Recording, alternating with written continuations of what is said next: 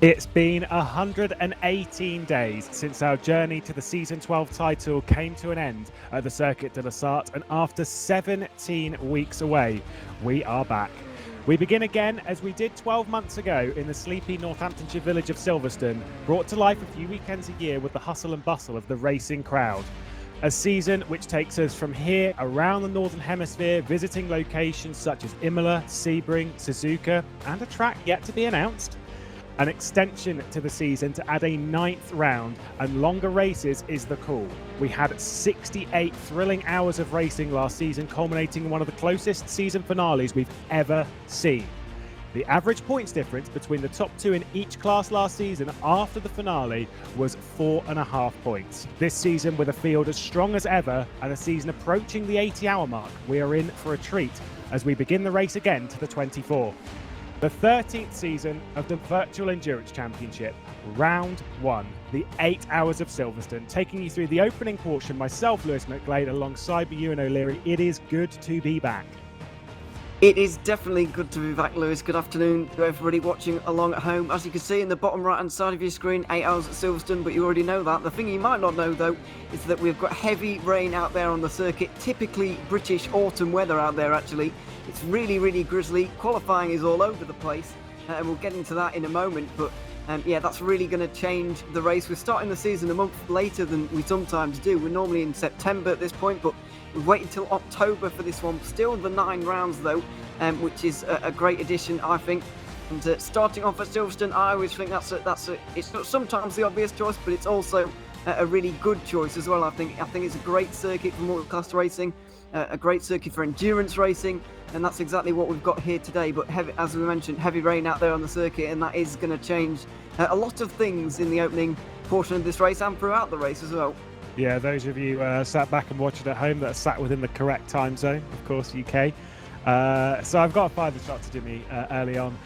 But we have seen some particularly nasty weather across particularly the southern part of the United Kingdom over the last couple of days. Now, obviously, we were expecting this weather in the race, and it is something which a lot of the drivers have been preparing a lot for. It's not as if it's just come out of nowhere and been like, oh, by the way, here's a lot of wet weather. So all the drivers are coming into this well prepared for the wet, but they understand how difficult it is, of course. You said before there's been a messy qualifying session. We'll get into that in a moment, but that has really thrown the LMP2s among the hypercars. If you imagine back to Nürburgring last season, we had a wet to drying early part of the race, and there was LMP2s among the hypercars for the first part. Yeah, exactly, and that's the kind of similar situation we're expecting here today in the opening laps when we get this race underway in just over 10 minutes time for 8 hours of racing. But yeah, the LMP2 sprinkled among those in the Le Mans hypercar category. But as these guys are just readying themselves for the race, they've just completed the qualifying, of course. Let's take a little bit of a deeper look into this Silverstone circuit in just a little bit more detail. Brought to you by Aurora Designs. Season 13 ready to begin. Welcome to the Aurora Designs track guide for the Silverstone circuit in Northamptonshire, UK. The home of British motorsport plays host to the first round of the season for the second consecutive time. Last season, we saw the top two finish the race just over a second apart. This year, we double the length, back to 8 hours, same as it was in season 11, so we'll be driving into the night. Our 9-month journey to Le Mans then begins here. The run towards turn 1, very fast corner. Abbey, right-hander, heads slightly uphill. The pit lane exit rejoins the circuit here at Farm Curve on the outside. Watch out for cars leaving there, can be a little bit tricky and a little bit awkward with traffic through that section. Then we slow everything down through Village and the loop, 2 very tight corners. Expect a lot of locking, expect a lot of overtaking, and maybe some awkwardness with traffic. Flat out left-hander through Aintree onto the Wellington straight towards Brooklands. A great overtaking opportunity in class, and of course outside of it, getting some traffic done on that section before you get to Luffield, which is a very awkward, very slow corner. Realistically, there's 2 apexes in there. You've got to find that nice straight run out of the corner and not running too far wide. Very tricky, and expect to see some of the higher classes get balked by traffic through there. Woodcote corner completely flat. We've got the old pit lane on the right hand side, and then Copse corner incredibly fast. fast. Commitment is needed, but above all else, accuracy. Going too far wide here will pick you up a track cut and then eventually could work out into a drive-through penalty. This section needs no introduction. Maggots, Beckett's and Chapel, we're going to see some difficulty here through traffic, a high commitment when you've got clean air, and this is where it is going to be made when you have that clean air. Maybe see some undercuts, and using traffic to your advantage through this section could be very tricky. Out of Chapel Curve, you've got the hanger straight, very long. Most of the traffic will be dealt with here on the run into Stowe, but as we saw last year, you can absolutely make a move Stowe, inside, outside, you can make all of it work. On the outside of the corner, there is a part where you can pick up a track cut, and so being careful around there, going around the outside, making sure that you've got enough in the tank to actually make it stick. Vale through the left, right, and then the right-hander through Club to end the lap. You've got the pit lane on the right-hand side, actually a tight 90 right in there. You've got to be careful of that, and that is the Silverstone circuit.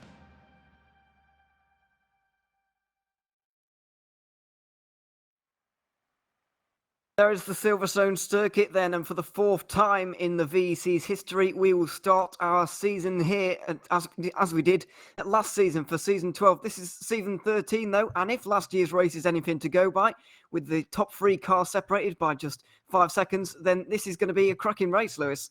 Yeah, you can see the calendar of what we're expecting to see over the season. We start today at Silverstone. We head to the Nürburgring for a shorter Nürburgring race. Last year it was 8 hours. This year it's 6. Imola's now a 6-hour race. You can see there the yet-to-be-announced circuit, the penultimate round of the season, heading back to the likes of Suzuka and Indianapolis, which have been a staple across the course of the Virtual Endurance Championship. Suzuka is going to be a very interesting race, especially if it's wet like it was back in Season 9. I remember that back in the day.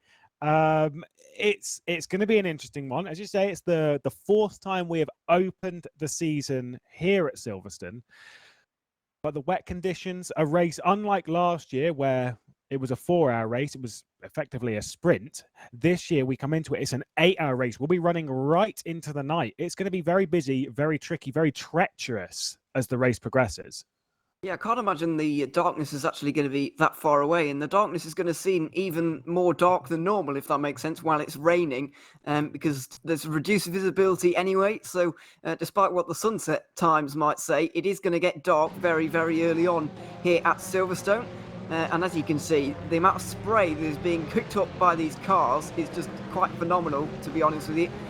It's going to be very difficult to see down into turn 1. And another talking point that we've got throughout the start of this race, I believe this is true, but I might be wrong, the first double foul start we've ever had in VLC, or at least for a very long time we've not had a double foul start, but this year we've decided to go for it, and that is a good addition or a bad addition, depending on who you ask. I think it's a good one, because I think it makes it very exciting at the start, which is always a good thing.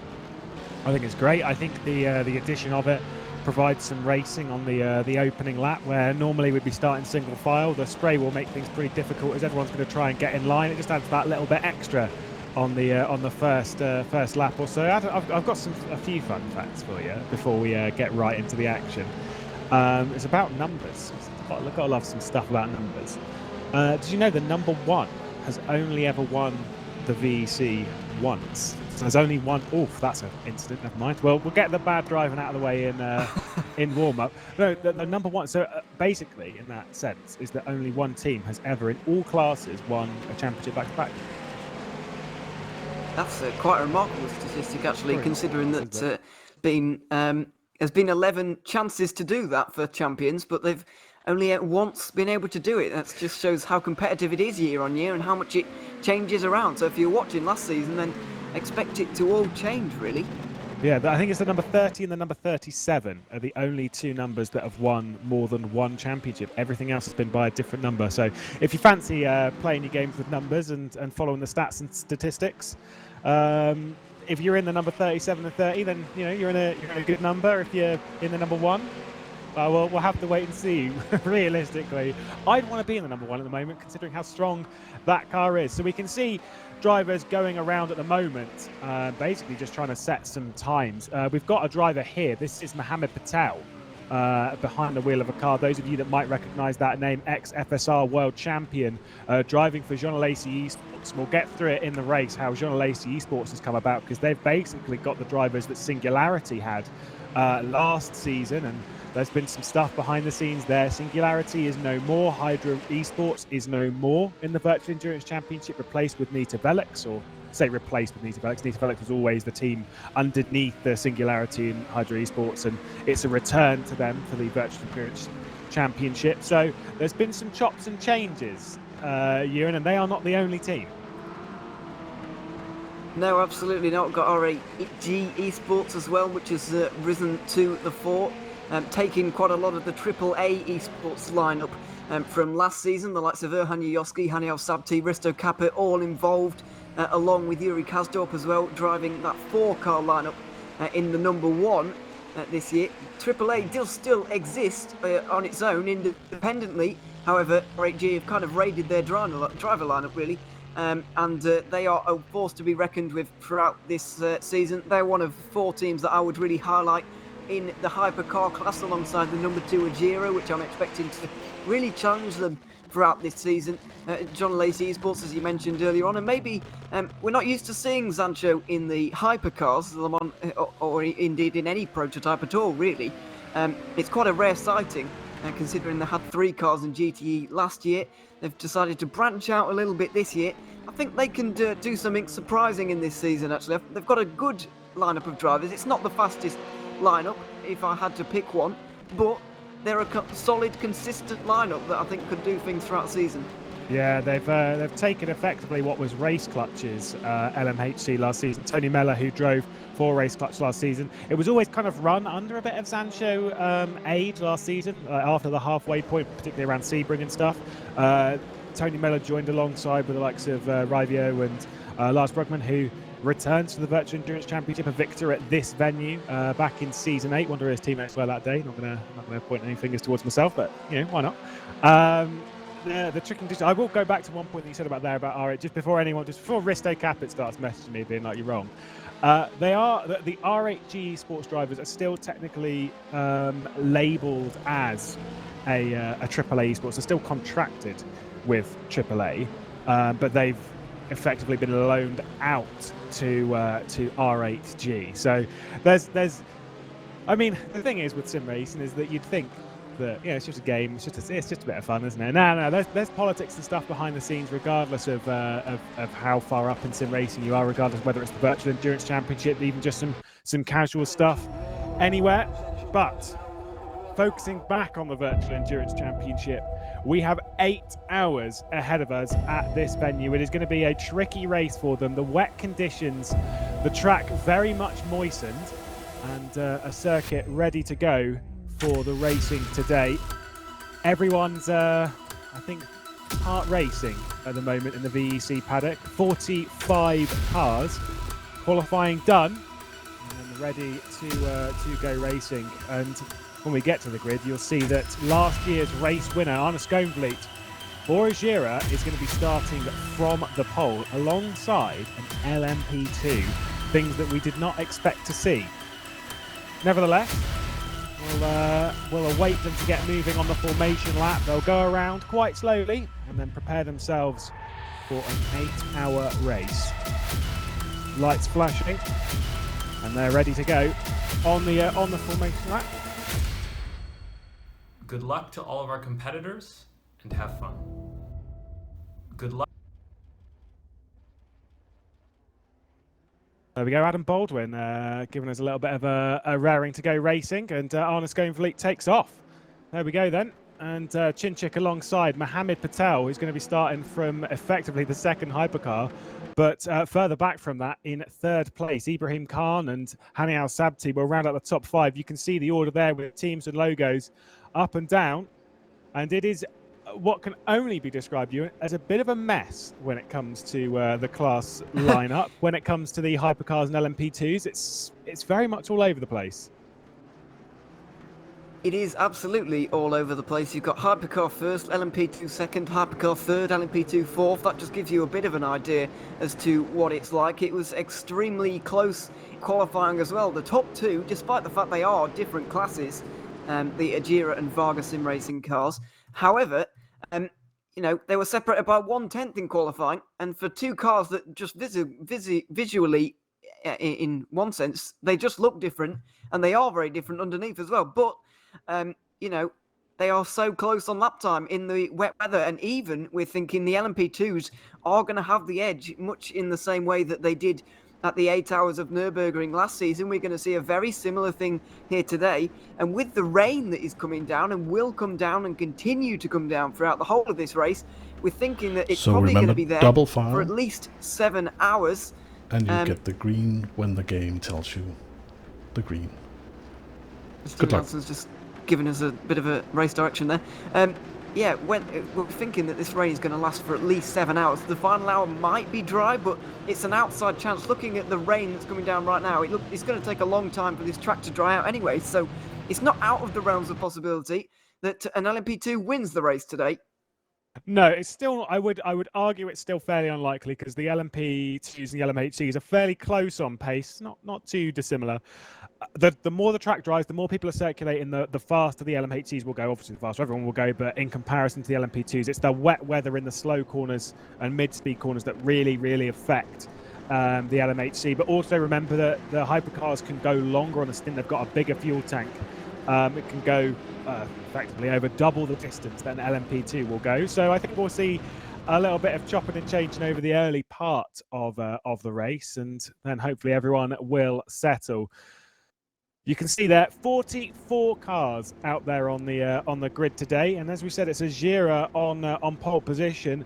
Winners here last year in completely dry conditions, but remember you and how close it was between them and Edge Esports and AAA. You said it was 5 seconds that separated them. I wonder if we can see the same thing today.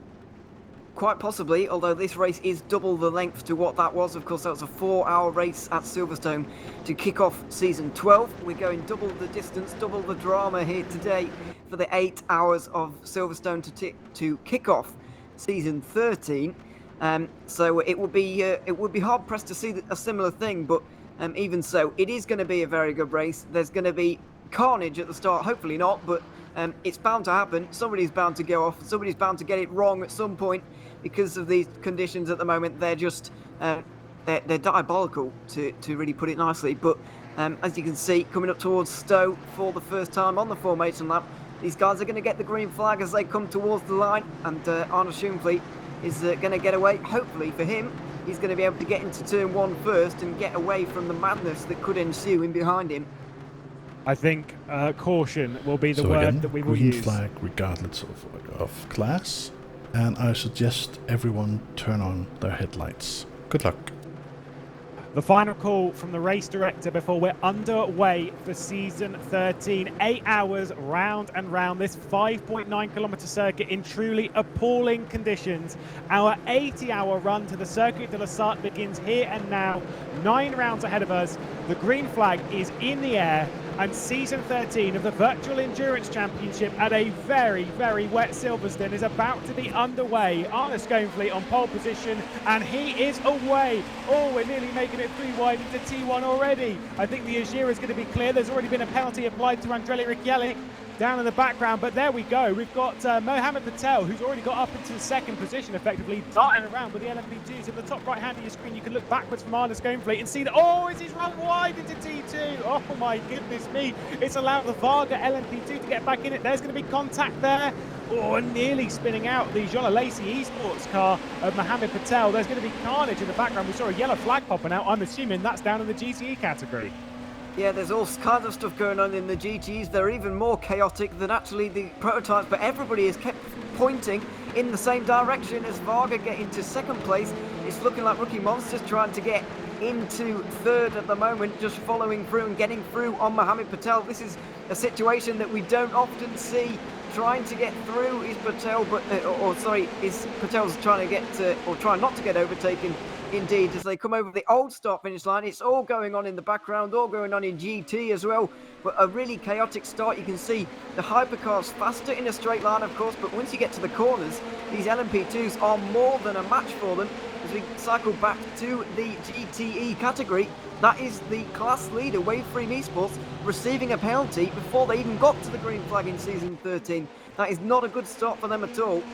Yeah, Ilias Fernandez directly behind to the number 96. I believe had a podium, was one of the drivers behind the Asombic car when they had a podium back in VIR last season. This, though, effectively looking at a net lead of the race once the Waveframe Esports GTE comes in for a potential drive-through penalty. I'm sure they'll be all over the radio messaging race director Jimmy Allison saying, oh, come on, it's the start of the season. Behind that, though, you can see Pelesny as well. You've got Jimmy Nasula. Keep an eye on those two. Those two are in the Porsches here today, and realistically, across the race distance, they're expected to be the stronger car. Yeah, they are indeed, and you can just see by this camera shot at the moment that the gap between the prototypes and the GTs pace-wise is actually smaller than it normally is. I guess that's partly because the prototypes are battling so much at the moment, and they're so interspersed with battling in each other, that the gap between the two categories and the two classes of car, or the three, are much smaller than normal, so there's going to be a lot less lappery, it looks like, in these wet weather conditions. Yeah, we've got the battle for P3, which I genuinely would not have expected to be between an LMP2 and a hypercar. Ibrahim Khan nearly threw it down the inside. Mohamed Patel is about to be overtaken by Hani Al-Sabti in the number 1 car, down in 5th place. There is Mohamed Patel, nearly passed on the cutback. The LMP2s are definitely looking quicker at the moment as Chinchik's applying pressure to Arna Skrevli at the front of the field. Ibrahim Khan was applying some fairly decent pressure as who's dropping backwards? Oh, we've got side by side for 13th place, Jeroen Kwekel and Yunus Raibio. That's the G-Drive car on the Zancho on the inside. Yunus Raibio down in 13th place. My goodness, it's not where I would have expected a driver of his caliber. And Jeroen Kwekel, another FSR World Champion. Yeah, great drivers down the back of the field, just showing the strength in depth that this season has in the Virtual Endurance Championship, better than ever. All these hypercars battling, of course, and the LMP2s trying to make their own space as well. But Ravio into 6th position, not the most experienced prototype driver, it has to be said. And he said before the race here today that he's not going to be as comfortable in the traffic as those around him. We'll see how that plays out, and this wet weather condition I think will help him, because he won't have to do quite so much lapping of other cars in these wet weather conditions. As we mentioned, the prototypes and GTs are much closer together than normal, so this kind of situation might help Yunus Raibio a little bit, as Waveframe, last year's champions, down in 6th position and nearly got dive bomb there into the final rush again. Yeah, we've got, we're looking at Rory McDuff currently for Nita Velix.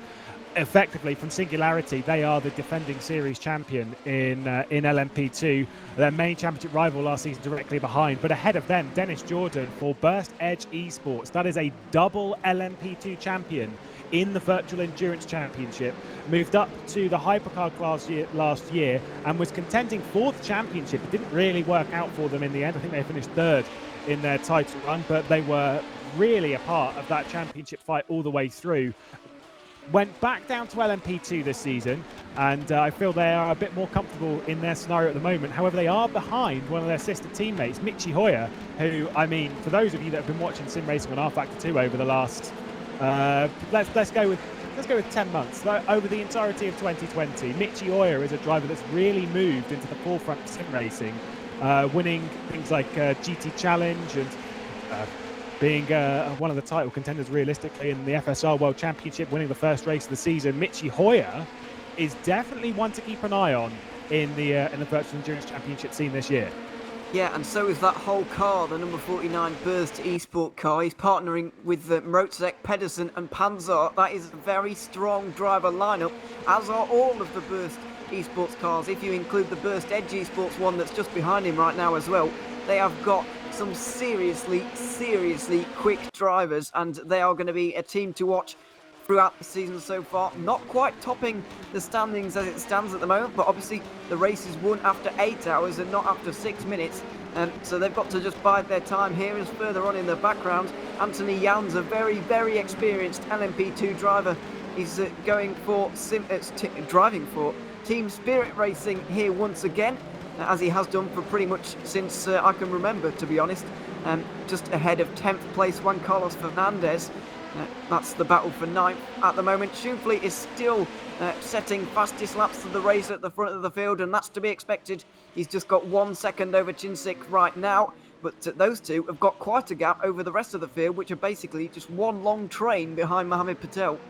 Yeah, it's going. I'd say it's going fairly well for the Jira squad at the moment. Yes, they've got an LMP2 directly behind, but they're pulling away from their main rival in the category quite comfortably. I will say Marcel Chinchik, who moved from Blackhawk Racing to Vargason Racing, was very impressive in LMHC at various points last year. His speed at this venue last year, he was doing very, very well until there was an incident with one of the T3 Motorsports LMP2s. Going through Maggots, Beckers and Chapel, which I was less than fond of, that move. But either way, now moves to Varga Sim Racing, which is a fairly strong team, realistically. They're picking up some very strong drivers, of course, in the BMW Sim M2CS Racing Cup. They've got Mikkel Smeedel, who's a very strong driver there, but here they're picking up some strong drivers, and Marcel Chinchik, one of their drivers in the Virtual Endurance Championship, very strong, maybe a little bit too aggressive whilst racing, but certainly has the speed. Yeah, and he's in the lead at the moment to the tune of 2.5 seconds to Rookie Monsters, who are in second. Ibrahim Khan driving that car at the moment. It looks like we've reached a bit of a status quo in the prototype field. It doesn't look like there's much of a difference at all between the hypercars and the LMP2s in terms of pace. I was expecting the LMP2s to be a little bit quicker in race pace, but not quite to what we were expecting. Back in the GT category, it is close as ever. This is Jose Berengauer in the 6th placed Porsche, and he's got a couple of Porsches behind him. That's Rookie Monsters immediately behind, and then the second of the Waveframe GTEs, another one of those Ferraris, and that is currently Renz Klopp driving that car, all in a bit of a battle for 6th place, and it's all continuing on down the field as well. Schumvliet still getting faster now into the 2-minute 2s, so I wonder if this track can't be improving. It's just the fuel load's going down ever so slightly, and people just getting accustomed to the conditions, because we're not expecting this rain to relent anytime soon. Either side of this battle, you've got the two title contenders, as James Johnson in P30 overall, just behind this battle, nearly got a bit of a walk there. A walk there? I didn't know what word I was going for, but we'll go with a walk. Why not? By Brioni. The 87, though, defending series champion in GT. They were supposed to have 2 GTs in the category with Zancho, but nevertheless, not really happening here today. And 9th place, winners here last year in a BMW, moved to Corvette. Who else moved to Corvette? Their main championship rivals last season, currently driven by Christian Michael, who's in the NV squad now. Of course, like I said before, that was the team that was basically behind Singularity, but they've moved from Porsche to Corvette for Nita Velix, and again, not really in the position we would have expected them, down in 5th place when they were leading quite a lot here last year. Yeah, it's a little bit strange to see Christian Michel down in the GTE category as well. I'm used to seeing him in a prototype, yeah. or an LMP1 or something like that, but down getting the laps put on him now rather than putting the laps on the GTs himself. Got to say, it's a pretty nice looking car as well, with the kind of black and yellow Corvette. Looks quite stealthy actually, that car. Thanks. I really dislike it. I really dislike it, but I'm allowed to dislike it because I made it, so it's fine. Oh right, okay. I really can't stand that car. Well, are you listening, Dennis? Dennis Lind? No, I'm joking. It's growing on me. Dennis Lind, of course, the main guy behind NV. Not racing today is Lind, I think. He was saying yesterday anyway that he wasn't, so it's a shame. It is. Yes, it's always a shame to not see Dennis Lind here at the moment, but back up the front of the field, Boya Milan is in 5th place in the hypercar category. Got a couple of cars behind him at the moment. The number 17 car is Sancho, Eunice Ravio, and then Jeroen Kuikel in the number 8 is just behind him. Battle for 5th, 6th and 7th going on. Lots of spray going on as well. Some LMP2s for good measure, just in front and just behind as well. So it's all very close at the front of the field after just 10 or 12 minutes for now. But no moves being made down here into Brooklands, Alderfield. Just a little bit too early to be making those kind of daredevil moves down the inside at any point, as we have a pit stop now for the Waveframe 68. They've accepted their penalty and they've taken it, so we've got a new leader in the GT category. DX Droids, the number 96, now lead. Yeah, they're very hotly contested, that lead though, with Satellite Racing directly behind and a fresh livery for them. They had a good livery last year, using the PBR shaders. It's not quite as striking in my opinion, but that said, they've used the PBR shaders quite well, and of course picked up a new sponsorship in all of their running. VRS, a brand which is known quite well for sim racing, their setup guidance elsewhere. Now backing Satellite Racing, I'm sure the guys at Satellite, like Matt Strand and a lot, they'll be well chuffed.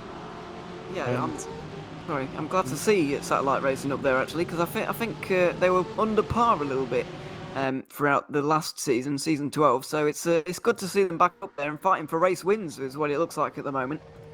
Yeah, they showed good pace at various points last season, but it didn't really work out in the end. They always. I remember Imola. They were leading various laps at Imola. Were doing very well, but then through strategy and maybe consistency, just didn't quite have the legs to go the distance. Fastest lap of the race, by the way, came in from Marcel Chinchik, currently running overall in second place. The tower that you can see there is separated by class. So red is LMHC, blue is LMP2, and green is GT. I don't know why I'm saying that, but it's pretty obvious. Nevertheless, that's how it is. The actual order is a little bit more messy than that, but as points are only awarded per class, kind of the overall order doesn't actually matter. Like, say for example with Marcel Chinchik, of course you'd want to win the race because that's just cool to do that in the lower category. There isn't any extra points for doing so though. You still get the same amount of points because points are awarded per category. Yeah, so 25 for a win, but it doesn't change if you win the overall or if you win in your class, you still get 25 points. So there's not that much of an incentive for him to catch the hypercar in front of him, Ivana Shumvli, but still, as he said, it would be nice to, and he's going to try, I think, but I don't know if he's going to be able to quite manage it. We'll wait and find out, though. Still second overall, and that's not where we're used to seeing the LMP2s, which is, and it is interesting to see them up there, totally shaken up order, which is always nice to see, really, whatever we're racing. A nice shaken up order is always making the racing interesting, but as you mentioned a little bit earlier on before the race, the LMP2s have to stop more than the hypercars over a race distance, so they're going to fall behind probably. Speaking of chopping and changing, battle for P4, Hani Al Sabti. Speaking of getting ahead and basically focusing on your own class, Hani Al Sabti, driver for R8G Esports, was behind the wheel when effectively AAA's title run had a bit of a question mark on it at VIR. Overcooked a corner and got a disqualification for basically heading wrong way on the circuit. It was a bit of bad luck. Nevertheless, they came back and won the championship anyway, so who cares? Basically, he's just got by the rookie monster car of Ibrahim Khan, so he's actually gained a position there. Again, no points in that game, but that said, he can now focus on Mohammed Patel for Jean Lacey Esports ahead of him, and potentially even a little bit further up the road. He's lost 6 seconds in the opening 15 minutes of the race as we tick down the clock. I will say Ibrahim Khan's doing a great job at the moment, well clear of the burst duo of Michi Hoyer and Dennis Jordan. Yeah, he is doing a fantastic job there for Rookie Monsters. Not a team I outlined at the start of the day as a really strong lineup, but they are surprising a few at the moment with their performances as it stands. They've got 5 drivers signed up to that car, so they're going to be chopping and changing a lot throughout the season and throughout the race. Going to try and keep it rested, keep their drivers rested so that they can perform a little bit better while they are out there. We are expecting quite a few driver stops from them today. Maybe not all 5 drivers getting into that car, but 3 or 4 definitely will be. And so that will keep us on our toes and keep them on their toes as well. It's always nice to have little breaks between stints, especially in that LMP2 where you feel like you're into the pit lane quite a lot, actually, with the relatively small fuel tanks compared to those around them. Yeah, you know how it is. It's the Virtual Endurance Championship. It's me. Obviously, I've been having a chat with Dennis Jordan prior to the race. Of course I have. He was saying that he doesn't know if it is 2 stops, double stinting tyres, single stinting tyres, triple stinting. He doesn't know. They don't know what is best in these conditions because of how the wet tyres behave. They can be very inconsistent, and obviously, I don't know how accurately it portrays it, but I know like with heat and stuff, they're very, very sensitive to heat, wet tyres. They're effectively the softest tyres that we've got in well, anytime you've got a wet tyre, it's always going to be the softest compound. And the tread blocks on it can wear away fairly quickly, especially with heat and stuff, once they start moving the edge of the tyre. And so effectively, like, there may be quite a gain to changing tyres each stint. That said, the tyre change does take quite a lot of time, and it's not done concurrently with fuel. So whether there is much of an advantage there or not, impossible to tell. I get the feeling that we'll see most people double stinting. I don't think we'll see many people triple stinting. Yeah, that will be the game being played there, particularly in hypercar. Double stinting is going to be a very long stint on one set of tyres, so I wonder how that's going to be played out. We're thinking maybe 1 hour 20 for a fuel tank here. So if you're doing 2 of them, that's a very long time to be on a set of tyres. Unless they don't double this. Okay, right. This is what we did at Le Mans. I spoke about this at Le Mans earlier this year. But in season 8, when we were at Le Mans, we short stinted because basically you take less fuel and you change tyres or whatever, or you shorten each stint. So effectively, what if in LMHC you only go for an hour on a stint? You come in, you fill the tank of fuel, which would be less fuel because obviously you've still got 20 minutes of fuel, so it's only 40 minutes of fuel you're putting in. Then you run the tyres out even further. So then you take basically you change tyres every 2 hours and you pit every hour. It doesn't sound very good, but in the long run, that could work out. That sounds like a Dennis Jordan strategy. Hire me, Burst Edge Esports. Here's the battle, by the way. I don't really know exactly which position this is for over. I think it's about P11, realistically. The first car in shot there is Peo Pev for Butler Powell. Then you've got Borja Milan for Monaco in the hypercar class. You've got Eunice Rivio. You've got the G-Drive car directly behind that. And yes, that is an actual G-Drive car in a sense, all branded and stuff properly. It looks very good in my opinion on the Senna. And behind that we've got Jan van der Heide in what is 15th place overall in an LMP2. You said that Zancho they had 3 GTEs. They've still got 3 cars in the grid. It's just they've spread their chances this time. Trying to win all 3 categories at once, it looks like, at this point. But we're about to approach a we've got to a very big moment in this race, and indeed this season. The first traffic of season 13 is upon us as the race leader Arne Schoenfeld firstly getting caught by Marcel Cincic just a little bit, but he's also on the back of the end of the GTE train. That is Andrea Riccielli in the pole-sitting Wave Freem Esports car. It's trying to make its way through the field right now, and he's about to have 21 prototypes come through in the next few laps. This is going to be very, very exciting now. Yeah, to say that he started from pole, has gone through for, as far as I'm aware, it was only a drive-through. It may have been a stop and go, but as far as I'm aware, it was only a drive-through. In fact, based on the times, it would have only been. And he is last. That shows how strong the GTE category is, because it's still bunched up, and it means that life for this man on your screen right now, Arne Schoenfeld, is going to be very, very tricky. He's just going to have to be patient. Remember that Marcel Cincic directly behind is not the person that he's actually racing in category, so he just needs to be brave, be confident, but most importantly, be patient. Ticking off GTEs now. There's a couple gone. He'll get maybe another 1 or 2 before we get to Stowe. Flashing the lights.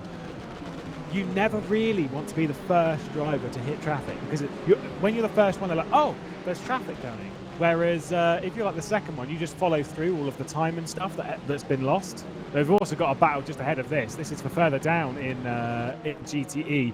Who have we got here? It is Martin Derlin, who was in that GTE Porsche for Singularity last season, down in 38th place overall. The battle that's directly ahead in the Jean Alesi Esports Aston Martin GTE. So things really not working out for them.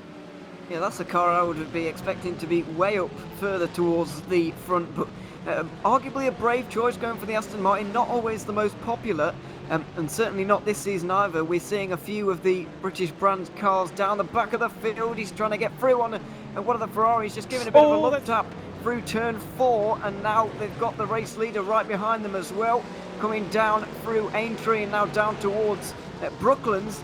It might be a move going on for Darland, but Schoenfeld is through either way. And one other thing about the hypercars and the LMP2 cars is that the hypercars are better through traffic. They're stronger in a straight line, so they can clear more cars while they're in a straight line, which means they have less to deal with in the corners than the LMP2s do, which slows them down less.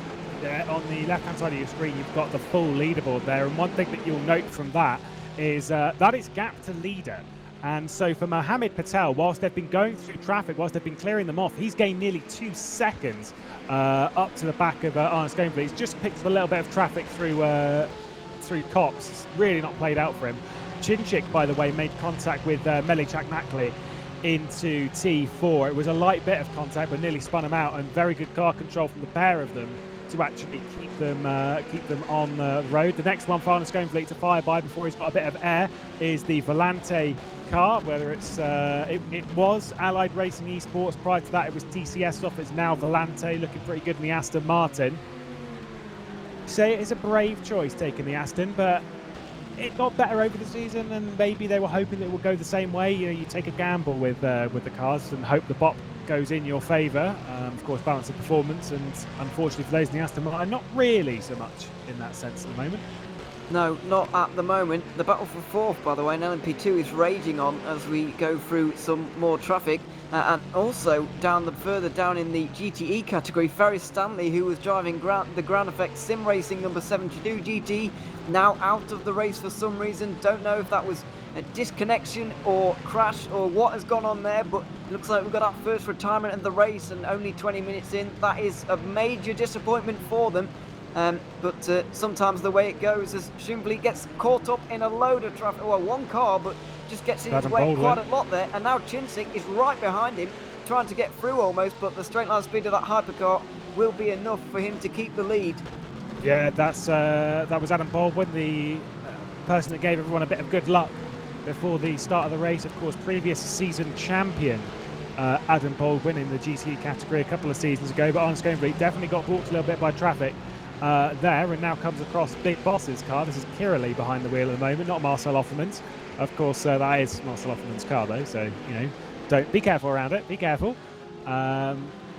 It was pretty tight there for Goenfleet, but lives to fight another day. A little bit of an update on the driver that did retire, being Ferris Stanley, is back in the race now. You can see it was a disconnection, so Ferris Stanley back out.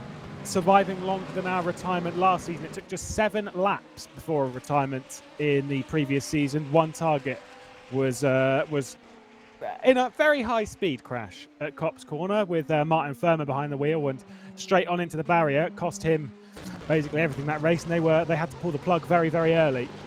Yeah, they did indeed. The battle for second overall really heating up now. Chinchik able to stay in front into Stowe, though. He has got Mohammed Patel for company. So let's see down into down into the chicane. Shumfleet gets the position, and Chinchik can't quite follow him through. That's Ancho car, and he's going for the cutback now on the Corvette. Can he get him into the final corner? That is sometimes a dodgy place to go for a move, and he's stayed behind just a little bit. And now here we go. It's Patel going to go for it. He's very close behind the LMP2 and almost being slowed up by it now. So he's not going to be best pleased, and he's also got another hypercar catching on behind him. Haniel Sabti is really closing in on this battle now. Yeah, it's getting very, very tight. The battle for the podium overall, realistically, is becoming very, very tight. It's Marcel Chinchik's trying to fight his way through traffic. Arnes Goenfleet is already gone from this pack. There's a couple of GTEs here that they need to clear. And Tim Neuendorf will be the first one of that, and Chinchik's going to pick him off on the Wellington straight. I think Mohammed Patel was also going to try and fire his way through pretty quickly. These two GTEs shouldn't really cause too much of a problem, but Mohammed Patel nearly going for second place. There's further traffic for Goenfleet. Chinchik is fighting very hard with cars he realistically doesn't need to be, and Patel is seeing his chances of a victory in the early, or at least leading the early stage of this race, going. As he's got Haniel Sabti, previous series champion, all over his rear end. A bit of traffic between them, but Patel on a debut for Jean Lacey Esports in the Virtual Endurance Championship. I'm not sure how much endurance racing Mohammed Patel's done at this time. He's actually a well-versed driver. He's not just done open wheel stuff like FSR. He has raced in anything from a Brazilian stock car to God knows what else back in the day. But for Patel, just picking traffic really at the wrong point, and Goenfleet's gone. Yeah, that is scary going through there. Maggots and Beckett's trying to get around the outside in the hypercar. Very scary stuff past the Waveframe GTE. not the pole-sitting car, but the other car, the sister car, is now side by side between Patel and Al Sabti, free wide with a bit of traffic as well, sliding under the brakes, squirming into the corner, but Mohammed Patel holds on for now. That was a very high-risk moment into Stowe. You see the way the Senna was just sliding around all over, the most unstable rear end I've seen for a very long time into Stowe. Not a particularly hard braking point, but he was really struggling there. He has held on though as Patel. Yeah, oh my goodness. I thought that he was going straight on. Somehow kept it on the road, and Hani Al Sabti didn't get by. They've still got Chinchik ahead, getting into the battle as well. We've got Ibrahim Khan, who's dragging Andonovsky as well in the Drillers sports car. Chop and change of position. Who's that who's switched? I think Rory McDuff and Dennis Jordan in P8 overall are battling in LMP2. That's a pretty big battle. It's 5th place in class at the moment that Rory McDuff's holding, in 4th place for Dennis Jordan. I think Andonovsky's been passed as well by Michi Hoyer in all of this. My goodness, what is going on today? Oh, wow. It is so busy in this midfield right now, just heading out of turn 5, and anywhere from there it is truly chaotic as McDuff is going to look to the inside maybe for a move. Oh, that was close. I thought there was going to be contact between the two of them, but not quite. He's really trying to approach on the back of Dennis Jordan at the moment. Can't quite get through as they're continuing through traffic. Nearly another hit on the back of that car in front. As now they make their way out of left field. It is super close in this midfield. There was contact just ahead of this between Michi Hoyer and Andonovsky as they run through Copse. There's near contact again. That just passed in the foreground of this as McDuff clears a little bit of traffic, but Hoyer is fending off an hypercar at the moment. Realistically, just to try and gain a bit of track position and a bit of time on Ibrahim Khan. There we go. Andonovsky's through with a brave move. And Dennis Jordan now trying to go around the outside of a Porsche. Oh, and McDuff slid. Oh, McDuff's cost himself an awful lot of time there. He has indeed, dropping way back. And Andonovsky also made a bit of a mistake, I believe, as well. We might have seen a change for second, and we have. Patel is ahead of Chinchik now. I believe that happened into Stowe, and it did down there into the final chicane as well. We go now.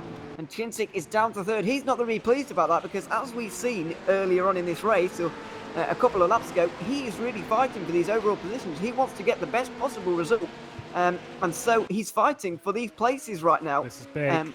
Yeah. Oh. For Patel, that is the last GTE driver for Mohammed Patel. He's cleared going into Abbey. That is a big move for Mohammed Patel.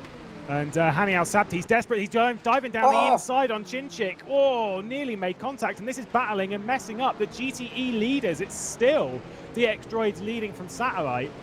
But it is getting very tight at the moment as Hani Al Sabti's trying to fire his way through on the Porsche. And Marcel Chinchik should be clear to get by the M8 right out onto the Wellington Straight. Yeah, they'd all fan out, of course, to make their way through. But Chinchik holds on to 3rd. And they've all cleared the GT traffic now, so Jumbly has now actually doubled his advantage at the front of the race to 3.5 seconds. Patel is in second now with Chinchik holding Al Sabti back really in his battle for that second place overall and in class. But we're not too far away from LMP2 pit stops as we've got a yellow flag in Sector 1. Who is that for? The 57 GTE is off. Ramada Motorsport having a small issue there, but they've got back going again at turn 3. Yeah, they are just continuing. I don't know if the car's damaged or not, or if it's just slipping and sliding, but nevertheless, got back going again, and that's kind of what we want. We want everyone to get to the end of the race, but for Chinchik, it's kind of worked out from my guess. I mean, I don't know if he needed to fight that hard, but he's still a good second and a bit clear of Ibrahim Khan and the likes of Michi Hoyer behind. Yeah, Sean Jacobs has also been off, by the way, at Brooklands in a bit of a battle in GTE. As we continue looking at this battle of LMP2, 8th place overall. Rory McDuff trying to get through on Dennis Jordan, looking to the outside of that burst car at the moment. Bit of traffic in the way as well as they slide their way out of Stowe into the chicane. Here we go. No moves being made though. That Porsche kind of blocking the inside manoeuvre. He's going to have to go round the outside as McDuff through this chicane. It's going to cost him a little bit of time to that burst car just in front.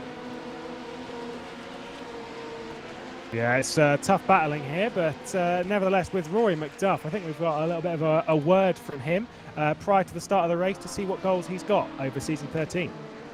Hey guys, I'm Roy McDuff, driver of the number 30 Narrow Valix LMP2, and our team, Narrow Valix, was started by Dennis Lind in 2016 and 2017, and it's competed in the Virtual Endurance Championship ever since.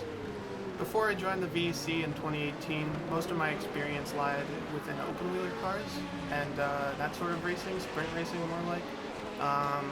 But ever since I joined the VEC in 2018, the amount of endurance racing that I've done has sort of increased a lot, and I definitely think it's been very good. I've definitely learned a lot from endurance racing, and I definitely think it's helped me grow as a driver a lot. Our expectations for the season are that it's going to be very competitive. There are a lot of good drivers in this class, but we're hoping that we can defend the title that this car, the number 31, last season in season 12. For the most part, we're taking it on a round-to-round basis, but of course we're targeting Le Mans as one of our best performances last season. We definitely think we can perform well this time as well. So that's one of the races that we're targeting, as well as everyone else will be targeting. And we also hope that we can do well at Sebring, which is another great race. Wow, whilst we were hearing from Roy McDuff, what a move from the driver from Massachusetts in the United States. Rory McDuff puts one on the double champion Dennis Jordan behind. What a move it was coming out of T4, hooked it up under a bit of traffic, runs wide at Stone, nearly drops it, holds on. Dennis Jordan, this is a mighty battle for 4th place in class in LMP2 in the opening race of the Virtual Endurance Championship. Wow, Ewan, that was a move. Yeah, it really was, going 3 wide into turn 5 with a BMW involved as well. Race leader, no less, in GTE, I believe. So a truly fantastic move, truly spectacular as well. Somehow they all came out the other side unscathed. And Roy McDuff is now up into 4th in class, 8th overall. But it seems as well that the hypercars are just finding themselves a little bit of pace as these fuel loads just drop a little bit. Boy, Milan is that kind of orangey Wanaco car you can see in the background of Dennis Jordan's shot right now. I wonder if he'll go for a move maybe into Brooklands, because he seems to have found a little bit of something in these final few laps. These LMP2 cars really aren't that far away from making pit stops, maybe about 5 minutes or more, because we know that they can do about 40 minutes on fuel. However, with these wet weather conditions, they may be able to go a little bit longer. Yeah, it was. It's not really a super high fuel burn circuit as this one, so we'd expect between 40 and 45 minutes. But they're very fuel limited, which is why we're expecting them to run a couple of stints on tyres. I will say with the LMP2 category, I'm pretty sure the GTEs don't have them, but the LMP2 category, as far as I remember, is the only category that has intermediate tyres, because hypercars definitely don't have them.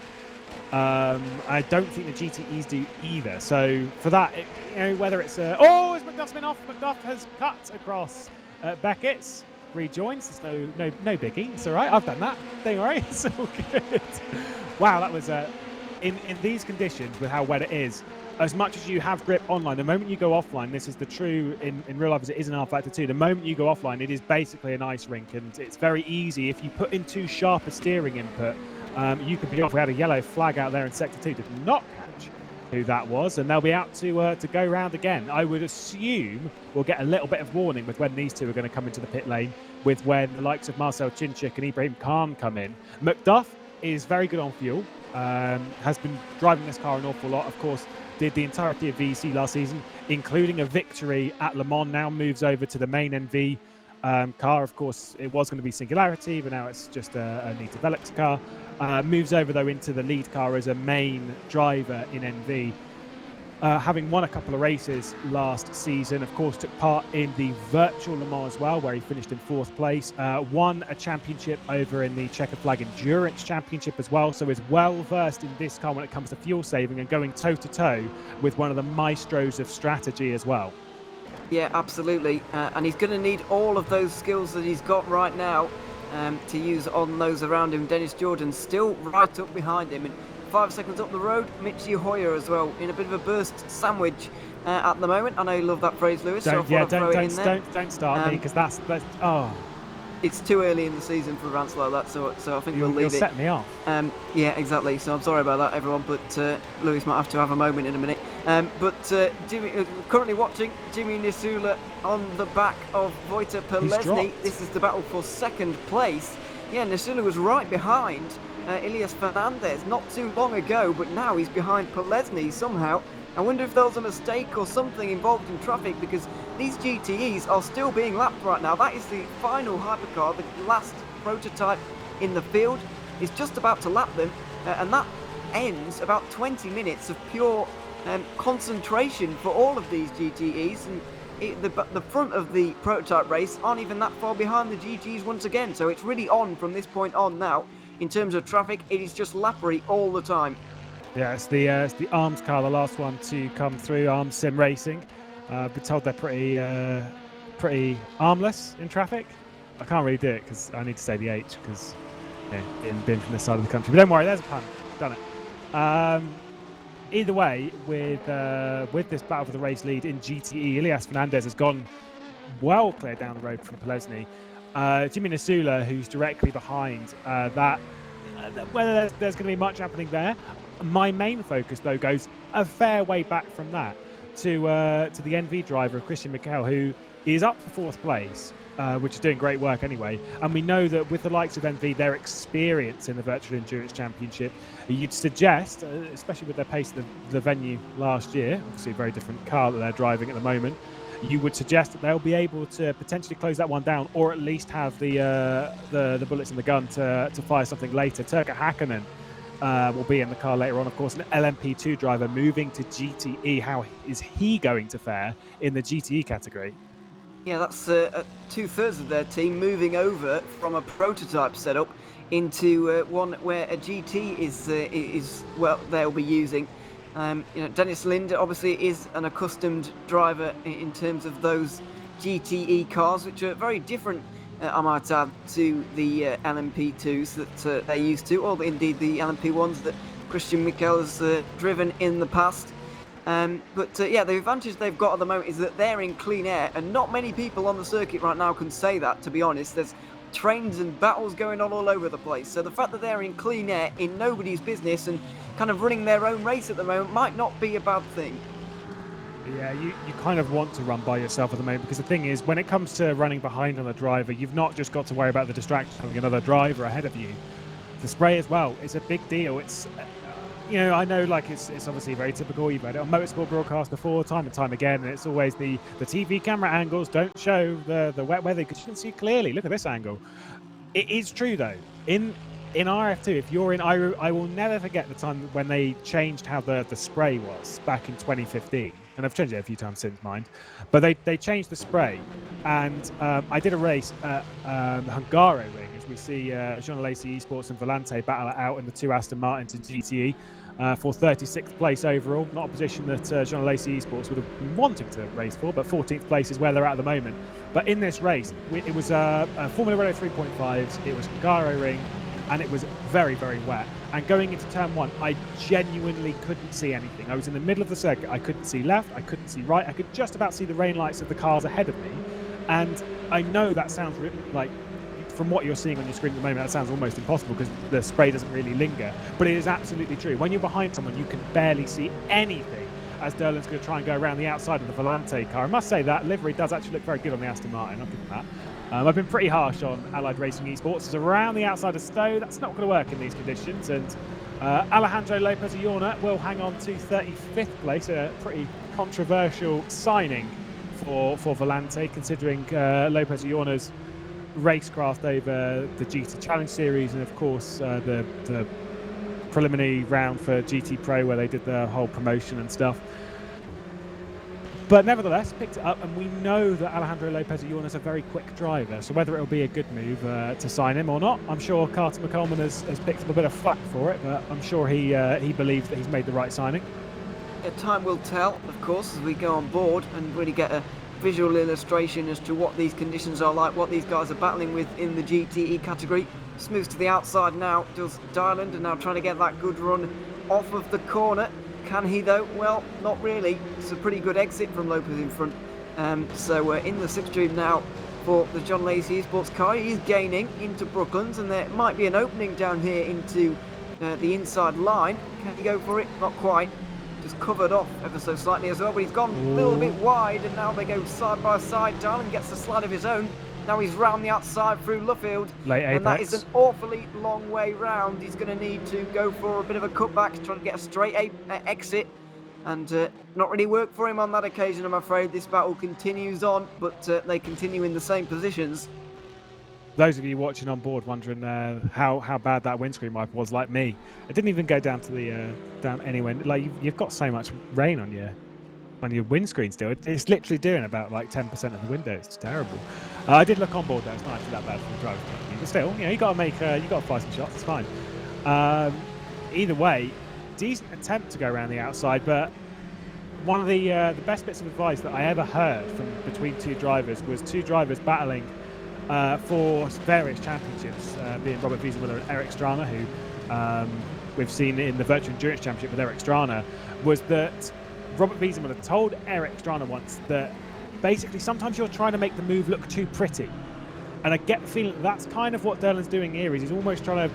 The only options that he's getting are ones around the outside, and that's what he's kind of committing to. He's like, oh, well, this is the only thing I can do. I'll try and go around the outside of every corner. It's kind of like, sometimes you just got to get to work.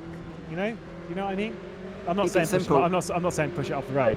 That's obviously not. But yeah, keep it simple. Stop trying to make things look too pretty. And I know that Lopez Iona's covering it off very well at the moment, but nevertheless, there is always an opportunity somewhere with covering something off. What's happened? It's the leaders coming through traffic, and the 75 has got damage, I believe, going slowly into the pit lane anyway.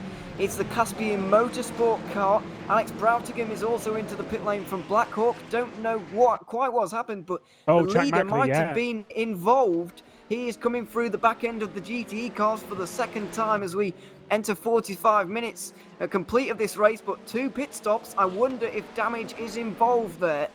So I'm just having a look now, and basically coming through the penultimate, basic penultimate corner, Stoke order, Jack Mackley had a bit of a slide and got a hit from another GTE car as Ferris Stanley retires from the race again, but that'll be a connection issue, so I wouldn't panic too much.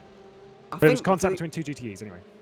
The Mitchy Hoyer's been off as well in the LMP2. He's lost a load of positions, down to, what is that, 10th position, maybe even worse. For Mitchy Hoyer, it is 14th place, just behind Jeroen Kweekel. Don't know what happened to him either. Oh, we've got a replay as well of Chimackley, and that was big damage, I'm afraid, for the Corvette. Didn't quite catch that one myself, but you would have seen it at home. Big drama happening now, 45 minutes into the race, and now it's all going wrong. Oh, Mitchy Hoyer's no rear wing. He's lost. What is that? Oh, he's still slipping and sliding. I don't know what's happened. But Mitchy Hoyer, after a great opening to the 8 hours of Silverstone, has hit major issues. We are going to a code 80 very, very shortly. No overtaking allowed from this point. Ooh.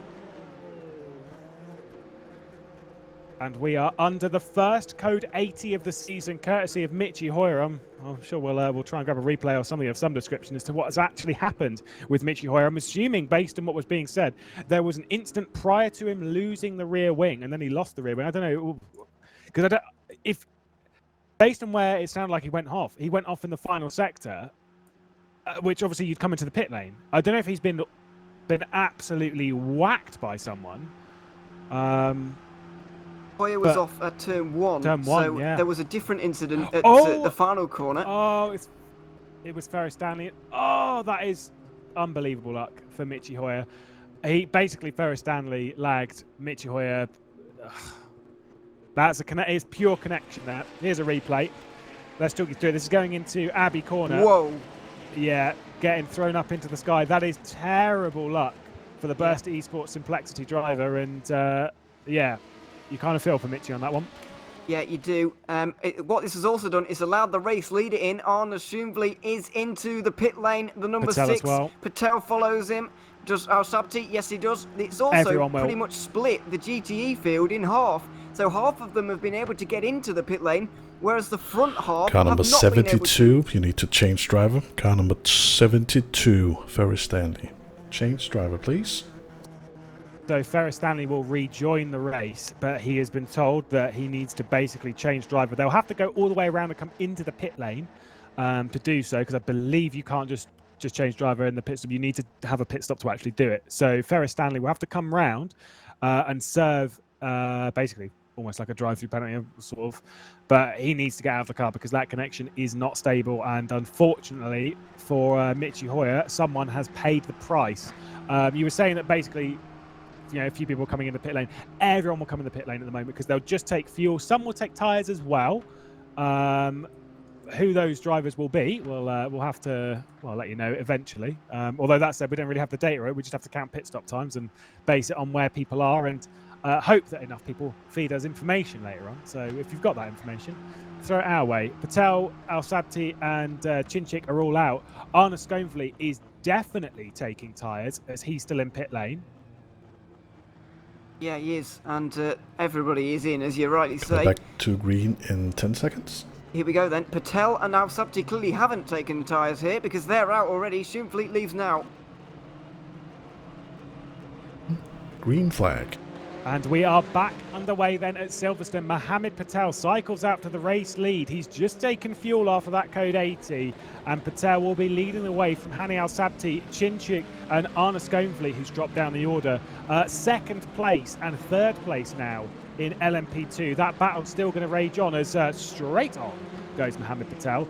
Dennis Jordan and Rory McDuff cycle up the order a few places. They were fourth and fifth. They're now second and third. So a few other drivers have taken to the pit lane for a slightly extended stop. The likes of Ibrahim Khan, who's now down in 12th place. So that has really thrown the order up in the air. It really has. So Patel is leading, Al-Sabti second, Chinchik in third, Schoenfleet fourth, and Jordan is fifth, followed by Rory McDuff. And there's still guys getting out of the pit lane here. Yunus Ravio is just leaving now, as is Joran Kuiku, yet Roman Jakubovic as well as Rasmus Andreasen. So all going on, and what is going on in GTE as well? Well, they're staying out. So some of those guys have really been caught out here. And so in about 20 minutes time, these guys you're seeing on your screen right now, the likes of Diaz Fernandez, they're going to be down the order here.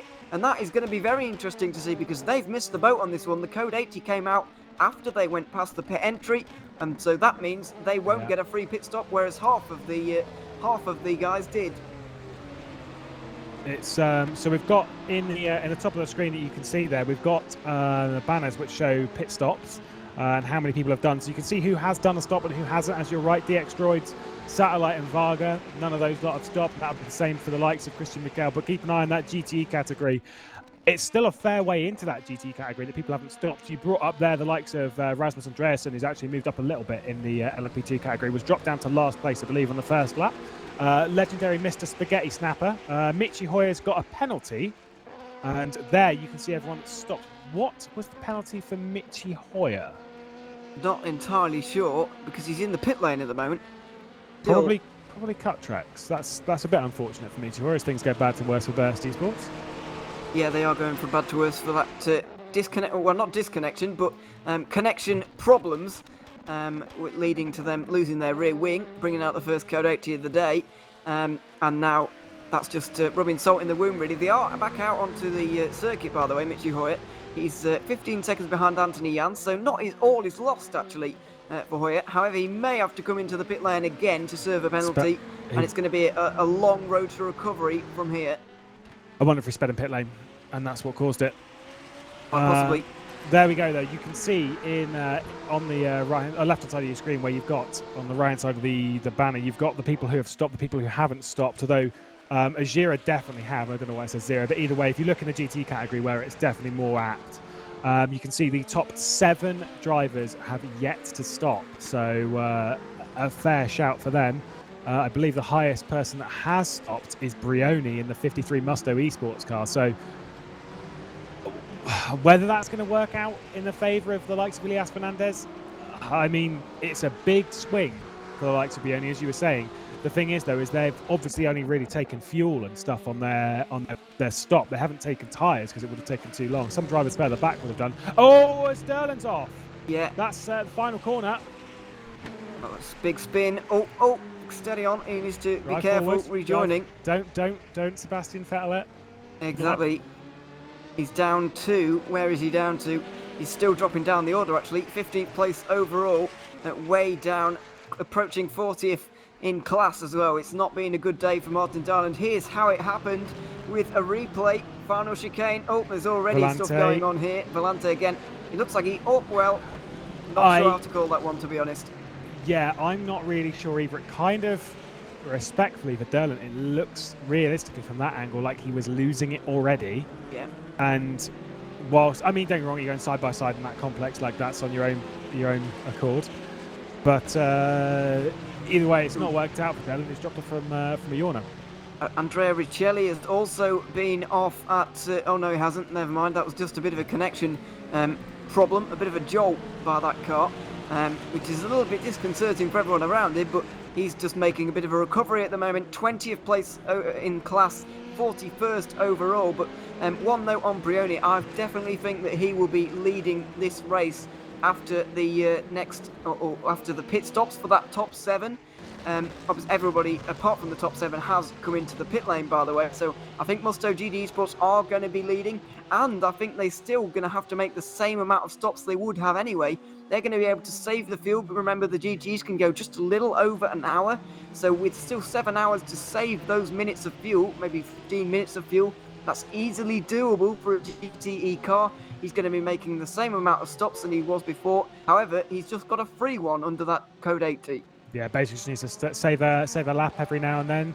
But for Tiziano Brioni, he's going to be taking, let's just say we expect anyway for him to be taking the lead in potentially around about 10 minutes time in the GTE category, first round of the season at Silverstone. He has got damage on that car though, on the front left of his Ferrari. There is definite damage there. Whether it's actually affecting him, you'd kind of think not. I'm just going to have a look and see if there's anything doing. You've got an onboard on the top right of your screen. That is with the number 53 Musto GD Esports car. I'm looking inside the car and it seems perfectly fine with how the wheel is tracking, so I'm assuming that the damage isn't too bad. It doesn't look too bad, and his pace doesn't look too bad right now either. Let's get his last lap time up at 12.3. Those around him actually going slower than that. He's one of the fastest of those who've stopped. So maybe he did take tyres because he's faster, or maybe he didn't. We'll wait and see a little bit later on. Hard to work out just for the moment. I'll tell you one man who's on a mission right now, Arne Schumvli, not pleased with how that pit stop cycle has worked out. And so he is closing in on Marcel Cincic for 3rd overall. That could be a battle developing in the prototype class. Yeah, it certainly is. 3rd in class then for Arne Schumvli is on the inside. That should be a fairly easy move on Cincic now as they light up out of the corner. Cincic leading the way in LMP2. Things are starting to be restored to normality as we've got 3 hypercars finally at the front of the field, followed by 3 LMP2s, which still seems a little bit weird. But remember that Le Mans when an LMP2 nearly won? Well, you know, it can happen in the real world as well. Why not? Exactly, and interestingly, you've got 3 hypercars behind them and then another 3 LMP2s after that, so it is all chop and change. Nice bit of symmetry there in the top 12 as well, but still all going on in the field. Loads of battles, this one between Schumvli and Cincic, which just seems to be dying out ever so slightly because the LMP2s are a little bit slow at this stage in the race. It looks like McDuff is being caught at the moment, Milan is making some progress, and Ibrahim Khan, despite being 2nd place a little bit earlier on, he's now dropped to 4th. I wonder if he took tyres where the others didn't. Yeah, Chris Shepherd, by the way, this will go to your point as to why the LMP2s are a little bit slower. Currently P7 overall and 4th in class. Chris Shepherd's on the back of Rory McDuff. So there should be a position change at least at some point here.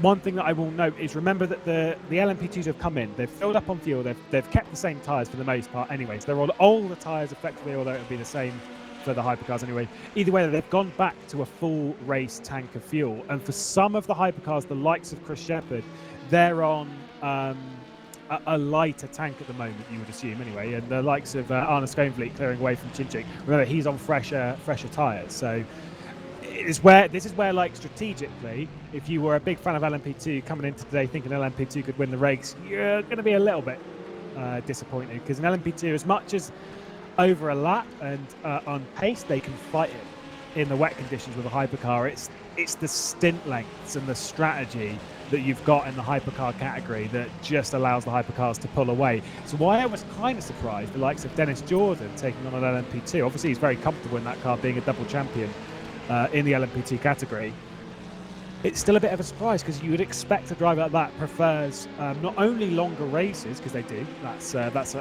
well known that they prefer the longer variant of races, but also longer stint lengths or more open strategy. LMP2 seems fairly closed when it comes to strategical developments. Well, you say that, but there's additional. You can have additional tyre cycles, if you see what I mean. More double stinting in LMP2, which does provide itself with its own strategic games. And meanwhile, in the waiting booth, while we're up here just broadcasting to you guys, Ed Trevelyan-Johnson sat there.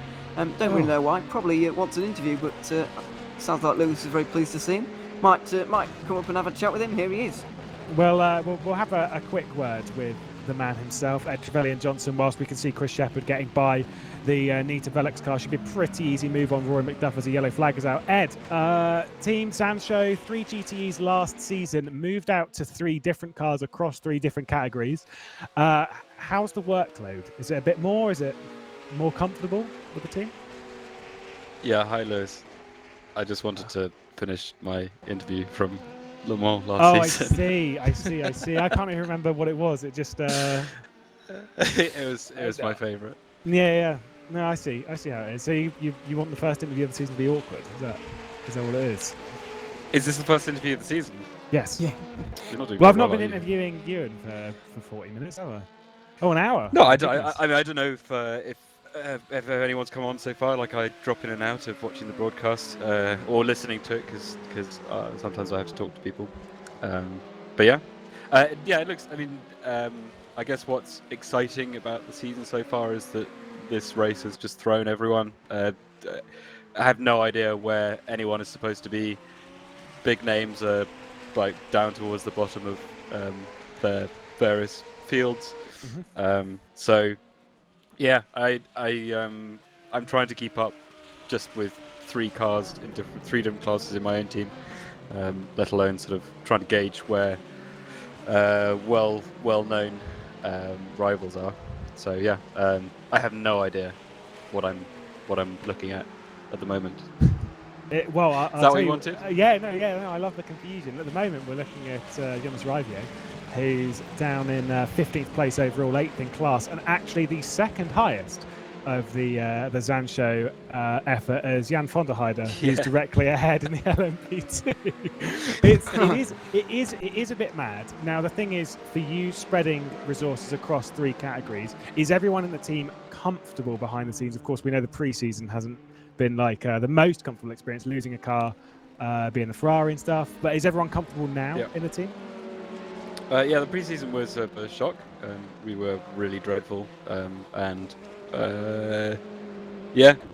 some strong words were shared, and I think we picked ourselves up a bit for this one, thankfully.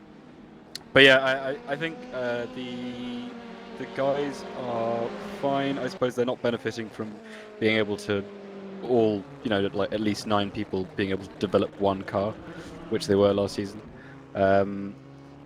But I think they're fine. The main person who's feeling the strain at the moment is Nick, who's engineering for all 3 cars, and we've got a couple of other engineers, but they haven't been able to do much for this round so far. So hopefully for next round we'll be able to take some workload off Nick. But yeah, a little bit. I mean, I think the GT is doing okay. I think there's a little bit of controversy about sort of BOP stuff in Studio 397, but I think the Corvette is. I mean, it's obviously one of the faster cars, so we have no excuse. But yeah, I think the guys are doing reasonably well. And to be honest, as long as I can see the logos on those in that sort of 3-class standings tower on the left of the broadcast, if I can see the Zancho logos on the hypercar and the LMP2 things, then that's fine. Like if they come top 8 in both classes, that's fine. Like we've just started out in those classes, and so we have no frame of reference. So it's all just learning, especially with the conditions for Zancho. Thank you, Ed, for joining us. I'm sure we'll hear your lovely voice as the 3rd commentator in the booth every now and then throughout the season. I haven't commentated on anything. I see. The last time I commentated on something was At for this a track, broadcast that actually. you couldn't turn up to. Well, thanks, Ed. Anyway, we'll let you get back to your team. Just before I go, I wanted to just here's my goodbye. Oh, of course it is. Thanks, Ed. Thanks. Right, that's Ed Trevelyan-Johnson of Zansho Simsport fame. I don't know if fame's really the right word, but nevertheless, currently running in class 7th, 8th and 10th. 7th in LMP2, the one that we're looking at for Jan van der Heide, and the 8th place one of Jonas Rivio in LMHC. Why? I nearly said LMP1 then. It's definitely not that class. And then JJ running down in 10th place in class. I don't know about you. I feel the spread. I don't know. I'm actually very happy to see Zansho liveries and other cars, but the spread across different categories maybe not working out in the opening stages. Well, not yet, no. But I think that that's always going to happen when you move over to something new. You're always going to have that little bit of a phase where you're not quite, well, I don't want to say not quite sure what you're doing, because they obviously know what they're doing. But you know, it just takes a little bit of time to get used to it. And when GTs and prototypes are so different, then it can take a long time to get used to, and that's kind of what we're seeing with Zansho right now.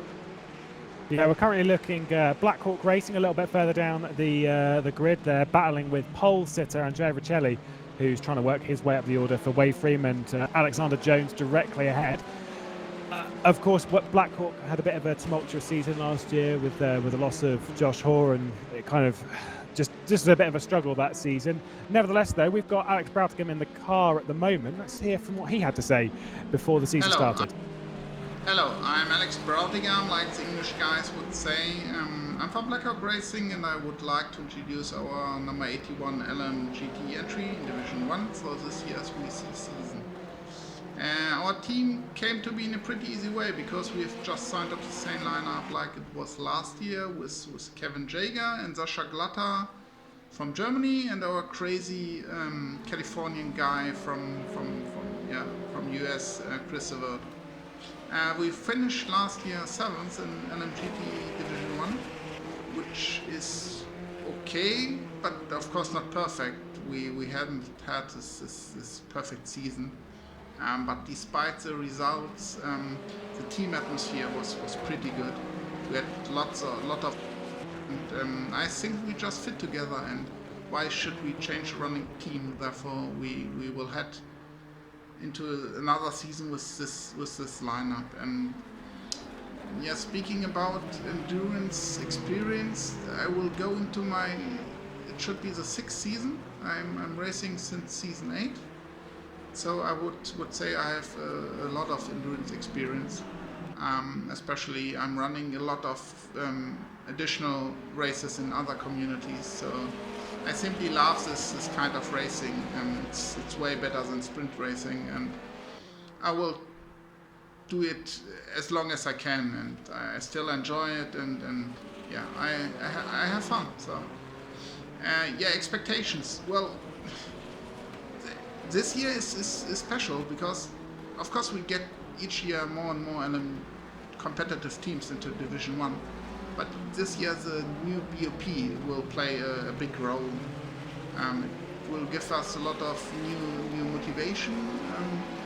A lot of teams are starting not by zero, but yeah, need to get to use to this new BOP. And yeah, it will be funny. Well, I can't tell you who will win. At least we don't have 3 Sanchos in our class, so a bit time to breathe. But yeah, it's still a lot of really competitive teams, and I like this because it's definitely the most competitive community in the world in rFactor 2. So yeah, I'm enjoying it. So yeah. Well, when I'm speaking about the schedule, for me it's yeah, Le Mans is a race. Le Mans is a race to target for. Well, of course there's some nice races, but I'm racing VEC especially because of Le Mans. And for me this one is the highlight of the season. And It's not my favorite track. Interestingly, it's Sebring. Sebring is my favorite track, and I love this race as well. But Le Mans. So yeah. Well, some short interview from my side. I wish all of us good luck. Hopefully a lot of fun, fair and clean racing, and well, see you on track. Bye. Well, thank you there to Alex Broughtingham, who helped us with a bit of all drivers basically had to put in a video pre-season, and as Nico Barclay points out, that realistically it seems like a bit of good luck for the drivers when we play these videos, because that's the second time that we've had that, and we've had a move, Broughtingham getting by the Speedy Mike car. Either way, whilst we have passed the hour mark, we are 6 hours and 52 minutes to go. Let's have a look at our current race order, which is being led by at the moment, Jean Lacey Esports, with Mohammed Patel at the front. See if it works. That's a solid no. There we go. Right. Perfect. This is the current standings overall. So this is with everyone matched in class as well. So this is how things look at the moment. Jean Lacey Esports leading the way from RH Esports and Azure Racing. Not much actually separating those 10 seconds on the road. And there is a battle for the race lead, which we will come back to, between Hani Al-Sabti and Mohammed Patel. You've got the LMP2 leader of Vargas Sim Racing ahead of Chris Shepherd in Hypercar. We're going backwards and forwards here, so we've got a bit of a mess. We've got Dennis Jordan, who's second place in LMP2, Antonovsky, who's currently in the top 5 of LMHC, and then Rory McDuff on the podium, which I'm sure they'll be pretty happy with starting out. Herman Stocky, new driver for the NB team, taking over after Rory McDuff. Devin Browner not taking part in 2020. We'll see him in 2021 in the Virtual Endurance Championship when we come back in the new year. Borja Milan and Ibrahim Khan round out the top 10 there. A little bit further down the order, we've got Lorenzo Arisi, one of the drivers that was contending for the championship last year and was so impressive in LMP2, ahead of Peo Pev, who for Butler Power we're looking forward to seeing good things from over the course of season 13. We've got Armstrong Racing, the two Zan shows there in different categories. Jeroen Kwekel, who's a bit further down the order than we would maybe have expected for G-Drive, but either way, 16th place overall is where he is. And Roman Yakubovic, who's driving for Blackhawk Pescara SRT. Interesting team that, obviously. Blackhawk having their hypercar. Roman Yakubovic has moved over from BRC1 to Blackhawk. And to be fair, that's quite a strong lineup. One that we might see a little bit further through the season. DX Droids in 18th place. Rasmus Andreasen, the Mr. Spaghetti Snapper himself. Burst Esports Hungary DK. And then Anthony and Team Spirit Racing, 20th place. Not expecting that. Season 8 champion in LMP2, of course, a very different car back then. And Michi Hoyer, after some terrible luck, rounds out the prototype category, both of them, in 21st place. Then from then on back, we've got our GTE category. Pelesny leading for Varga Sim Racing. Good drive from him thus far, moving over from Juices Motorsports Club last season over to Varga Sim Racing. Satellite Racing directly behind, so it's a Porsche 1-2. I think a lot of drivers would have expected that prior to it. We heard Ed speaking about the controversial, in air quotes, bop, and the Porsche seeming to come out fairly well in that one. Elias Fernandez, earlier race leader, DX Droids in 3rd place, and then Nita Felix, and then World of Sim Racing, iZone Performance, Wave, Freeme Sports, Rookie Monsters, Musto GD Sports, Drive Game Seat Racing. Round out the 9 cars at the head of the GTE category. Behind that, we've got James Johnson, JJ. There he is, Mr. Old Man. I think it was his birthday not too long ago. He's sharing a car with Goran Djordjevic, whose birthday was a couple of days ago. So it's the car of old men. Kira Lee as well for Sim Racing for Holland. That's actually a pretty decent drive for Sim Racing for Holland, 11th class overall. Tim Neuendorf for Butler Power Motorsport. I think they'll be a bit disappointed with that. Speaking of disappointment, Adam Baldwin. Sorry, I know Nick Newcomb will be watching. Hey, Nick. Of course, Juices Motorsports Club, they were fighting towards the front end last season in various races. They were the season 11 champions, currently running outside the top 10. Not really working out for him. Alejandro Lopez Ayorna, Martin Derl, another couple of drivers we would expect to see a little bit higher up the grid. Ramada Motorsport, Blackhawk Racing, and Wayframe Esports Speedy might round out the rest of those. There's still a few more after that, but of course we'll see Richelli move his way up the order with Short. Then Alexander Jones, World of Sim Racing iZone Performance's second car. And then Caspian Motorsport, who've not really had a good round. Ground Effect Sim Racing, who've been hit with a lot of connection issues over the opening part of the race, are the final car on the grid. It has been a pretty crazy opening hour and a bit. It has indeed. And Mohammed Patel has come out on top for the first hour and a bit, as you say. He came under a lot of fire, actually, while we were just under that, doing that rundown from Hani Al-Sabti. I really thought he was going to be overtaken at one point, Patel, but he managed to hang on. He's pulled out a 2.5 second margin here once again. Now you can see, I can see with the track mark I've got open at the moment, it is chaos out there. There are cars everywhere.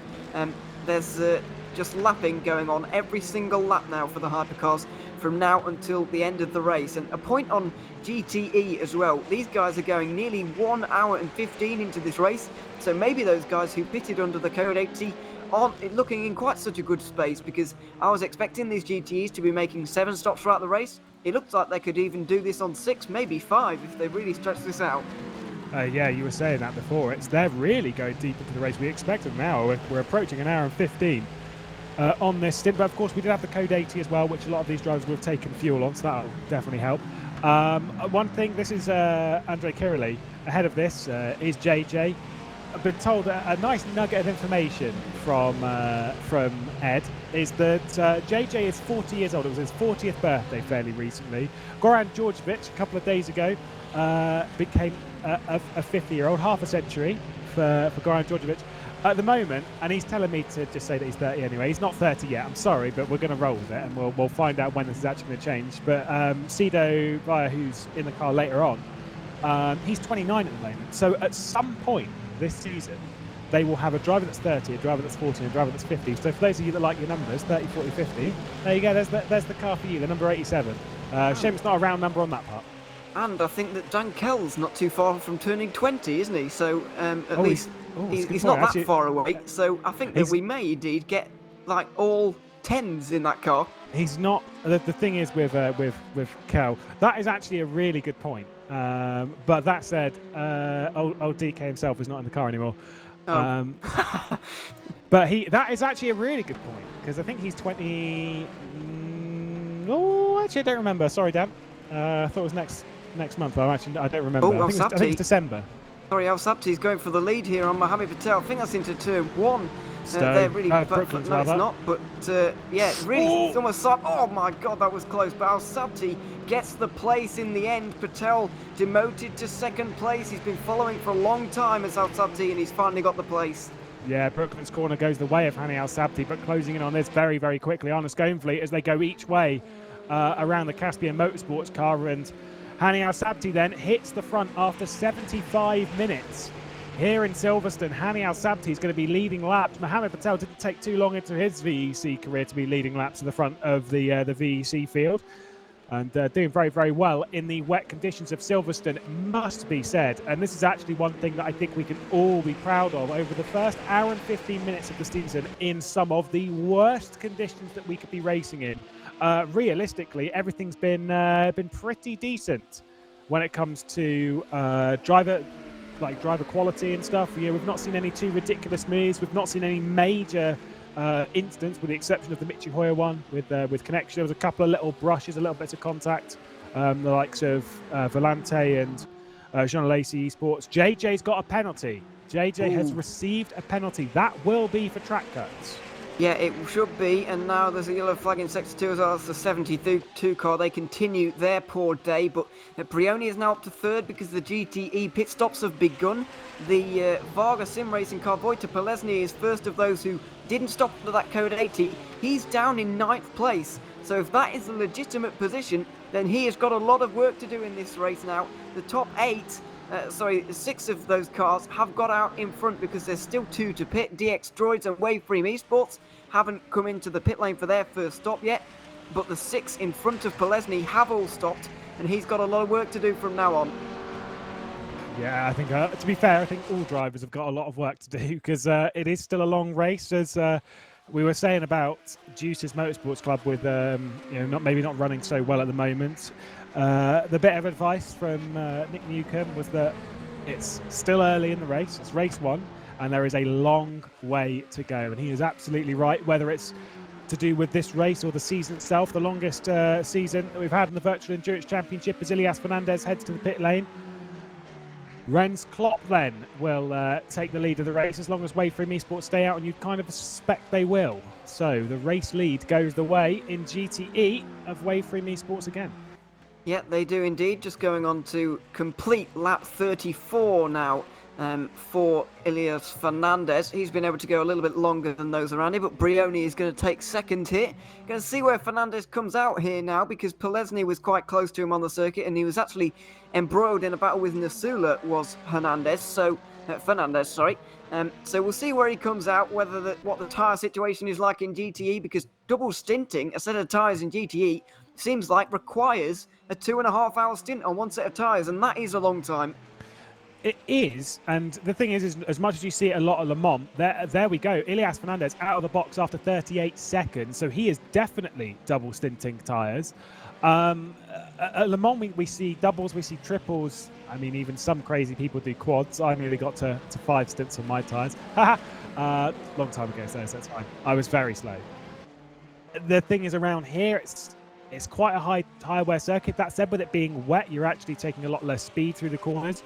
And through that, you're not exerting the tyres quite as much. So realistically, they should be able to go for a good couple of hours, couple and a half hours.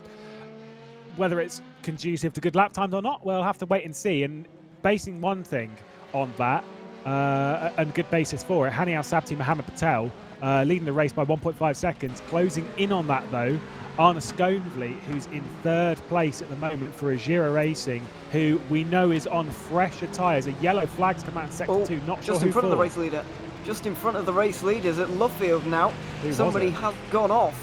Didn't know who it was, though. Just rejoining the 87 car, the GTE. It's James Johnson in the Sancho car. Well, we said it's not been the smoothest transition for them, and it's not really going quite so well in the main race either. He took a bit of a whack as well from the Butler Powell car. It was a half spin on his front with was JJ at Lovefield, but it did take quite a boff after all of that. Arne Skånevliet slotting his way ahead. There goes JJ straight across at Beckett. It doesn't get in the way of Arne Skånevliet at all. The Belgian will fire his way through.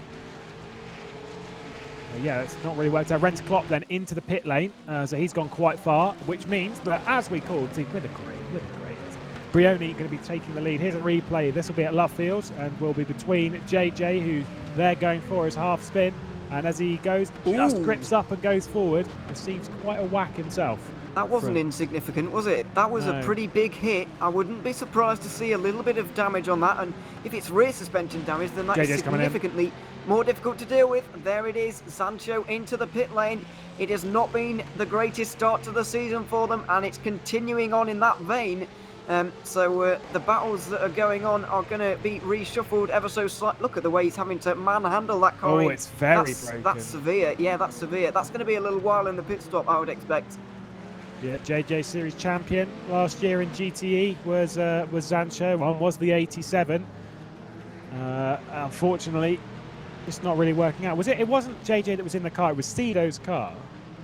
JJ was in the 77, and Goran was in the 97. So they've all kind of come together in the 87. But either way, for the series champions, regardless, Sancho's GTE run at the moment not looking so hot. Yeah, the rain's still coming down, of course, really hard at the moment. 70% we're hearing the rain out there, and if you're not really familiar with rFactor 2, that is hard. That's hard rain, and it's going to make it pretty difficult to deal with. Obviously, it could go up to 100%, as most things do, but it's difficult to deal with out there at the moment. We're starting to see these mistakes creep in. I've noticed the frequency with which the yellow flags are coming out is ever so slightly notching up, but it's still a very clean race. In terms of car-on-car interaction, it has been very clean. As you mentioned a little bit earlier, that Michi Hoy incident is the only one really to note, and that was caused by a connection issue, so we can't really put any drivers at fault for that one. So, it's been a very clean race in terms of driver-on-driver interaction, as meanwhile Polesny and Fernandez are battling for 6th place overall. Could it end up being the lead of the race? We'll find out a little bit later on, but Polesny's dropping down the order. I wonder if he has a big problem. Monaco involved as well. My goodness, we'll need to check out what's happened here. Polesny for Varga Sim Racing, cones going everywhere, things not working out there. I'm assuming it's been some ambition through traffic of some description, but well, we'll need to check that one out again. That's not good for Polesny and for Varga, his new team this season. Oh dear. Used to be Juice's driver, I believe. Indeed he was. Indeed he was. Now, moving over to Varga, let's see what transpired. Oh, it's not looking good for Polesny, is it? He's going to be into the pit lane, surely. Here's the replay of what happened side by side. They were having a great battle with Fernandez and Polesny. Into Maggots and Beckett's. It's tight. Oh, it's just squeeze and spin. And they've been hit. They've been hit by the other Porsche involved. Monaco were involved as well, but they were a separate incident hitting one of the LMP2s. There's a lot to dissect there, actually. Yeah. Sorry, not Dylan. It is Jimmy Nisula has probably got damage out of that, but he stayed out. So it must not be that significant, Jimmy Nisula's damage, because he did hit the back of his fellow Porsche there. Speaking of hitting the back of cars, that was nearly a big incident there for Curley. However, he's managed to keep that car. It's all going on at the moment, isn't it? This is extremely exciting stuff. But very unfortunate for Vojta Polesny and Varga Sim Racing. They have got to be out of the running for this race for the moment. They're just going to be looking to pick up some points at the very best now. Yeah, in my opinion, it was a bit silly. Going racing into there as hard as you are. Of course, you're allowed to. There's no rule against it. But you're going side by side into one of the fastest complexes of corners we go to all season, and it is what can only be described as quite wet as yellow flags come out again. It was maybe short-sighted to give that one a good attempt. Someone needed to yield, and they didn't. And, well, it's not really worked out. You can see Kirilei's dropped off the back quite far from Leandro Pupo. Oh, I believe where are the yellow flags maybe has spun or lost a few positions anyway. Has Ibrahim Khan, not quite, he's short. He's down into 13th overall, and 6th in class, just behind Arisi. Valerio Ferraris is trying to make his way through in that hypercar. I wonder what happened there. Maybe there wasn't an incident at all, but it's just a very close battle going on at the moment, actually. As Shepard and Andonovsky fight for 5th overall and 4th in the hypercar category. Shepard has actually held on there. As all these positions are beginning to chop and change around just a little bit. So, the Monaco car might have a little bit of damage after that incident earlier on, but they've managed to stay in 5th overall just for now. Was it Shepard's Monaco car, or was it Borja Milan? Because they do have 2 LMHCs. I think it was Shepard. I think it was Shepard, because afterwards I saw a car very close behind, and there isn't a car very close behind Borja Milan. Whoever it was coming through, I'm not going to be. Don't panic, Jimmy. Don't hit the mute button. I'm not going to be too harsh, but I will say the hypercar coming through there really should have been a bit more cautious, because it was very obvious there was an incident happening. There was yellow flags in the air, and they made contact with the P2. Well, they were coming through. It's kind of hard to brake through Maggots and Beckett's, and that hard. Yeah, when there's a car stops dead in the middle of the road, you turn in anyway. And there's another yellow flag now as this battle continues between Shepard and Andonovsky. Hopefully they're not heading towards the incident. They're not. It's the Zancho car again that's off. Oh my goodness, Andonovsky nearly had his nose off there. Into the Juice's car. Is that the same one again? I don't think it is, but it is. Polesny again. He's just got out of the pit lane. No, not Polesny. I'm getting confused. That's Adam Baldwin, who was up in 6th position. I'm getting confused. That's Polesny's old car. But Baldwin spinning around now, and he might have lost a position out of all that. Yeah, there was fairly severe contact between them there, and that really hasn't worked out. Basically, whilst the 2 hypercars were going side by side, Adam Baldwin, who's in 27th place, kind of just dived in there a little bit, and that was unfortunate. But his car's, I don't know if it's broken or if he's just slipping and sliding a little bit too much, overdoing the corner. But let's have a look on board. He's slightly right hand down, I think, so the car does seem a touch damaged. Shame. Nisula, by the way, is into the pit lane after the damage he picked up in that incident, so that's another main player in this race. taken out by that incident. Such a shame, as we see Adam Baldwin once again going for that spin at Brooklands. It really is all going on at the moment. I believe, Commentator's though. curse, mate. Well, yeah, it probably was actually, to be honest. but there you go, first one of the season, yeah, there you have it. Down in 6th place at the moment in class for Adam Baldwin. He may well be making an extra stop though very shortly. Indeed. Let's have a. You can see the damage on the front right, fairly broken, but not too bad. Right, Kirili caught up to the back of 2nd place, Leandro Papo. Got the Vargason Racing LMP2 leader of Marcel Chinchik coming through there, and closely followed. Oh, as there goes around the outside. Kirili's making it work, and out of the corner, he's got Chris Shepherd directly behind. They're going to go side by side through Aintree. Surely someone's got to back out now. It's going to be Kirili just hanging on with a big moment on the exit of the corner. They're still going to be racing very hard as we head towards Brooklands. Chris Shepherd's gone through. Papo's looking down the inside, and Kirili, who's going to try and hold firm around the outside, is going down the inside. That is a short-sighted, fairly dangerous move. My goodness, they are very lucky. Andonovsky committed to that whilst they were going side by side. Kirili's going to hang on. And so there we go. Kirili up to 2nd place. I am... Heart's racing a little bit there after the hypercar decided it was a good idea to throw it down the inside, but I mean, fair move, just a bit risque. It was just a little bit, but they all came out the other side unscathed, so I guess that's all okay in the end. As 90 minutes into this race, there's still battles going on. Yellow flag in Sector 2 once again. What is it for this time? It's Michi Hoyer again. Michi Hoyer is off again, I'm afraid, in the Burst Esports Simplexity car. It's not been a good day for those guys, just rejoining now, but really not a good day. It was looking so good for Hoyer, but now not quite so good.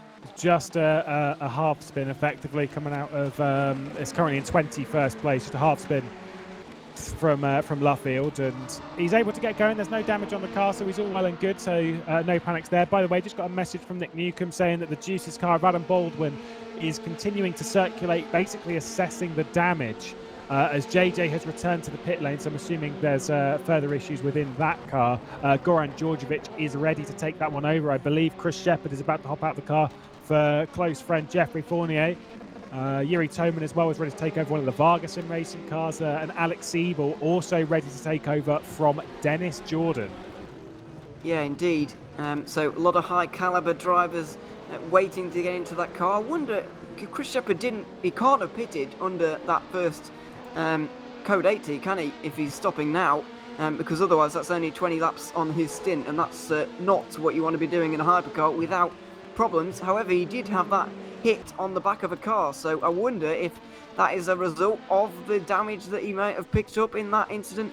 Not entirely sure, but yeah, that's a real shame to see for Wanako if it is unscheduled, although it might be on schedule in the same vein. Not entirely sure at this stage. Well, whilst we're with Adam Baldwin, let's take a listen to what he said about Juices Motorsports Club before the season. We're a values-driven team. At Deuces, our core values are preparation, perseverance, pride, and appreciation. We rate our success on these values rather than the results on track. That said, we're here to win.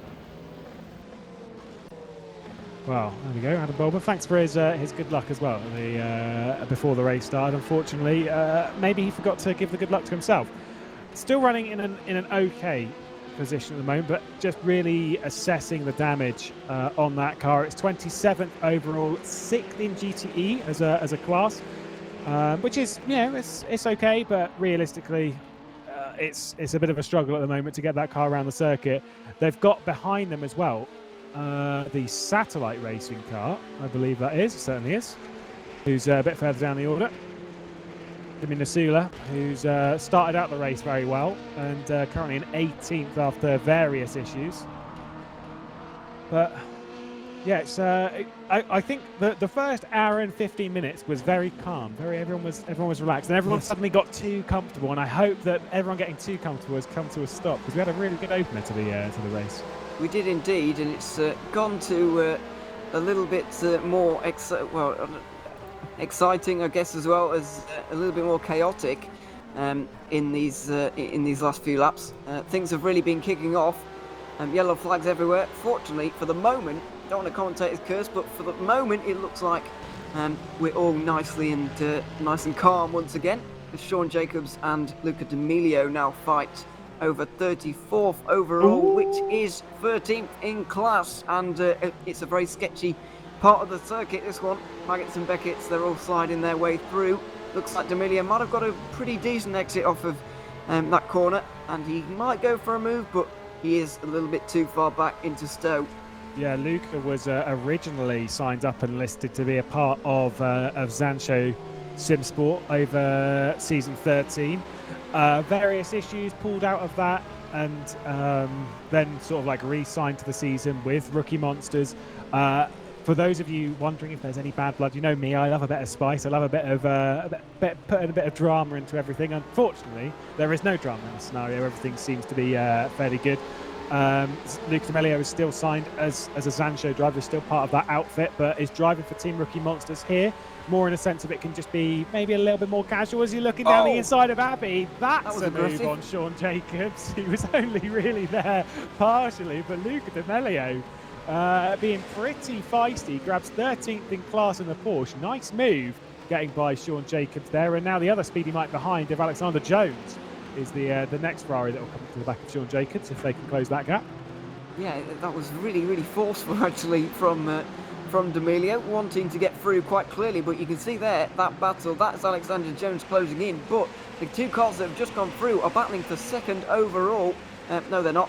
That's simply following somebody else. I've just misidentified somebody there. That was the gap's still, that's really annoying. The gap is still 4 seconds to Patel, so we'll hold fire on that one just for the moment. However, it may materialise later on. However, we do have a yellow flag. 45, yeah. Anthony Yans, Team Spirit Racing, P20 at the moment. It's gone for a little bit of a spin at T3. Gets it back going. Not sure if there's been any damage on the car, but nevertheless, Anthony Yans' return to LMP2 is looking a bit tumultuous at the moment. Whether he's just not really up to speed with the conditions, we know how fast Anthony Yans is in that car, at least previously. This is 8th place overall, the battle between the number 30 and series champion in LMP2, the Nita Velix car, defending series champion Rory McDuff, Le Mans winner for Hydra Esports in that car. Peyo Pev on the back of him. We know Peyo's a very, very aggressive driver. Drives for Butler Powell Motorsports, has been a part of that outfit for a good 4 months now, I think, for Butler Powell. And really is a very, very fast driver. Can be a touch too aggressive, and for Rory McDuff staring in his mirrors, I don't know if he'll be too worried at the moment. But the likes of, for a race victory, Chinchik is miles down the road. He's going through Magnus Beckerson Chapel now. Dennis Jordan is approaching that section and is actually closing in on Chinchik, so we'll have a focus on that later on. Rory McDuff, double race winner in VEC last season, dropping well off the race lead. Yeah, it looks like it, and that is a bit of a shame for him, just losing a bit of ground, and was being caught by Arisi and Khan as well. They were in a 4-car train at one point. The traffic split it up just a little bit, but the pace is still not really lying for McDuff. It's showing he's falling back ever so slightly. We're not too far away from those LMP2s pitting in either, by the way, because it's an hour and a half in already, or an hour and 35 now. The 45 is in. I thought that was the leading car, but Jans, that is... There's near contact in the pit lane between Jan van der Heide, or sorry, it was Olivier Fortin who's taken over that car, and Anthony Jans grabbed that one on a replay. They've just come in for a stop, and this was with tyres for the Zansho Simsport car, and it was very, very close. There was no contact, but my goodness me, it was close. We have been told that if there is contact in the pit lane from that, that is a penalty. It's an unsafe release. So realistically there, Olivier Fortin very close to picking himself a drive-through penalty. There's near another one. Oh, that was close. That's Anthony Jans and I believe it was Ibrahim Khan coming in the pit lane. That pit lane's very, very tight. Let's have a look. So this is on board with Anthony Jans. Ooh, doesn't look so bad from this angle. No. But we're going to just have a look. It's pretty close. There we go, setting off now. Wow. Whoa, it's tight. It is tight in that pit lane, especially when those who qualify quite so closely together. Then they end up in the race quite close together, and then that kind of thing happens. So there you go. We've got the Wave 3 and Rookie Monsters cars in, as there's another draw of breath. I'm presuming there's more stuff going on down there. Mohammed Patel somewhere else. was about 45 degrees in second place going into Stowe. Caught it. We saw this earlier from Patel. He's confident on the brakes. Is the FSR champion. He was very much drifting it in, Marc Marquez style. Pulled it up though, arrested it, didn't take out either of the two cars that was directly ahead of him. And I'd say for a debut in VEC, doing very, very well is Mohammed Patel. Season 13, Jean Lacey Esports Academy. Things looking very good for them at the moment in second place. Alan Terzic will be taking over that car a little bit later on, as will Jordi Zviers, who we've seen many a thing from Jordi, of course, Le Mans champion last year. Chinsik and Milan briefly battling there, but Chinsik has to come into the pit lane. So race leader in LMP2 now goes into the pits from 5th overall. And now we're going to expect that Dennis Jordan does the same, and maybe Roy McDuff as well. Although, no. So interesting strategies going on here, things starting to differ. Don't forget, these LMP2s all came in, well, at the front of the field anyway, most of them came in under that code 80. So they're pretty much on exactly the same laps. So Dennis Jordan clearly able to stretch that fuel out for one extra lap. As is McDuff as well. I said that Roy McDuff is very good on fuel, and they've done a lot of things calculation-wise at NV with when it was Hydra Esports and of course Singularity. When they were separated in that sense, there was a lot of work that Hydra Esports put into learning the fuel consumption and basically how to push the car as far as it can, as fast as it can, as long as it can on circuit, which in endurance racing is very, very important. Of course, Dennis Jordan already basically has all that data from the seasons prior that he's done in LMP2. So to be fair, if you're able to match fuel consumption with someone like Dennis Jordan, I'm sure Roy McDuff will be a little bit happy with that. Maybe a bit disappointed in the 11-second gap up towards the German. I would assume that Dennis Jordan is coming in fairly soon because Alex Siebel is still waiting in the wings, ready to take over the Burst Edge Esports car. So I'm assuming that's going to happen in a lap or two.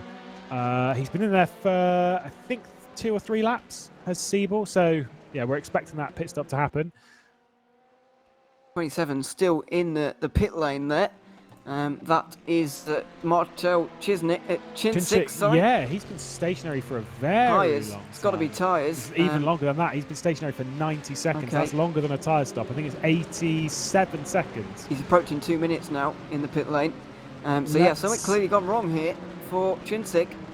If we can find out what happened. He's been in the pit lane for, like you say, a long while. His lap into the pit lane, 2:08. Is that seems particularly normal, realistically? Yeah. I don't know why that. Oh, maybe. No, he's still stationary. I was wondering if he didn't request it. It's been 110 seconds he's been in the pit lane. Like you say, approaching 2 minutes. You can see the Vargas Sim Racing car there. Answers on a postcard. What has happened to Vargas Sim Racing? Maybe he didn't turn off some damage repair or something. Is there any damage on the car, really? Doesn't look like it. No visual stuff. He was going pretty quickly, so if he did have any damage, then he was doing very well with it.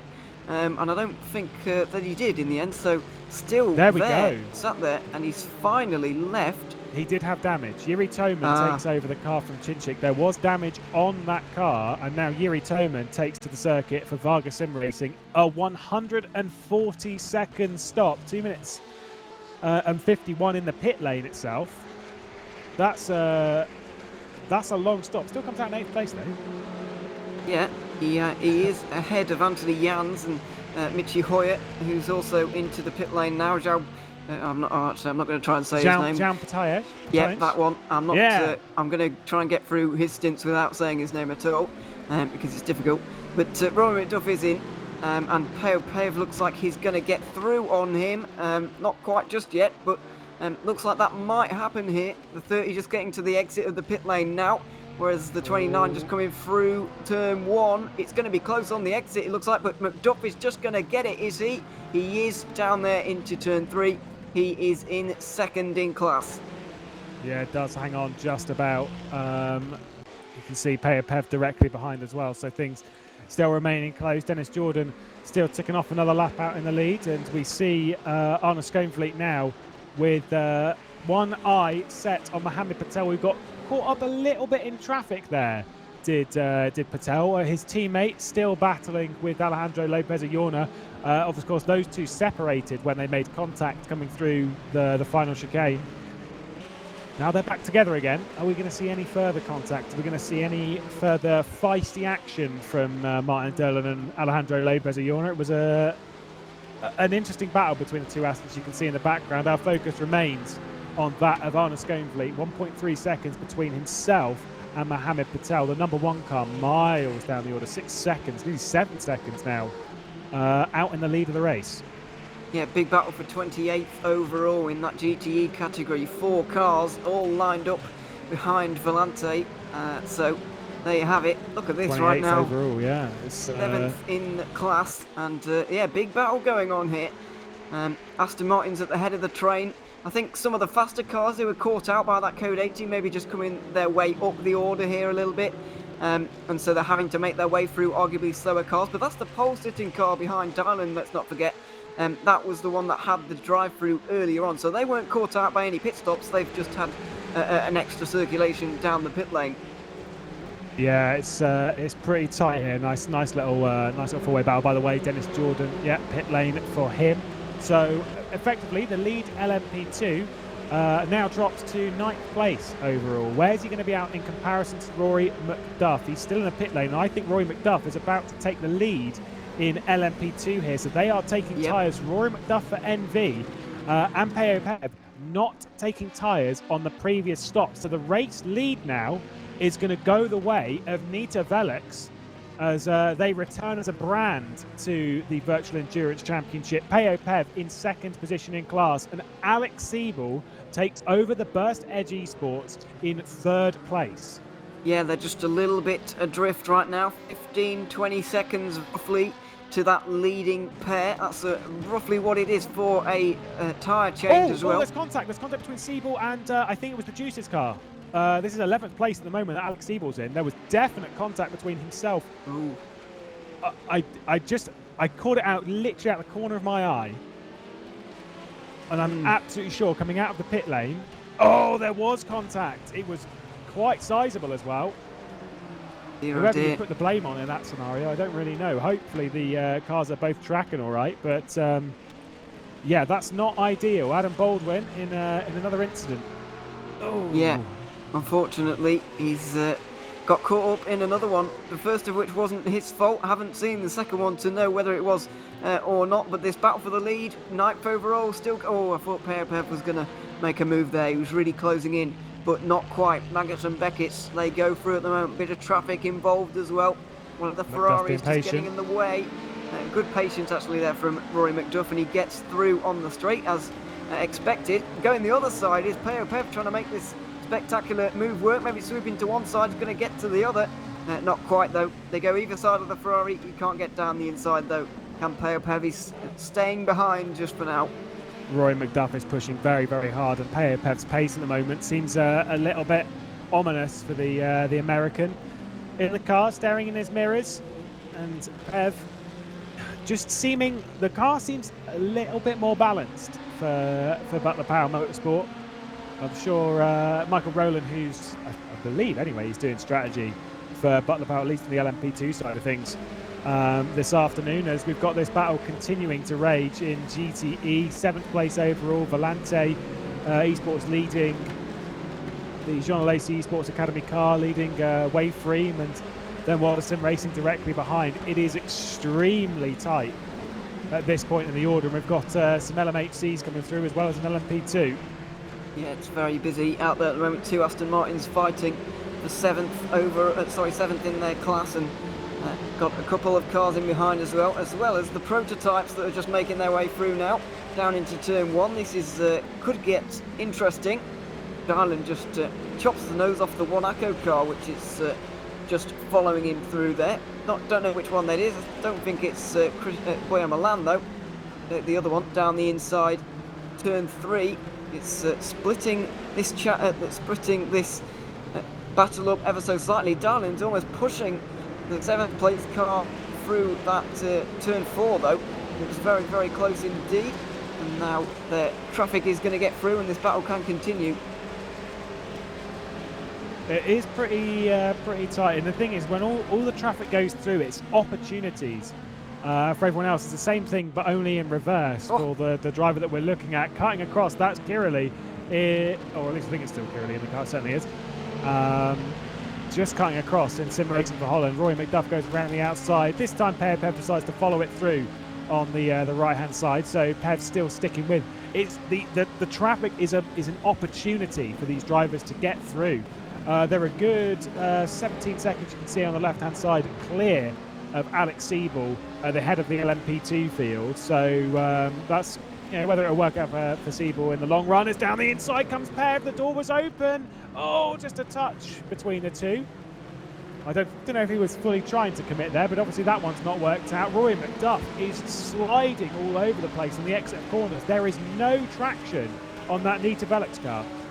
Yeah, I saw Pev do that earlier on, actually. I wonder what that braking performance is like for that LMP2 in second right now, because he did that earlier. I saw him do it and nearly rear-ended somebody. It was the final chicane again.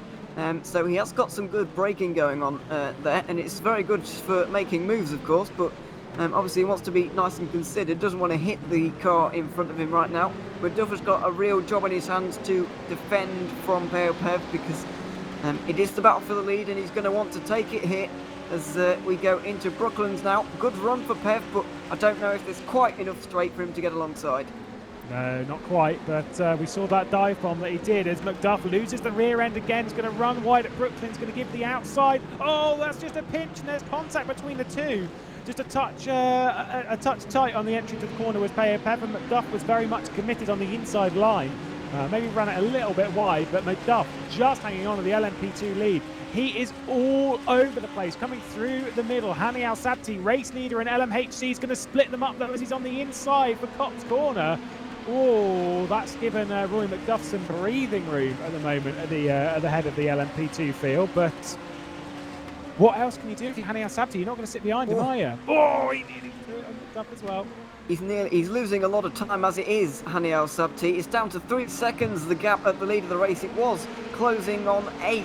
He was pulling it out, but now it's really closing in with Patel trying to get some pace on, and Shumvli is catching them both at the moment.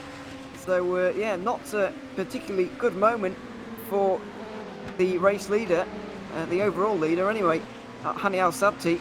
And not good for Pev either, because he's just lost a few car lengths in that battle. As in GTE, by the way, there's stuff going on all over the place, by the way. There's so many battles that we can't bring to you all at once, and there's millions of them. But for the lead in the race in GTE, Brioni is having to defend from Kirili now. Yeah, Kirili's got some very good pace. We saw him a little bit earlier, cut across at Beckett's in that Corvette.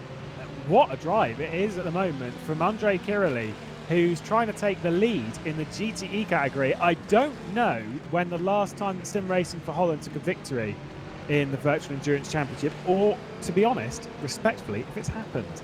I'm sure it has at some point. They've been in, I mean, they were racing and were a staple team even back in my day. Always a Corvette, and Marcel Offerman's happy. He's a bit of a Corvette fan, so I'm reliably informed. And now on the back of Brioni, Andre Kirili, oh, he's taking. There's so much more speed in that Corvette at the moment than in the Ferrari. Yeah, absolutely, and always in a Corvette, the Sim Racing for Holland car always looks like that as well. I don't remember a livery change ever happening for them, which is just as well, really. Very recognisable and very good for commentators, because we always know which car that is. But really fast at the moment, Andreas Kirili. I was expecting Brioni to be able to maybe keep on in the lead, but at the moment it looks like he's only going to be able to see that one go away from him, as one of the LMP2s briefly splits it up, one of the burst cars, just bursting through there into the thank you, now you're on the inside onto Cop's corner. Brioni actually put off by that, goes wide, and now Kirili's going to go for the outside into Magnus and Beckett. That's a tight gap. He's going to go for it anyway. Side by side into Maggots and Beckett. We've seen that turn badly before, and Kirili has just backed out. Yeah, that was very, very close. Going for a gap that was very much nearly pushed onto the grass was Andre Kirili. We've got a message from Mr. Team Boss, and if this goes consistently, then every time that we do this, something happens to the team and they move up a position. So let's have a listen from Marcel Offermans. At Sim Racing for Holland, we have high expectations for season 13 of VEC. We've brought back Bert Knops in our lineup to join Andras, Dennis and me, and we expect to be fighting for podiums in this season. Big boss himself, no move though for Kirali, but very much in contention in the early stages for taking the lead at least, maybe a race victory come another 6 hours and 8 minutes. But yeah, it's always good to have the big man himself throw a few words into a broadcast. Gotta love it. And as you say, it's nice to see a staple livery. We've got yellow flags out in Sector 2 again. Not sure who that was for. But at the moment, they're continuing to battle for the race lead. When's the opportunity for the Corvette? It seems on traction, that Corvette's very nice in comparison to the Ferrari. Yeah, it's the and diving right to the right hand side there was Brioni, really having to work hard now to defend from that Corvette behind. But really in the corners and everywhere, apart from on the straights really, it looks like the Corvette has got the measure of the Ferrari. We'll see if anything happens now. Down into Brooklands in the slipstream, but he's just not gaining any space, really, is he? In that Corvette, it's not very strong in a straight line, I'm afraid. Even with the slipstream, he wasn't gaining anything on the Ferrari. No, I think because the Corvette was one of the fastest cars in the straight line last season. Of course, Bot will play its part in all of that. As Mohammed Patel's just had time cost to him, it's each come up to lap the leading duo in LMP2. Whether it actually works out in the long run for the Corvette, though, I think it's got more punch towards the end of a straight. The start of the straight was in the middle. The Ferrari, that mid-engine, it just works out for it. It's set up finally for the straights. The Corvette actually seems to have more cornering capability at the moment. Peo Pev, by the way, P10, has got Mohammed Patel, who's having time cost to him. Arne Sconefleet as well, very much in the battle for second place. This is costing Peo Pev time. This is costing Mohammed Patel time. Further time indeed, as Patel's not able to get by. Remember, the blue flags that are out do not mean that you have to give up the position. That's not how it works, though, regardless, considering how it is with these two categories being very, very close. He doesn't actually have to give that up. The blue flag only applies in the same scenario as it is in like Formula 1 and BTCC and elsewhere like that, when that's for a car in your class that you're coming up to lap. Whereas obviously Peo Pev, different class, LMP2 comes up to lap him. There is no requirement for Pev to give this one up. It could be considered a touch unnecessary, but what else is he supposed to do in this scenario? He doesn't want a car between himself and Rory McDuff. He's going for the race lead at the moment. Yeah, as long as he doesn't defend excessively, I would say, then it's pretty much fine. To be doing what you like at this point, and that's exactly what he is doing through Brooklands, and now Luffield they'll just go through. Two battles in one camera shot right now. Pev versus McDuff for the race lead in LMP2, and Schumvliet versus Patel for second place overall and in the hypercar class. But they're very close on pace, as you can see right now. Also, not far from hypercar pit stops as well. It's been 33 laps when they get to the line since these guys came in under that code 80. So you've got to say that it's going to be soon as Patel. Is he going to go for it on the inside? It is a GT as for well. good measure. This could go wrong, but Patel has got that car in between him and Schumvliet now. Yeah, nice work from Mohammed Patel. Slots that gap, gets ahead of the Butler Powell Motorsports car. Now he needs to get by Ren's clock. Rory McDuff's the next one down the road. And now if you're McDuff, by the time that Patel gets to you, you actually don't really want to fight it too much. It's like, right, just get ahead of me and get on with it, right, without giving up too much time. I think as well, yes, the Ajira has also got through on Butler Powell as well. So realistically for Pev, not too much is lost, because the two positions that's people driving a lap ahead. When I talk of looking in one camera shot, the battle between first and the battle for first and the battle for second, I don't normally think it's two different battles, but in this scenario, it very much is. Yeah, it definitely is. Lucky that we've got it all in one shot here, and it's just under 2 hours of this race gone now, and there's still battles like this carrying on. It's just great to see McDuff not giving up that space on track for the moment. He's just staying in front. Patel is forced to follow him behind. It's costing them a lot of time for the lead of the race at the moment. The R8G Esports, driven by Haniab Sabti, still leading, and that gap is ever increasing now with this battle that's going on. Yeah, it is indeed getting bigger and bigger. It's close to 10 seconds now. The gap for our series champions, R8G Esports. Of course, it was AAA Esports back then, but a rebrand, not really the same team, but it's all very, very complicated nonetheless. Further down from that, Ajira, the race winners here last season, when it was only a 4-hour race, we'd be approaching the halfway mark if it was last season, but this year we're approaching the quarter mark. Obviously, a double-length race, 8 hours. Rory McDuff leading the way. It wasn't a good attempt last year when Rory McDuff was a part of Hydra Esports. I think, did he race that day? I just remember it definitely didn't go very well for them, mostly because they didn't have the correct PBR on the car, so it really tricked me. That car looked very blue. Either way, it's going certainly a lot better here. Currently in the race lead of LMP2, but do not forget, whilst we're watching these two on their most recent pit stop did not take tyres. The person that did, though, is the driver that's currently running out third in class, Alex Siebel, who's just entering Maggots, Beckett and Chapel now for Burst Edge Esports. They did take tyres when Dennis Jordan handed the car over to Alex Siebel. Let's have a look on this replay. This is with Andre Kirili. Oh no, we're a bit further down the order now. Not sure what. This is with Kirili still with the boss battling with the Ferrari. I'm assuming there's been an incident between the two. And Kirili around the outside going into the final chicane. What's about to happen? Is he about to spin or something? Oh no, he's just stopped. What was that? Oh, good shout. He overtook him. Fair enough. So Andre Kirili then to the race lead of GTE. Touche. Did not catch that one very well. My bad. Either way, though. We've got our battle continuing. They've cleared McDuff. So they have now cleared McDuff as Mohammed Patel and Arne Schoenvliet. And they're fresh to go and fight. That's a 10-second gap, though. It's far too big. At this early stage in the race, of course, there's plenty of time to catch that one back up. But realistically, a 10-second gap, far too big. And they're also going to be battling between themselves. My curiosity comes then, battle between Pev and McDuff continuing to race them as they've got by the Speedy Mike Ferrari. Alex Siebel is closing in very, very quickly on these two. He is indeed 7 seconds just under for Siebel now, really starting to make some inroads. Now we'll see if there's going to be even a 3-car train for the battle in LMP2. Oh, Schoenvliet's been off there in the Ajira car, the hypercar. He's just been off, didn't see what happened through Brooklands, didn't even look like there was another car involved. It could have just been a mistake. I don't think there was. I think he's just spun that one up by himself. He was massively off the back of Patel when he started. Oh, there was contact. There was absolute contact. Patel backed up because of Sean Jacobs in the Ferrari. There was contact between himself and Patel that spun Arne Schoenvliet round. And yeah, that's basically put him behind these LMP2s yet again. And now he has to find a way back through.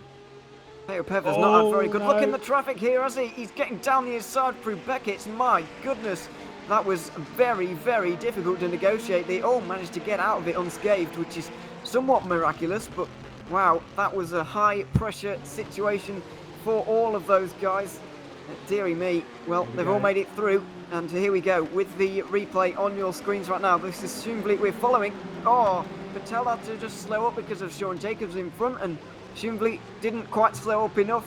Hit the back of the car in front.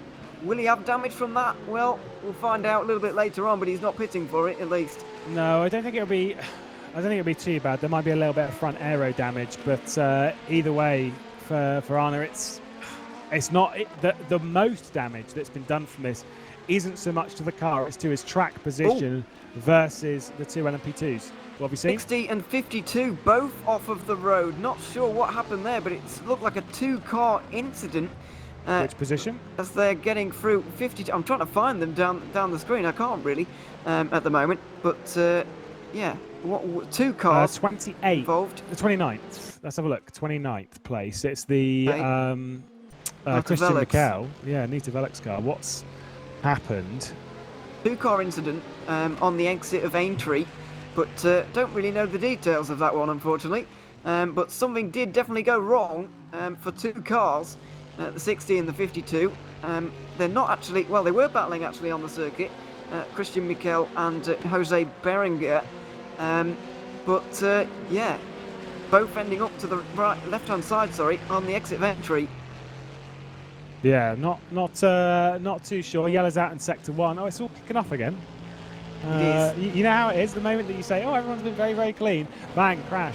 Kirili, by the way, has been in the pit lane. Let's have a look at a replay. This is with Christian Michael. So going around entry, there was a bit of contact at T4 between the two of them. And just very slow on the apex. And Christian Michael didn't quite anticipate that well enough. Didn't hit the barrier though. And the Germans good to carry on, but definitely a two-car incident. Lucky to get away with that, as we see, I think that was Anthony Jans in the background, drifting it through Stowe corner. Pit stops have begun in GTE, by the way. Martin Dylan is in, Leonardo Pupo is in, as well as Andreas Kirili from second place. That is only 19 laps for 20 laps for those guys, which is 30 should I say. And most of those who stayed out under that code 80 did 33. So surely they didn't save 3 laps under the code 80. That's just ridiculous. But you know, shorter stint than I was expecting, certainly for Andreas Kirili. Not entirely sure what's going on there, but Dennis Dooner has got into that car now. A staple of that Sim Racing for Holland car, that's for sure. So there you have it. He's in there now and hoping to do some great things with that Corvette as he goes out onto the circuit.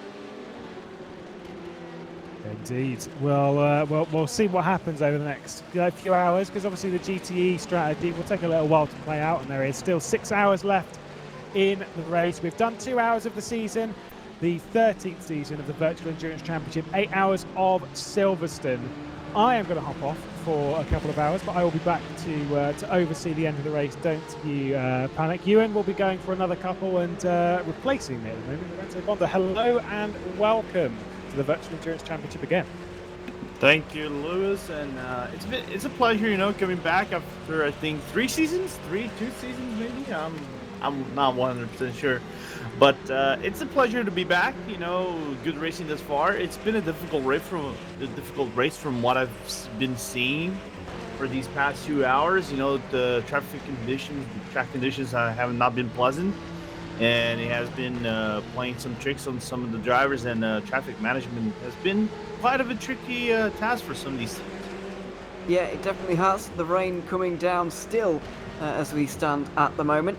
Still got that battle going on for the lead in LMP2. Currently on board with Alex Broutigam at the moment. Just going into Stowe. Not entirely sure why, if we're going to see a bit of a replay or something, but he's closing in on Luca D'Amelio, who's closing in on Jose Berenguer, who's just involved in that incident a few moments ago.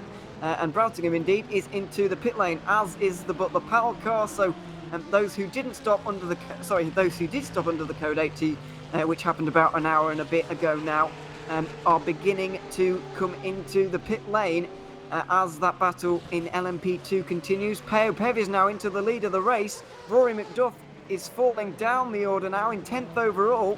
Don't quite know what happened there, if there was a bit of an issue maybe, but change for the lead in LMP2, and that was coming for quite a long time. So yeah, back to the lead. Peo Pev 2 seconds now, and Alex Siebel is flying out there on the circuit. He's 3rd in this class, 11th overall. But for the Burst Edge Esports car, the culmination of Burst Esport and Edge Esport, we've got a yellow flag in Sector 3. One of the hypercars is off, number 19. Guanaco, Jeffrey Fournier, has just gone for some spin, but he's back going again. But yeah, as I said, Alex Siebel closing in on Rory McDuff, who looks like he might have made a mistake at some point, because he's 2 seconds adrift of Peo Pev now. Yeah, I've seen that gap coming down for the past 3 laps. I don't think that's the distance for Rory has been the best so far for him. Of course, it is still about less than 6 hours to race to go, and I've seen plenty of this Nitro Velox teams that was higher from last season, so they can pull back, but it doesn't look good so far. So I totally can predict Siebel making that overtake anytime soon. He just needs a clear gap and some clear room to actually make that overtake. Oh, Jose Berenguer, you just seen on your screen right now, going side by side with another one of the Porsches. He's just dropped a couple of places, I do believe, down now below Luca D'Amelio in that fight that's going on, as Siebel now closes in on McDuff, who's really been struggling in the last couple of moments. Not entirely sure why, but he's fallen back just a little bit. these guys, are they near pit stops? Well, not really. So they've got still quite a long way to go until they're home and dry back into the pit lane, maybe down the inside into the chicane. Nothing doing for Siebel, but he looks like the fastest man out there on the circuit at the moment. He did take tyres at the last stop. However, that is still a very, very pacey LMP2 car. Yeah, it is a very pacey LMP2 car, as Rory just makes clear work of the Porsche GTE in turn number 1. There's still the other Porsche in turn number 2 and 3 as they come into the village and then the loop. And then Siebel actually gets held back by the Porsche right ahead of him. So Duff with a little bit of a breathing room. How much that breathing room is going to be, we don't know, as they're just coming out of the loop right now. But Siebel actually being the most produced car out of these 4 cars. Yeah, he's really lost a bit of time there. Taking a little bit cautious in the traffic maybe. But he's lost a bit of time. Obviously, some of it's down to luck, some of it's down to how brave you are, some of it is down to skill, making your way through the traffic. It is part of endurance racing that you have to deal with. Unfortunately for Siebel, didn't quite deal with it optimally on that occasion, but you know, there's still many more cars to be lapping. As I just dropped my pen. There's many more laps to be dropping throughout the race, so much more lap room to go. So much more time for the guys to make up time and lose time as well, as the GTE leader is in. So that class in particular is really interesting me at the moment, because it's kind of going all over the place. The strategy is going on everywhere. Yeah, I think we don't have a clear de facto leader of this race so far. I think what happened is the Code 80 kind of threw a little bit of odd bone into some of the teams, and they have to reshuffle their strategies because that Code 80. I see another car just right behind them coming into the pits. I think that is, I was going to say that is Sean Jacobs, but now there's Alexander Palmgarten actually doing the pit stop. There's another GTE coming on. That is, I was going to say that is Alexander Jones. But it's been a really interesting race thus far, to be very honest with you. I really cannot make one leader so far, as Jeremy Talbot is coming out of the pits, as Sasha Manowin is coming out of the pits. There's just 2 GT cars leader, and then Paul Gardner in the pits. Yeah, and just making their way out at the moment. Brioni is not quite. He's still sat there and waiting. Is he going to change over driver, actually? That's another question as yet unanswered. Looks like he's going to come out in 5th place in his class. 26th overall, possibly, although he may be there a little bit longer as well. Meanwhile, Roy McDuff is going to have to defend pretty hard from Alex Siebel now, as these guys come through Aintree once again. Now, Brooklands, will this present the opportunity for Siebel? Will those GT cars that have just gone through your shop present the opportunity for him? As we go, he's going to look to the inside. Can he do it on the brakes? He's not quite brave enough. There's still 6 hours to go, and he's just remembered that as he goes into Brooklands, deciding that he better wait for now, because there's still ample opportunity to get through in the race.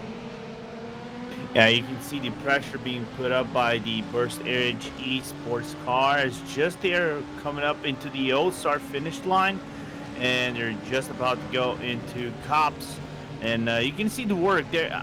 I'm very curious, how much of a you can answer this question to me, even the dirty air can get into effect, especially under these wet conditions. How much of a problematic drive can you get if you're trying to reach one of those cars, as Rory, I think, just caught up with one of the Speedy Mice cars just coming out of Chapel, and that might hinder his performance a little bit, as both cars just make quick work out of that Speedy Mice. Yeah, they do indeed. Well, I don't think that dirty air is going to be playing too much of a factor here in the LMP2s. It's not like an open wheeler where the aerodynamic wash is really bad. The prototype's obviously a little bit more affected by it than or they throw a little bit more dirty air up than those GTs around. So when they're following GTEs, I don't think it's a problem at all. When they're following each other, maybe it's a little bit of a factor, but in the wet weather conditions where the cornering speeds are lower anyway, I think it's still okay. Yeah, I don't think that's playing too much of a factor, especially when Siebel has got the kind of pace advantage he has at the moment. He's just struggling to get through, though. That track position is important. You can see the amount of cars in the way. Another couple of GT cars. Now Siebel goes to the outside as they approach one of the Speedy Mites. round the outside through 3, gets in the inside for 4. I think that's and this Rory's could be undoing. the one. They're still side by side though, and the Nitro Velix car is going to be able to get the exit, but Siebel has finally made this move stick. He's up the inside of a GT into Aintree, and now it looks like he's going to get overtaken, repassed by McDuff. Down to the outside goes the American, but nothing doing there for him. Finally, Siebel makes his way through. And great move from Siebel. Now there's the Butler Powell Corvette just right ahead of him into Lowfield, and there's nearly car contact, just getting too close to one another, and there goes Siebel. He's going to go clear once and for all from that Butler Powell, and now it's going to be all on Rory. I don't think he has tires enough to make the clear work and make that a overtake and regain the position. I don't think that is possible, but Siebel with due patience and just working the traffic to his advantage. I think that was Rory McDuff's doing when they came into Village and then the loop, just staying right ahead behind the other Ferrari, and just gave Siebel that room to work with on the exit of the loop. Yeah, it's all just calming down there with Siebel and McDuff. Siebel, though, in that pass has lost 7 seconds to Peo Pev, who's got up the road now. Yeah, Siebel was really catching Pev, and he had him in sight at just 2 seconds, but now it's out to 6.5. He's bringing it down already. You can just see the tyres on that Burst Edge Esports car really working out for him at this stage. Last came into the pit lane on lap 48 and is doing roughly 24 lap stints, 25, 26 maybe. So he's still going to be out there for another 10 laps at the very least. So we've got to wait a little bit more time for LMP2 pit stops. However, in the hypercar class, pit stops are not that far away. And an interesting note about the hypercar class, order has kind of been restored. The top 8 are now hypercars, which I wasn't really expecting to see at the start of the day. And that's a big change to what was in qualifying. The Varga sim racing car, which is now 17th overall, was in 2nd place. It's been a remarkable turnaround. Yeah, I think this has been a very interesting scenario, because I think we've seen that this on the previous season, where the LMP2 cars kind of overpower the hypercars when it comes down to rain. They have more grip and aerodynamics. The hypercars actually overperform on straights and what else. But other than that, it's more due to the LMP2 cars being more capable to drive on the rain than in the hypercars.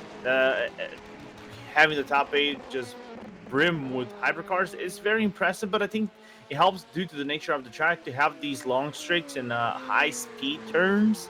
That it kind of helps a little bit hypercar more and allows them to not lose so much time in comparison to the LMP2. So it is surprising, but I'm not going to say it's fully surprising as well. Yeah, if it rains at the likes of the NOLA Motorsports Park, then the hypercars really are in trouble. There's no high-speed corners in sight, almost. Well, there's one straight, but it's short and not very sweet either for the hypercars anyway. So that is going to be a difficult one for them if they indeed do. If it does rain there, that's on the 16th of January, round 4, after the Nürburgring and Imola 6-hour races, which are coming up in the next 2 months. Obviously, the first Saturday of each month, I believe. Well, actually, that's not true, but ignore me. But 14th of November, 12th of December will be at Nürburgring and Imola, respectively. But back to this race, 8 hours at Silverstone, just a little bit longer than normal. And finally now, the hypercars begin to trickle into the pit lane. Timotej Andoneski goes into the stops now from 4th place. And so the strategy ball, the strategy dice, is kind of rolling again here now. And it's going to be interesting to see what's going to happen at the front, especially with Schoenfleet, because ever since that spin, he has been dropping back from Mohamed Patel.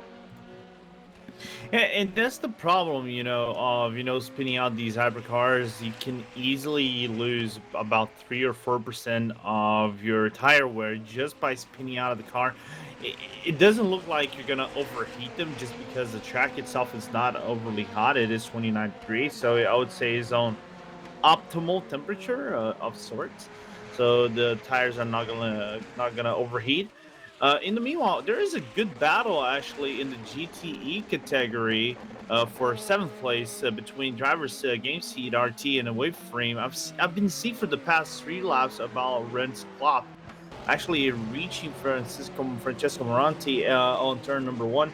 And I can definitely see Rens actually being able to overtake because Moranti hasn't done a good pace on these previous 2 laps. Yeah, 28th overall is this battle. Number 99, Waveframe, Renz Klopp trying to make his way through. That's not the Waveframe car that sat on the pole position for this race. Yep. That's his teammate, who is about 18 seconds behind. Andrea Bichelli still driving that car. But it's the sister car trying to make its way into 7th place at the moment, pulling to the outside now. Oh no, sorry, that's Morante just defending ever so slightly, even where there was no real need. So leaders in Hypercar are coming in, but battles in GTE are continuing, and this is the kind of thing we saw at last season. Down the inside goes Klopp. He just got the superior grip there, just drove around the inside through Luffield. That was very impressive. That was very impressive, and Moranti just trying to actually try to take it back, applying some small pressure into Klopp, but doesn't have enough car to actually make that overtake. And meanwhile, while we were seeing this, RVG Esports and the Jonah Lacey cars are both in the pits right now. So both the leader and P2 in the hypercar, respectively, are into the pits. So Arne Schumbliet takes the leader once again, takes the lead of the race once again, and then Wanako just follows behind about 31 seconds, but takes second position out of RVG and Jonah Lacey Esports. Yeah, so we'll see whether there's going to be tyres involved there. We presume that there are going to be, as they've been into the pit lane for quite a long time now, so it looks like it is tyres for those 2 cars. Renz Klopp, though, is now starting to pull away from Francesco Morante after that move. Still, as the 17 also comes into the pit lane, Yunus Ravio in the 17 Zancho car. Normally a GT driver is Yunus, but getting used to the prototypes now, and that's a big difference to be making when you're having to lap all of these cars lap after lap after lap. It's way different to being lapped by the prototypes yourself. Yeah, and let's not forget that Yunus is one of the champions out of the GTE category when he drove for Zancho last season. So having that upgrade, I know that Yunus is a very fast driver and he can basically drive anything quite fast. And I was talking to some drivers. There was some uncertainty around Yunus Ravio and his car, but apparently all my answers have been cleared so far. He's doing quite well, to be very honest with you. Yeah, he's up there in, well, he was up there in 7th place. He might fall back down behind Henry Cynic now, and maybe even some of the LMP2 cars as well because of this pit stop cycle. But the hypercars definitely rising to the fore as we're used to seeing. Some driver changes also happening out there on the circuit right now. RG Esports have swapped. Now Yuri Kazdorp is driving. Jordi Zvires is in the John Lacey Esports number 6 as well, as Boyan Milan comes into the pit lane for the Wanako crew. We'll see who he changes off for, even if there is indeed a driver change after 2 hours and 20 minutes. Maybe even a little bit early for driver swaps. However, it's because it's only an 8-hour race, but it's an 8-hour race, and 2 hours 20 of driving at this intensity is very difficult indeed. So I think some of these guys will be quite glad to be getting out the car actually.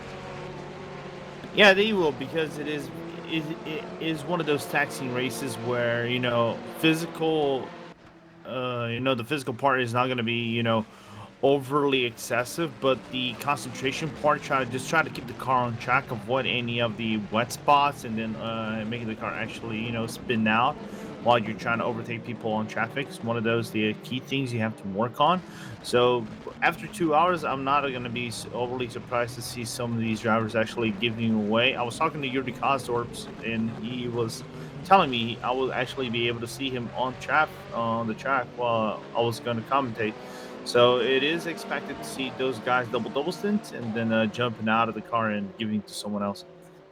We're still following Renz Klopp out there at the moment. He's closing on David Greco, who's now got into the Musto GD Esports number 53, and he's closing in on Dennis Duna because Sim Racing for Holland have managed to jump Musto GD Esports in that cycle as somebody is off to the right hand side going down towards turn 3. Don't know who that is or what that's actually. That's Ground Effect, who have had the most miserable day you could possibly imagine. But Arne Junvliet is into the pit lane now from the lead of the race, and Ren's Club, as we were just looking in there, pushing cars through Aintree, as Schumfleet now is into the pit lane. Jerome Quickle might even take the lead of the race here, but we're expecting Kasdorp and Zwias to cycle back to the front.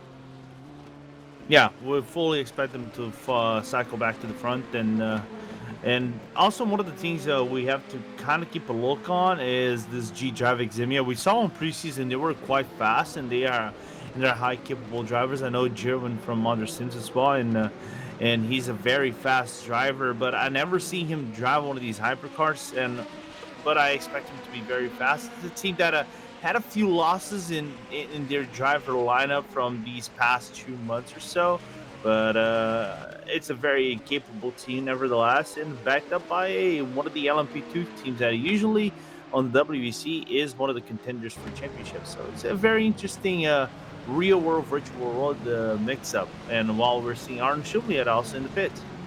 He is indeed. Let's see how long this pit stop is. Kasdorp is just involved in a couple of cars at the moment.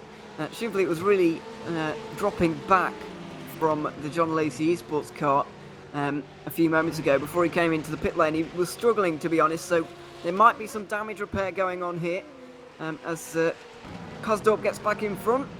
We're expecting Zwias to do the same now for John Lacey, but we'll see. And he does indeed. So Schumfleet's still into the pit lane, still standing there for Ajira. We'll see if there's a driver swap going on, but Nick De Silva gets in. There you go, Nick De Silva, Speedy Mike driver last season, Ajira driver this season now is the Australian, and he is now into that car. He's got to have probably taken tyres as well, maybe, but I thought that because of the way that Schumfleet dropped off towards the end of that stint, that actually there might have been a bit of damage involved there, because he did have a bit of an incident towards the end of his stint.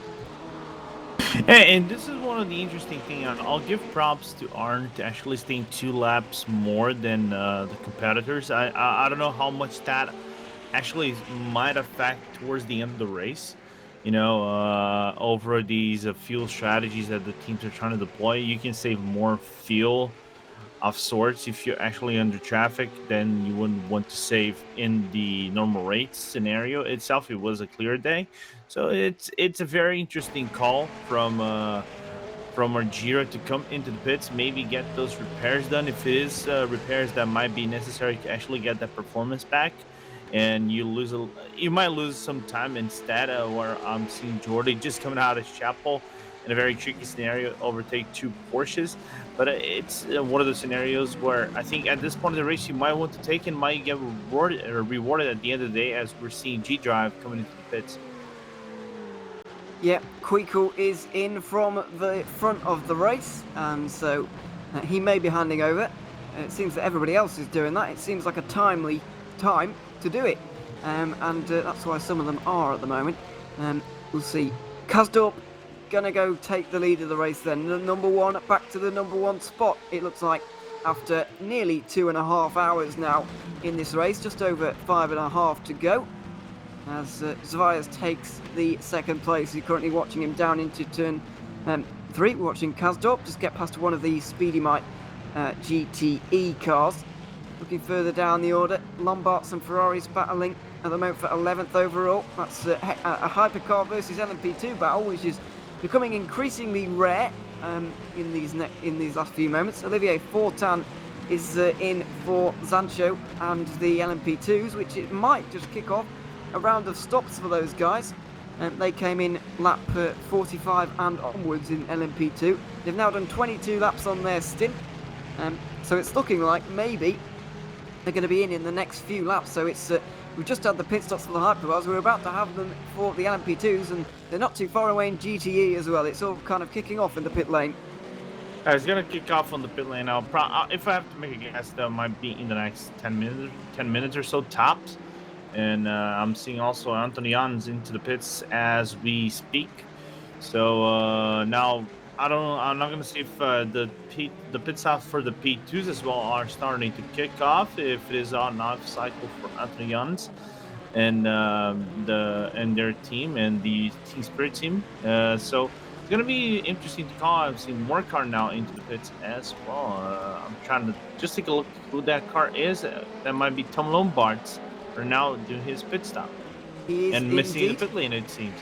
Oh, that's not good news for him. And the rookie Monsters 37. Yeah, just dropping down the order now behind Varga, who've got Yuri Toman now driving. Going pretty quickly is Yuri Toman, actually. 2 minutes 3.9. Faster than all of the LMP2s on the last lap. So, yeah, Toman is... oh, there's a big spin now on the circuit. Oh, João Pitas is involved. Dear, oh dear. Wasn't quite watching that one live with everybody at home, but number 50 in 19th overall has come unstuck. I believe that might have been involved with Olivier Fortin there, but a big spin and not a place you want to be having such an accident. Definitely not. You're having a spin just in between in between Maggots and Beckett's right on the mid apex between both corners, and imagine if you have cars that are trying to go into that section and you try to take it flat out. If this was a dry track, that probably would have been a crash, multiple car crash, because you're just coming fast, nearly flat out fourth to third gear when you head into Chapel, maybe. But since you're in rain, you try to take that line more cautiously. You really don't want to go over the curbs. But luckily for Pitais, he's still alive and well, and the car seems undamaged whatsoever, unbelievably. Yeah, that's very lucky for Pitais, if that is the case. Looks like it is. Let's get a replay of it then. Into Magnus and Beckett's we go. They go side by side, actually. It was Fortin versus Pitais, and Fortin just goes a little bit wide through the Maggots Park, gets himself on the grass, drifts up in towards the Burst Esport car. Not really sure how to call that one, but Lewis said it earlier on, you don't need to be going side by side through Maggots and Beckett's in an endurance race like this, with this amount of time remaining. Yeah, I was gonna ask, and just taking a quick look, was that the Waveframe leader car? I was gonna say the leader car or the second place that was just going by, and now probably we're seeing the battle for 27th place between David Greco and Ren's Club. Ren's just having a really good stint this far, just charging any place he actually can charge. Yeah, he's flying at the moment in that Ferrari. Trying to maybe get down the inside into Magnus and Beckett's. Not quite, as they all stack up. That's the battle in behind. Is that the leading battle maybe in LMP2 just behind? No, not quite. Siebel has got a way to go. But there are hypercars and LMP2 cars getting involved in this battle. Peopev is actually in the background, so he's going to get onto these 5-6 cars. The hypercars chosen an interesting line for the outside. He's been onto the grass almost. He's got two wheels on. As Greco doesn't know which way to go at the moment. There's cars flying left and right. And fortunately, everybody's been able to keep it on the straight and narrow. Greco put wide. There's a big slide for Klopp as well. All going on in this battle. The two leaders are about to come through as well. Yeah, you can see Klopp's car just losing the back, and maybe the traction control saved a little bit. Klopp's car in between Stowe right there, but allowed the LMP2 to go by, losing a few tenths in the process. Luckily for him, Greco wasn't so lucky with the traffic either, just having that LMP2 overtake him over Vale, and now both drivers basically still on that stalemate for position number 6. I was going to say P6 within the category, but I'll still say Klopp might have the upper edge against Greco, as Klopp's try to look for the in and out and in the line coming out of the loop. He does indeed try to get in the slipstream as Siebel and Pave are both into the pit lane in the lead in LMP2. That's going to all change around, and there might be some driver stops there, although Siebel is pretty fresh in that car. Arisi also into the pit lane for Waveframe, as João Peixe and Olivier Fortin continue their battle in LMP2. Yeah. This is for 18th overall. These two came to blows earlier on, and that could change things around, as Alex Siebel had jumped Peopev in the pit lane. So Burst Edge Esports are now in front. Yeah, after a few moves, actually, Peopev just getting jumped, and good job from them. Meanwhile, David Mrocek taking control of the LMP2 car of one of the Burst teams. and now I was just seeing one more driver in the pit lane. But in the meanwhile, while we were watching this battle, Ren's actually managed to overtake David Greco just about Bluefield. So good job, by the way, frame driver charging and now getting P6. It is still a long ways back from Sim Racing Holland, about 7 seconds away from Dennis Duma, but from the looks of it, Ren's got the pace and he can actually reach that Sim Racing for Holland car. Yeah, absolutely. So maybe he can close that margin in. What is the gap? 7 seconds right now to Dennis Duna. D'Amelio and Mikhail are in to the pit lane in GTE. So this changes things once again. The GTE pit stops have begun on schedule on lap 66. But Ilias Fernandez, as he did in the first stint, has been able to go an extra lap. This means that he should be able to do an extra 2 on this lap because he's been going an extra lap each time. Yeah, this is one of the key things for GTEs. You can go right around the hour for your stint. That would be basically the golden mark. You don't have to go for any possible splash and dashes. Again, you can save fuel because it is rainy, and you can actually ease off the gas. Whereas in a more dry track, you basically not going to have any fuel saving. You're basically going to save fuel under draft or maybe under traffic conditions. But for rain, it's easier for you to save. So that hour mark becomes more realistic. You can go over the hour if you're actually lucky. So some of these teams are going maybe over the hour. I'm starting to see a good perspective out of them. They can maybe jump up 1 or 2 positions by the final 2 hours. Yeah, quite possibly. It's looking good for those guys at the moment. So Henry Jury's got into the 73 Rookie Monsters car. That car's been in. And Nigel Velix, Christian Mikel, still into the pit lane, still stationary. So clearly tyres going onto that car.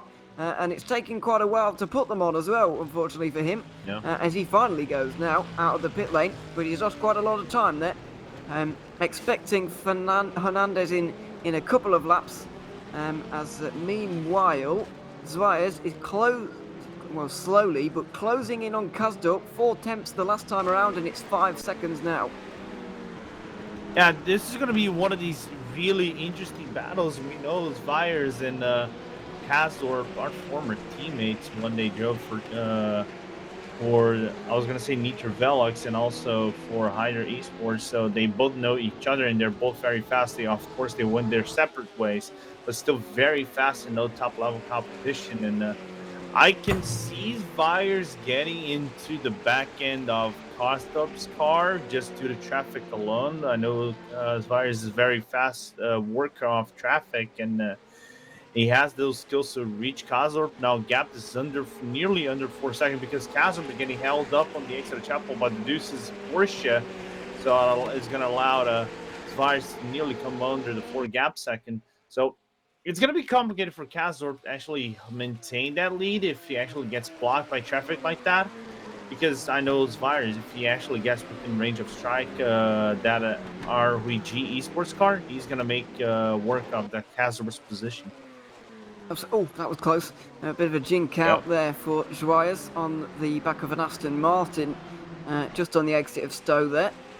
Closing in all the while is Zwiers. So these guys are going to come over the line now for ROG Esports. Kazdorp's lap time, what is it going to be?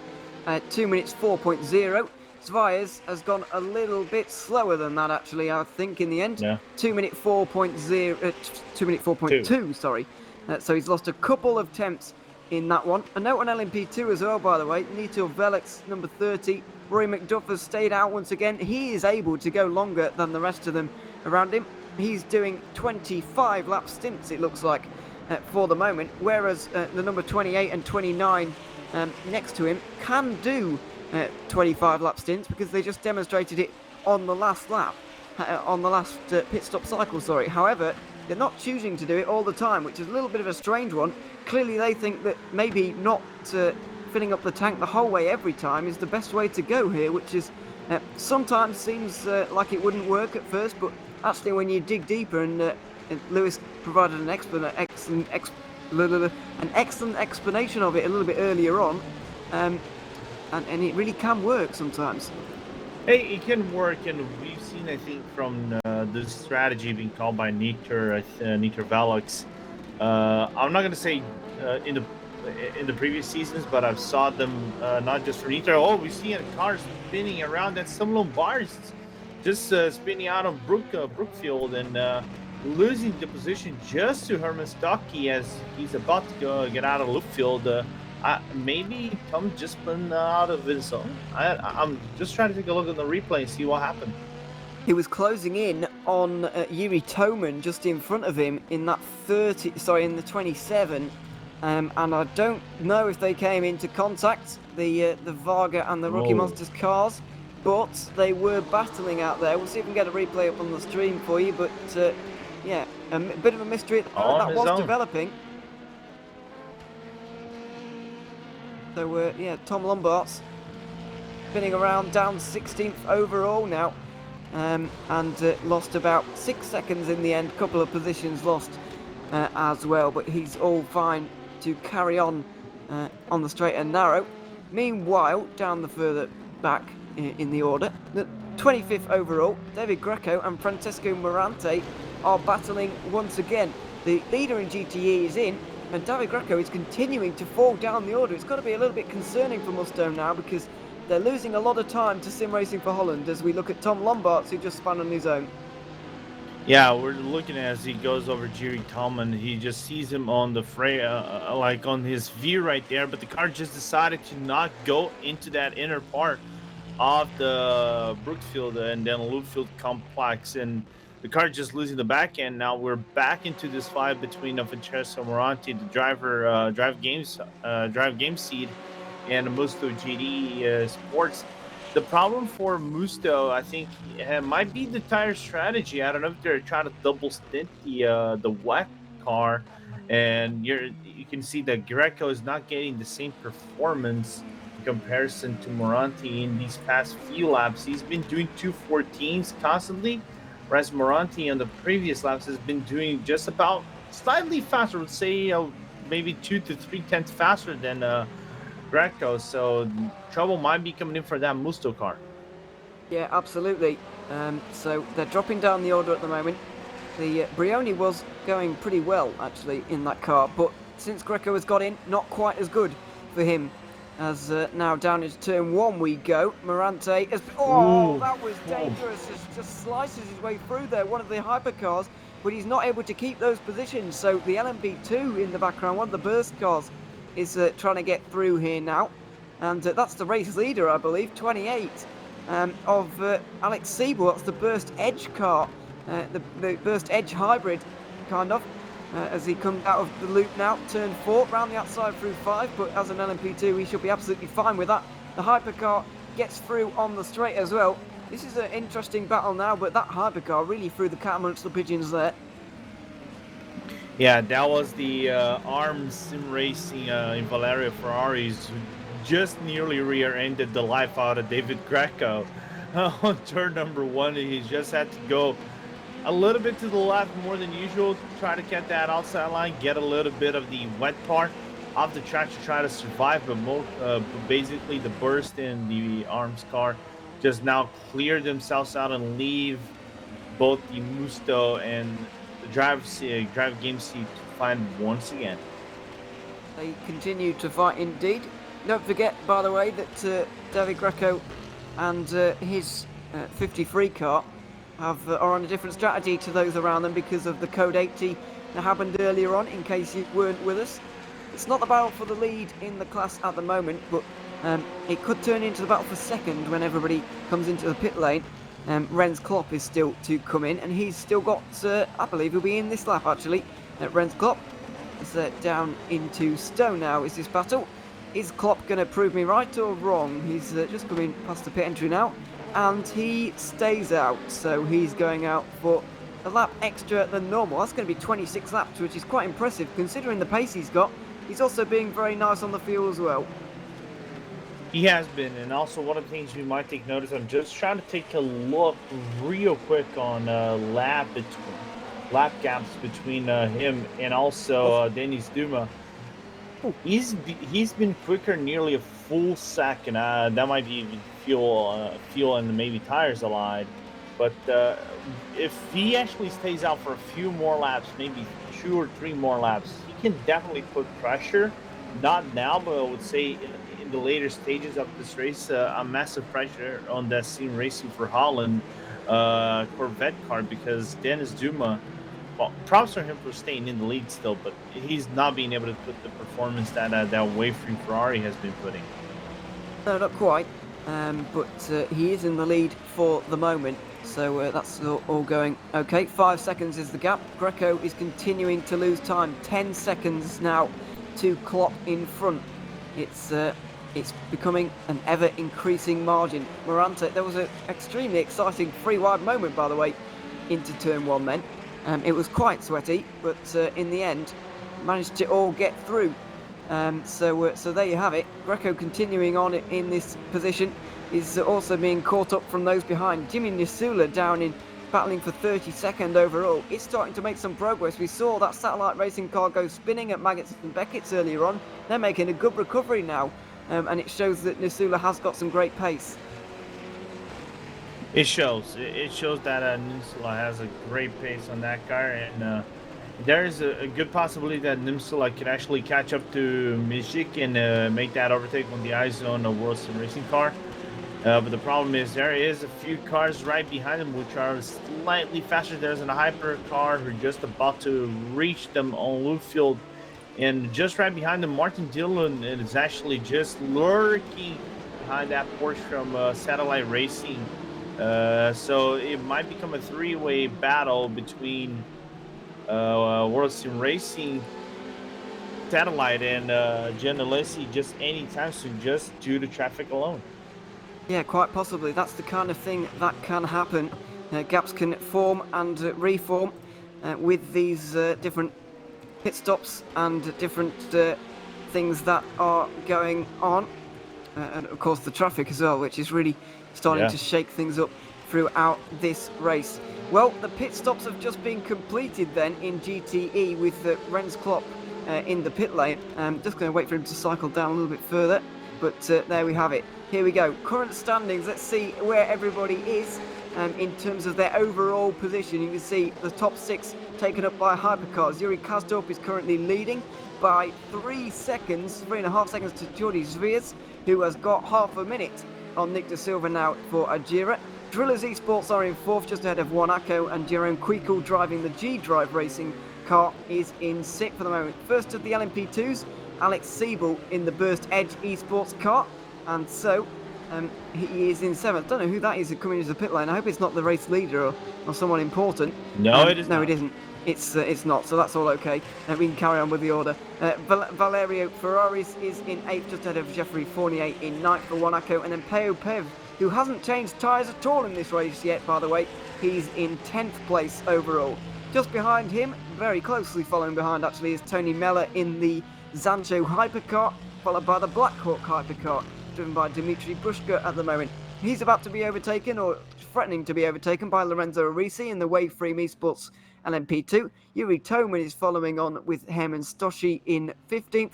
Tom Lombards, who went for that spin a moment ago, is in 16th, ahead of Olivier Fortan and Juan Carlos Fernandez, in 18th. Then the 2 Burst Esport LMP2s round off the top 20, with Zhao Pitesh and David Mrochek in the top 20. Then Jerome Liang, I'm not even going to try and pronounce that name actually, it's probably French and I'll butcher it. So he's 21st anyway for Team Spirit Racing. Dennis Duna is 22nd, just ahead of David Greco. And that is a legitimate battle. 15 seconds separates them, and then Francesco Morante is following on in for Drive Seat Gaming. Wave Free Esports, Andrea Richelli has done a great recovery from the pole position and the drive-through. He's now 4th, showing the pace that he has. Daniel Serra is in 26th, ahead of Renz Klopp. Mikhail Fulcher in the Juices Motorsport car is in 28th. And Alejandro Lopez Arona is still driving that Volante Sim Racing number, or in 29th, Henry Jury is in 30th for Rookie Monsters. In 31st, we've got Blackhawk just ahead of Wow, that's a difficult name. There's a lot of consonants stuck together there for me, and I don't quite know how to say it, but there you have it. 32nd for them. Jimmy Nasula, 33rd, ahead of Martin Darlin. They're engrossed in a bit of a battle, by the way, at the moment. Turka Hakkinen for Naito Velex is 35th. Tim Neuendorf is in 36th. Two Speedy Mike cars are next, followed by Ramada, and then in 40th, Alvaro Martinez in the in another Porsche in GTE. Then to round off the update here with the final four cars, you've got Zancho, who've had a pretty terrible day. Goran Djordjevic currently driving for him. Mikhail Sedlacek about a minute and a half down on him. Then Car number Motorsport, 68, you need 75. to pits. You have a lot of ping, or high ping. Yeah, there's some serious action issues, as you can see, going on at the moment with one of the cars. And then to complete the update, Grand Effect Sim Racing in 44th. There's the whole order for you. Excuse me, so that took a bit long, but yeah, connection issues not good out there at the moment, Lorenzo. Somebody is clearly struggling just a little bit. Yeah, I know there's some of the struggles, and one of the key things you really don't have is a guy that is blinking or is having pinging issues where you're trying to overlap him in between some of the turns. And imagine you're trying to go in a head-to-head battle. Oh, who's that LMP2 who's trying to get by the satellite racing, but actually got caught in the process because both cars actually pretty much look the same. So they're trying to play visual tricks over here on the commentator. So that is the Nitro Velox also just making quick work as they are about to reach the Stowe turn, and the Satellite 264 car just, trying to get close to Nuno Enriquez. I was going to say that's Nuno Enriquez, but no, that is actually a back marker right ahead of Ian Pfeiffer, maybe. Yeah, it's all pretty messy out there at the moment. Lots of cars strewn across all over the road, to be honest. And so it's chaos out there. The gap for the lead of the race is coming down. Jordi Zvai is still making progress. It's under 3 seconds for the first time I can remember for quite a long time. The battles in GTE are not calming down either.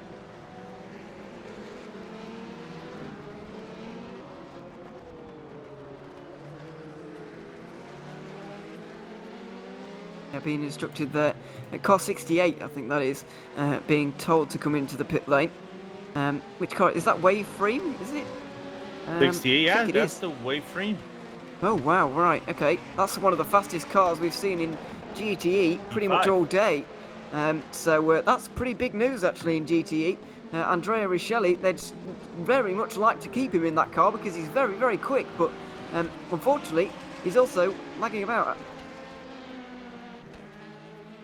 In the meanwhile, in the GT field, there's also that battle between Moranti and Greco is reignited once again because they're both going head to head right now on the exit of Chapel. No traffic whatsoever, no faster cars in between them. So right now it's all head to head between Moranti and Greco as they're just about to go to the hangar straight. Yeah, they have. Going towards Stowe now. Let's see if there's any moves here, but it doesn't look like there is going to be for now. Just too far back. Approaching 3 hours done in this race, by the way, and just over 5 hours and 10 minutes remaining in this race. And 8 hours here at Silverstone. Been going very well so far. Very exciting stuff, as always, in the Virtual Endurance Championship. But now things are getting a little bit more strategic, and things are just starting to come together a little bit. Strategy is forming, and then it's all going to converge at the end as it generally accordions back together again towards the end of an endurance race. Just waiting to see whether the 68 is going to come into the pit lane here. Andrea Richelli, the Italian driver for Waveframe, caught in a bit of a traffic jam actually at Stowe. Does he come into the pit lane? He does indeed, and that is going to be a driver swap for those guys for the first time in the race. Yeah, Waveframe just getting into the pits right now, and Richelli just getting that breather for the team. I think that's the thing that they really don't want, having those forced driver swaps. But, this is what I like to call the marvelous world of sim racing. Things like that can happen, so we cannot blame the driver 100%. These technical issues can happen anytime. It happened to me before. It might happen to you, Ewan. So yeah, it is one of the things we just kind of have to stay patient and work the things out during the race, and be patient with it. We're still seeing this battle between Moranti and Greco, and that lead gap between Kazarp and Zviers. This is one of the tricky things because we know that both drivers are being quick. The thing is, Kazarp is just not getting that luck of the draw on traffic. That's the thing that is allowing Jordi to actually get closer and closer, bit by bit, and applying pressure on the RVG esports driver. Yeah, indeed. It's just fluctuating really at the moment, and there's a real top two forming at the front of the race here with RHG and John Lacey. They just complete lap number 81, and we're going to get. Oh, I was going to try. I didn't remember to try and calculate how many laps there were going to be at 2 hours, so I'm going to have to wait for 4 hours now, because well, I could do 3, I guess, but we'll just wait a few more. Don't 9 more minutes. But I'll get the calculator out in a moment. And then I'll try and figure out how many laps I think we're going to get in this race. But it looks like at this point it is going to be over 200, which is quite a long time for these guys. Obviously, 24 hours is what the maximum that these guys will be doing at the end of the year at Le Mans. But 8 hours around Silverstone is plenty of racing. And remarkably, I don't want to curse anyone with this, but remarkably, everybody is still in the race. Yeah, that's one of the key, one of the impressive things, of these kind of races where we normally see one of the drivers that is the P4 oddity. That's the Varga just putting door to door between Nitro Velux. Oh God, that is nearly close, because that is actually a battle for P2 as well, and between the Nitro Velux and Verga, and Vargas racing, just getting the position back out of Stokie, but they're still side to side, and the problem was Moranti just getting the short straw in this battle, and you can see Stocky once again that they make clear field out of the muscle car, but the battle also reignited between Varga and Nitro for P4 in the LMP2 class. Yeah, absolutely. 14th overall, this battle going on, and we saw a great drive earlier on from Rory McDuff in that Nitro Velux car, but now it's Stocky's turn, and he's making good use of it for the moment. He's closing in on Yuri Toman, who's driving the Varga sim racing car as it stands. But we actually have another battle going on for 10th overall with Butler, Pal and Zancho. They're in different categories of car, LMHC and LMP2. But it's Tony Meller currently we're following along with in the Zancho car. Let's hear a little bit about what he had to say before the start of this season and this race. How did your team come to be?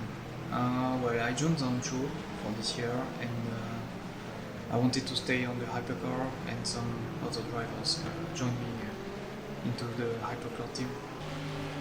What previous experience do you have in VEC and in endurance racing in general? I started with the Virtual Le Mans series 3 or 4 years ago. Before that, I did some endurance races in the rFactor, but a long time. And then I went to the LMP3 class in season 11 for Race Clutch. We won the championship that year, and then we went into the hypercar class, and then I also participated in the 24 hours of Le Mans, the virtual 24 hours of Le Mans, with the team Fondation Princesse Charlène de Monaco, with teammates such as Felipe Massa, Giancarlo Fisichella, and Francesco Castellucci, and we finished P8 in that race, and that's pretty much my experience in endurance racing. What are your expectations of S13? Well, I expect it to be quite close because there are a lot of very good teams in hypercar. I hope that we can battle for podiums, something like that. Is there one specific race you are targeting or thinking it on a one-to-one basis? One-to-one basis, really, apart from maybe the 24 hours of Le Mans, because it's the big race and it's double points. Other than that, it's just one-to-one basis, really. There you have it, Tony Meller driving the Zancho hypercar at the moment, just getting lapped actually as we were watching him, not going up positions while on those interviews like everybody else it seems, but being lapped by the number one RH Esports car, which is still leading, but we do have battles going on all over the place, to be honest. 5th place overall is our next port of call with Wanako and G-Drive battling it out. Barkley versus Quickle as they go through Mangas and Beckett's. There's traffic involved in it as well. Yeah, that might not help one bit the Wanako car. As they come out of Chapel, Barkley had to back off the gas, and the car just decided to, get under the wet part a little bit, and they're clearly 3 wide under the hanger straight, but that allows Jero and Quico to look for that inside line into Stowe. It is not going to be room enough for Stowe, but then Nico decides to actually slide the car on the bit on the outside, and that brings Quico once again. Yeah, he's going to switch to the inside now, as he just brakes a little bit earlier, but he forces Barkley to go a tiny bit defensive through the chicane, and now maybe Quico can get a better exit. It's not a bad one, but there's no real braking zone coming up here at turn 1. It's a really committed corner, this one, in the hypercar. Not quite flat out, especially in the wet weather. It's much more challenging than you might think. And so you do lose that bit of time through 1 and 2, and then by the time you've got to 3, by the time you've got to your opportunity, you really can't get up the inside anymore. And so Quickle is going to have to wait again, but that is where the move is going to happen, it looks like.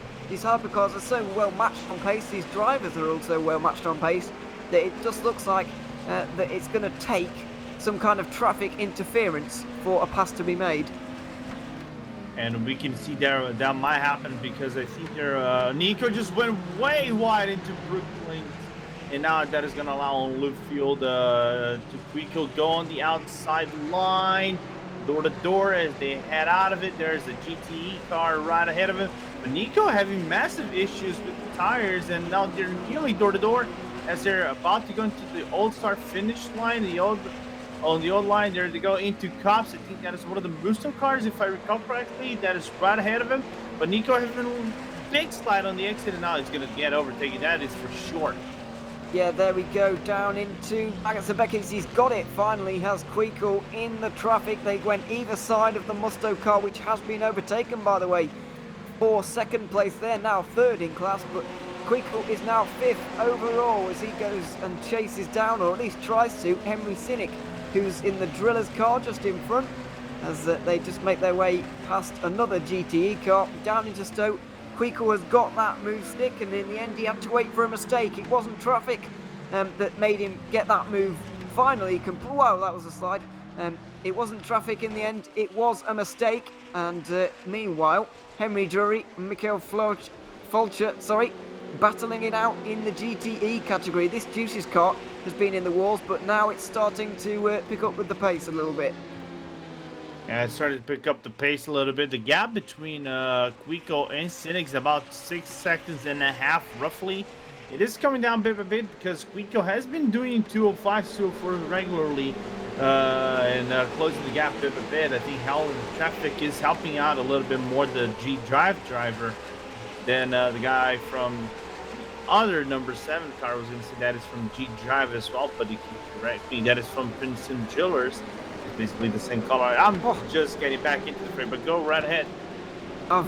Well, dived down the inside, Henry Dury there, but he couldn't pull it up in time into Stowe. He went wide and he lost the place again. So it's as you were really in this battle for 27th overall.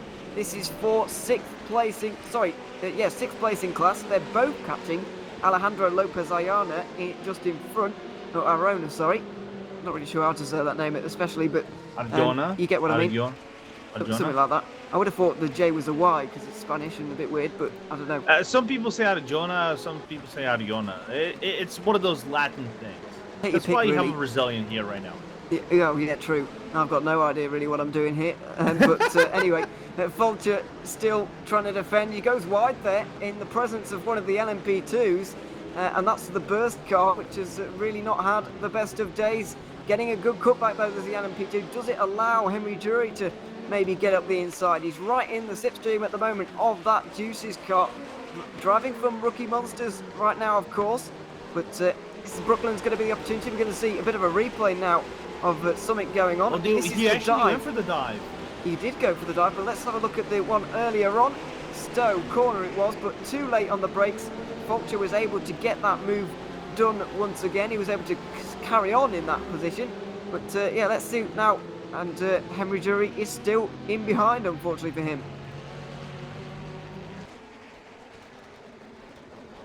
So we're just completing 3 hours, as you just saw at the top of the screen. 5 hours remaining. Where's the leader?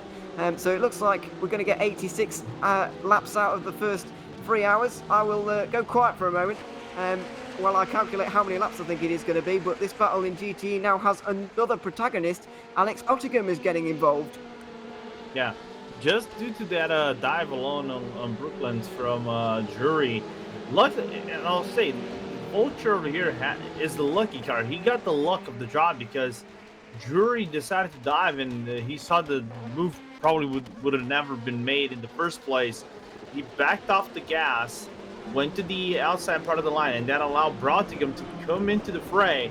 And the problem is he just spent so much tires, and I think on that rookie Monsters car that I don't see him holding the position to the GTE driver out of Broughtingham. Oh, look at Darland as well. Darland's right on the outside of Broughtingham. He's involved here. Look at this right now. We've got about 5 cars involved now.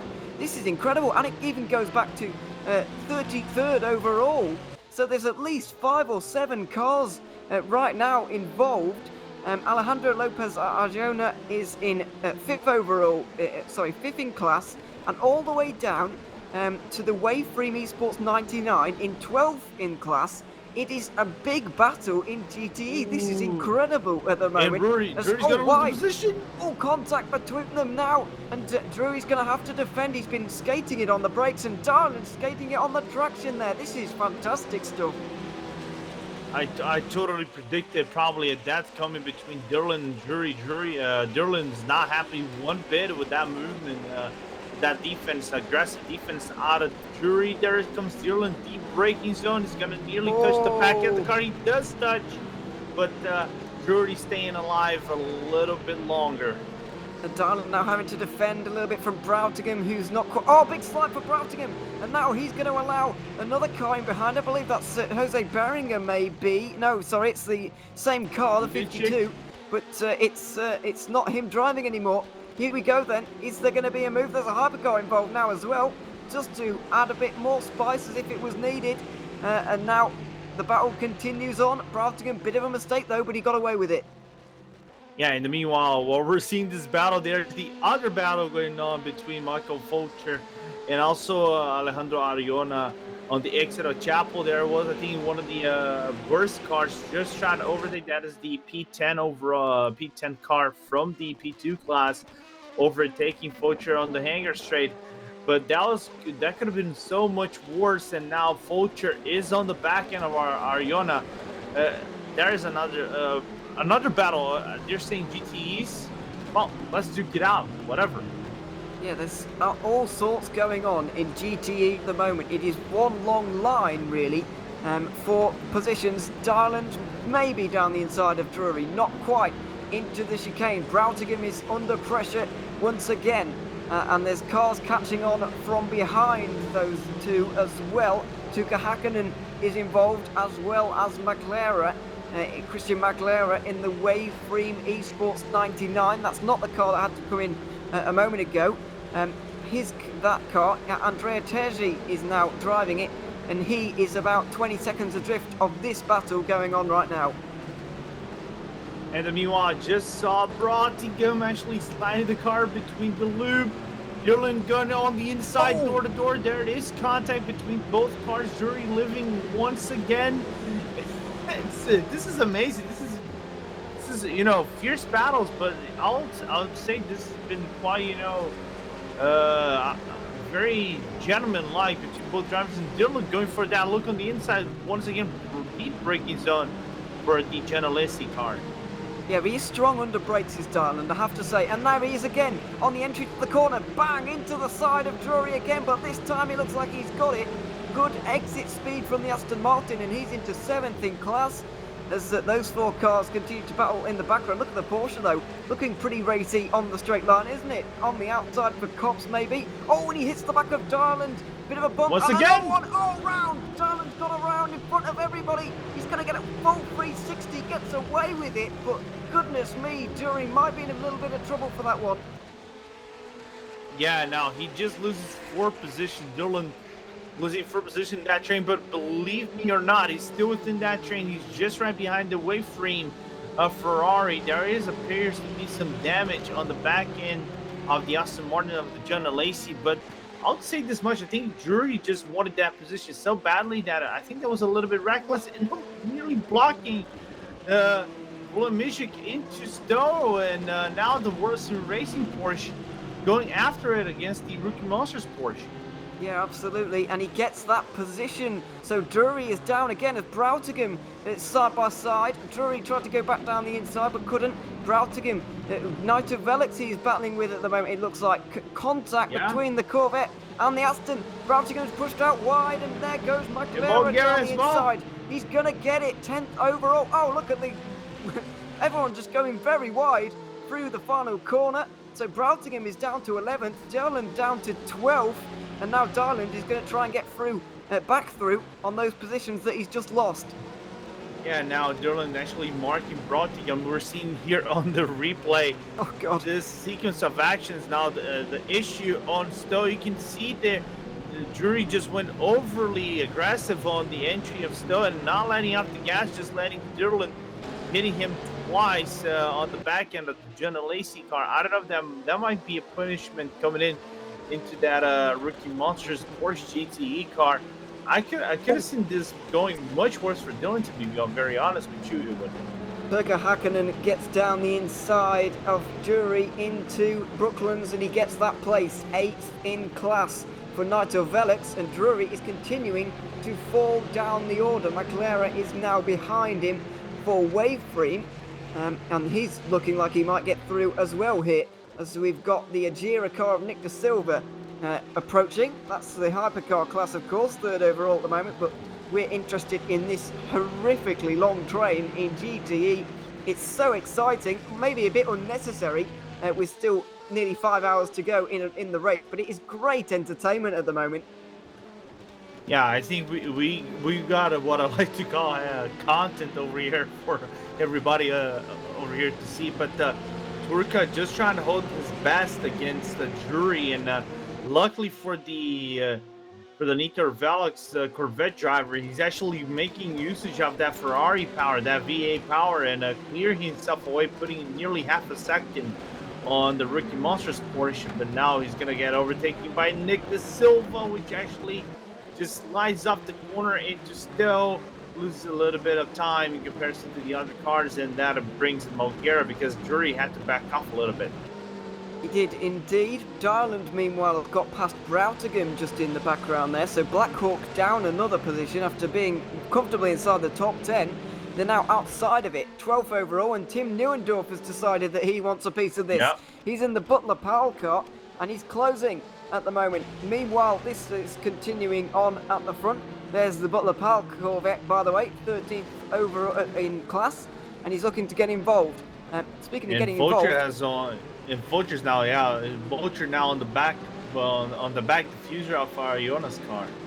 he is indeed. Is there going to be a move into Brooklands? Well, he looks a bit too far back for now, just Vulture, but he's closing with the slipstream of that Aston Martin punching a hole in the air for him. And now down into Brooklands, nothing doing for these guys as it continues on. It looks like it's slightly calmer than it was a moment ago in the main body of the pack. But this battle, the top 4 in this race realistically are getting away. There's 46 seconds between David Serra and Alejandro Lopez Arjona. But this is just a great battle to be involved in, and the battle for 5th is more fierce than the one for the lead of the race at the moment. Vulture tries to go to the outside through Cops, but he can't quite. Can he get the exit?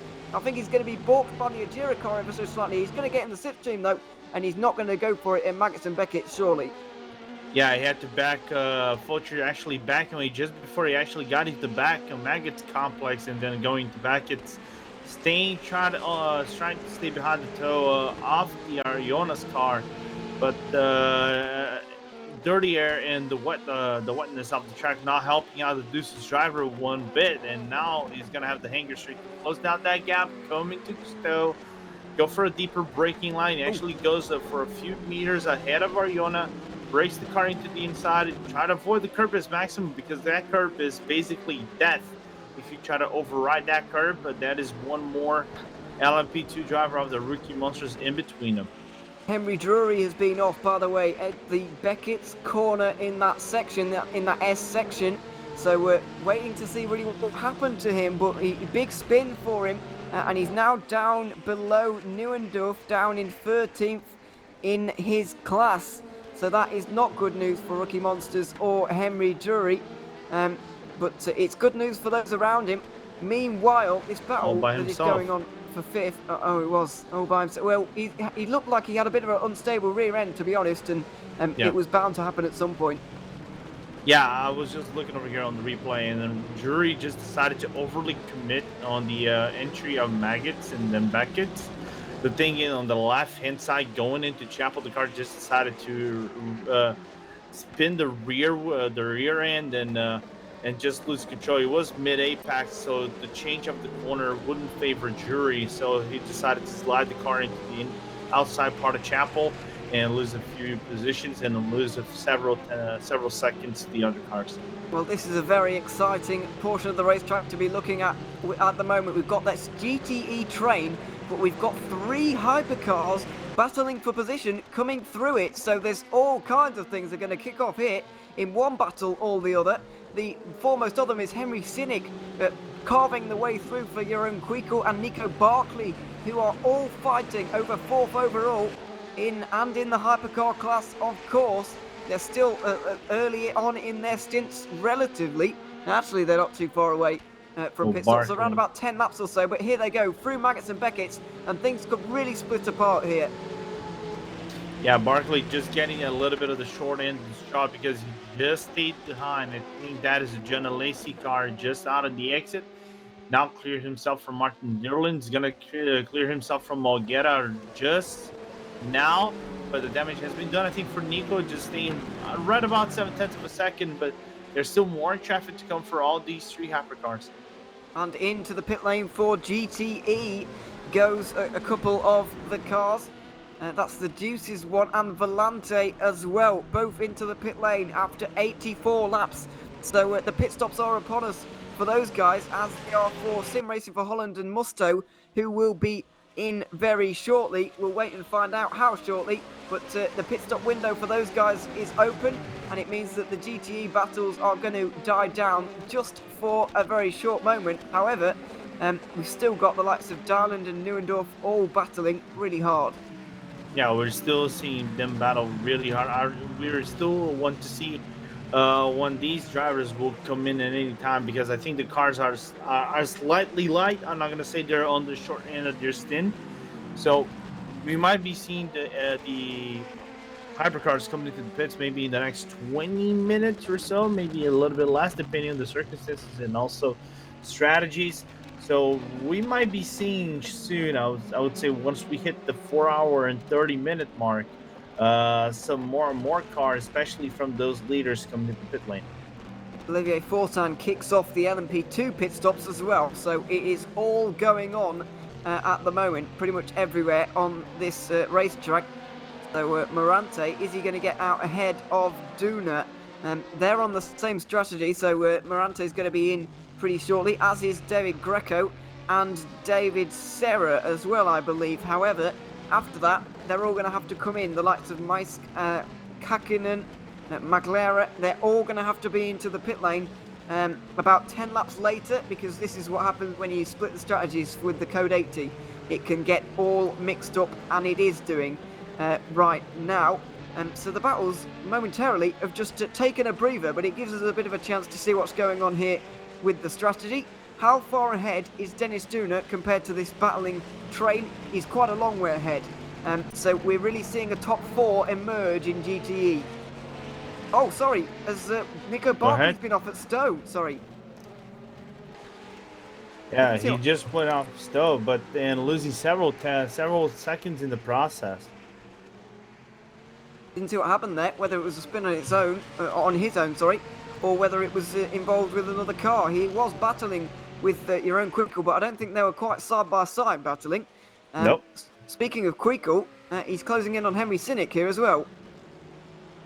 That gap is right around 0.3 of a second. There's the Vargas team racing the satellite on the exit of the loop. Door to door between Drillers and the G Drive. Quickle nearly touching door to door, and they're coming out of their tree. Oh! Massively off the road there for one of the battling Porsches. The 264 Satellite Racing had such a great start to the day, but massively off the road there in that battle. Interestingly, it was 3 wide out of the loop, and it doesn't often end well there. It's just too narrow. Yeah, it's basically a pincher curve. It isn't fully 90 degree turn. I would say, about 80 degrees on the left-hand side on the exit of the loop, and that didn't favor the Satellite. I don't know if this is on the fault of Satellite. He could have let Quickle go by. I think that was basically on the blind side of that Porsche of the Satellite Racing, unfortunately. Luckily for Pfeiffer, he actually kept the car on track, didn't go way wide off track. But luckily for Quickle as well, he didn't lose a lot of time in the process. No, that is lucky for him, and he's able to just continue applying the pressure to Henry Sinek. Here we go, with a bit of a replay now. Ian Pfeiffer is the Satellite Racing driver, and Quickle just backed out there. I think Quickle just let off the gas ever so slightly to make sure that he and Sinek didn't go side by side through Aintree at turn 5, because that was a smart thing to do. However, the Satellite Racing driver didn't think that he was going to do that, so he turned in like nobody was there, and unfortunately for him, there was. Yeah, this is one of those 50-50 incidents that you might call. You're the faster car. You want to be clear. I know Quickle is one of these prototype specialists, so he comes from prototype specialists in other sims. Then he comes into hypercars. It's basically the same thing. So I think he got a little bit confused over there. This is one of the turns you can get actually confused. It is, I would say, normal-ish. So unfortunately, I'm calling it a race incident from my perspective. Yeah, it didn't seem to be. I think it was a racing incident as well. Actually, if it was anybody's fault, I think it was Satellite Racing's fault, and they were the one disadvantaged anyway. So I don't think there will be anything needing to be done about that one. We'll wait and see though, because you never know. Tim Neuendorf then, 30th overall, fighting with Alex Browsingham in the Black Hawk Aston Martin. This is for, as I said, 29th overall, and it's for 8th in class. The battles in GTE just continuing to exhilarate us here. And Butler Powell actually having a solid day, thus far. Their LMP2 car, trying to battle for the win of this category, with Payopev going for the triple stint. If Lewis McGlade actually saw this correctly, they're going for the triple stint on their car. I think the only team who's actually triple stinting the tires over here in the LMP2 class and P2 at this current moment, whereas the GT, fluctuating between the top 10 and maybe top 5 depending on circumstances. Now Neuendorf on the full offense. He is indeed, as the race leader in GTE has been into the pit lane. Francesco Morante leaves. Well, he will do in a moment anyway. Still sat there stationary, so Dennis Duna retakes that podium spot in 3rd place. Neuendorf then, as we watch, not quite the best exit off of that corner there, so you might have to wait for another opportunity here, but also maybe not. He might go for this one. He's too far back though, far too far back, and he's actually being overtaken by what I assume is Nico Barkley in the One Acco. Yeah. No, or is it? Well, we'll find out. It's actually the other one. It's not Nico Barkley, it's the other One Acco. It's Jeffrey Fournier, who's not long been into the pit lane. I say not long, it's been about 10-20 minutes, but time tends to fly when you're up here watching the VEC, so yeah, it probably was about 10-20 minutes ago now. Either way, doesn't really matter. Battle for 4th place, continuing to close in. Sinek versus Quickle, but it looks like Quickle is kind of stuck behind the Driller's car at the moment. Yeah, I think there is the burst car right ahead of him. I don't know which one of those burst Turn on headlights, please. are. Headlights so the problem required. is So we just seen Jimmy Allison, our rFactor, just passed down one of the race orders to some of the teams, and now both Quico and Cynic just making clear usage. You can see the burst car just slowing down right in front of the Ferrari. That was scary, but that allows Quico to just go way too wide on the exit of Cops and had to back himself away to avoid the Kirby and then spin out the car. Yeah, he really had to slow down, not to get a cut track on the exit of the Cops Corner as well, by the way, which you can pick up pretty easily. I remember a few seasons ago, actually. I think it was, this must have been quite a very long time ago, but there were some very vicious anti-cut curbs on the exit of Cops to make sure that you don't go. They got absolute. I remember one particular occasion. Everyone was very controlled through Cops for that race, purely because they knew what was waiting for them on the outside of the corner. But one time, somebody got absolutely launched. I've got to remember for the life of me who it was or what car it was, but I just remember somebody getting launched into the crowd because of those anti-cut curbs. They're not a thing anymore, but the track cuts are, and that's what Quico was just avoiding there. Yeah, it's one of those tricky things because if you get three warnings, actually 3 cuts, you get that drive-through penalty, and especially we're not on the later stages where we're getting to that midway point where if we're nearly down 4 hours, it can get really complicated for you to make up that time if you get those penalties. And now I'm seeing the digital car in the X-Droids and Juan Carlos Fernandez doing his pit, also for the LMP2 car, P6 for his category. The only car in the pits, actually, correction, Team Neuendorf and Blackhawk are now also in the pits for the GTE class. They are indeed, wondering when the next cycle is supposed to. So these guys are still the ones who came in under the code 80 many hours ago, or about 3 hours ago now. So that is why they're pitting so early. The rest of them, the likes of Maisk, Hakkinen, McLaren, all of those guys. Oh yeah. Okay, so it's all going on at the moment. It's kind of hard to keep up with all three classes having to make, well, not the hypercars really, but two of the classes coming in at once. It's a busy pit lane and it's quite difficult to keep up with at the same time. Yeah, it's quite complicated, especially that you're imagining if you try to one of the slower cars. We're seeing now more cars into the pit lane. I think that is Caspian. I just saw Caspian and then Speedy Mike coming into the pit lane for their pit service. So I would say that even for the first time in my life, I actually got the pit cycles just based on hack calculations slightly right. I'm about 7 minutes-ish off my calculations, but 4 hours and a half left in this race roughly. That's what I predicted for the majority of the cars coming into the pits. Not bad. Thank you. It's a good effort from this point in the race. Things do get very difficult to predict at this stage in terms of the strategy. It just gets more and more difficult as the race wears on. The first stint is about all I can manage, to be honest. After that, I'm pretty lost, to be honest. But your own Quico now, as we're still watching this battle for 4th place in prototype in the overall standings as well. That is the Le Mans hypercars, I mean by that.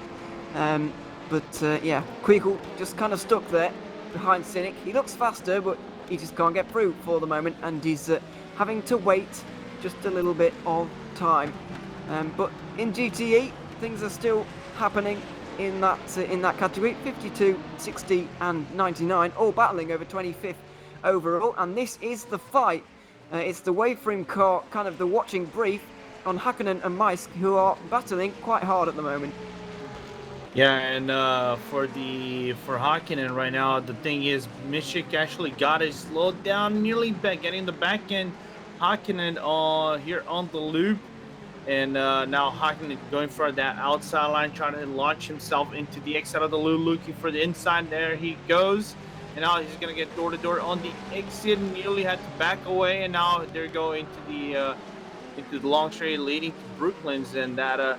I'm liking the pace out of that Corvette from Nitro Valix. I think Hakkinen just looked for the perfect time to actually make that move, and there he goes, Mishik off the track because he decided to go way too deep into the braking zone. Yeah, oh yeah, and McLaren is now maybe able to get 2 spots here because the Nitro Velix car driven by Hakkinen also went a little bit wide. So 3 different manufacturers and all taking vastly different lines through that corner. 2 of them weren't really the right one, especially the one by Maersk there, and he drops down to 27th overall. Meanwhile, the battle for 28th overall is absolutely raging with Henry Jury and Morante. Don't know if that was a little bit of contact between those two, maybe, but they're still side by side. Drury making contact on the rear of that Ferrari once again. A Drury, getting that dangerous, fine line between probably getting a penalty and. While there is no else, live but streaming, Jury, you need to slow down. You need to stop bumping into people.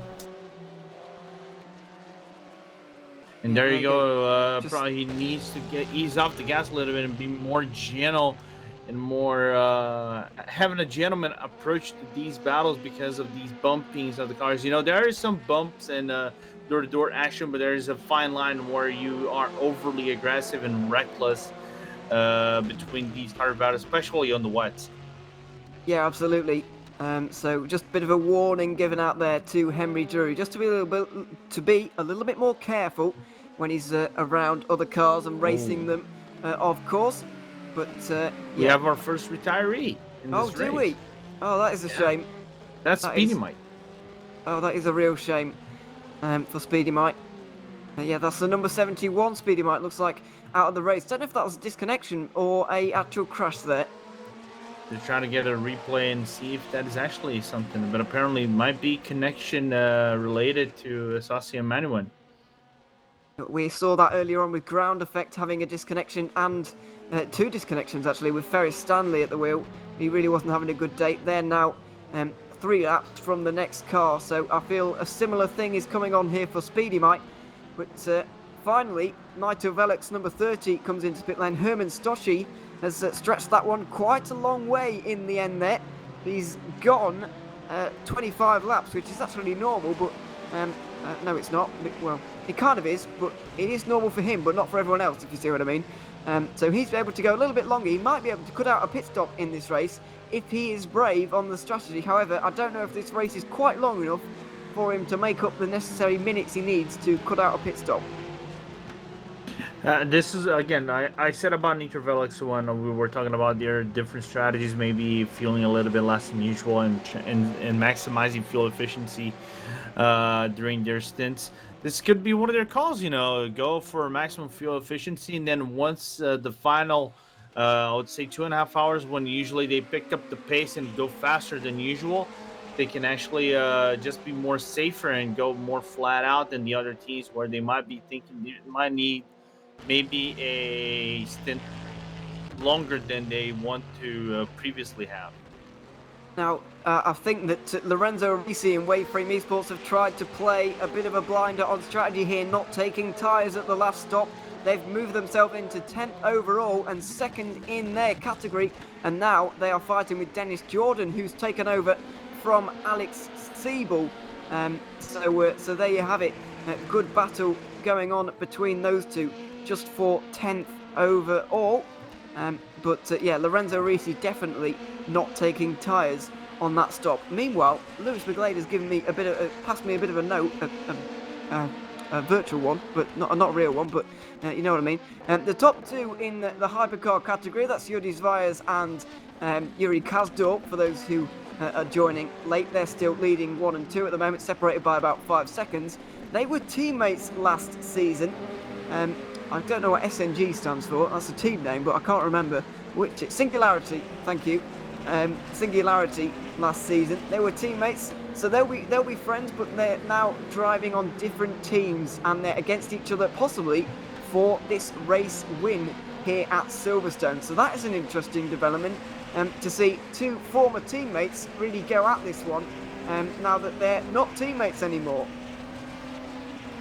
So we'll see how that develops over the race, as we got a brief yellow flag in Sector 3 there. Unsure as to who that was for, but nobody still stationary, so it looks like they've managed to get going once again. Battles in Hypercar continuing, battles in GT continuing, one for the lead of the race as well. David Greco is stretching this set of tyres and this tank of fuel an awfully long way. He's now done 36 laps on a tank of fuel, and that is 2 more than his previous best, and it's going to be 3 more at the end of this lap. So that might be why he's falling through the order so quickly. He might be saving fuel in this race just to, maybe cut out a pit stop. Not really sure. But those around him clearly not saving that much fuel, or saving any fuel at all, because the number 96, David Serra, is now right on the back of him for the lead of the GTE category. Remember, the 96 couldn't stop under that code 80, so they didn't get a free pit stop, whereas the Musto GD Esports Ferrari did. So that is why this is significant. Serra has closed in the gap on circuit, and now he is applying the pressure. He's going to be pitting next on lap 102 in 10 laps time, whereas David Greco is in any time now. As this will be his 37th lap, I suggest it might be this one. Previously, he's done 34 lap stints, and he's staying out a little bit longer this time. The rain's still lashing down, and a mistake from Greco. 3 wide as they head towards Maggots and Beckett's. Now the BMW looks like it's going to get through. He does indeed. David Serra now leads the GTE category ahead of David Greco in the Musto car.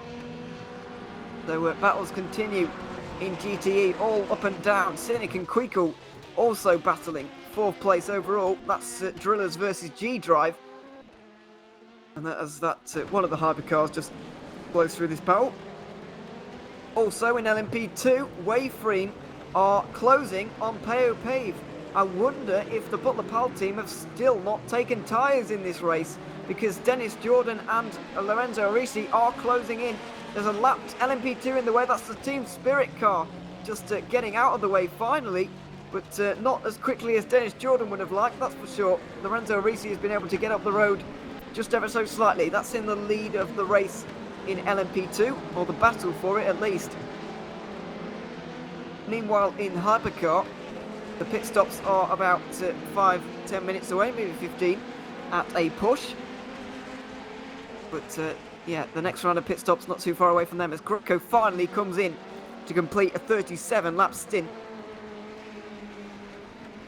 That's a pretty long one from him, and it allows David Serra to take the lead of the race. As I mentioned, he'll be in not too long. Dennis Jordan just making his way past a little bit more traffic as we go back to GTE, where it's still going on. It's all happening. Nigel Velix and Waveframe Esports, 2 top teams battling it out. Hakkinen versus Maglera. Corvette versus Ferrari, of course, for 24th overall. Got a hypercar in the background closing in as well. So maybe whoever this is will be able to make the difference. As for 4th place in hypercar, they're going side by side, Cynic and Quickle. But it looks like Quickle has got that place now. After a lot of trying, the Dutchman has finally broken through. And they're both closing in on Ajira, who are continuing to fall back with Nick De Silva at the wheel, forming a top 2 at the lead of the race, which don't look like they're going to be caught. The gap over a minute now between the top 2 and the rest, really. From Ajira down to Wanako, it's very close, but Quickle is now knocking on the door of a podium with a great drive. Oh, look at the traffic that De Silva is involved in at the moment. This is messy. Lots of GTs, lots of LMP2s, lots of action. A big clump of cars involving the satellite cars. They all fan out 3 and 4 wide, trying to make the difference. Arisi is involved in this, so is Jordan. That's the battle for 2nd in LMP2, and the battle for the lead. The leader in LMP2 is also involved in this train. Allow Quickle to catch up once more.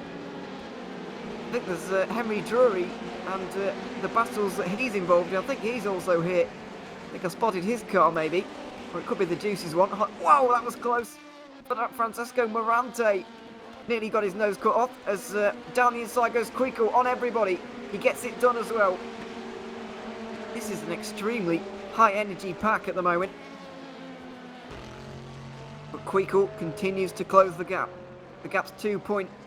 Well, not even that. 2 seconds now. Jordan still closing in on Arisi, who's closing in on Peeve. And it is such a fantastic race at the moment at the front of the field. In all of the classes, I might add. Gap in GT, 9 seconds. The gap in LMP2 is 2 seconds. And the gap at the front in Hypercar is 5 seconds. So, you know, it's all to play for. Still with 4 hours 25 to go. Let's see where the next battle really is going to come from. GTE, probably. David Greco having come out of the pit lane now. He's with Nigel Velux and Waveframe. That is for 24th overall. They're in a bit of a free car train at the moment as Quico continues to close on De Silva. A bit more traffic negotiated there by De Silva in the Ajira car. Will Quico get such an easy time of it? Doesn't look like it. Might catch the LMP2 just at Brooklands, or maybe get him on the straight afterwards. We'll find out. But here we go. Down into Brooklands once again. And nothing doing in Hypercar. However, there are battles going on in GTE instead. So yeah, still loads of battling going on, and we'd expect nothing less, really. Yeah, we don't. I think we're going to get a lot of battles throughout this race. I think there's a whole lot of things that are undecided. We might be seeing, you know, door-to-door and head-to-head battles, and right now, you know, trying to make up places with the different strategies. I think everything might be picking up more frequently and more heated in the later stages of the race, unfortunately. I don't know. We're not going to be here, Ewan. We might be. We're going to see what's going to happen in these next 23 minutes. But so far, this first half has been a really good battle. All the cars are still in here in this race. A few laps back though, but all of them still running. Yeah, absolutely. That is good. That means that the 71 has got back going again, does it? Or Yeah, is it still they did. It has. That's great news, that is. So 44 cars still out there on the grid, or out there on the circuit, sorry. That striking yellow livery for Speedy Mike. Still out there in the GTE category. Speaking of the GTE category, look at this at the moment. Turka Hakkinen, down to the outside of Greco, but he can't get it done. Greco continuing to defend here. He's been doing a lot of this throughout his stint so far, because I think he's fuel saving in this race. He did 37 laps on his last stint. That's a whopping 4 more than normal. So that is why he's defending so much. I think he's fuel saving. Yeah, and then this is one of the interesting scenarios we see for some of the teams where Hakkinen just try to go for the lock. Loses total control. He does indeed. Spins around, just about gets out of the way of another Porsche coming in the background there, but he's lost a couple of spots because of that now. Maisk has got through, and McLaren has got another place as well. Greco continues on the podium. I don't think that was Greco's fault at all. I think Hakkinen is at fault for that spin. No, none at all. I think what happened is that Hakkinen just decided to get so close to Greco's car that he overbroke. He braked the car way too hard, and there's no throttle that would save the Nitro Velux car. Luckily for him, he just spun on the outside part of the exit of the turn, which there is some room that you can get off and still survive. And Mishik, you know, from World Sim Racing, who's no slouch, he's not gonna back away and give the position back to Hakkinen. He just goes right ahead, gets the position back to Mulgera as well, and Hakkinen just loses 2 spots by this. In the meanwhile, we actually have a battle for P3 here between Quico and now Nick De Silva. We do indeed. Nick De Silva, who made his VEC debut 3 years ago in Season 10, now still going strong in 13 in the highest category you possibly can in the Hypercar, battling for a podium now with one of the best drivers on the grid right now, one of the fastest anyway, as we've got a yellow flag in Sector 2. What is that all about? It looked like the 60, well, I don't actually, oh, it's the 57, sorry. The 57 is going slowly. Ramada Motorsport have just had some kind of problem. But Nick De Silva in traffic at the moment. In trouble, is he? Well, Quickball is coming up behind him, and now, here we go. Maybe, not quite down the inside. That is Hakkinen, who just had the spin a moment ago. So they're coming through the crazy GTE battle and the leading LMP2 battle at the same time. Quico now getting out a little bit from Hakkinen, had to use a little bit more room than he wanted to, but that allows Nick De Silva to have that breathing room and slightly brings Harry Sinek into that fray. He is about 2 seconds back from Quico, but just to do that confusion alone and chaos alone between the different categories allows Sinek, and then now Sinek goes for a lapping move that I would say it's a little bit optimistic, but Sinek's just trying to save time and get as close to contact from both cars. Oh, Quico was so close to the back of De Silva there, under brakes for Copse. He seems very strong in the entry to Copse, does Quico, but can't seem to quite carry the same speed around the corner. David Greco, is just in front. He's lost a position there to the Waveframe car, and now he's in the middle of this battle. Both for LMP2 and Hypercar honours. It is all going on here. Greco down to third, what I believe is now. Or maybe even worse, fourth place. McLaren has got in front in that Waveframe car as this battle continues on for the podium in Hypercar. Look who's in the background as well. The number 7 is here as well. Henry Sinek is involved. Yeah, and here's the thing with Greco is that he let the Butler Powell LMP2 get into the lane in the entry of Maggins, and that's the problem. He just lost grip. There was no grip on the wet part, and that's why he went to the outside exit of the Maggins and then back at the complex, which allowed Malguerre to come in and make that overtake on the Musto car. Yeah, indeed. That traffic, though, has been put behind them. There's a few more GTEs and the race-leading LMP2 now in their way. But the battle continues on. Quico still applying the pressure. We'll see if he can get through, though. It's not looking likely. De Silva, though, is not looking the strongest out here at the moment, to be perfectly honest. He is starting to struggle ever so slightly. That gap is just opening to the front two more and more and more. Schumvliet was able to stick with them, but De Silva just is no match for their pace. No, not at all. I'm wondering if there's some, strategy related of, trying to go for double stint on the tires. I didn't see if they actually went up the jacks and got those new tires for Nick De Silva. I know Nick De Silva is one of the fastest drivers out there. I think he was VLMC P3 champion, if I recall correctly, with PDMI now making that debut with the Gira, and unfortunately not having the same pace as his teammate of Orange Schumvliet.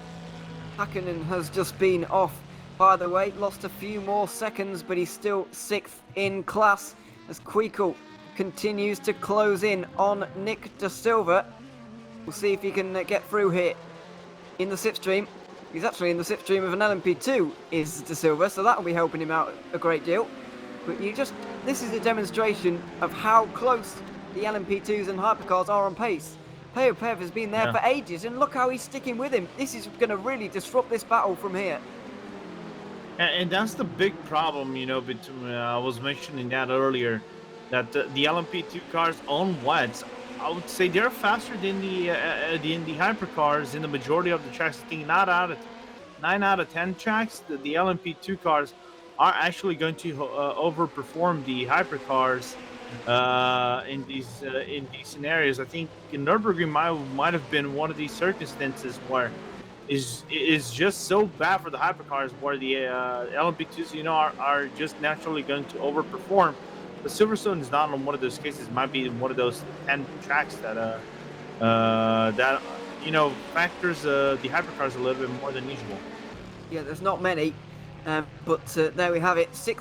The number 6 is into the pit lane. Jordi Zvajas now into the pit lane after what is a little bit of a shorter stint than normal, 42 laps as opposed to his 43 on the last lap. But the number 1 car seems to be doing the same amount. So Zvire's maybe going for surely not an undercut. Surely they're not playing strategy games already with still over 4 hours to go. I don't think there is anything for strategies and undercuts for Zvire's, but you can see he's putting new tires in that General AC hypercar.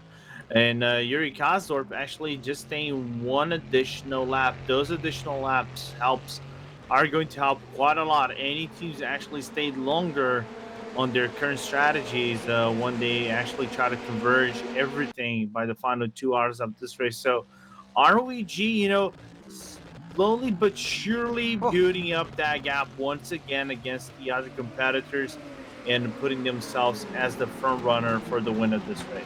Oh, Queekle and De Silva went either side of a lap car there, and Queekle was down the inside into Stowe, as in the background into the pit lane goes Henry Sick in the Driller's car. So all kinds of things going on in Hypercar now as their pit window opens, and the battle for the lead in LMP2 also heats up. It's hard to know where to look at the moment. Yeah, and Zvire is also getting out of the pit lane any time now because a longer pit stop than usual for the General AC car, but there will go. Yuri Kazdorp now finally coming in for the pit stop for ROEG Esports, and both the Silva and Queekle staying out for one more lap, but Silva having a lot of trouble with those worn out tires. I think that I don't think it was an abnormally long stop, actually. I think there was just tyres involved there, as Lorenzo Arisi has got to the lead now of the LMP2 class. Peopev is falling through just a little bit. Sorry, no, that's not correct, is it? Peopev is still in the lead of the class, or is he? No, he's not. No. I was right the first time. So Dennis Jordan is closing in as well here. It's all changing around in LMP2 at the moment as the leader of the race also comes into the pits. Yeah, we're seeing the leader of the LMP2s into the pits as we speak. Now Waveframe actually retaking that lead from Butler Powell, but still Waveframe needs to come down into pit lane. I would say this LMP2 class, even though it looks like the par, it is, I would say, still not decided. We might see the front runner just appearing in the final, I would say, hour and a half of this race when the final pit stops come in for those LMP2 cars. To be honest, I think it's between the front three, Waveframe, Butler Powell and Burst Edge.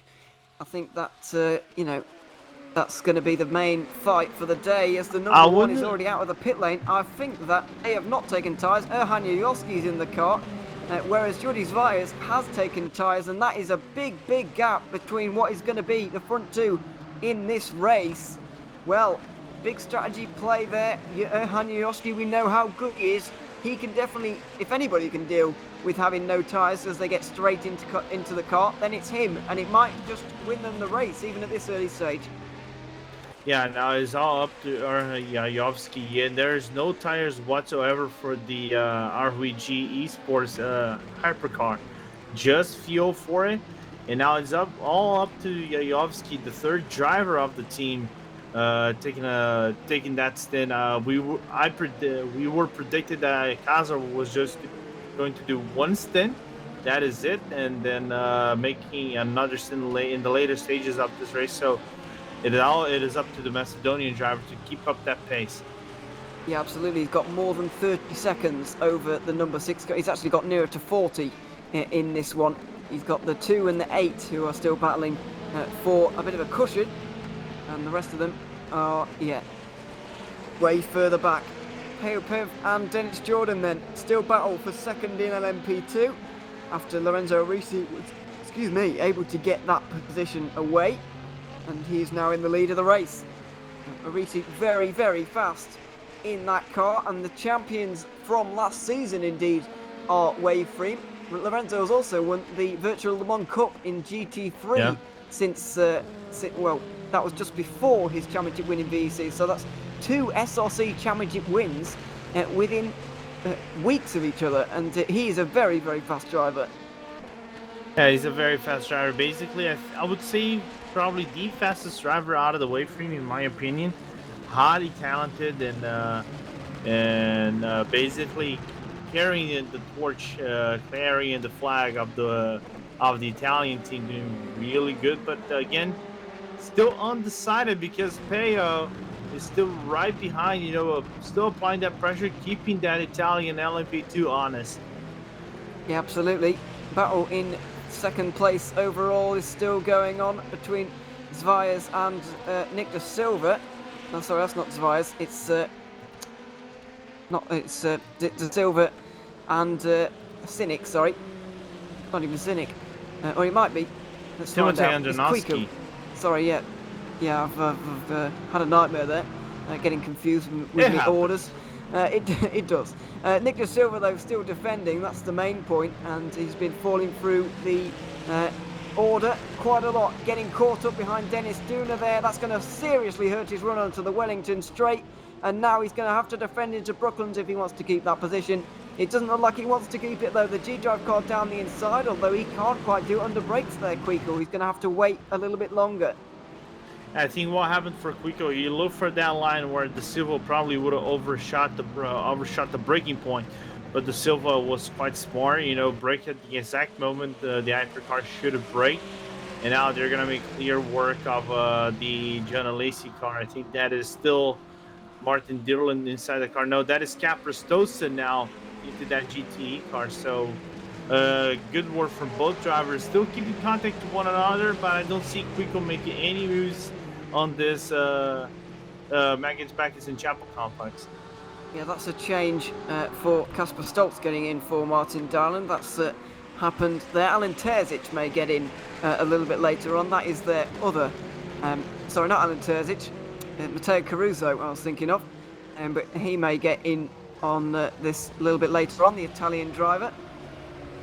Now down into Stowe and the battle for second in LMP2 is hotting up here with Jordan and Peo Pave side by side. Jordan round the outside, trying to make this one work through a very high-speed section, but it's a long way round there at Stowe, and he couldn't quite do it on that occasion. Very close and a good effort, but he couldn't quite do it. Yeah, couldn't quite do it. That outside line would work in the dry line, in the dry race. Then Jordan clearly would have the upper edge on Pev, but the problem now is is the sim racing for Holland GTE. But good work from Pev, a little bit more aggressive than usual, clearing out the car. The problem got for Jordan, losing a few tenths of a second, going into the loop, and now Pev, small room to breathe. It isn't much, but clearing out as quickly as he could. Yeah. So he's doing a very good job in defending, by the way, at the moment, when he's clearly not got the pace of Jordan in behind. He is doing a great defensive... between Silva and Quico. Oh, right. Yeah, let's go and see up the front of the field what has gone on there. Oh, yeah, around. And Nick de Silva has lost another place out of that as well with, Jordi Zvias getting through. Didn't quite see what happened there. And I don't think we can get a replay for you because I'm not entirely sure how to do it, and I don't want to break everything. So, unfortunately, we won't be able to see there. But did you see what happened there? What really went on? Yeah, I did. What happened is that Quico went for the move on Brooklands, went way too deep into that inside part of the turn, and unfortunately, he got way too close mid-apex on the braking zone between him and Quico. That he was just too far in too deep, and then De Silva unfortunately just spun out on the outside part. Quico tried to lay it off the gas, but then De Silva losing contact once again, hit the left side of the Quico's car, but still De Silva losing 2 spots in the process. Yeah, that is a shame for him after defending that he has done throughout this race. Still waiting for him to come into the pit lane. It's been a remarkable stint from him. And he stayed out for a very long time, but he might just, no, he stays out once again. So actually it might be normal, this one, but there you have it. He's staying out for a little bit longer than his companions around him as we're approaching half distance in this race. Actually, just 6 minutes to go until we get there, and the battles are not dying down. The incidents, unfortunately, aren't either. Round has gone the 48. I think that's that's the Zancho car, Olivier Fortin. And it's been a very un-Zancho race, hasn't it, really? We're used to seeing them right up the front, but this time They're really not, unfortunately. Yeah, this is one of the key things that I just saw the crash in the background. I don't know who actually crashed here in this race, in this mid portion of the race. But yeah, Sunshine not having the biggest performances. We normally see them up in the front, fighting for wins and things like that. I think this wet condition might have played out a little bit, not to their favors. So not having the best performance. Oh, we see a car spun around. I think you mentioned Sunshine. That is one of the Sunshows, I think. It is. The other Zancho car, the Goran Djordjevic driven car, has spun around. So there you have it. As there's all sorts going on. 3 wide in the battle with Ajira and Drillers. They are trying to make this one work down the inside. Has gone Cynic, and he gets the place on Nick De Silva. Peo Pervis trying to get a bit of something going here as well on his defence of the position ahead of Dennis Jordan. It is truly chaotic at the moment. And it's hard to know where to look, but this battle for second in LMP2 is a pretty safe bet. Yeah, great moments over here between this Drillers and Jura battle. I just saw a left-hand rear view mirror just getting loose on the exit of the chapel going to the hangar straight. And now the problem is Quico has that Sassian Mamwen from Speedy Mind just out of the corner, but Nick De Silva getting the worst end of it, losing a few tenths in the process. And now Fire is actually leading the pack for that three-way battle car. Yeah, absolutely. This is a very, very energised part of the circuit as well right now, by the way. But yeah, it's all back to normal, is it? Oh, Dennis Jordan getting down the inside, 3 wide now as they go down towards turn number 1. Pave, contact! But he's held on. The Butler Powell car holds on. And I'm not entirely sure how he's doing it at this point, but it's been a great defence from him, and he's continuing on in second place, somewhat miraculously. Yeah, that could have been a very problematic scenario for both Dennis Jordan and Peo Pav. Trying to overtake a turn 1 with a wet part is not one of the things you really want to do between both drivers, and Jordan had to back off a little bit. You can see there's a gap built up between Pev and Jordan, but the German driver is still on the charge on that burst esports car, and he's looking once again. He's hungry for that position. He wants that P2 out of the P2 class. Yeah, absolutely. With just under 3 minutes to go until we hit the halfway mark in this race, we've had some pit stops down in GTE. Dennis Dooner is now leading again with over 30 seconds of a margin ahead of Waveframe Esports. But I don't know if they've stopped yet or not, because I didn't see. We were so focused on the battles in prototype that I don't actually know if they've stopped yet or not. But there you have it. It's been well worth watching these battles in prototype. They've just been fantastic. Yeah, it's been fantastic, and it's amazing. Now you can see on the secondary cam the front end of Jordan car on the charge on the hangar straight is getting that draft on Pavs. They're just about to head to Stowe, and there's one Porsche car right ahead of him. Deep braking zone for Jordan, nearly getting on the back diffuser out of Pev's car. Now there's that Porsche right ahead of him. They're both going to make clear work out of it. Pev goes first. He's going to lose a few tenths of a second. That's the Varga Porsche car. Now Jordan's going to get blocked massively on the exit of Vale. He's going to lose about 6 tenths of a second in this battle against Pev. But surely Jordan will be on the charge once again. Whereas now Nick Silva is on the pit lane. Yeah, absolutely. So it is all changed once again in prototype. Yeah, let's see. As we get towards half distance in this race, though, it is time for me and Lorenzo to bow out. I've been Ewan O'Leary, and obviously I've been alongside Lorenzo Bonda. Getting in, though, is Lewis McGlade and Hugo Barraud here. And I believe they've got a bit of an interview coming up as well. But welcome back, Lewis, and welcome back to Hugo. I'll say welcome back. Welcome to Season 13 to Hugo as well. If the first 4 hours are anything to go by, then you two are not going to stop talking for the next 2 hours, which I'm sure is not going to be difficult, especially for Lewis. Yeah. So anyway, that's me, Ewan O'Leary, and Lorenzo Bonda signing off now. But you're in the very capable hands of Lewis McGlade and Hugo Barraud. Indeed. Well, thank you very much. The opening 4 hours of the race have been very, very interesting indeed. Of course, the wet weather conditions have made things very, very difficult. However, I will just say one thing before we get rid of Lorenzo, because there is a certain person who's desperate to be interviewed by one specific Lorenzo Bonda. Yuri Kasdorp, who's apparently quite a good driver, so I've been told. He's tall as well, if anyone knows. Lorenzo, carry on. So Yuri, now that we're over here getting interviewed, first and foremost, good stint by the way, really good stint. But Jordy put a little bit of work on you right there, and traffic wasn't helping you a little bit either as well. The gap was small the whole stint. He gained a bit at the start, and then got a bit bigger at the end again. I think we didn't do anything at the end. Yeah, so basically you hit the nail on the head. That was basically at the start, and then the gap just kind of stayed quiet between the 3 to 5 seconds. Then once you got everything clear, you just went wide. As just saw the Jira car going off wide into Brooklands. But the team's doing really well thus far. Hani just kept the car clean for the majority of the race, and he took over, just kept it clean as well. No major drama, and now Erhan going into the car with no tire change. So was that the initial strategy, going for double stint on the tires? You guys felt that it was comfortable to go for those double stints? We were gonna try it for sure. We were never sure how it's gonna work out in practice for driving along without traffic, and it changes a lot in the race. But we did the first stint 1.5 stints because we had the code 80 on one tire stop, and then we decided it's pretty easy to do it the full 2 stints, and I'll see how it works out.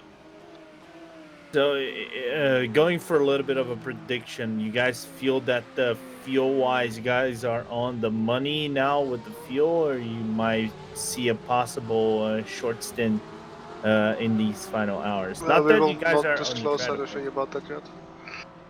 Well, and finally, Yuri, just to wrap it off real quick, this is the first round of the season. You guys have a pretty much strong lineup. Probably, of course, 1% bias, in my opinion, might be the strongest lineup of all teams in the hypercar.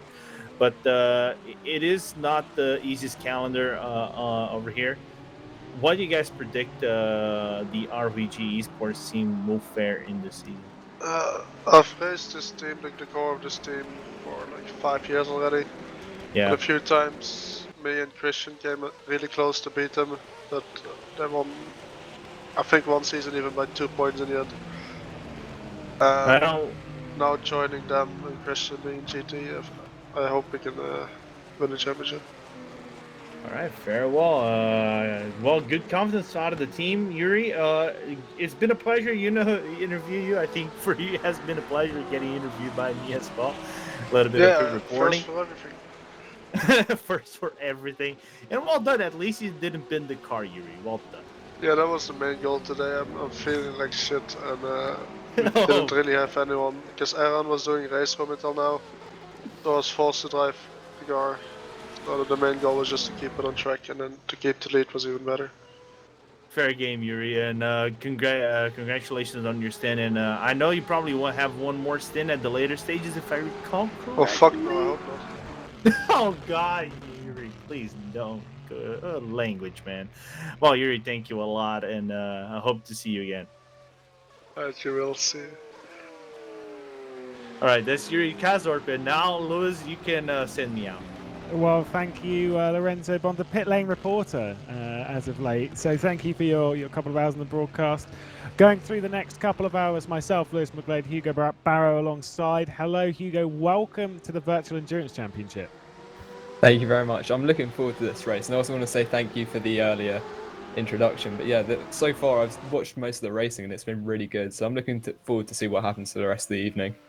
Yeah, wet conditions playing a very key factor here at Silverstone. The 8-hour race to open the season. We've got battles up and down the order, and most importantly at the moment, the battle for 8th place. It's separated a little bit. 8th place overall. Of course, that is what will eventually become the race lead in LMP2. Pev leading Dennis Jordan. They've been separated by around about a second. Pev on an ultra ridiculous strategy. Taking a massive gamble here has the Butler Power Motorsports gang with Michael Rowland running basically a bit of strategy. Well, that's maybe giving it a bit too much credit because Pev's the one who's actually been calling the shots in the car. They are nearly halfway through the race, yet to take a set of tyres. I think they might have changed recently, but basically they've done 5 stints. I think they are genuinely on the same tyres they started the race on 4 hours ago. That's pretty impressive. I mean, if they do that, that's obviously going to minimise pit stop time. And in a long race like this, it's always on track position, because if they can minimise the amount of time in the pits, then they can afford to lose a little bit of time on track, and overall that might help them with the overall result. It's more dependent on when he passes it over to one of his teammates, if his teammate can fulfill the same level that he's done. Of course, Pejo's been in the car for a very long time himself. He's doing a good job, mind, is Pev, but that said, he's got to hand over at some point by VEC race. I'm not sure what the driver regulation is this season when it comes to hours in the car. I'm sure Jimmy Allison, race director, will fill us in at some point with what it's supposed to be. I would have read the rule book, but that's a lot of hard work, isn't it? What's the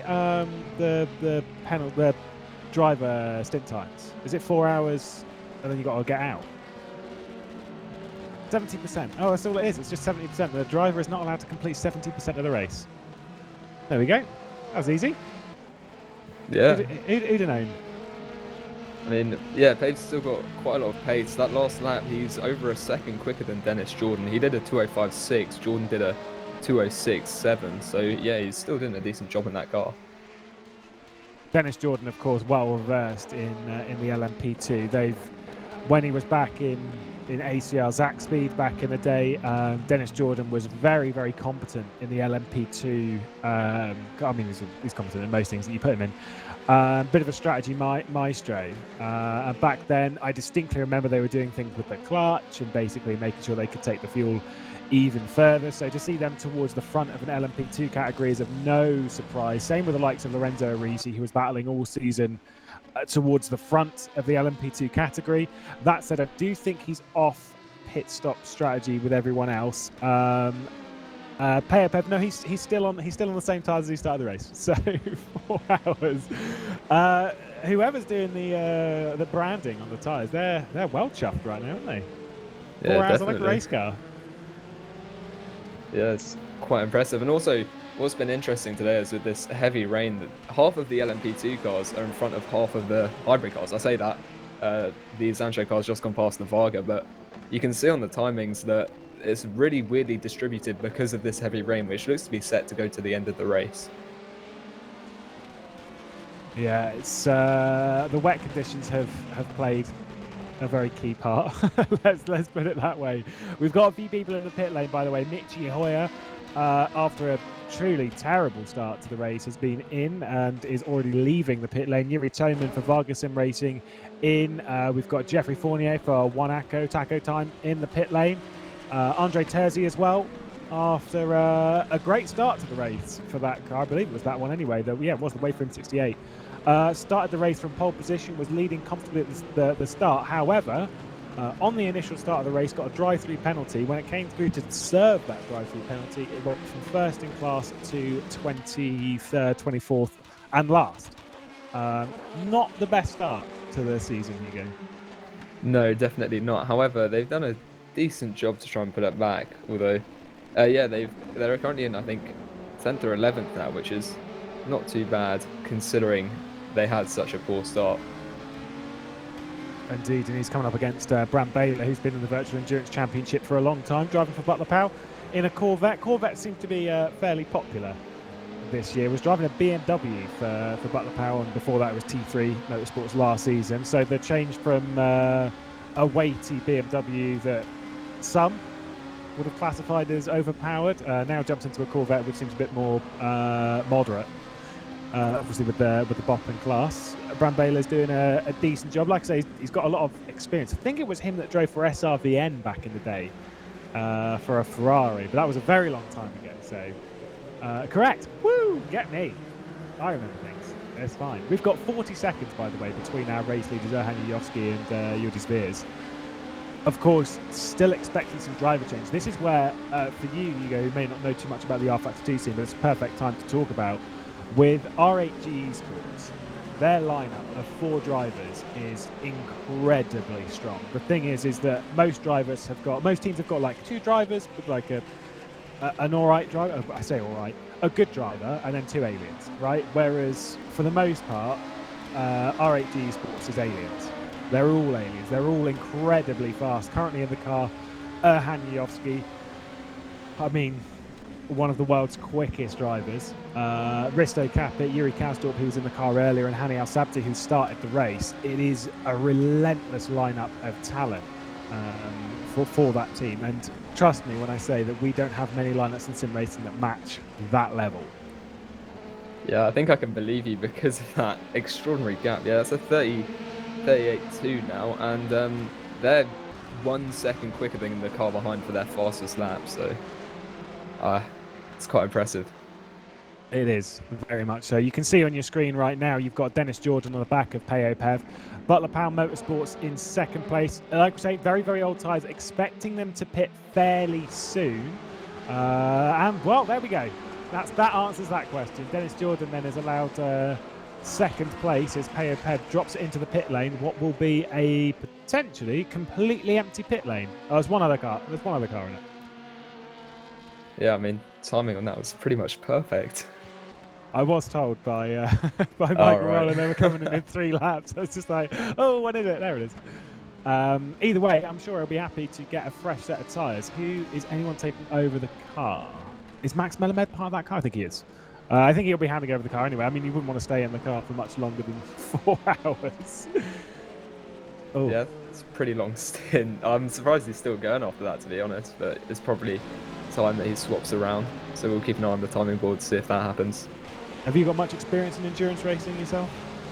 Not really. I mean, most of the commentary I've done was just one man, and it was more sprint races. And because I moved to PC, you're able to get a lot more cars. There's a spun Porsche there, but you get a lot more cars and also a lot longer races, which is quite fun to watch, to be honest. Yeah, you've jumped right into the top level of endurance racing on at least on rFactor 2 side of things.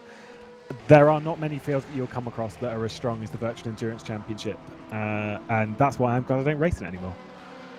At my time, it's far too tough for me. Also, I don't like being penalised by Jimmy Allison. It's not fun. No, I can bet. I don't think I actually got a penalty from you, Jimmy. I don't think I received a penalty from Jimmy Allison. I was a good boy in my season. Oh, he's gone to go and search up the previous results. We'll find out one day. More on that later on. Sorry, later on we'll be joined by someone who's definitely received a penalty from Jimmy Allison because Nicholas Hillebrand's joining us later in the broadcast. It's too easy. It's fine. So, whilst we're here, and I don't know if Jimmy is ready to, we can have a look at the rundown of our race order to actually see where things lie after 4 hours and nearly 15 minutes of racing in the wet Silverstone track. It's been quite an interesting run. We'll have a look at the mixed standings from top to bottom in the order. As you know, the LMP2 category is very much mixed in with the hypercars, and here is your race order. 120 laps of racing done. Mathman Ewan O'Leary said that we're expecting about 229 laps of racing. We'll see how close he is. Odds on for that. R8G Esports continuing to lead the way by 40 seconds over Jean Alesi Esports' Yordis Veers. Alan Terzic will be taking over that one a bit later on. I'm not sure if anyone else will be, but I'm pretty sure it's just Terzic. Ojira for Nick De Silva, who's moved from Speedy Mike, taken over a Ojira car from Arne Schoenvliet. Maybe not quite up to speed with that car or comfortable in the team at the moment, but either way, third place would be a great debut for him. Then Pinsim Drillers Esports and Wanako round out the top 5. G-Drive in 6th place before we hit the LMP2 traffic, and we've got Lorenzo Arisi leading the way from Dennis Jordan. Not sure as to how Lorenzo Arisi is playing into the strategy of Dennis Jordan, but Way Free Esports anyway by Burst Edge Esports. Keep an eye on that Burst Edge Esports when we close down the latter parts of the race.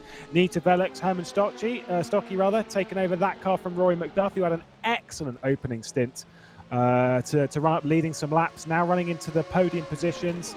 And a previous race winner at this venue, Lars Brugman for Zansho, in their debut in the hypercars class. So it's pretty decent, but Lars Brugman, previous runner-up in the Virtual Endurance Championship season in Season 8, so a long time ago since he's raced, but nevertheless, back into it. Arm Sim Racing, who's moved their way up the order in LMHC, currently running 11th position, followed by Wanako. Max Melamed has taken over from the Butler Pound Motorsports car, and then Black Hawk Pescara SRT, Eros Mashuli behind the wheel of that one. Then it's just an army of LMP2s, Vargas Sim Racing, Rookie Monsters, the two Burst Esports car, Casper Henningsen driving the Hungary.DK1, and then Michi Hoyer back behind the wheel of the Burst Simplexity. Jarl Tien, he's dropped way down the order. That's a surprise to see Jarl that low, but then again, the car's not really had the greatest run as the Zansho driver. And then Team Spirit Racing, another team that we would have expected to see much, much higher than that. Mario Marquez for DX Droids rounds out the entire prototype lineup, because there's 21 of them, as Dennis Jordan and Lorenzo Arisi, by the way, at the front of the field currently are in the pit lane, rather. GTE-wise, this is a mess.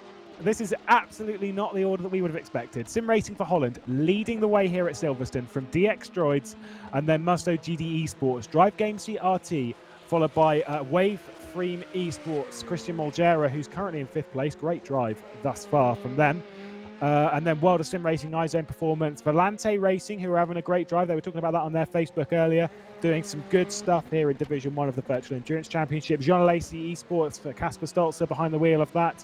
And then Black Hawk Racing in 9th place in GTE. P10 will go the way of Juices Motorsports Club, moving their way up the order. They've had a few incidents today.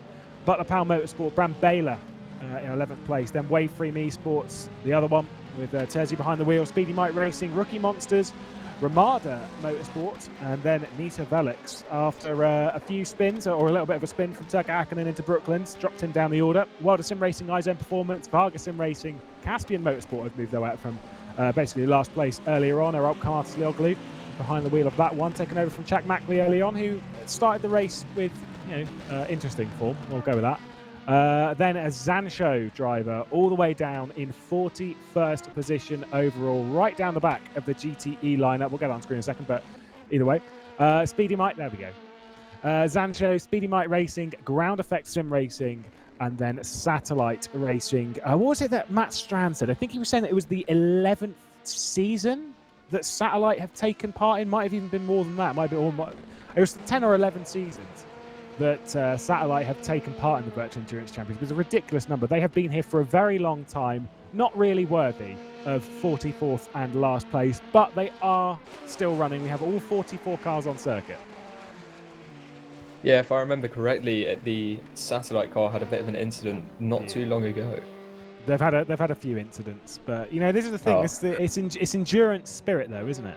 You keep going.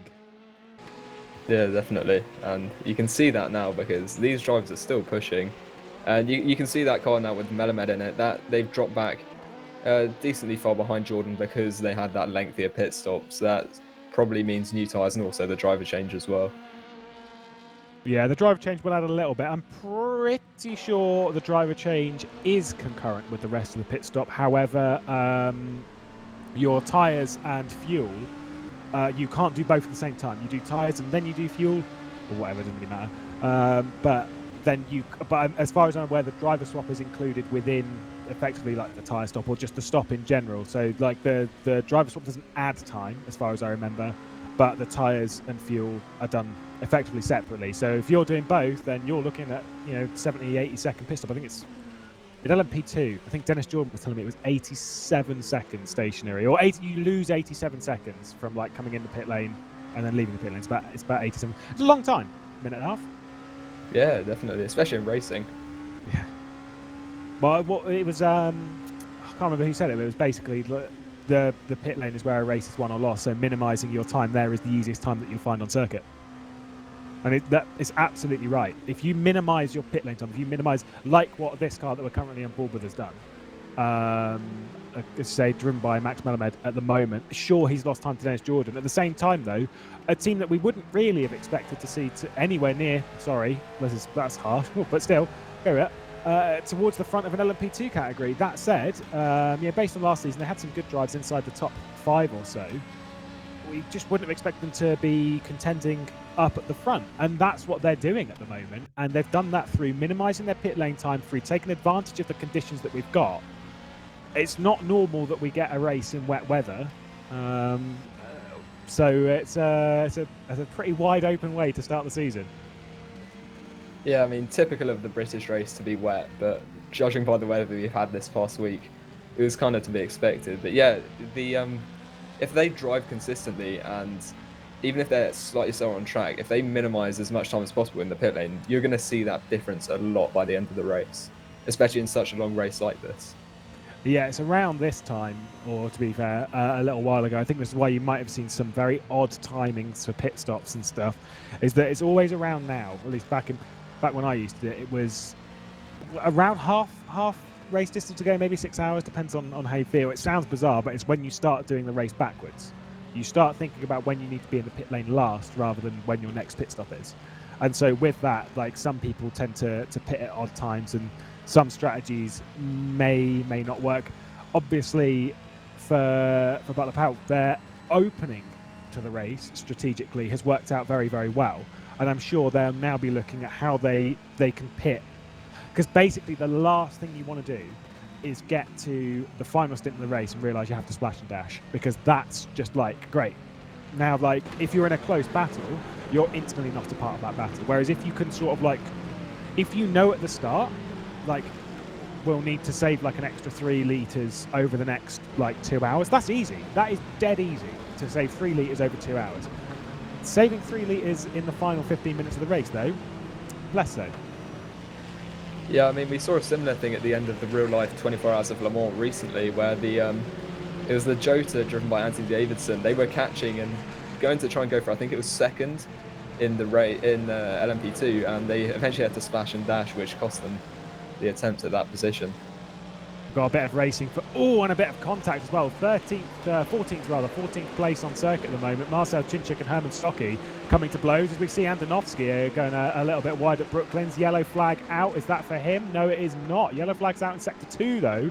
Not sure who that was for, but a little bit of a hip check there for Herman Stocky, taking a bit from Marcel Chinchik, who was leading the race earlier on for Varga Sim Racing, and coming out of the pit lane, didn't really get the most from that. Did Stocky. Either way, he'll carry on, brush off the damage, and set his sights on passing Chinchik, and thinking, not taking that one, buddy. No, definitely not. But it will just have to carry on after that. A little bit of contact there. It was quite close along that straight, but they're just going to have to push forward now. Hopefully they haven't received or taken too heavy damage, and they can continue driving and not losing too much pace. Andonovski's been wide just ahead of this P5 that he's in a battle with Nick De Silva. 4th place for the Azira driver. There we go. We focus on that on the run down towards Stowe Corner. Timotej Andonovski. Oh, he's leaving it down the inside, surely with the less grip that he's got, but Nick De Silva is going to run a little bit wide. He has got less grip as Andonovski, but is racing very, very hard with Nick De Silva at the moment. They've got a little bit of traffic. That's the GTE Varga just ahead of it. Varga Sim Racing, and ahead of this as well, Borja Milan's made his way up to 3rd place on the back of on an Aston Martin that he needs to work his way through. Tight battle as, Borja Milan just slid his way out of the final corner. Absolutely lighting up. Remember, the hypercars are rear-wheel driven.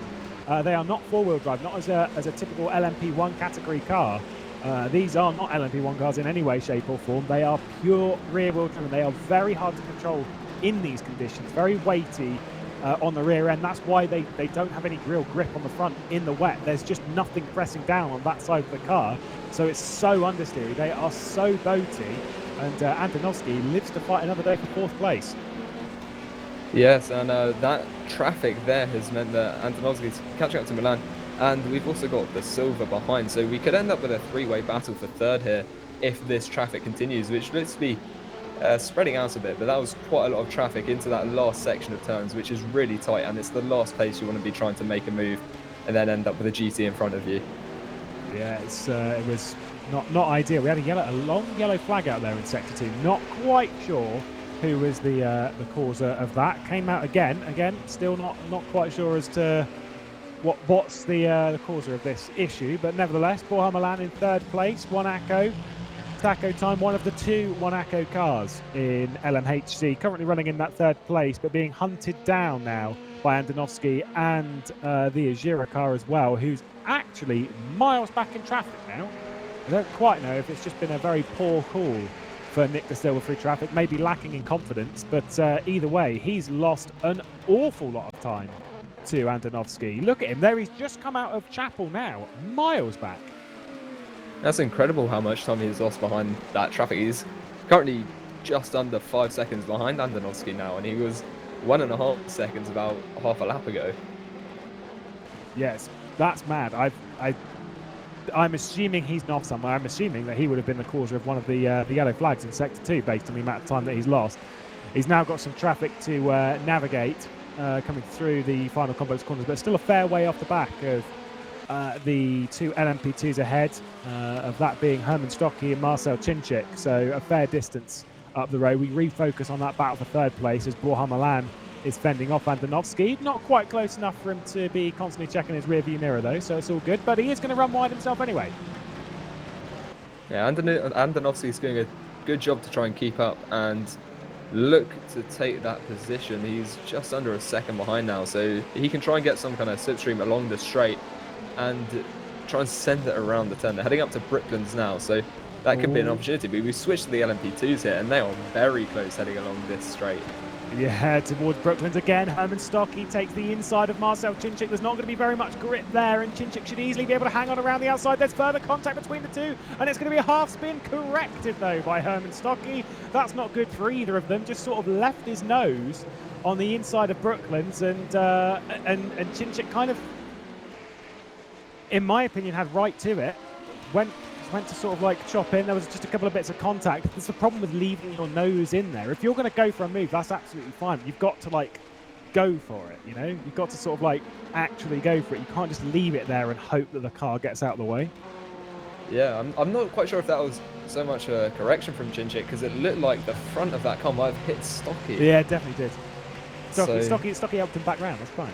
Right? Yeah, I mean, maybe a little bit of damage to that front splitter. I'm not sure. Maybe a bit of understeer.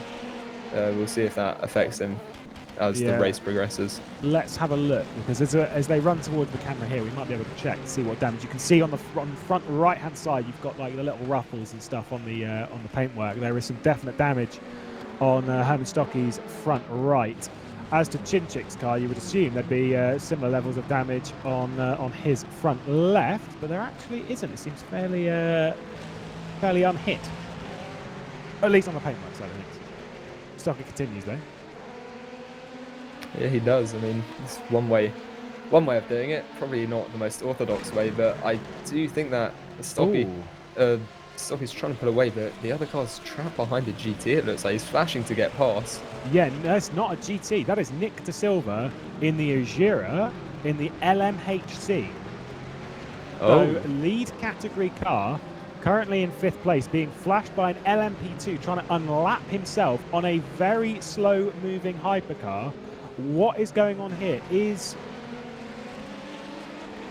the hypercar, are they getting slower? Because the rain does look heavier, at least, you know, in game. The rain does actually look heavier. I don't know if we can have that confirmed, but the heavier the rain, the more likely the LMP2s are to actually be quicker than the hypercars. They work a little bit better in full wet conditions, and I wonder potentially if that's happening here. I think that it might be, because it's currently a 97% chance of rain, according to Jimmy, but I think that might have been why De Silva dropped back so much. He may have been a bit slow to adapt to the other drivers, because he's still 5 seconds behind, so he's kind of gotten back to that now. But this wet rain, yeah, it's definitely heavy. You can tell that on the stream, but yeah, I think that the LMP2s might currently be faster because they're more evenly distributed with that downforce. It's apparently 97% wetness. Down rain level. That's why you can see it so much on your screen. It is what the cool people would say is very wet. It is quite moist out there at present. As a driver comes into the pit lane, the Arm Sim Racing car. It's tricky out there. I'll give it that. Yeah, I think they're going to have to set sail in a moment if it keeps up like this. But yeah, you can see the GT's also a lot slower now, and we've hit a fair amount of traffic, which is going to be really hard for the faster cars to try and navigate at this point. Well, whilst we're having a look here at Christian Molgera driving around in the number 99, one of his teammates, Riccardo Corazzari, sat there in chat. Let's have a listen to see what he says. Hello everyone and welcome to this presentation video. I'm Riccardo Corazzari and together with Christian Malgera and Renz Klopp, we will drive the Wayframe eSport Car 99 Ferrari 488 GTE class in the Virtual Endurance Championship Season 13 this year. Our team has come to be by the belief of Wave Italy and Frame cooperating together to create a sim racing team to succeed in the most iconic sim racing competition all around the world. In our lineup we have myself and Renz Klopp competing into the Virtual Endurance Championship since Season 9, GTE class mainly, and Christian Malgera, which showed really great pace during other series, GTE class as well. So the expectation for this year first for sure is to have really great fun together, enjoy the racing, enjoying our time together, and for sure we will race to win and do the best we can. We're competitive guys, we always want to take out the best from ourselves, so for sure I think we can play for a top-notch position in every race of the championship. As the championship is about to start, we are really looking forward to race number 2 in Imola.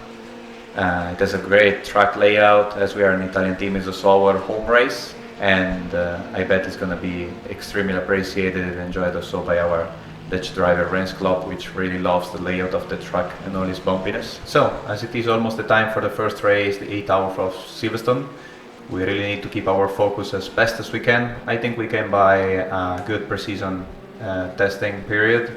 We have a good package, but we really need to get into the first 3 to 4 races, with a little bit of extra calm and score good points, making the less mistakes as possible, and see where we end up through the midway of the championship. This is going to be our baseline strategy. As we are really looking forward to the beginning of this season 13, by myself and by all the Waveframe eSport crew, we want to wish all the best, and I hope you guys will enjoy a great time with us on the track, racing together in another season of the Virtual Endurance Championship. Goodbye. Well, thank you there, Riccardo Corazzari. I think he's away this round, is unable to take part, but nice to hear the insight of a team which has fought towards the front of the Virtual Endurance Championship and are currently running 5th place in class, 26th on the road. The good trick of having them on screen and then getting past the car hasn't actually worked in this scenario. I know they've just passed Caspian there, but that's a lap down, so it doesn't really count. But for the most part, if we show a video, it's 50-50 on whether there's going to be a move or not. Yeah, I mean, he's got good wet pace though, that team right now. Their last lap was a 2:16.2. The car in front was a 2:17.6. So there's clearly still some benefit to have the video on screen anyway. Yeah, absolutely. They are firing in the lap time. Speaking of that, and looking, we did look briefly at the other Waveframe eSports car, that one in LMP2. Daniele Canestracci, who's leading the race. We look at Casper Henningsen in the Burst Esports 100 DK car. They've got 3 cars on the grid, has Burst Esports, with the partnership of Edge. They've got the Burst Edge Esports car, and then of course the 2 other ones, the Hungry DK and I've forgotten what the other one is that Michi Hoy is in. I can never remember what the other name is. Simplexity. Simplexity, yeah, Simplexity. I couldn't remember what the other name was that they could go by. They've got a lot of sponsors, so power to them. Yeah, it's quite impressive to see a team running 3 cars. and they're across different categories as well. And Waveframe, they've got 2 cars. They're doing pretty well, especially in LMP2 there.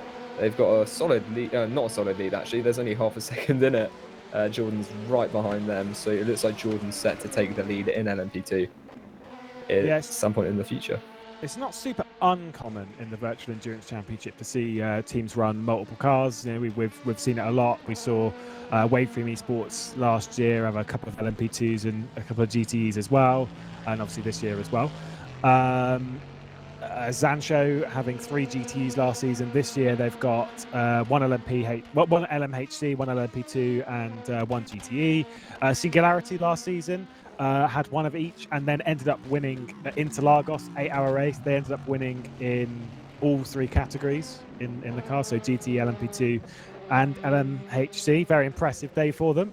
Didn't win the championship though, so they won LMP2. It's fine. And of course now they are Nita Velix. We look at Zansho, the LMP2 car, and that's the one that is battling with Casper Henningsen. So at least there's something for Jarl to do. We know that Jarl Tyne is very fast. No doubt. That's why Trevelyan Johnson has him in his squad. Also, he's a nice guy. Been in sim racing for a very, very long time. Used to race under the pseudonym Arox back in the LFS days, and outside of that has taken part in some top flight categories across the board, be it in rFactor, rFactor 2, iRacing, obviously taken part in the NASCAR, Coca-Cola, e-racing, iRacing, whatever it is series. Right at the top of iRacing, he is competing. And we now have him throwing around an LMP2 and 19th overall. Yeah, and he's doing a fantastic job. He's really catching up. He's got that Porsche in the way right now, but he is really trying to get that position. He's very close through there, but he is moving towards that position there. You can see it's definitely a lot heavier rain now because there's a lot more spray coming off the tyres of the cars as they head through the final section of turns. Yeah, I would... there was a little bit of stuff in the chat about it, and I kind of agree. I would not want to be in LMP2 right now. And it's not because, like, you're effectively the fastest class. And when you're battling with people, that's all well and good, flying through the GTEs. Then you get to an LMHC, and it's like, oh, for goodness sake. And there's not really much you can do about it, because you can't really... It's hard to get by. At the moment, they're roughly on pace. Looking at the times at the moment, race leader of LMP2, the Burst Edge Esports car of Dennis Jordan's done a 2:07.186 from taking the lead.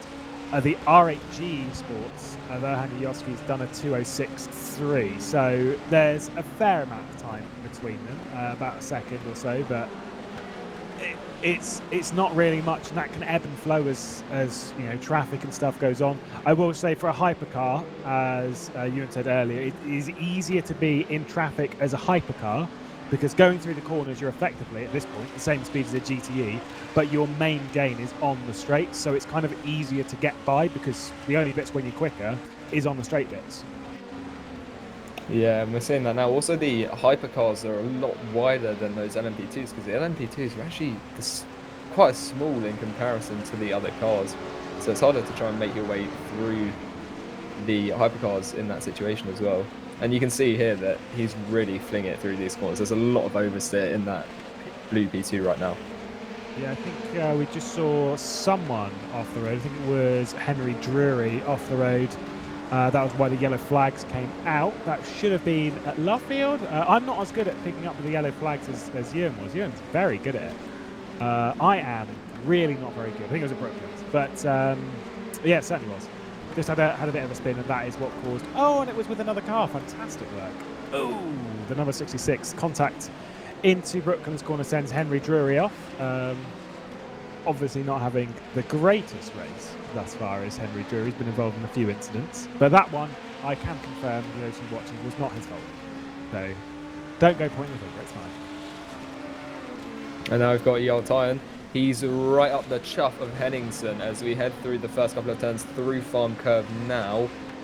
Can he try and make a move into the next tunnel? He might be able to try and get it on the exit of the loop onto the Wellington Straight. Oh, sorry, the Hangar Straight even. No, it's Wellington. You were right. You were right the first time. Yeah, go with your heart. Yeah. Let's see what he can do on the exit here. He's going to struggle to get the power down though because of these conditions. He will have the slipstream as we head onto the straight now up towards Brooklands. Can he try and make a move? Hopefully we won't see what we saw earlier with those two B2s.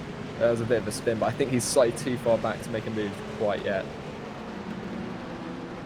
He's closing in on the opportunity, though. He's definitely feeling it. Just when I'll do it. Jarl is an aggressive driver. Has made some very, very good moves this time. He's made some very abrupt moves. We'll go with that. Abrupt. It's a good word for it. He's a very good driver. Oh, as he nearly actually loses it on a straight, as he's a very good driver. That shows how hard the conditions are. He got a little bit on the curve and just got a little slide. And they've got plenty of traffic up ahead as well to navigate, which is going to give Henningsen the advantage because he gets stuck behind the GTE. I think that's the Caspian Motorsport one, certainly is. Goes around the outside of it though. Nice. Oh, it's very risky. And he says it was nice. There was contact there. Yeah, that was the GT. I think it's slightly slid into the BT. He did nothing wrong there, but one thing I've noticed is that Tyne's absolutely sending it around these corners. You can see pretty much every one he's on a bit of a slide at least, and he's doing a pretty good job, but now he has got LMHC right behind him. Jarl, as someone with car control, Jarl Tyne, you won't find many drivers who are as closely effective, like a natural gift for understanding how a car is at any point. Especially interesting when you note the wheel usage that he's got. It's not got at least unless he's changed recently, which I actually don't think he has. He doesn't have a direct drive. He doesn't have like some fancy expensive Thrustmaster or whatever. He's just got a Logitech G29 and he's happy along. He just plays about with that. I don't know if he's changed that recently, but at least, you know, as far as my conversations with Jarl go, I genuinely think he's still on a G29, which is very impressive. More, not so out of speed, because the thing is on a wheel, any sort of wheel, you kind of get the same amount of speed, but it's the consistency, it's the car control, it's the confidence, and it's making saves like what he just did there. Did you see him leave Aintree sideways, sliding it through onto the curve on the outside, easily caught up and just went off? Yeah, that's very impressive, and it does go to show how you don't need the most expensive equipment to be successful in sim racing. It's just a lot of practice, and yeah, it's... Wouldn't even go that far with Jarl. Jarl is not the most practicing of drivers. He does his fair amount. Oh, the Volante's gone off a little bit. Paulie Honan. Yeah, it's quite close between these two GTs. Yeah, that going deep a bit there is not going to help him. And now he's got Ferrari right behind him, it looks like. But he's trying to catch up to Drury, who's just ahead on the straight there. Yeah, that Ferrari behind is not the position. I think. Is that Molgera? It is Molgera, so it's a lap up on Paulie Honan. So Paulie Honan will need to get out of the way pretty sharpish. Obviously, as saying earlier on the broadcast, blue flags, endurance racing terms, it's fine outside of the class, kind of don't ignore it, but outside of the class, so when a hypercar comes through, the blue flag is to warn you there's a hypercar coming. Prepare yourself. Whereas when it's in class, you do actually kind of have to obey that. You know, you do have to play a little bit, you know, in the favour of the car coming up to lap. So Christian Molgera, who we were listening to his teammate earlier, kind of looking at this, thinking about a position. I think that's a drive-through penalty to Team Spirit Racing. Certainly is. Penalty for track excursions. A very odd line through Cops. Yeah, I think... Sorry. No, carry on. I think he's just trying to leave it to the hangar straight before he lets that Ferrari through, if he lets that Ferrari through. But as you were saying, it's also a lot easier for the faster categories to get past these cars. And also, they're not in the same race as you technically. You're not going to get points based on where they finish compared to where you finish. So it's understandable why you've got to be a bit more kind, so to speak, to the drivers in your own category. Yeah, the thing is, it's especially this early in the season, I would say if I was going to give anyone any advice this early in the season is don't irritate people. Just for the first round of the season, play it cool, don't make a bad name for yourself, because the moment, obviously a lot of these drivers know each other anyway, outside of this. So you know, they're all kind of aware as to who they are. There are some new names on the grid, don't get me wrong. as taking a bit more of a slide through Kopp's corner. Still on the back of Casper Henningsen, still not able to get through as they reach the back of the other Wayfilm Esports Ferrari. This one, Terzi, directly ahead. And they've also got Jordi Spears directly behind, P2 in the race overall. Oh, this is definitely the best move from Yaltine. He's gone down the what would be the inside once we've got down to the end of the hangar straight. That was very well timed. Caught the run out of the corner. He's got to kind of let through Jordi Spears here and does so. Nice work. Yaltine gains a position, helps the LMHC through. Easy as you like. Nice work. He's well done. Just as if he's done this before. That was a fantastic move. That LMHC could have been a real spanner in the works, but it just about got in front of them because 3 wide through there would have been very risky. Yeah, Jordi's a well-experienced driver in the hypercar category. Now, whether he likes the hypercar or not, I actually don't know. But you know, he's won a few races, including one quite big one last season, i.e. Le Mans, and also having won in Interlagos was part of that win for SNG when they did all three categories at Interlagos. I said Nürburgring. They did win at Nürburgring, but that was the GTE category that won. But well, it was Edgy Sports who won that day. My goodness me, this memory stuff is very confusing. We'll keep our eyes focused. I am getting old. You're absolutely right. I've passed 25 now and I have no idea what I'm doing. We're keeping our eye now on P11 overall, which is fourth in class, closing in on third in class. That one being Herman Stocky behind the wheel of the Nita Velix car. What a brilliant livery. God, who made that? Me. Nice. No, it's not. It's all right. Oh. No, it's fine. This is just the thing is with liveries in rFactor 2, particularly in this field, is we have a lot of very, very pretty cars. Mine's not one of them. What would you say is the best livery on the grid? Oh, I haven't had too much time to look at them. Although, it was the LMP2s. I think it was the hold on, just give me a second. I think it was the Burst. I've really put him on edge on the on edge. God, if it is the Burst Edge Esports, that'd be fun.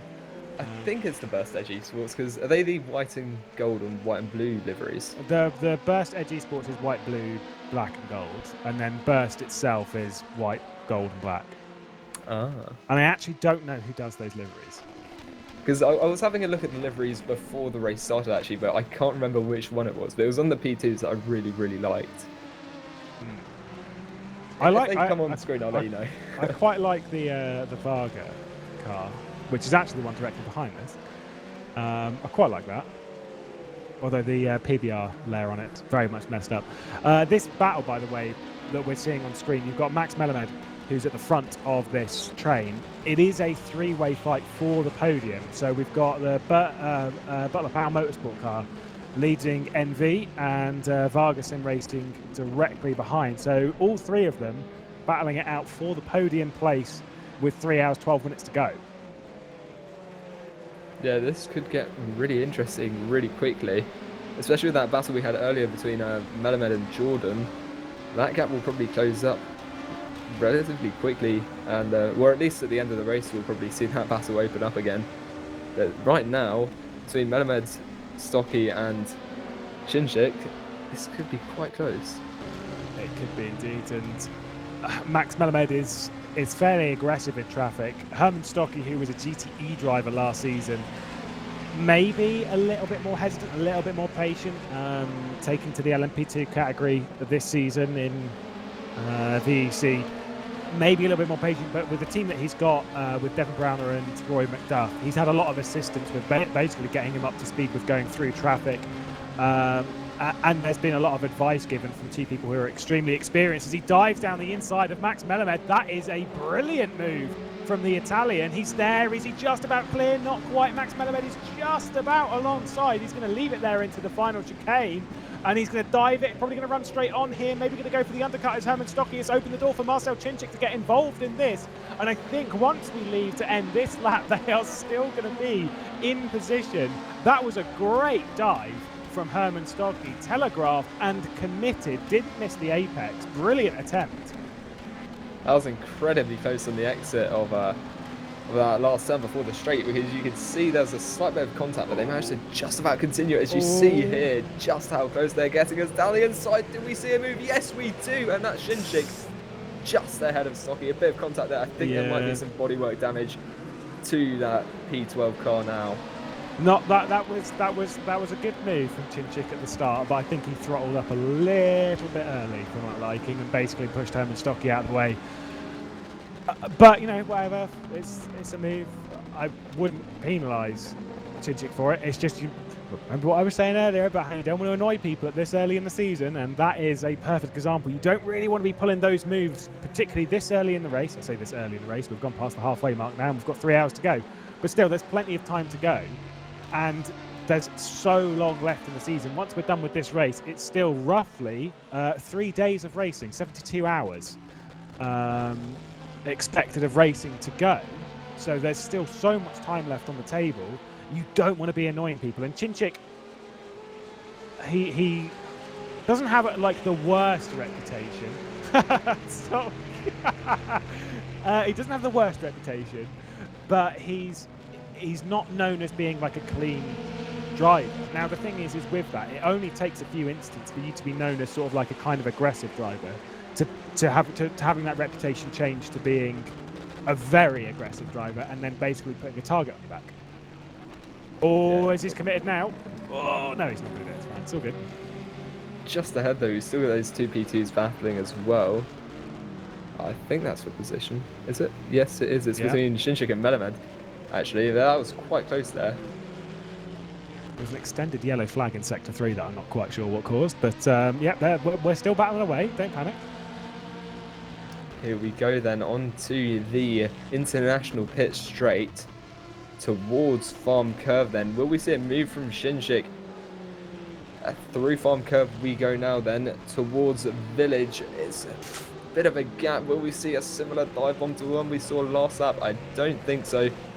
As we head out of the loop towards Aintree and onto the Wellington straight, will we see a better exit for one of the drivers? It looks decent for the Varga car, but he's losing a little bit of time. He's still not that far behind though, using all of that exit curb, heading along the straight.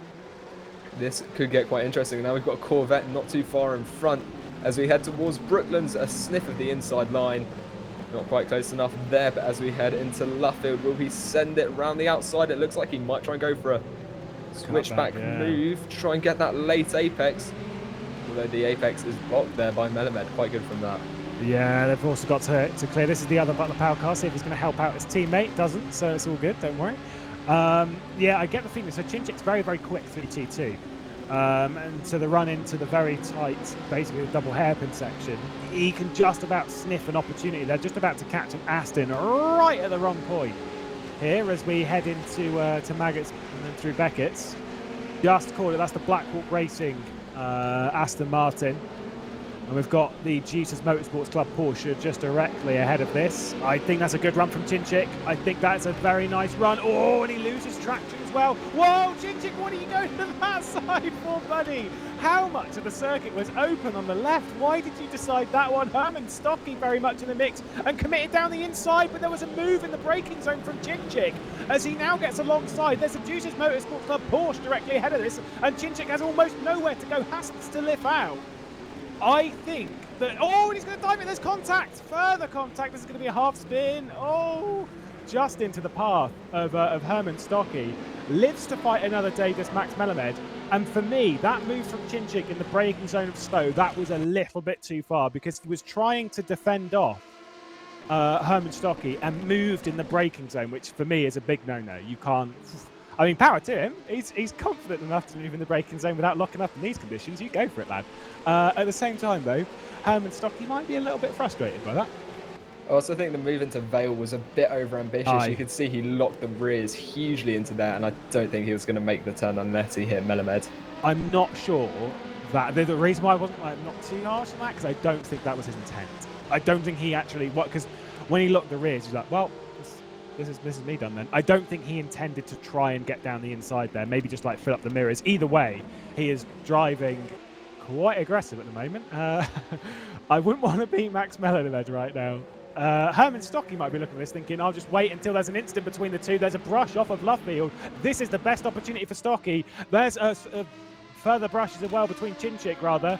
And Chinchik with Melamed. Oh, if I was Melamed, I'd be kind of thinking of backing out of this one because 2 into Cops is not going to work in these conditions. You can't make it round the outside. Definitely gave it a good go. And Stocky with the momentum on the run towards Maggots. He's definitely not going to get there in time. Chinchik's gained the position.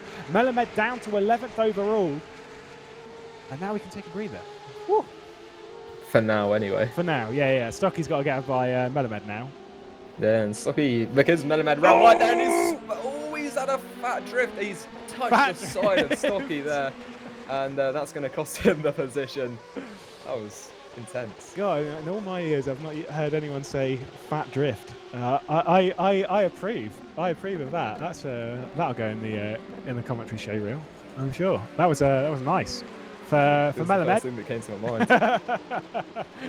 Melamed, they did gather it up and carried on, and Herman Stocky did gain the position, so he doesn't have to worry too much, and just will try and focus on closing the gap back down to Chinchik. By the way, I think P3 and P4 overall between Borja Milan and Antonovsky's pretty close. There was half a second on the leaderboard between the two of them, and there's further traffic with a Volante.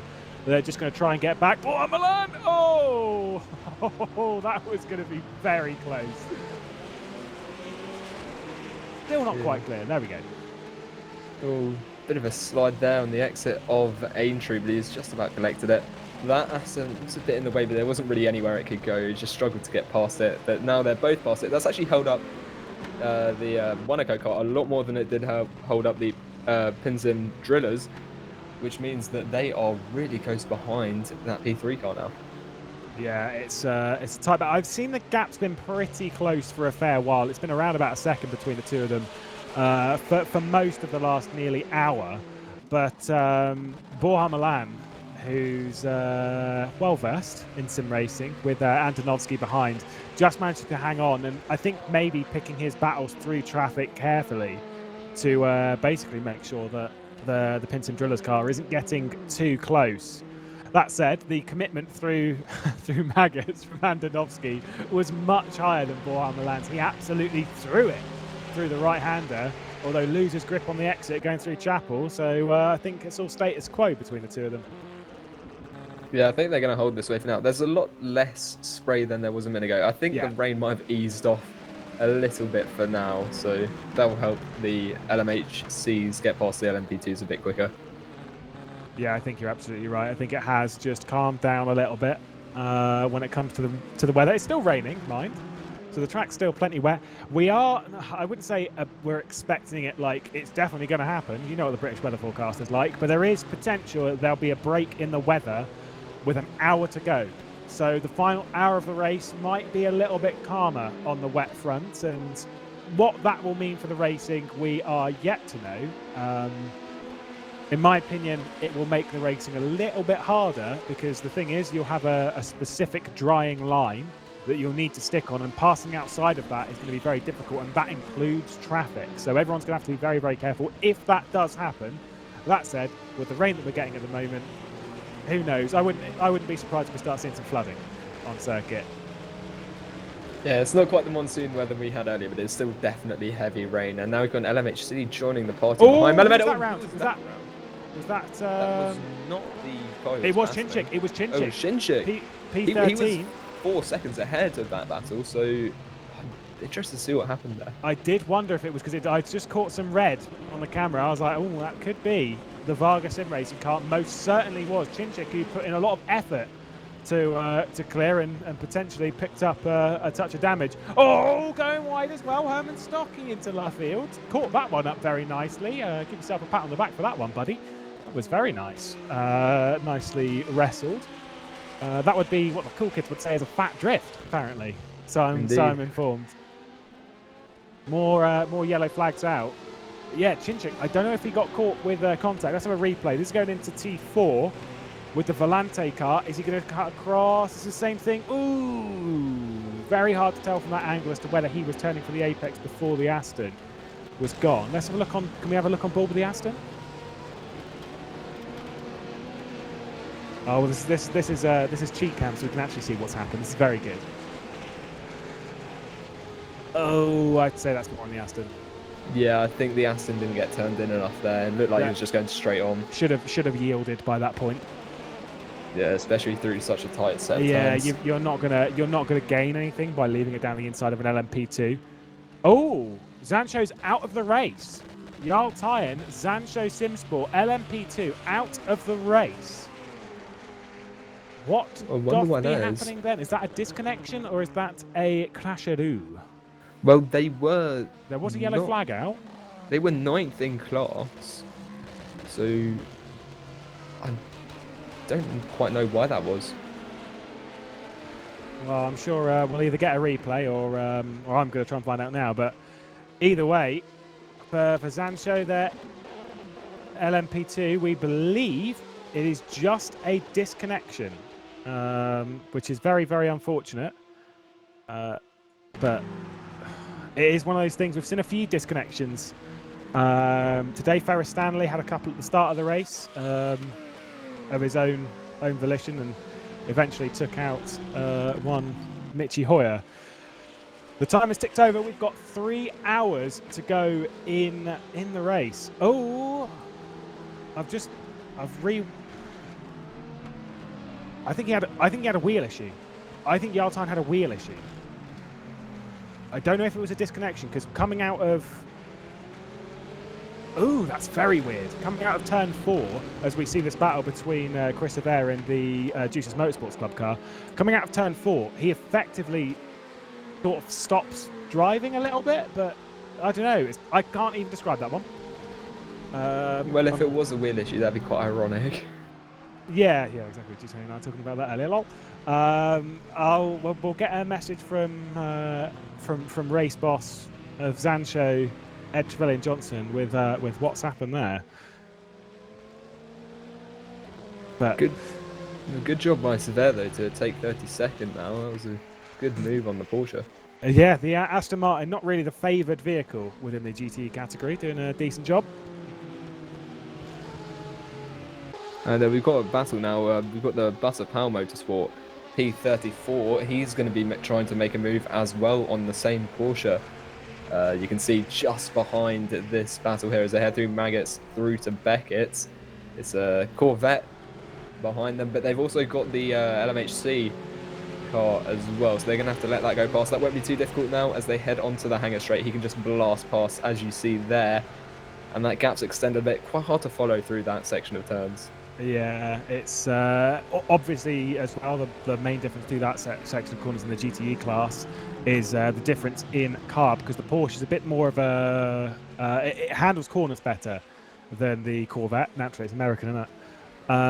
But the Corvette doesn't really handle the corner. It handles the corners fine, like it's acceptable through the corners. It's certainly not worse than the corners, but it's more grunty coming out of the corners and stuff like that, whereas the Porsche sort of like picks up the average speed through the medium speed corners and stuff, and that's where it gains an advantage.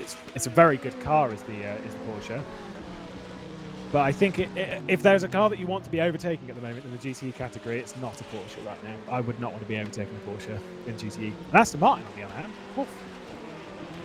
Easy peasy, he says from a distance. Yeah. There's a reason I never took part in GTE. Ooh, Bram Baylor was looking down the inside. We've got a little battle here for position. That's it. I was like looking at this thing, thinking the satellite was definitely not part of this battle. It's not.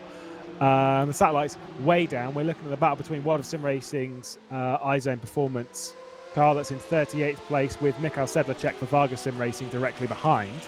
And the battle is for 38th position overall. Yeah, that's for 17th in class, and it's quite close. They're both Porsches, so it's evenly matched in that respect as they head through to the next couple of turns. There's a bit of traffic behind them as well. We'll see how that affects them. That's going to affect the traffic more, though, as we head through Maggots and Beckett. And you can see a bit of a slide there from the McSenna as we head out of Chapel onto the hangar straight now. It's still a decent gap. We'll see if there's any moves into Stowe. In LMP2, by the way, Max Melamed has entered the pit lane from 4th place, or from 3rd place rather when he came in. So he's handed third to Herman Stocky in the NV car. So entering the pit lane and starting a pit sequence. Also moving his way up the order at the moment, I see Lars Brugman, who's in 6th place overall. Has actually worked his way up for Zancho Simsport up to 6th. So making the way up after a not so great start to the day for Zancho's hypercar effort. Here into the pit lane, Mikhail Sedlacek. You can see the Butler Power car that we were saying earlier. Max Melamed into the pit lane. Is anyone taken over? No, they are not. Max Melamed will continue. Polesny will take over from the Vargas sim racing car that we're looking at now. Polesny started the race, so he'll be taking over. David Serra's got a drive-through penalty there. I'm assuming that's pit lane related, or it could be track cuts. Possibly, I haven't seen anything about that, but we've got Borja Milan in the Monaco versus Timotej Andonovsky. This is for 3rd place in LMHC, so we're back to this battle, and you can see the rain maybe has picked up again. It looks quite heavy from that camera angle. It's not so bad on this one, but there's still a decent gap. Now we've got a BMW in between them, but he's not going to stay in between them for long. There are BMWs. You don't see many of them at the moment. In VEC last season, it was basically the car to be in, but as of late, not so much. We don't see many of them.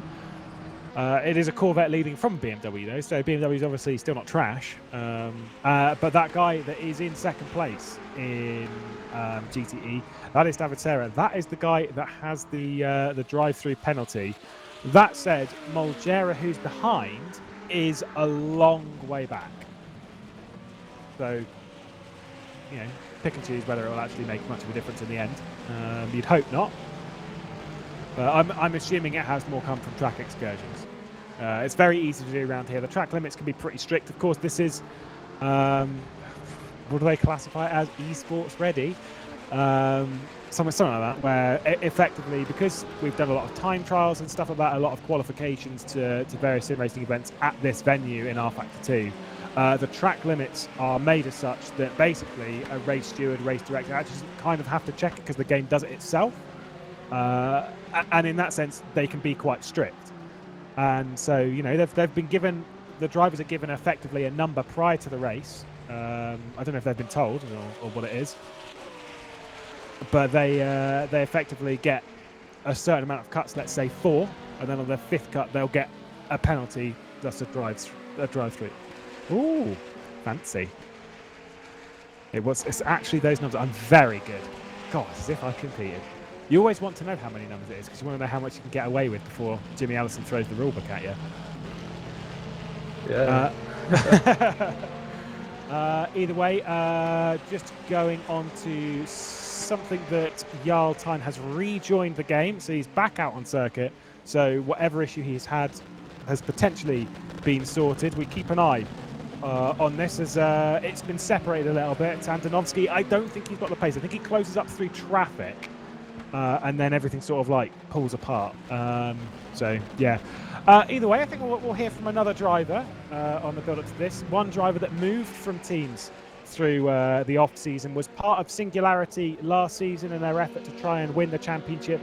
A season-long battle with Zancho Simsport. They ended up coming out 2nd best, but not by very much. Casper Stoltz, John Lacey Esports. Let's see what he has to say. Hi guys, my name is Casper Stoltz.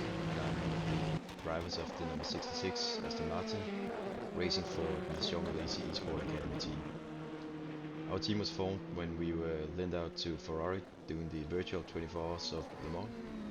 Afterwards, the Sean Lacey Esport Academy team showed interest in us, and after some brief talks, we agreed to sign with them. Previous experience with the VEC is 3 seasons. 3 full seasons, season 10, 11 and 12, where in season 10 we drove for the Knights of Velox team, where we ended up as the winner of the GTE Division 1 Championship. Season 11 we drove for Hydra Racing, where we finished as runner-up in the GTE category. And then lastly season 12 for Singularity Racing, also finishing runner-up in the GT category, which sucks. So my expectations for the season 13 is to do just a little bit better, so we can hopefully end up winning the championship once again. In order to do so, we are pretty much very well focused on each race, and we will strive to do as good as we can and hopefully win some of the races and just be there and get important points in each race. The field seems to be a very competitive one this year with a lot of good teams and very good drivers, so it's gonna be a very tough season, but definitely a very fun season as well. So I'm looking well forward to that. See you on the track, guys. Bye. Thank you to Kasper Stolzer there. Jean Lacey Esports Academy recently joined that along with a few of his Singularity buddies. Just seen a move, by the way. This one that we've just seen, that we've got on screen here, Valeriano, has just been passed around the outside by Andrea Terzi. I don't know if we could get a replay of that, because it was a phenomenal move from Terzi all the way around the outside of Stowe in these tricky conditions as well. I think he's got superior grip in the sense of he's pitted more recently, which, you know, fair enough, whatever, but it doesn't make the move any less impressive. You know, power to it. Yeah, I mean, any position's a position, I suppose, and that's going to put him up in the very competitive GTE class. GTE is always one of the more competitive classes in the Virtual Endurance Championship, because it's just absolutely stacked from front to back. Let's have a look then. This is on board with Terzi. This is what he sees. He goes to the left-hand side of Valeriano on the run into Stowe. Brakes so incredibly late. Look at what's between them. Absolutely nothing. All the way around the outside. Wet conditions. Massive respect between the two drivers. And that is the racing we like to see in the Virtual Endurance Championship. Huge respect and a lot of guts and absolutely no contact. Great example, lads. Yeah, I mean, you can see just how incredibly close they were from that onboard. I'm impressed that there wasn't any contact between them. Very clean move, and it's a perfect racing to see. And here we have some more GT action between two Corvettes, and that's going to be Via just in front of Pelesny now. That's Cedo. That's Cedo Via actually battling with the Caspian Motorsports car, is it? Oh, yeah, sorry, there's a 1 lap gap. That's what I was trying to work out here. I was like, there's past the Caspian Motorsport car there, but Ogre's onto. Yeah, there you go. That's better. That's more like what we want to see. There we go. So Caspian have dropped a position to Zancho, but Zancho definitely not having the day they wanted. They've received some pretty bad luck, some pretty rough stuff in the GT category. The season, the category that they won. This driver was, Cedo Via was the driver behind the wheel when they won the championship, but at Le Mans 118 days ago.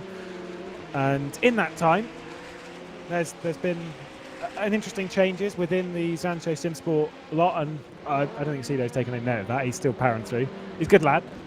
I don't think he'd want to be battling over the top 40 in VEC though, as the Butler Powell Motorsports car is going to get its way through on the Caspian Motorsports car, and of course, with that being Max Melamed, Daniele Canestracci, who's ahead of him and not by much. The LMP2 that's directly ahead is Daniele Canestracci. So, 1.2 seconds between them.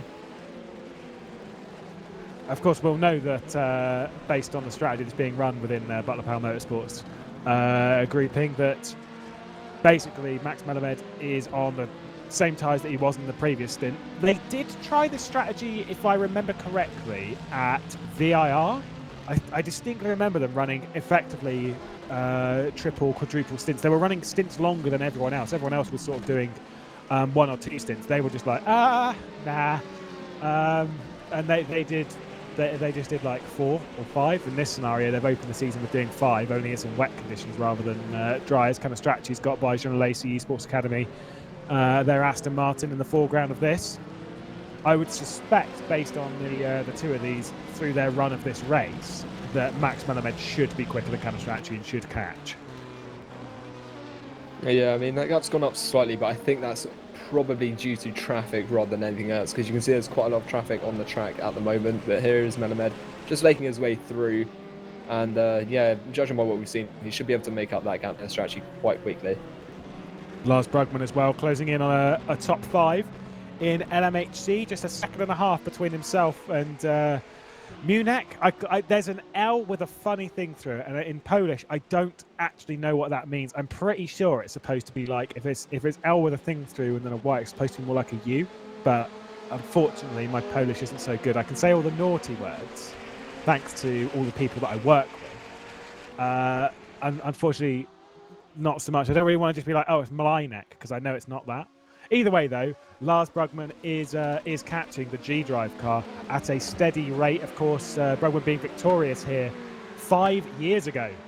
Goodness me. A long, long time ago in the LMP1 category for Doug Henson Racing, the number 8 that day.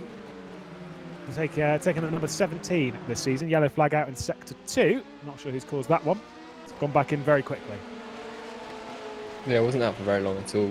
Yeah, Brugman making his way up to that G-Drive car. He's doing that quite quickly as well, so traffic's probably playing a role in that, but he's definitely got a bit of pace in that car. Currently, his last lap was about 8 tenths quicker. No, 1.3 seconds quicker than Maciek in the G-Drive, so that Sancho is currently faster, as there's a very, very close move there.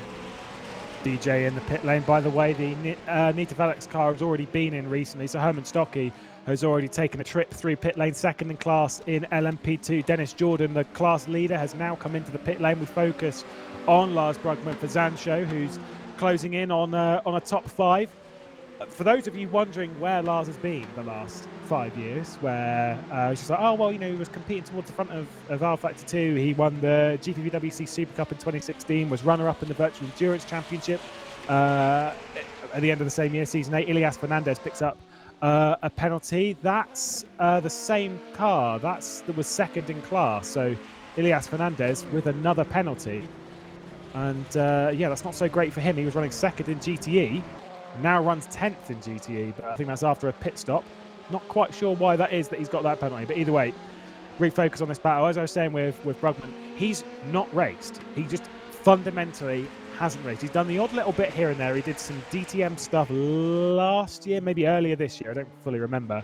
But realistically, hasn't raced very much. And here he goes. He's alongside Munich. And on the run down towards Stowe, committed on the brakes. G-Drive doesn't even fight that one, and it's easy around the outside for Sancho Simspot, who now move into the top 5. And I think Ed Trevelyan Johnson will be pretty happy with that, considering how this car started out life. They changed lineup a little bit recently. They got Eunice Rivio in this car fairly late on. But realistically, I think the lineups worked out pretty well for them today, and running 5th in class in their debut drive in the hypercar class. I'm pretty sure they'll all be happy as Jordi Zveers into the pit lane, currently running in 2nd place. Erhan Yajovski leading the way. Is he going to come into the pit lane as well? He is. So effectively, we're going to have 1st and 2nd in the pit lane in LMHC. Only there's a lap difference between them. Yeah, Brugman's doing a fantastic job there. He was a lot quicker, and I think that's why the G-Drive car just let him through. There was no point struggling for that, because you could see him pull away as soon as he made that move, so still has the ability to race. Yeah, it's full service here, as you can see from Jordi Zveers. Is there a driver taking over that car? Yes, there is. Alan Terzic about to take over the Jean Lacey Esports Academy. Dente will be very, very proud as Terzic takes over the car and heads out onto the grid. He's not been a particularly confident driver in the LMHC.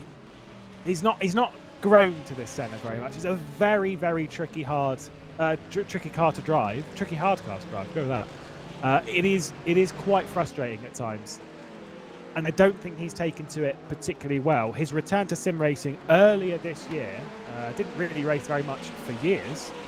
Returns to it, and returned to it with incredible speed, I will add. He's been very, very impressive in the pace department since his return to sim racing, and it's great to have him in the Virtual Endurance Championship proper. Of course, did drive in LMP2 last season for one round, that round being Le Mans, and he won. you know? Power Fair to him. I say he won. He won with with a couple of teammates, mine, being Roy McDuff and Turka Hakkinen. It's not a bad record, though, is it? No, not at all. It's pretty good. Let's see what he does now, though. He certainly did better than my my Le Mans. I retired the first one. Oh. Didn't retire the second one, though. That was all right. Oh, nice. Haniowski getting his service. Was it a full service? Yes, it was. Hani Al-Sabti takes over his car. So Al-Sabti, who started the race, now taking it over. As I'm assuming we're expecting this to be the day into night shift. It is quite still bright out on circuit. I've just taken a look out the window, being like, "Is it still bright outside?" No, it's not. It's very not bright outside. It's quite dark.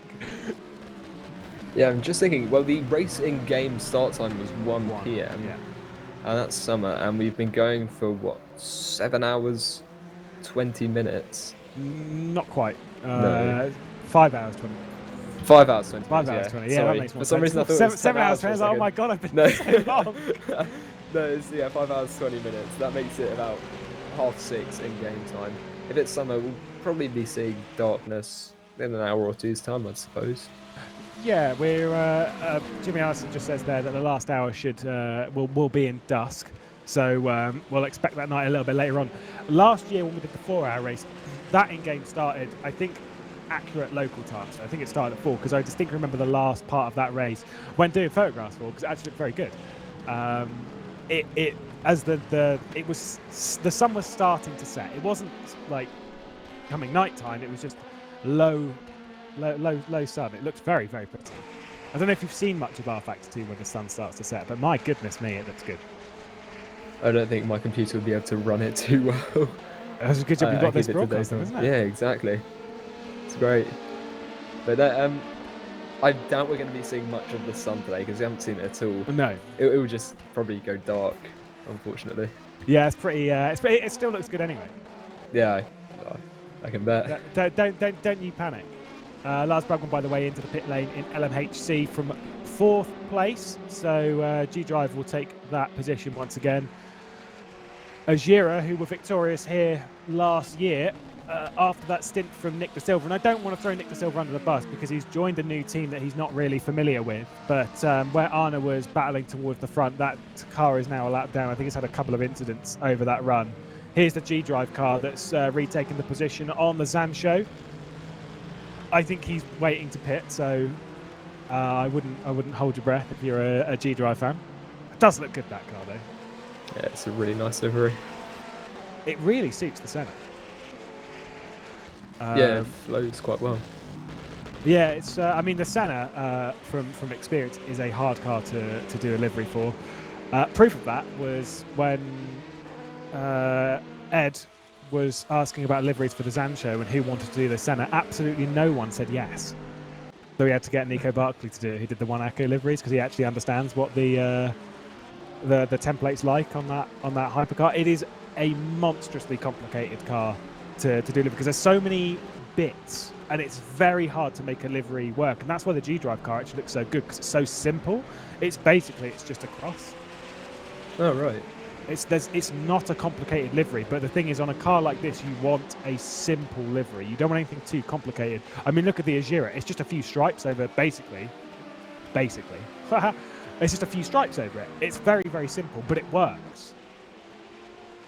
Yeah, I mean, all of the winglets and other aspects of the car, because it's got really aggressive shapes on it. It just means that it breaks up the shape a lot more, so it's not just like a block of colour, which I suppose is why you want simplicity there. It's, I mean, to be fair, lining up over all the different parts of the template would be a nightmare enough. So power to all of the people that have skinned any car in the Virtual Endurance Championship because it's hard work. These cars are the templates. It's very hard to work with. But if you put the time, if you put the effort into, you can make some very good-looking cars because with the PBR shaders. So the shading that works on the car. For those of you that don't know, so at home, you can, when it comes to the livery, you make the base livery on the car, but then on top of that, you can add things like chrome and stuff like that to the car using the PBR shaders in game. Sounds quite complicated. It's not actually as complicated as it seems. Had a yellow flag out in Sector 1, but it's cleared off very quickly. We keep our eye on Ajira, who's on the back of Henry Sinek now. It sounds fairly complicated, but the amount that you can achieve doing a livery, if you know how to look and you know what to look at, oh my god, there's so much you can do on a livery. It's actually mind-boggling. If you stuck me in front of Photoshop and asked me to make a livery, I wouldn't even know where to begin. So I see. Any Keep livery is noted. quite impressive in my opinion. Well, these days you need to, as I found out fairly recently, you need to know how to code to do liveries. That's not that bad, but when it comes to doing this PBL stuff, if you actually open up the JSON file and you can edit things in there, it's mind-boggling. The file that basically attaches to the livery that tells the game whether something's chrome, whether something's pearlescent, whether whatever, you can change everything. You can change undercoat roughness if you really want. I was like, I don't even know what that means. What does that mean? I have no idea. We've had another yellow flag out. Not quite sure what for. Roman Yakubovic takes over the Blackhawk Pescara SRT car. That car's extremely dark. As we keep our eye on the Azira racing car, who's on the back now of a potential top 5. The recovery from the Belgian of Arne Schoenvliet, moving his way back up the order. I'm still angry about that time he beat me in Clio, so don't worry, everyone. I'm still frustrated by it. It was 5 years ago.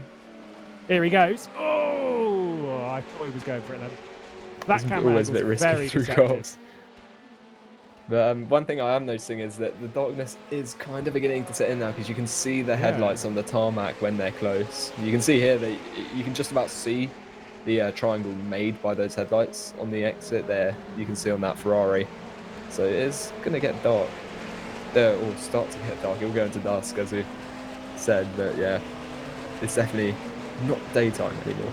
No, it is absolutely setting in. Right, here he goes then. Schoenvliet down the inside. Oh, he was committing, but didn't really fancy it. Henry Sinnick didn't run too far wide. Actually managed to make the apex, so it's all good for Sinnick's point of view. The more they battle, the more Bugman's going to be catching, though.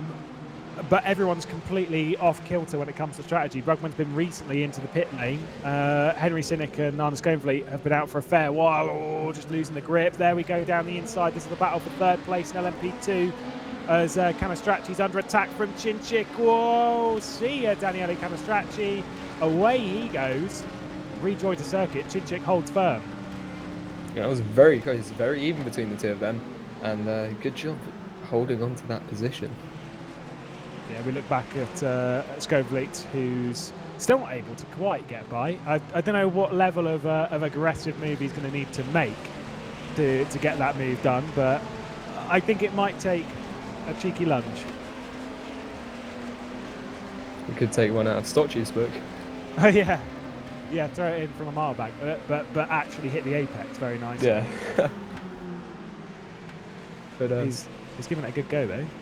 Yeah, he's really holding on to the back of that car in front, isn't he? He certainly is. He's pushing. He is pushing his Arne. And it's not often that you'd say he's been pushing to try and get a top 5, but Arne knows how to win a championship, and he knows that any points he can take now are going to be absolutely crucial come 9 months' time.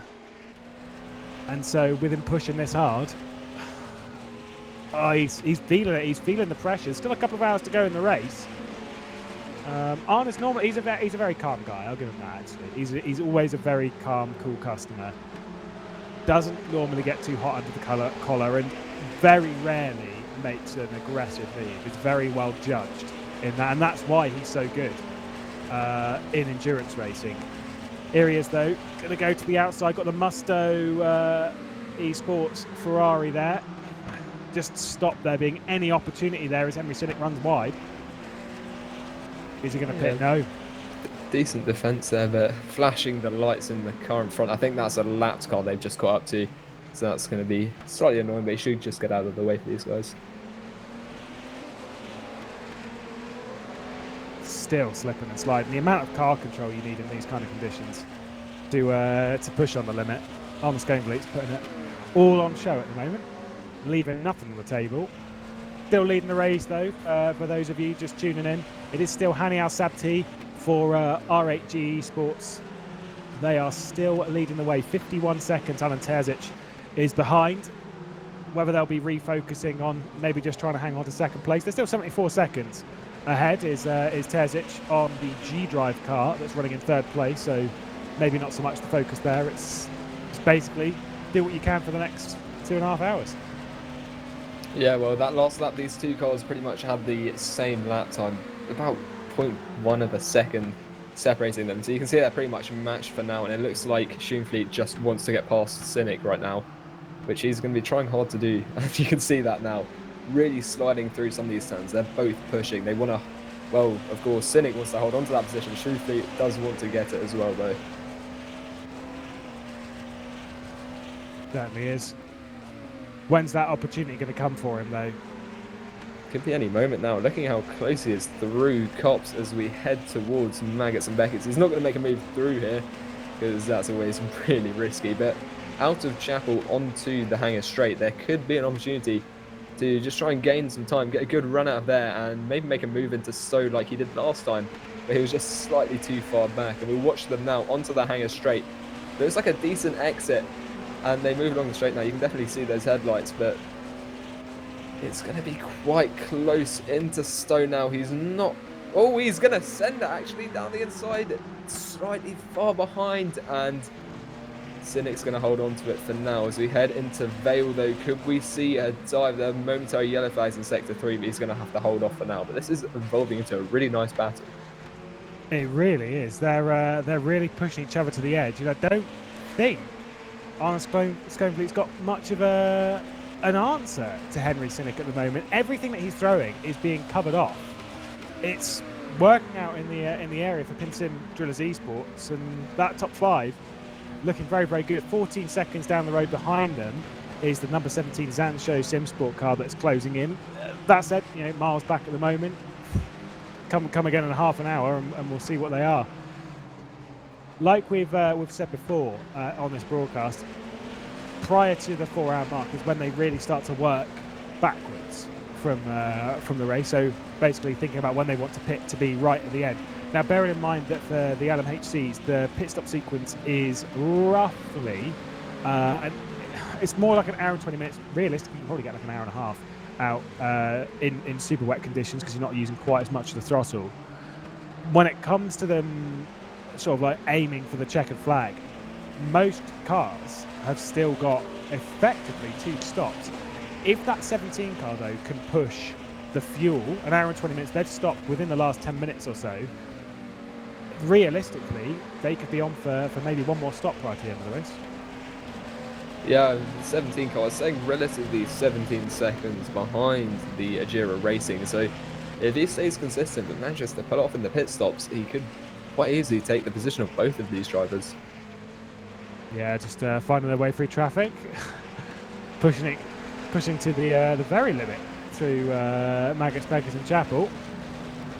I guess I've got used to it now. The joy of trying to lap them has worn off through that area. It's just like, just get out of the way now. Yeah. I mean, we've still got 2.5 hours to go. There's still a lot that could happen in all these battles, and we've seen that the battles keep chopping and changing with the strategy, so we're only going to really see a final result at the end of the race because everyone's so off-piste with each other. So that'll be quite interesting to keep an eye on, and I'll have to stick around for that.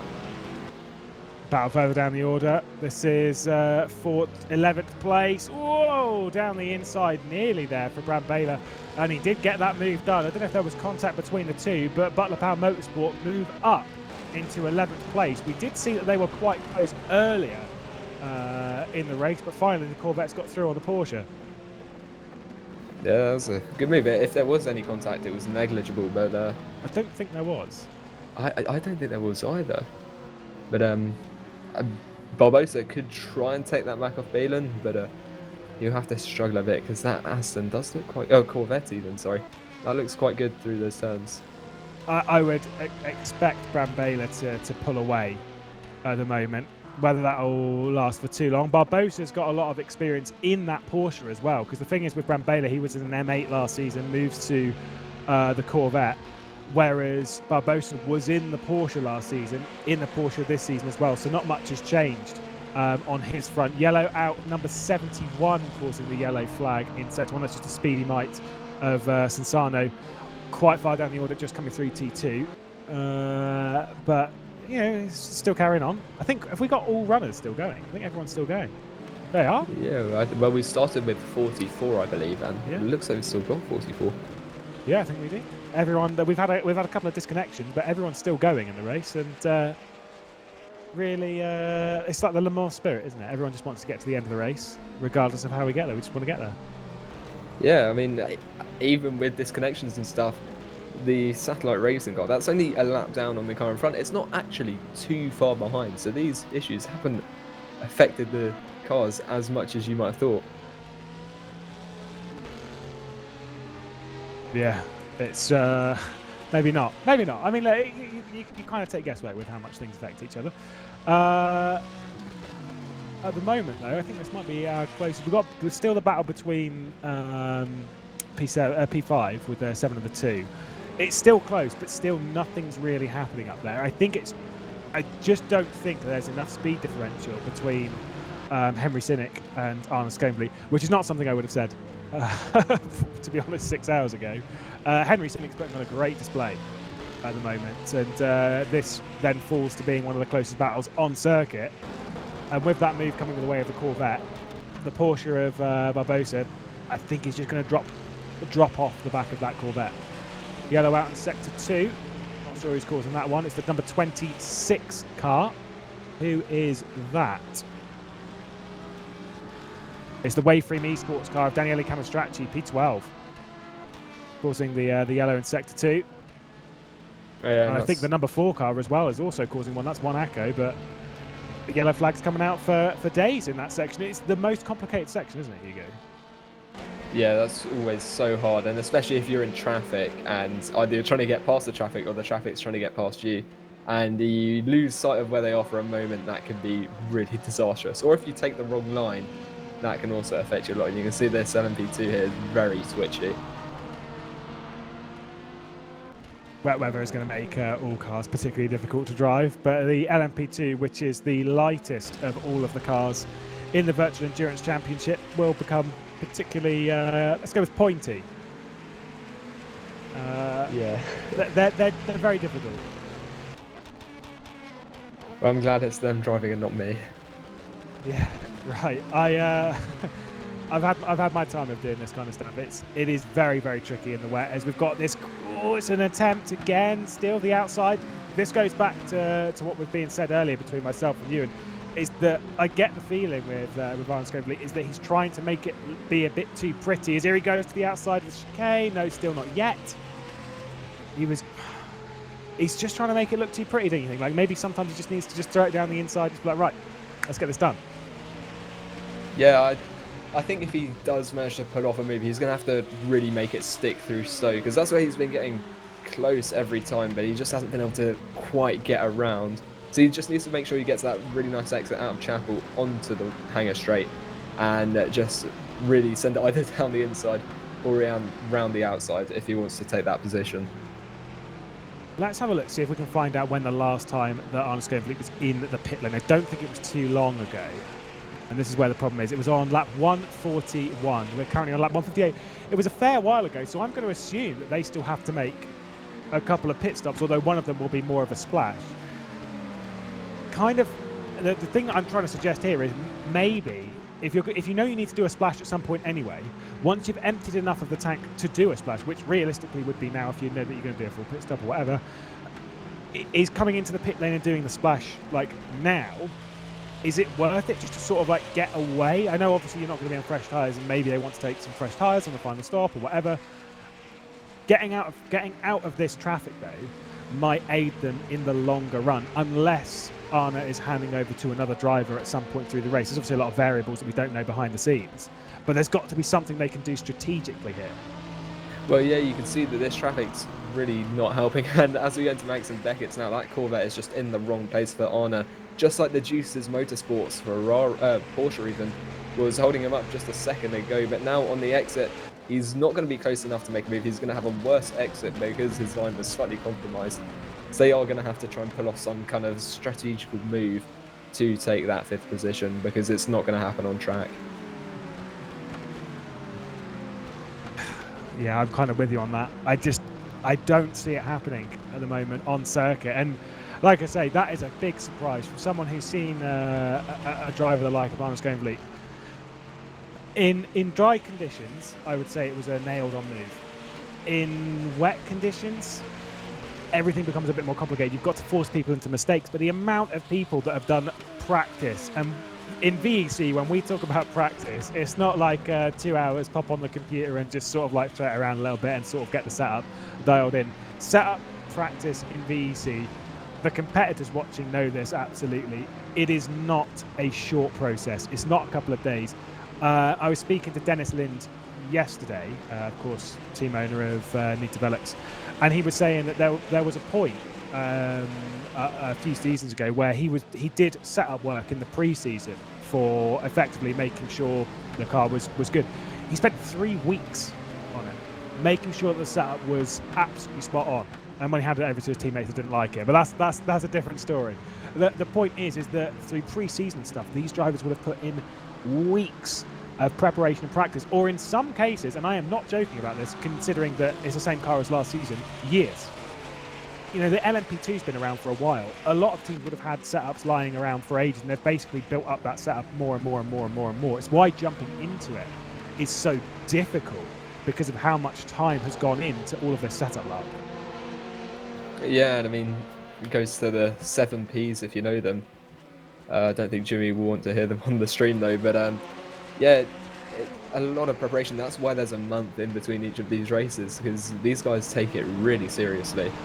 And you can see now that it's paying off, because we're getting some really close racing as that M8 took up a fair amount of the track in front of Cynic, but he's going to hold on to that position. He's still ahead of Skånevliet. However, Skånevliet's still very close. As we head into Stowe once more, you can see he's back where he was. He's within that overtaking window now. He's under half a second behind, but it's just getting that overtake done where he's struggling. And they've got another LMHC right behind them. I think that's a lap car. No, it's the one that's about to lap, and that's Alan Terzic, who is about to put a lap on Ajira Racing. And there we go. Arne backs out of it, drops down a position. A bit of a thank you from Alan Terzic there, who's currently running in second place. Gains the track position and now sets an eye on Henry Cynic. The question comes is, remember Max Verstappen 2015 Monaco? Sat behind, can't remember who, coming through traffic though, made a move whilst following a guy on the lead lap, because he was sat so close to the back of him that when it came to overtaking, when it came to that guy having to let go with a blue flag, made a move. I wonder if the same sort of scenario is going to happen the way of Arne Skånevliet, if he's going to sit on the back of Terzic, and maybe when he lifts off to try and let him go, he'll pounce on Henry Cynic. I mean, that would be a good strategy to do it, just utilising that, the way endurance racing works to his advantage, which is fair enough, to be honest. And that's one of the problems, and that's going to maybe annoy Terzic a bit then, because Cynic's not going to let him go so easily with that, because he's going to be scared of Skånevliet behind. So we'll see what Skånevliet does, but that could really help him. You can see now Terzic is flashing as we head through Maggots and Beckett's. Once again, there's a GTE in the way of Skånevliet. Yeah, just wrong place, wrong time. And that's created a gap between himself and Terzic. So if there was ever that time, if I was Henry Cynic and I'd seen that in my mirror, I'd be almost out of the way now. Because I don't want, if I'm in this scenario, I don't want Arne Skånevliet to cap that gap back up again. I want him to be as far away as possible, basically, so it's a clean let through and go.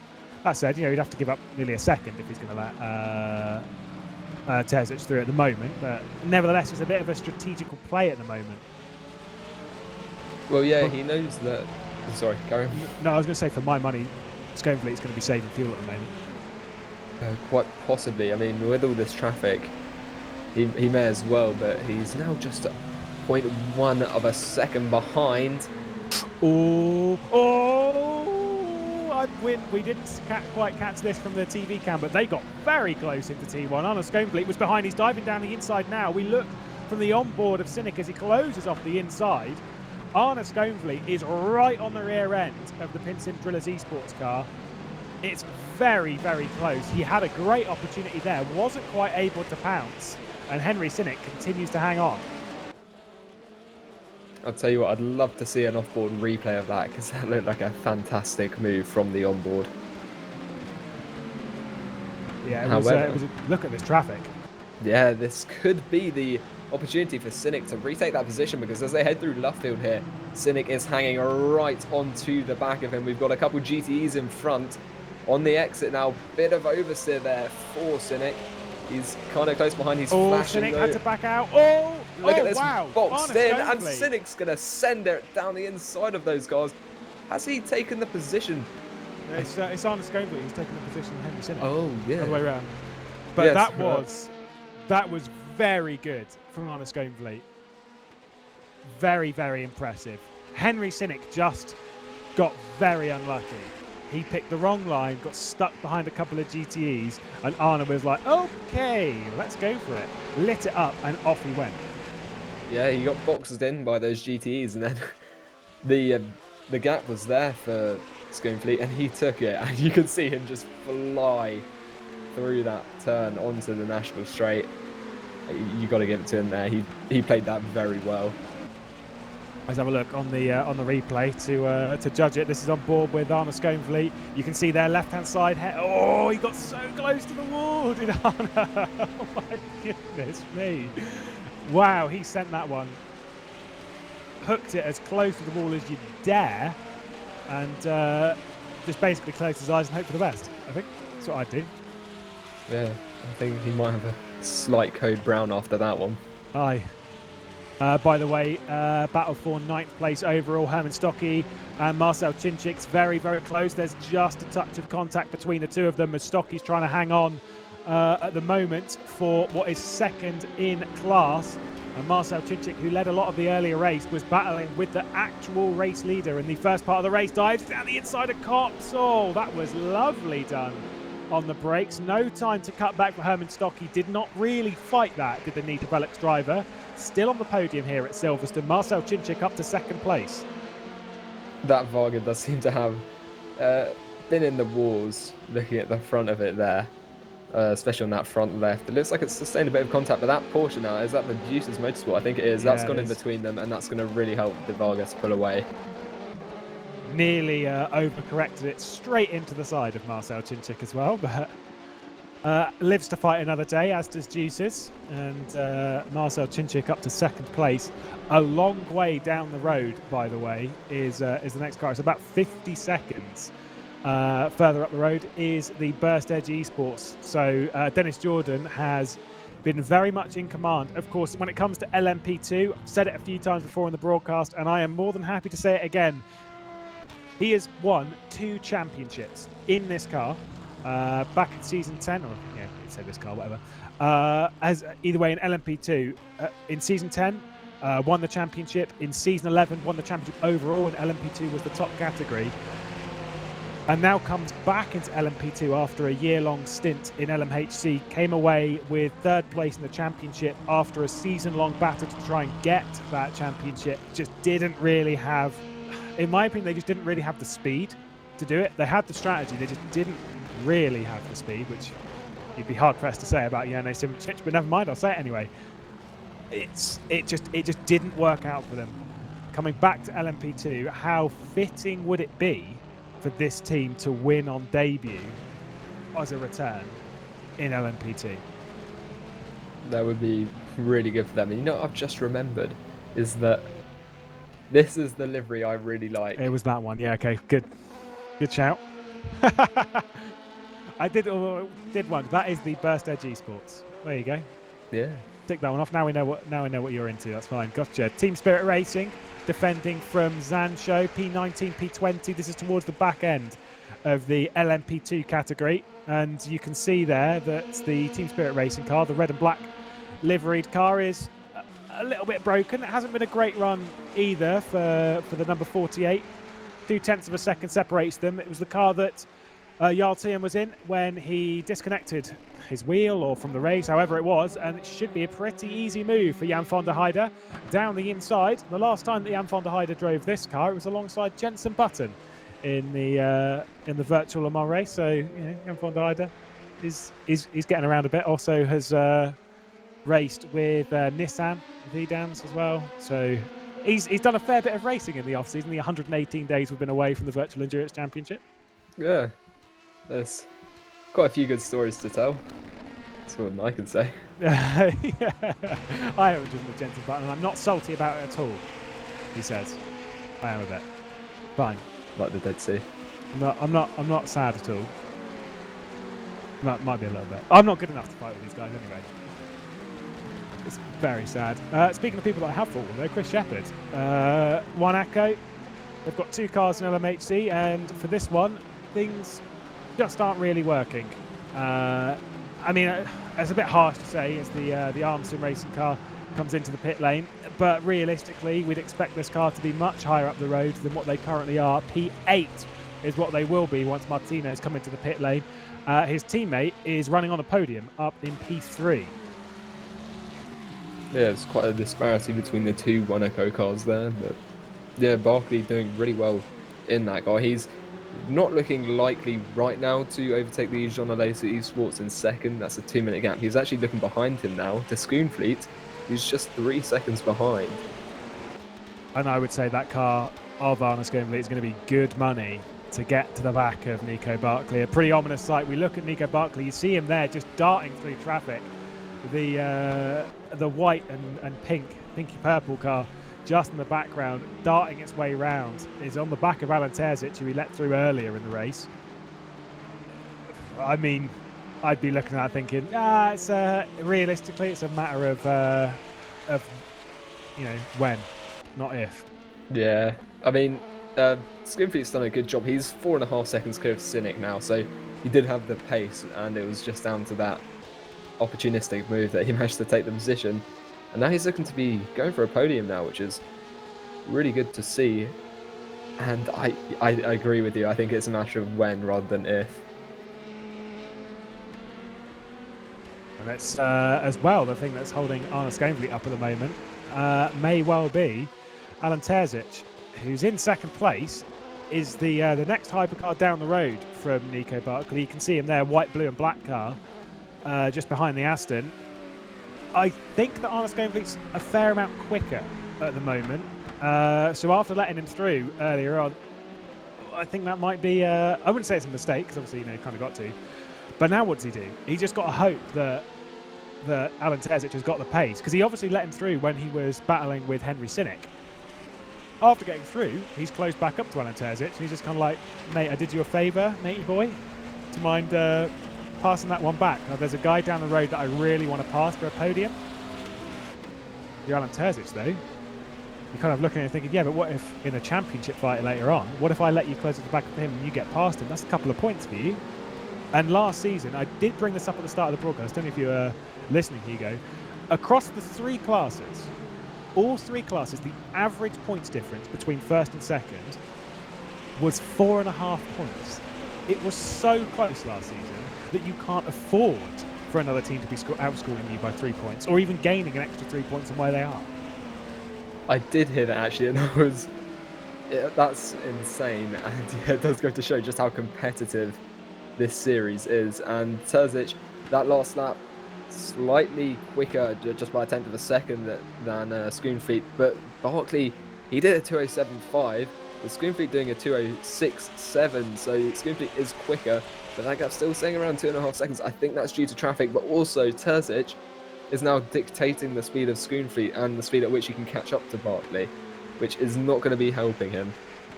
No, not at all. The difference in points, by the way, if there is that change of position, if Arne Schoonfleet does gain that spot, that he'll gain 3 points. It's a difference between 15 points and 18 points. In the long run of things, the difference between the top 2 in a championship last year was 4 in LMHC. So, it's pretty close. I will also say it was 9 points separating the top 3. So once you look outside of that, it's still very, very close. My point is that you don't want to give any sort of advantage to any championship competitor. But again, as we said earlier, you don't want to be annoying people either. Yellow flag's out in Sector 1. It's the number 45. That's Team Spirit Racing. Off again at T1. Ooh, and that's stationary still. not good at all. They're going to have to get moving soon. Still not moving. They can't be trapped in the sandbank, are they? No. Because they're not moving the tyres at all. No, I don't. I wonder if the engine's gone. I think the engine may well has gone for Team Spirit Racing. We focus back on a battle on the road, or we're looking at Marcel Chinchik anyway, who I think has recently been in the pit lane. The Butler Power Car has definitely been in the pit lane, and there we go. Team Spirit Racing has retired, and it has been because of an engine failure. So he'll drop down to 43rd, and meaning that he is our first retirement of the season. Taken nearly 6 hours for it to happen. It took 7 minutes last season for a retirement. Let's have a listen and see what we can hear. There we go. I mean, not that we can hear that because I've not got any audio. There you go. You can see the fire anyway, and that snap, that is absolutely an engine going pop. That's a shame. I think it was a double downshift going into T1, because I'm assuming in these conditions they might be braking a little bit in downshifting because it's been very, very wet. But either way, that engine has gone and out of the race, down to last in class. That Varga was doing a decent job, as I remember, as well, and I think he's going to be the first proper DNF of our race. Oh, that was the Team Spirit Racing car. The Varga is doing fine. Don't panic. Oh no! You're scaring all the Varga replays. fans. I'm sorry. Marcel, they're very similar liveries, though. I'll give you that. You've done. Yeah. We've got Nico Barkley. Oh, Arne Sconefleet. He's got by Terzic, and so he's on the back of Nico Barkley now. I wonder if Terzic did let him go through. You would assume so. Terzic is behind all of this, so it's allowed the battle to carry on, and Nico Barkley is going to be hanging on just about. Oh, and the traffic's really not helping. Traffic here. Just seen that now. You got this Porsche in between both of those cars, and that's going to be really frustrating for Sconefleet.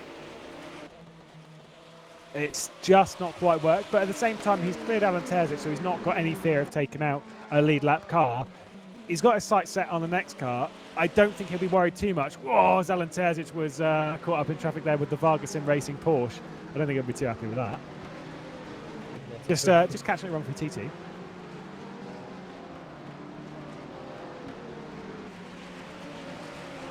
The rain, I think, is coming down a little bit heavier now, with 2 hours and 3 minutes to go. I think conditions are getting more and more tricky, and people are getting more and more dicey as well, don't you think? Yeah, I mean, people are going to begin to get tired now. We've been going for almost 6 hours at this point, and it's quite a lot of driving. Even if you are swapping drivers, just the length of the day will make you tired, and it will mean you're more likely to make mistakes. And that we have seen, as we saw a minute ago with that LMP2 being our first proper DNF, that things are beginning to go wrong as we enter the final stages. I say final stages, we've still got a quarter to go, but we are entering into the last quarter of the race.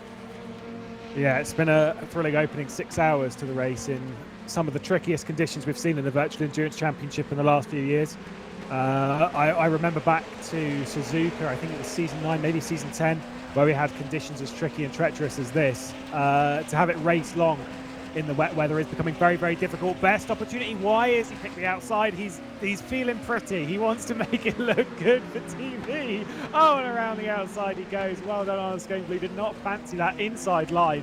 Gets up into third place. As Giro now back on the podium from Nico Barkley. I don't quite know why he felt the need to go left there rather than right, but power to him. He's made the move, and in fantastic fashion as well. Giro Racing then back onto the podium, and I think he'll be able to pull away from Nico Barkley. Yeah, I think the reason he went to the outside there was he might have just about been over-egged on the brakes, and he may have had to go around the outside. I can't see, I've got my overlay covering the onboard there, but from what I can see, as long as it works, there's no need to change it, and it has worked, and he's taken that position very well. If it works, it works. Either way, whilst all of that's been going on, and we've had a bit of heart. Oh, speaking of heart racing, we look at the R8G Esports Academy, and it was requested by one Mr. Erhan Yovsky, that we have a listen to see what Risto Capit said before the season started. He's not here racing today, so we'll listen to him anyway. Let's have a hear. Hello, my name is Risto Capet from Roman Grosjean Esports, speaking from my humble sim racing closet. I'm driving the #1 hypercar in VEC season 13 this year, and I'm gonna answer a bunch of questions. So first of all, how did your team come to be? So we have to go back to Team Virus, really, which was like non-professional team put up by, back then it was Niki Djakovic and Adam Taylor. They were really strong in the beginning of the rFactor 2 era. And after that they added Hani Al-Sabti and Erhan Yayovsky, and they were doing quite good without any professional support. And then 2019 I also joined, and we did some other racing non-professionally. And then 2019, in the 1st of September, we got contacted by AAA, who proposed us to become a professional esports team without actually changing anything internally. Inside we are still basically the workforce, and the work style is Team Virus. We are really effective in what we do. Anyway, with AAA, it was the first thing we ever did, and to prove that we can be the best in rFactor 2, we took up the challenge of VEC, and we ended up winning it. So yeah, that was great. And now in this year May, Roman Grosjean entered, wanted to do an esports team, and AAA offered basically the best of AAA to go to Roman Grosjean team. So yeah, now we are rebranded from AAA to Roman Grosjean Esports, carrying the #1, and that's where we are now. What previous experience do you have in the VEC and in endurance racing in general? So me personally, I started in VEC I think 2015. I did a few races with Walk Racing, with who we did some races before. And then 2016-17 I did some races with Woodpool Motorsport, and then later ACR, but not any full seasons. And yeah, 2019 was with AAA already, and this year will be with Roman Grosjean Esports. And endurance racing in general, I'm not actually been into it that much, because the races are long and the prizes are not that big. But in rFactor 2 recently there have been some official events like the rFactor 24 hours, which we won, which was thanks to the experience we've had with Hani and Erhan from Team Virus and VEC. And now of course recently the virtual Le Mans 24 hours organized by the real Le Mans organizers. That was amazing. That was a real experience. And again, all of the sim racers who took part there and showed their level against real drivers, they were mostly from VEC, and with their VC experience that counted for a lot. So yeah, all the official rFactor 2 endurance races I try to do, but outside of VC not so much. What are your expectations of season 13?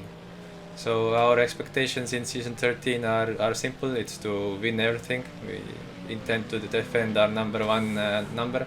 Maybe everybody knows that some strong hypercar teams have gone to LMP2, but we still have good competition from Ajira especially, and some others. So we need to keep it tight. Last season I think we were one of the fastest, but we did a lot of mistakes, so now we intend to make less mistakes. This season we have also addition of Yuri Kastorp, so now we are 4 people. Of course last season we also had Adam Taylor, but he wasn't around most of the time, so with 4 drivers we have more to choose from. Whoever has the most time to practice and put in some effort, and maybe even one of us can play a race engineer. So we intend to at least keep our level and try to increase it even further. Is there one specific race you are targeting through the season, or taking it on round-to-round basis? Again, basically our goal is to win every race, no exceptions. But of course, especially Le Mans, it's special, and with double points, it's no question. So objectively, our target is to do our best, and we know that this means winning everything. Well, thank you there to Risto Closet. We'll go with that, shall we? Risto Kappa there, obviously R8G esports driver, along with Hani Al-Sabti. in one of the strongest lineups that we've had in the Virtual Endurance Championship. Joining them, of course, it's such a strong lineup. Yuri Kazdorp, Panahan Yovsky. It's a strong team. Is RAG Esports, and it is no surprise to see them leading the way. On lap times though, Jean Lacey Esports Academy lapping pretty close. Either way, we've had a bit of a change. With 2 hours to go, we had a little bit of a discussion earlier that we were going to be joined by one Mr. Nicholas Hillebrand, racing last season, to now joining me in the commentary booth. Obviously, going up in the world, I'd say, but you never know. Well, it's definitely a welcome change. Hello, everyone who's hearing me for the first time now. And it's definitely a pleasure to be joining Lewis and Jimmy here in the broadcast team for the last 2 hours of this race. You've done a bit of. Did you do VEC before? You did Le Mans. I'm sure you did Le Mans some year. Who knows? Either way, it's good to be joined in the commentary booth, but with you, Nico. Your team, ex-team, still team. I don't know whether you're still driving for them or what. Doing quite well at the moment. Is Butler Powell Motorsport doing quite well in LMP2? Yeah, their position is definitely not reliant on me whatsoever. So, I'd argue they're even doing better off without me in rFactor 2. But got a couple of new drivers in for this car, of course. Like the 29 was, of course, last season my car. And I enjoyed driving with Mr. Azevedo, who's now been moved to a GTE car, I think, in another division. And, of course, Michael Rerlin, who is still in that LMP2. But, either way, they're doing quite well, and so far it seems to have been a trouble-free race for them. Yeah, Michael Redden currently running things behind the scenes for that team through a 5-stint wet tyre the way of Peo Pev. And I say he threw it, I mean it was more Peo Pev who made the decision to do a 5 stint on one set of tyres. Went for 4 hours and 20 minutes on one set of tyres, which is pretty mad when you think about it. Since he's handed over the car, they're currently running in 5th place, which I'd still argue is very good. Our eyes are on the number 1 RHG sports car of Hani Al Sabti as he works his way through traffic. It's power to him leading the way. We'll have a look at the standings. Overall, why not? Because I like seeing it all mixed up still, because it's funny, isn't it? We've got Hani Al Sabti then, who's leading the way. And there is your standings. Jean Lacey Esports, who's in 2nd place. What was a very, very mixed up grid earlier in the race, where we had LMP2s effectively battling for the overall win. It's as expected as the race goes on, it kind of ebbs and flows, and the LMP2s will move back in the race naturally, as the hypercars are the highest class, but still pace-wise pretty close. Ajiro now on the podium with that move on Nico Barkley for Wanako, who's now down to 4th place. PinSim Drillers Esports, I believe Lars Brugman is closing. They're still not quite close enough for a battle, but either way, there is still that closing. In 6th place for Lars Brugman. Then 7th, leader of LMP2, Burst Edge Esports, ahead of G-Drive, who's in the LMHC class. The next LMP2, Herman Stocky, Nita Velix, his debut in LMP2 as a driver, and Nita Velix's, again, their return, in a sense, to VEC. Wavefree Esports, Daniele Canastracci, who I think had spun or something, had a half spin on his stint a bit earlier. Chris Shepherd for Wanakos up there as well. Vargasim Racing. It's where it's very confusing with who's in what position now once we've got down to this point. Either way, Vargasim Racing, who's in 3rd place. Butler Powell Motorsport, who's in 5th in LMP2, doing very, very well. And then we've got Arm Sim Racing, who's effectively running last place in hypercars. You've got Rookie Monsters, the 2 burst cars, Simplexity leading Hungary.dk, but Rasmus Andreasen will be still pretty happy with competing in Division 1. He was very happy that he was on Division 1. I'll give him that. Zansho then lead DX Droids, who looked very good earlier in the race, but they've dropped down the order, now currently running in 20th overall. Final position, technically, although our first retirement of the race, Team Spirit Racing, ex-champions in LMP2 back in Season 8. Anthony Jans winning that one with Team Spirit Racing, then moved up to LMP1. It didn't really go very well. We won't talk about that, that's fine. Leading in the very mixed up GTE category, Sim Racing for Holland in a Corvette, still leading the way from a Ferrari. Wavefree Esports from World of Sim Racing's iZone Performance.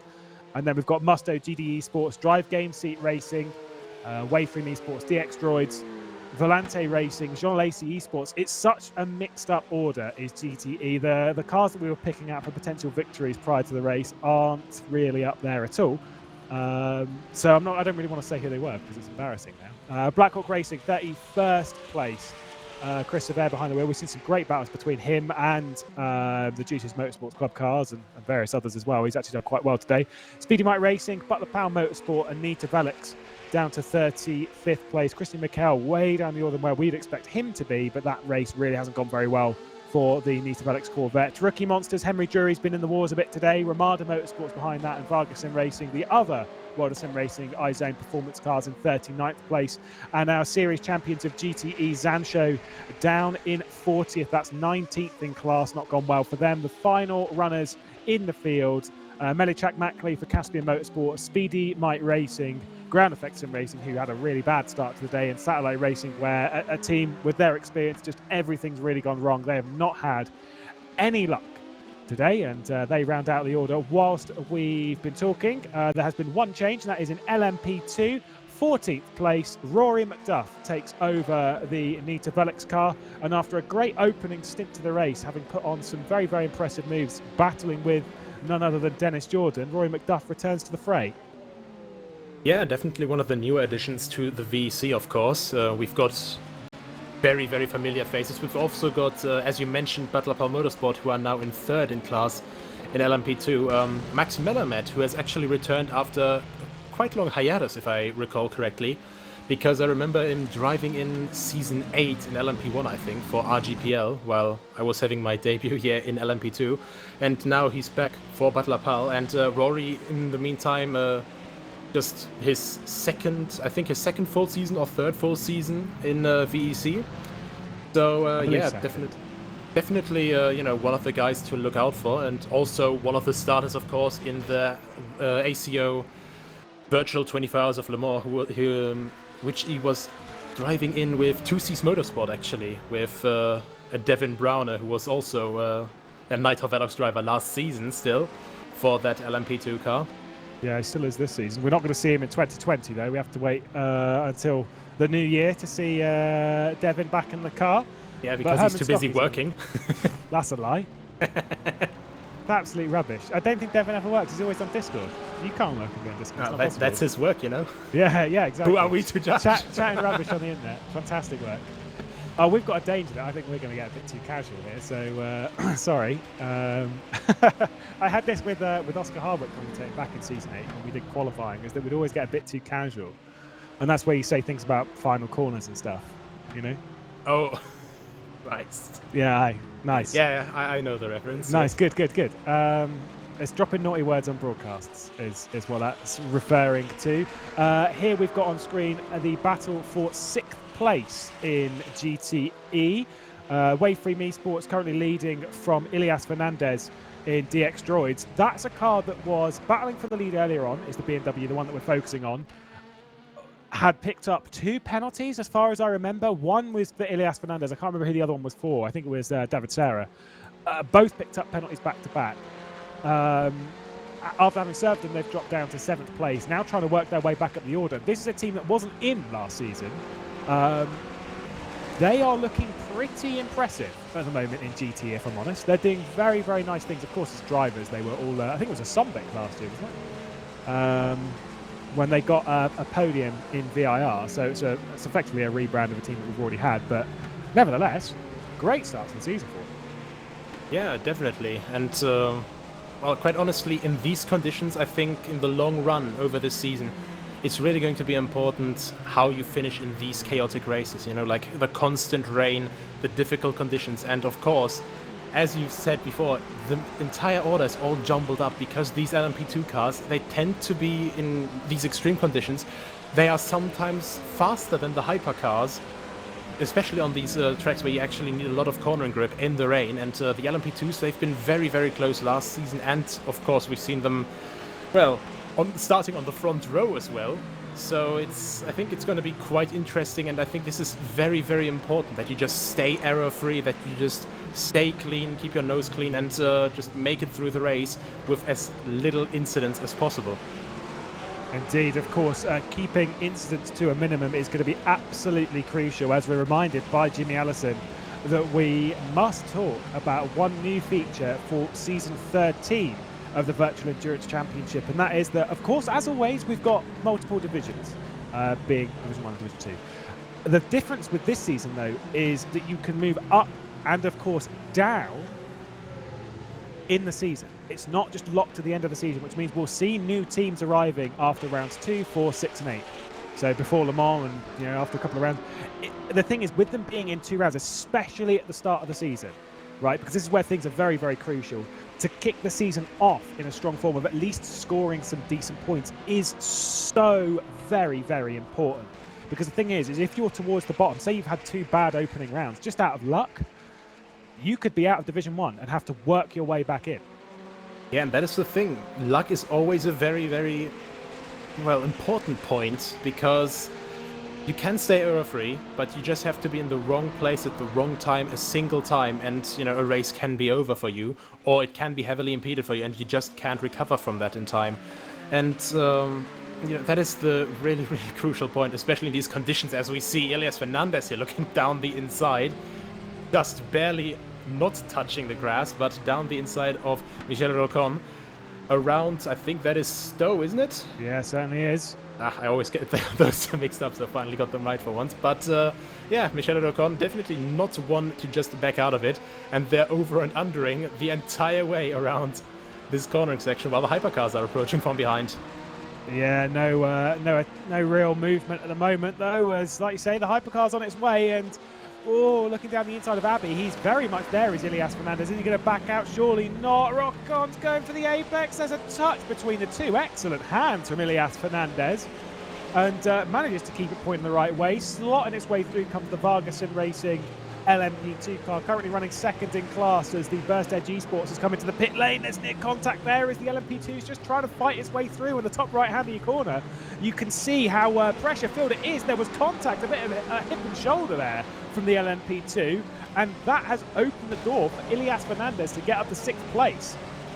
Yeah, and this is what I was talking about. You just have to be at the wrong place at the wrong time. Rocon was very, very aggressive in defending there in turn 1, and Fernandez not able to get through, but then the traffic hits. That is really the crucial part, and especially in the rain, these speed gaps aren't as big as they usually are, so you get held up way easier. And in this situation with Fernandez, he just had this final opportunity to get past well. Yeah, the thing is, in these kind of conditions, you see the opportunity, you go for the opportunity. You can't have a second real thought in that scenario. You just need to hop on the bandwagon and set it off, as it were. And he did so. And Elias Fernandez up to 6th place, charging further. He's got 38 seconds up to the next car, but that car as well is also battling. Race leader in P21. Race leader of GTE has been off the road. P21, but not for Sim Racing for Holland, has been off the road. Down at Stowe. I just clicked onto him. Was in the gravel trap of all places. That's going to cost him a heap of time. A car which has been out front all day.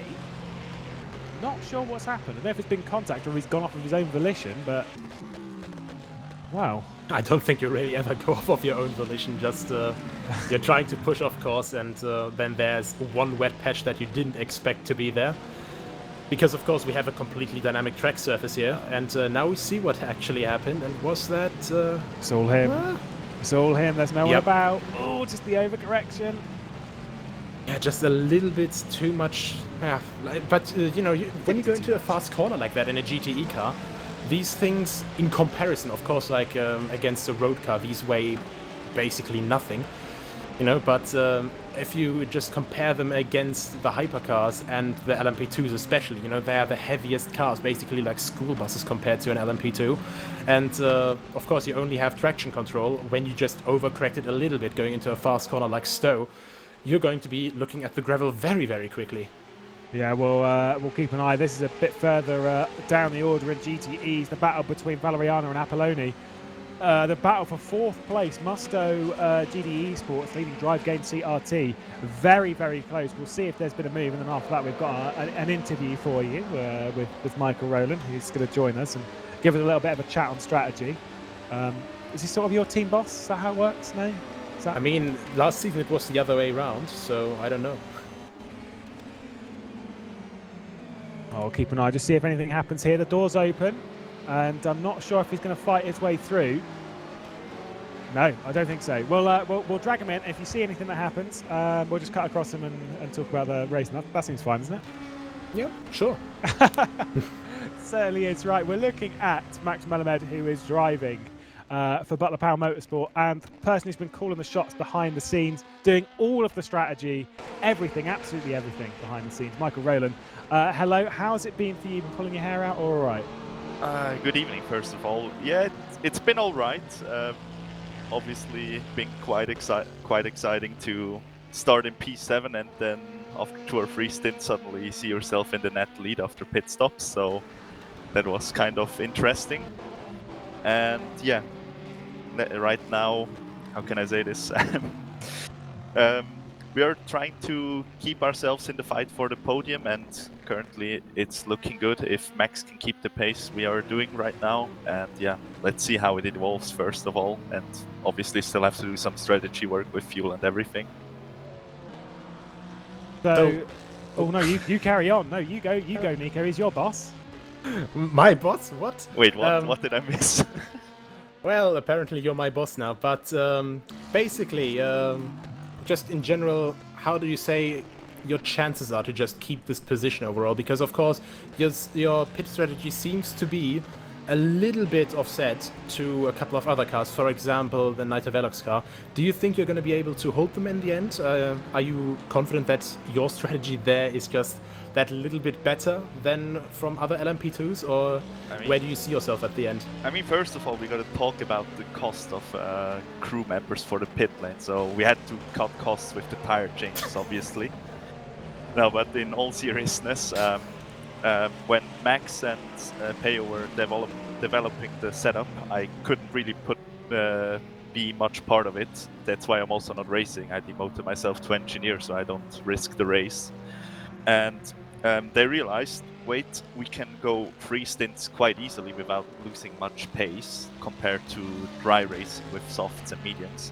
And now in the race, suddenly, oh wait, maybe 4 stints are good. We can gain track position, and then we realized quite fast that, oh wait, if we just do 5 stints, we only have to change the tires once the whole race, and so that's how the strategy came to be. And obviously, in the end, we're losing time on a pure pace basis, but we gained so much time through traffic and how can I say track position that in the end we basically came from P7 and now we're fighting for the podium, even though we aren't the fastest team out there today.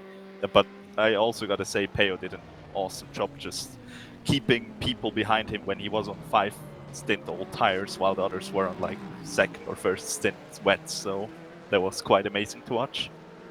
Yeah, is Max Melamed on the same strategy then? Is he doing the 5 stints? That or is not hard to guess, but yeah, it's disclosed information technically. Okay. All right. Sneaky. Well, I mean, I'm not going to keep you because you've obviously got some very important strategy work to do behind the scenes of Butler Power Motorsport. And, you know, you've got to keep this podium alive. And you've also got to beat Rory. That's what you want. I just want to get a podium. I don't know. I don't care who I beat with it or our well, team you're not beats with driving, it. so yeah.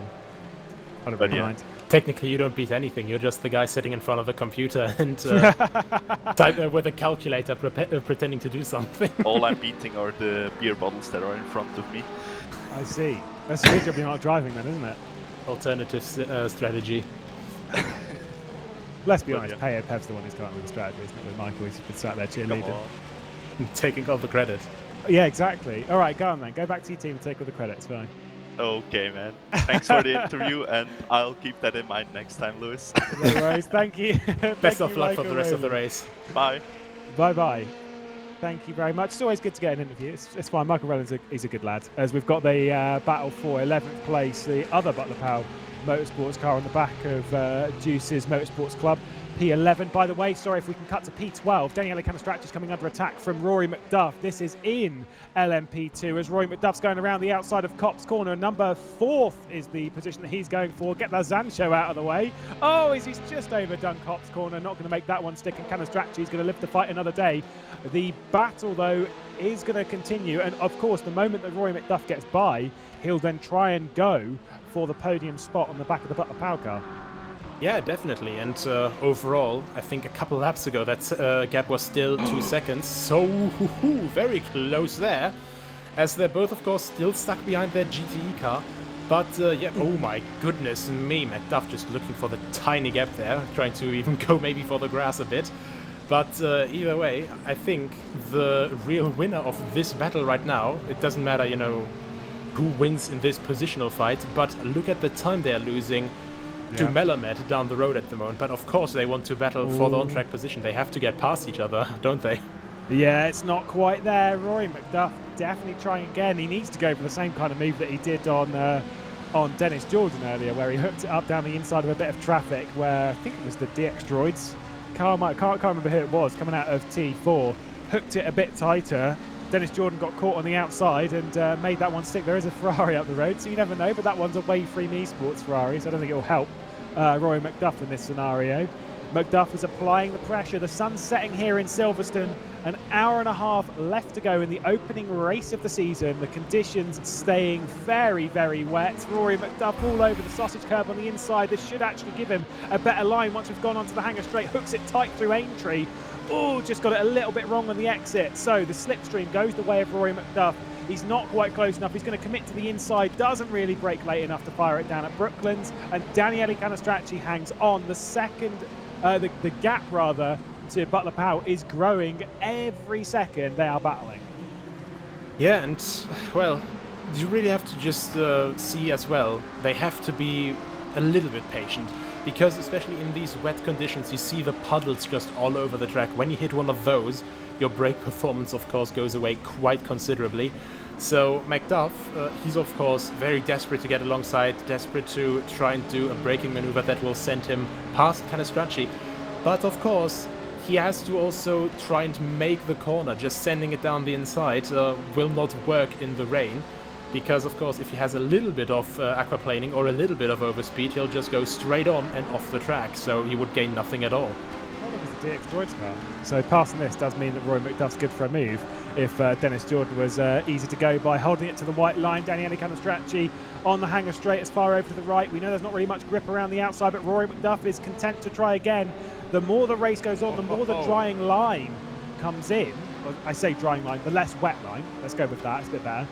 The more going around the outside just isn't a viable option, and rain's still coming down pretty heavy, so the grip across the track is still pretty equal, I guess. But Rory McDuff not able to make it stick around the outside of Stowe, but there was no way he was going to get down the inside because Daniele Canestracci had that one covered. Yeah, most definitely. Canestracci is really just doing an absolutely solid defensive drive right now. Yep. And McDuff, oh my god, did you see that oversteer there? He's really pushing it at the moment just to try and get away from McDuff as much as possible when he has some breathing space. But once again, we see right ahead of Canestracci, there's the next GTE car. Yeah, this one's a World of Sim Racing car that they're just going to have to pick their way through, but I think it should be a fairly easy pass on the Wellington Straight, so I think Canestracci's going to survive this one with fair ease. But I actually kind of think that Rory McDuff might get caught out by this Porsche. Yeah, it could be. It could definitely be, because, yeah.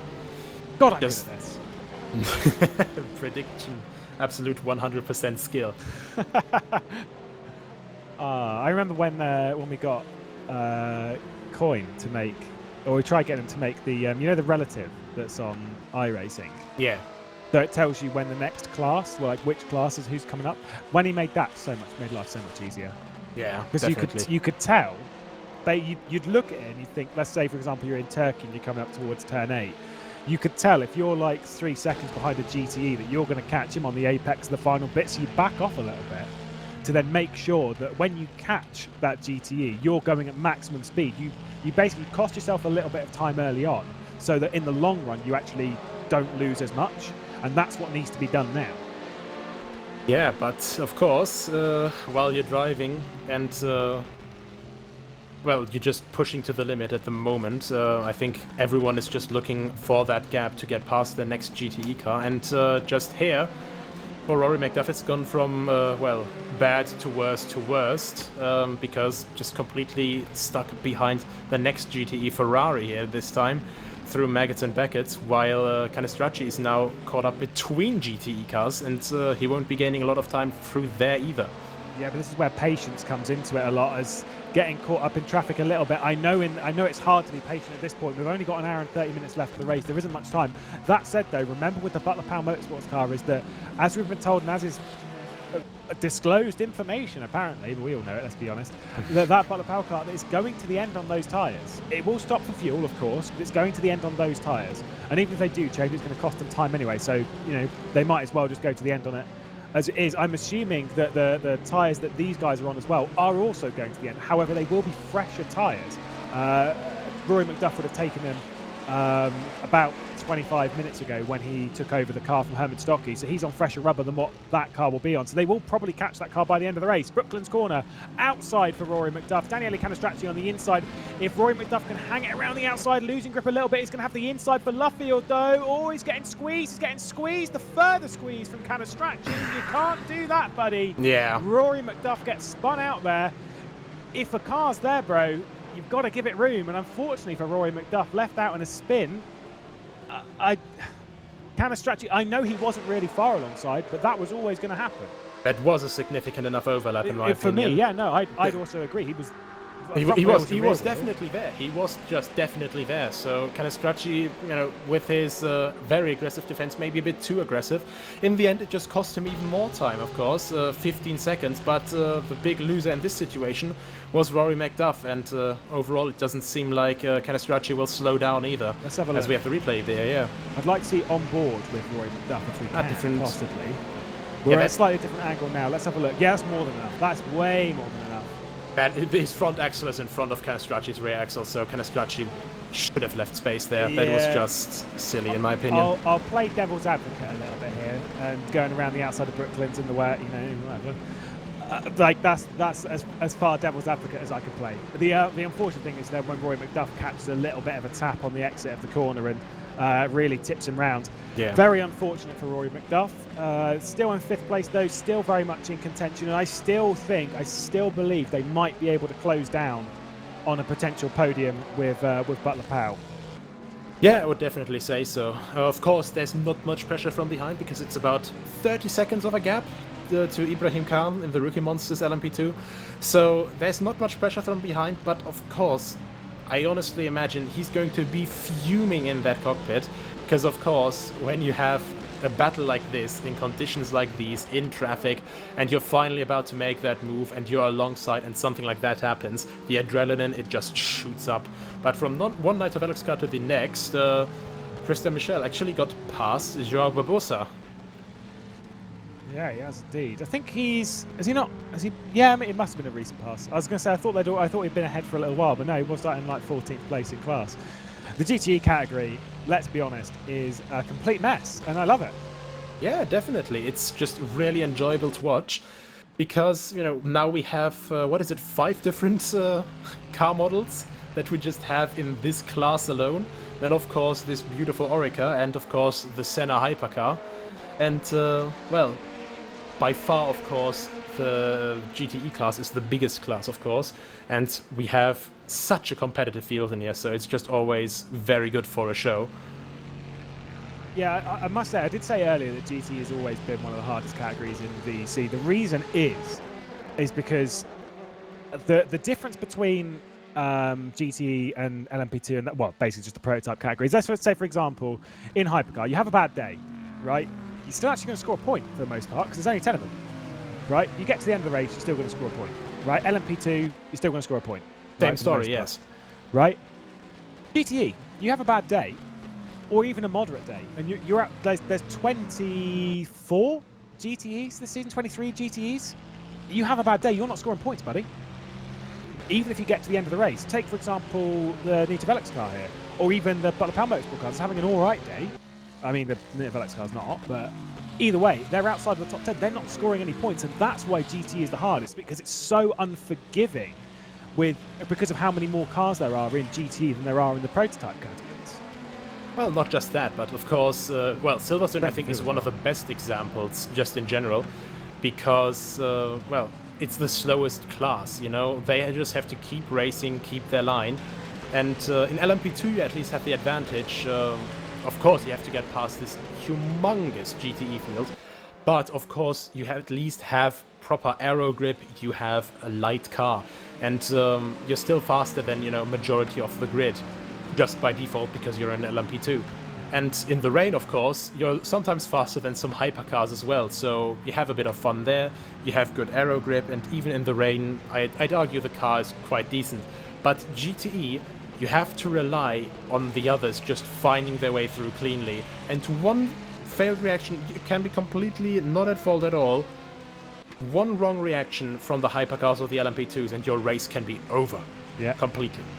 Absolutely. I've always said it. When it comes to racing, by the way, if we focus on 25th place, there is a tight battle between Ilias Fernandez and Jose Berenguer for the top 5 in the GT category. I've always said that I would rather be in the highest category in endurance racing, and that's not because I always want to go for the overall victory, blah blah blah. It's not. I mean, it is, but it's not just because of that. It's always because coming through traffic, I would rather be the passer rather than the passee. Because the thing is when you're in the lead category, it's your decision when you go for a move, and you're the one that has to make the move safely. Whereas if you're in GTE, particularly, you don't have a choice. When that move's happening, right? Or going around the outside, no, not quite. But when a hypercar comes through and they're diving down the inside, they're going for it, and you actually don't have a decision in that. Obviously, you do what you can, like you don't go for the apex, etc., etc. As Ilias Fernandez looking down the inside, Droid DX moving up the order, and that number 96 car gains another position up towards the top 5. We said they should be quite impressive. Jumps into the pit lane straight after the move. Well done, very well. Ignore all of my commentary towards that, as Jose Berenguer is going to retake 5th place. But yeah, I'd always rather be the one making the moves, because I just don't trust anyone. Let's go with that. Yeah, I mean, I can't really blame you, because it's not even about trust, like none of the people here. We have this very elaborate system with, of course, like the license system. People have to do SRCA, or they have to be veterans. Yeah. In VEC, we have the division system, so in Division 1, we still have overall the best of the best, and they definitely know how to race. But in these heated situations, you're under pressure. It's, well, by now almost 7 hours into the race, and you just, like, part of you just wants to finish this race, and you just want to get in this last hour, last 1.5 hours, you just want to get this move done, you just want to catch up to the next car, and you just do one mistake, and, well, whoops, that's a GT or 2 gone. Yeah, absolutely. Well, we've got our eyes focused on what could become a bit of a feisty battle. Daniele Canestracci, Rory McDuff. Last time they went wheel to wheel, it ended in both of them half spinning, and then Rory McDuff being sent all the way around. Hopefully that won't happen again. The red mist will be with Rory McDuff, but hopefully he doesn't act on it, and I don't think he will. It's not normally a trait that Rory McDuff has. Remember last season he put on an excellent move on Henry Drury around the outside going into the Porsche curves. It was an absolutely brilliant move at Le Mans in the opening stages whilst he was working his way up the order, obviously.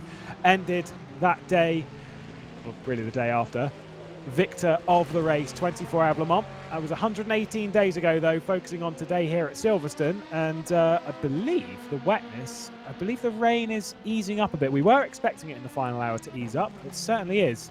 Just becoming a bit lighter. Still wet, though. Well, yeah, but not to sound stereotypical, but it's England, it's Silverstone, and the weather changes like the mood of just a bipolar person. Because, I mean, overall, all the British teams here, like, for example, Zancho, normally they'd be having the home field advantage. The guys are used to rain, aren't you? I wouldn't go that far. Although that said, walking through town yesterday, whew, it was wet. I had to walk the 10-minute walk to work because we were doing food tasting. So I have to go in, blah, blah, blah, whatever. It's like a 10-minute walk. My coat is still wet. This was yesterday morning as well. It's unbelievably heavy outside. With obviously, the classic, it's all flooding and everything like that. God, I love England. But no, we were expecting a clear in the rain, and if British weather predictions are correct, then pigs can fly. So we'll see if pigs can fly a little bit later on this afternoon, evening, night. Getting late now. There you go. Yeah, definitely. It's almost midnight now in Germany, at least. But yeah, but we don't talk about that. We talk about real time. Well, real time. Well, for you, it's almost 11 p.m. Time was invented here.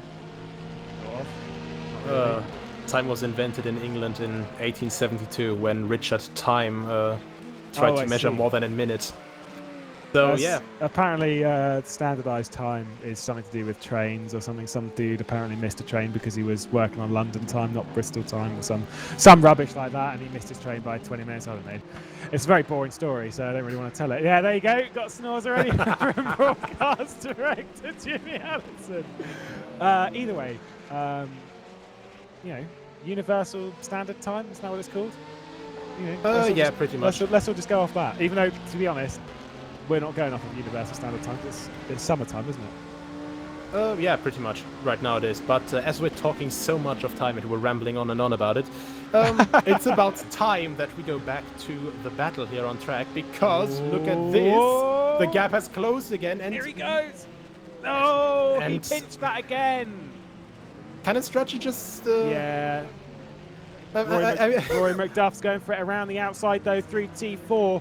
There was a bit more of a pinch there from Daniele Canastracci. I'm sure we'll grab that in the replay. Going around the outside of H3, though. It's just going to push them both off. Whoa! Sonny Jim, flashing of the lights from Rory McDuff. The American not happy with the Italian at all. And to be honest, with that move into T3, I am not surprised. Further aggression from Daniele Canastracci, and Rory McDuff still staring at the back of that wave frame. He's sensing that podium chance is disappearing with every corner that he's sat behind. I think he's going to be very upset in that car because, do me dirty once. Well, shame on me, but do me dirty twice and then 3 times. Well, the second and the third time within 2 corners. And if he wasn't before, I'm pretty certain that he's not going to be very happy here. And Jimmy Allison trying to question my your colloquialisms there, yes. It's late at night, and this is why, unfortunately, you have to be on quite late because of the watershed or something like that. Just in case. We never really know what's happening. We've never really broadcast overlay at the moment because of we're just doing some stuff with the computer, so we're keeping on board with Rory McDuff so we can keep our eye on this battle if anything changes. And Rory McDuff is applying as much pressure as he can dare, as he can muster, but well, we'll see when that opportunity arises. I'm feeling frustration looking at this. Yes, I definitely get you there, because, well, pretty much all of the former drivers, I mean, you have driven VEC before, I have driven VEC before, and looking at this, you can't help but see a past self of yours just staring at the back of one car, and you're just thinking, come on, I want to get past now. But another factor that just played in here, Varga Sim Racing, who were in second up until now, they're in the pit lane, and they changed from Marcel Cinchik, I almost said his nickname Simsink, whoopsie, yeah, to Yuri Toman, who's now in 5th place, 19 seconds behind McDuff and Canastracci. But either way, that gap has been growing to Max Melamed even more, because now Max Melamed is ahead of the Wanako hypercar of Chris Shepard, who's 19 seconds behind, and then there's another 10-second gap to Daniele Canastracci. So that's now gone over the last, 40 minutes? It has gone from 10 seconds to over 25. So that's definitely not what they'll be aiming for. No, absolutely not. Remember, they've got a pit stop coming up pretty shortly. We know what LMP2 is like. They like to pit around the 40-minute mark. Of course, it's been a bit longer this season thus far. They've been going even further than that. Battle a little bit down the order. This one in the GTE category as the Jean Lacey Esports Academy moves its way further up. This is for 7th and 8th in class on the back of Paulie Ahonen for Volante Racing. And to be honest, Volante Racing have actually had a really, really good day. Currently running inside the top 10. They have been doing so most of the afternoon. Said McColeman put out a message on Facebook about Volante Racing that they'd actually been doing quite well. What that noise was from Jimmy Allison. We're getting everything distracting us in the air today. As by the way, for those of you noting that Canastracci's still ahead of Roy McDuff, I think, like you said, we've both been in this boat before. I'm glad that I don't do VEC anymore and that I don't stream if I was doing VEC, because there'd be a few naughty words. There'd be a few choice naughty words, and I think Jimmy Allison might be on my case a little bit afterwards, or he'd watch it and laugh, and I'm not sure which. A bit of both, best of both Probably. worlds. But yeah, it's just something that happens. You're driving, you're pushing for the limit, and of course, this is, I would say, like, this is the absolute furthest up in sim racing that you can get in endurance racing. Like, just overall, the level of competition here is, in my opinion, just from experience and from seeing the grid go more and more competitive every single season, I would say that this is generally the most competitive sim racing grid in the world. Oh, good shout. Penalty goes the way of Ajira. Arne Skonvliet did not catch that. Thank you. Thanks, man. Pointing that one out. Ajira Racing then with a penalty. That would be for track excursions. I believe that was caught at Cop's Corner. And Ajira, who are currently running in 6th place. Remember, they were victorious here last year. That's not good. I think they've pitted for the final time and going to the end, so obviously they'll take an extra pass through the pit lane, but they should still gain a few places. I get the feeling that that might end their chances for a podium finish in the opening race of the season, and that, when it comes to points, later in the season, that could be a big cost. Yeah, I mean, you just have to stay Aero 3, as I said, and, it's just this one little slip-up. It's just maybe one cut track too much, and that can, in these conditions, and especially, at something like Silverstone, where you have tarmac runoffs and AstroTurf galore, or you just drive a little bit too quickly over the grass after you lost control at Meggetts and Beckers, you just get a cut track, you don't think much of it, you get the next one, and then suddenly, oh, well. Indeed. By the way, penultimate pit stop for Butler Powell Motorsports and LMP2. Max Mellabed into the pit lane.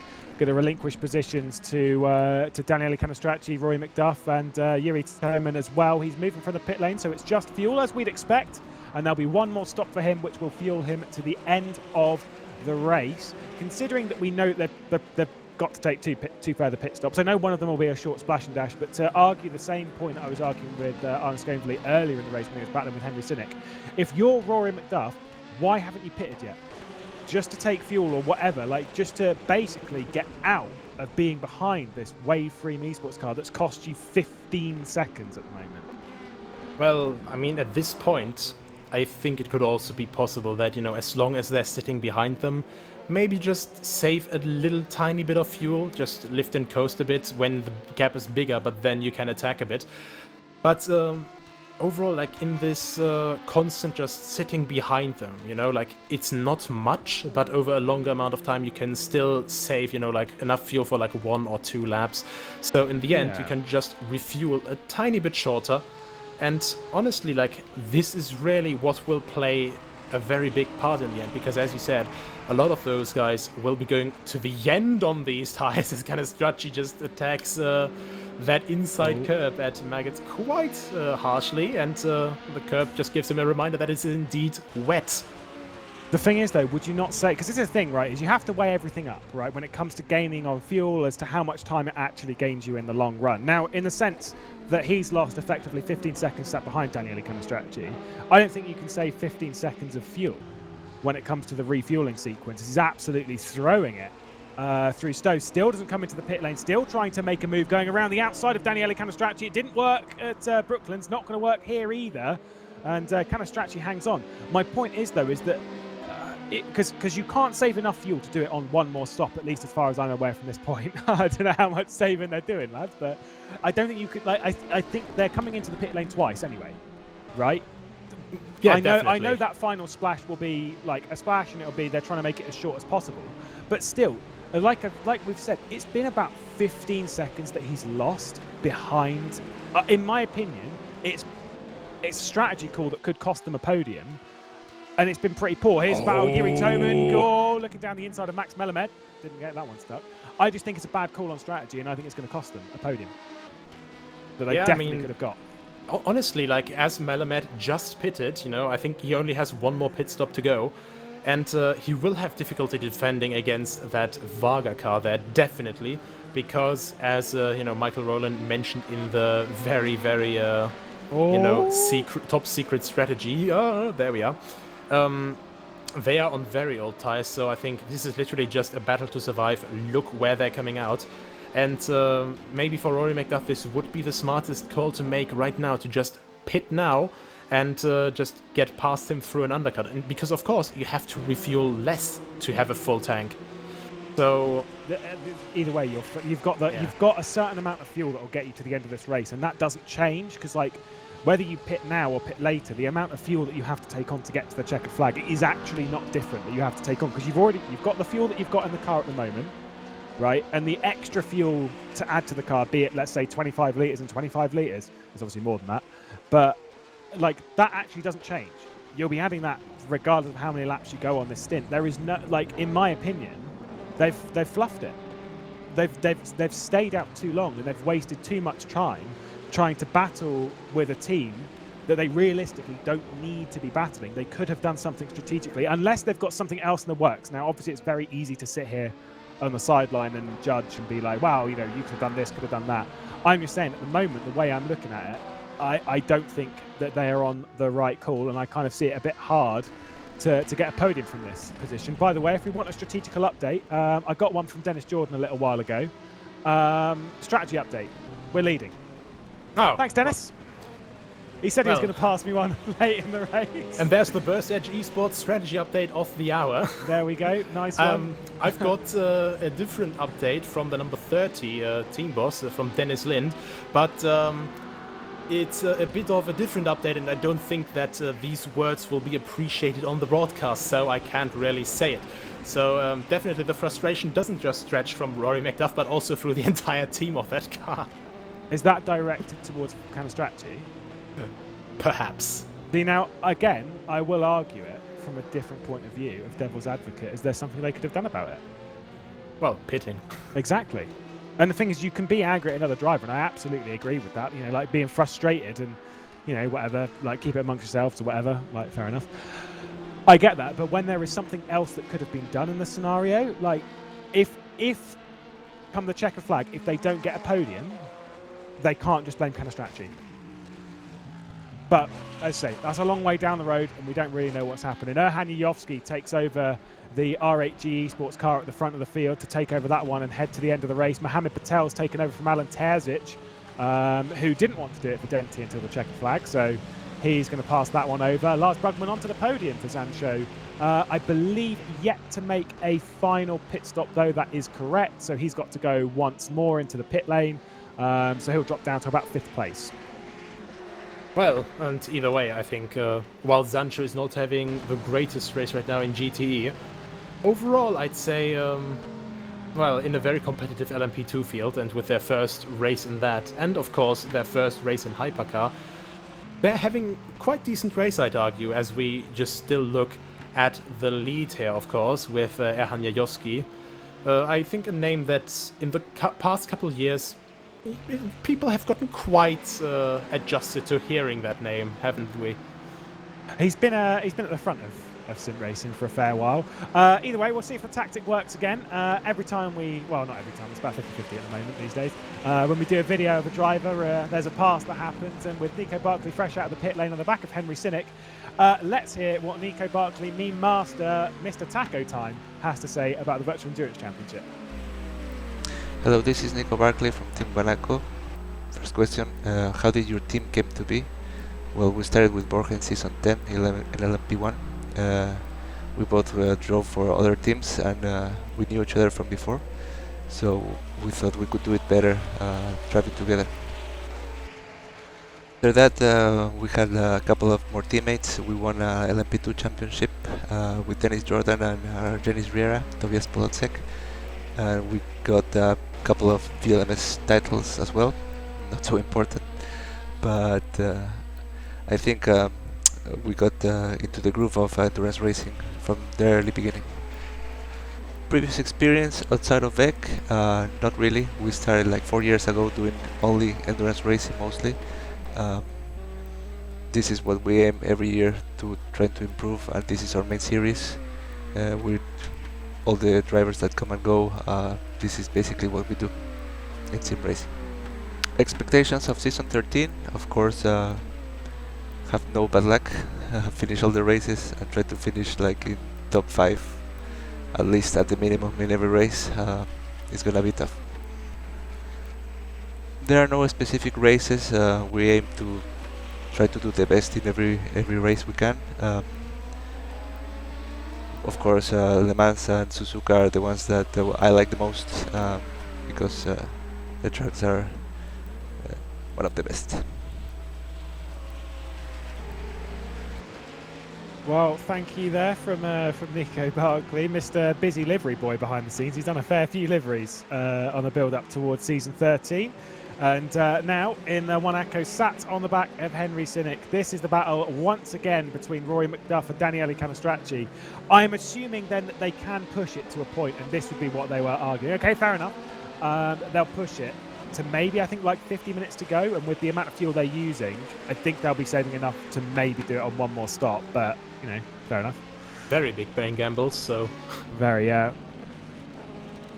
whether it'll be worth it in the end, there's only one way to find out, and that's to wait the next hour and 5 minutes. And the only way to do that is by joining us on this broadcast. So if you turn off now, I'll hunt you down and I'll turn it back on again, to be honest.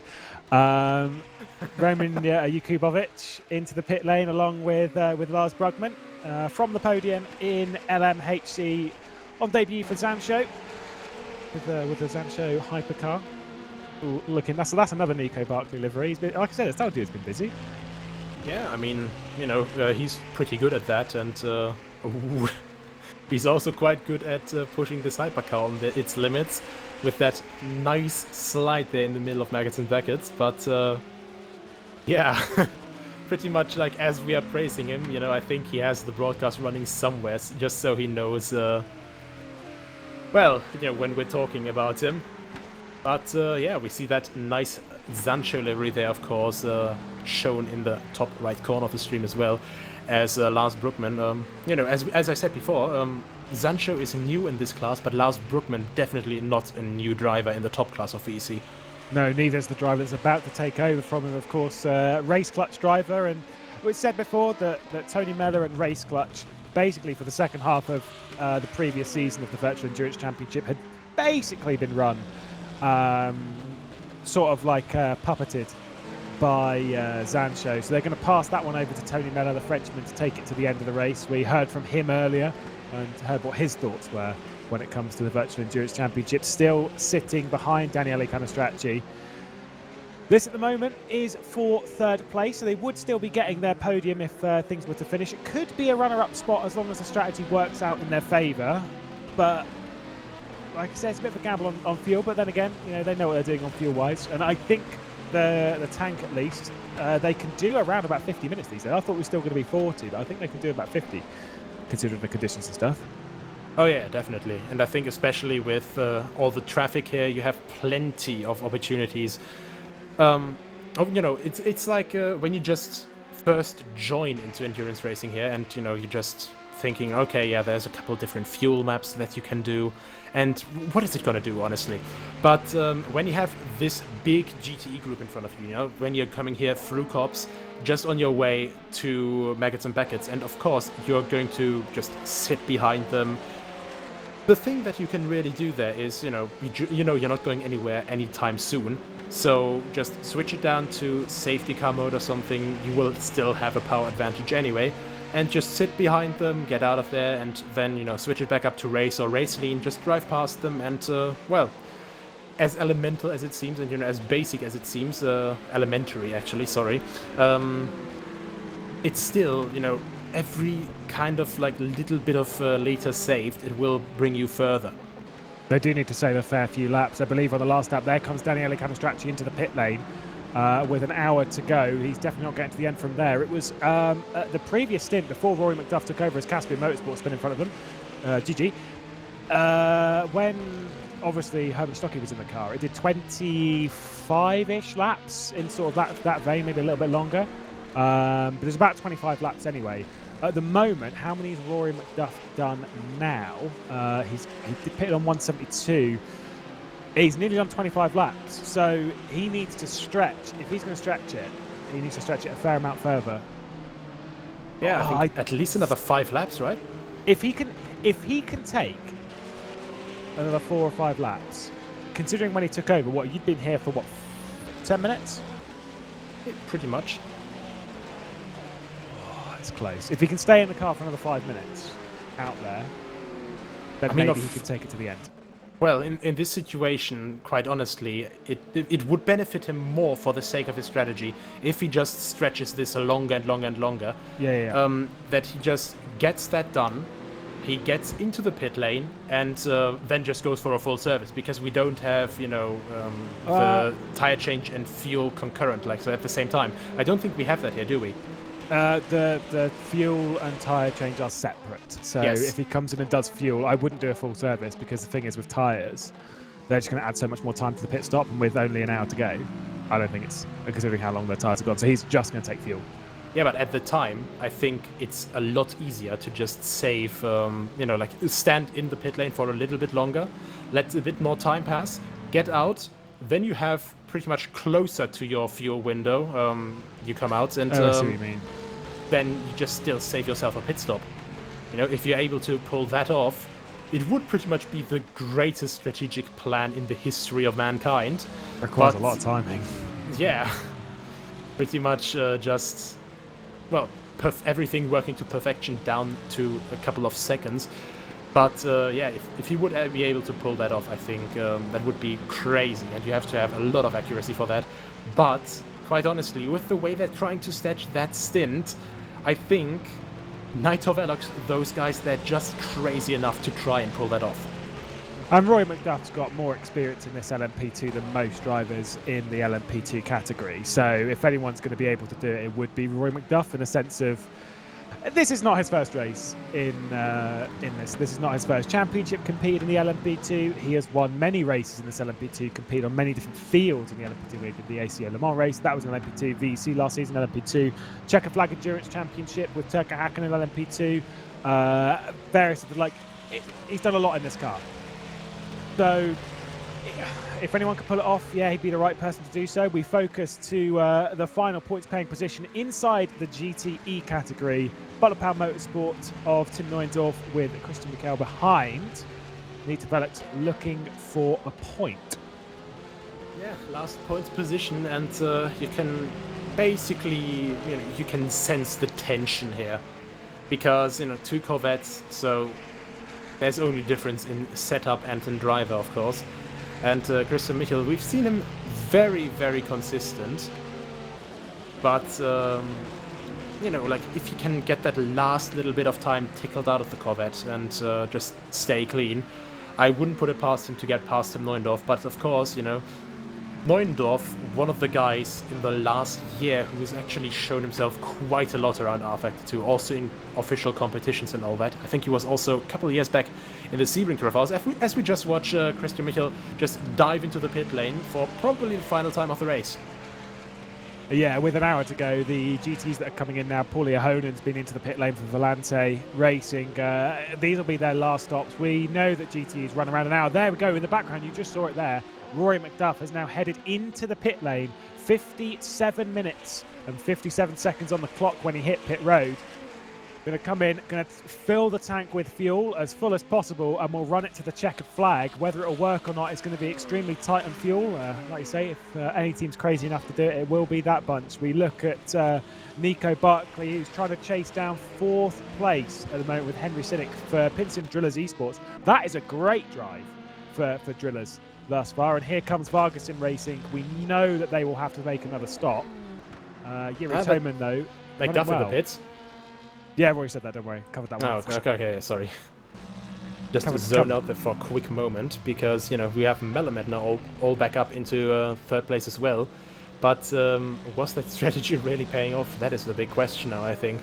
Well, let's keep an eye. When it comes to Rory McDuff, let's keep an eye. Actually, why would I say that? Because Lorenzo Arisi's taken over from Daniele Canestracci, which means his pit stop by default was longer. So Rory McDuff, who's coming out of the pit lane now, will be out comfortably ahead of Lorenzo Arisi. As Max Melamed is making his way through the NV GTE car, Rory McDuff has come out comfortably clear of Lorenzo Arisi, taking over the car from Daniele Canestracci. That's not with tyres, though, so he's running on Canestracci's old buggered tyres. So, you know, I don't know about you. When it comes to me taking over a car, I don't want someone else's old scummy tyres. I want my tyres, my fresh, brand new tyres.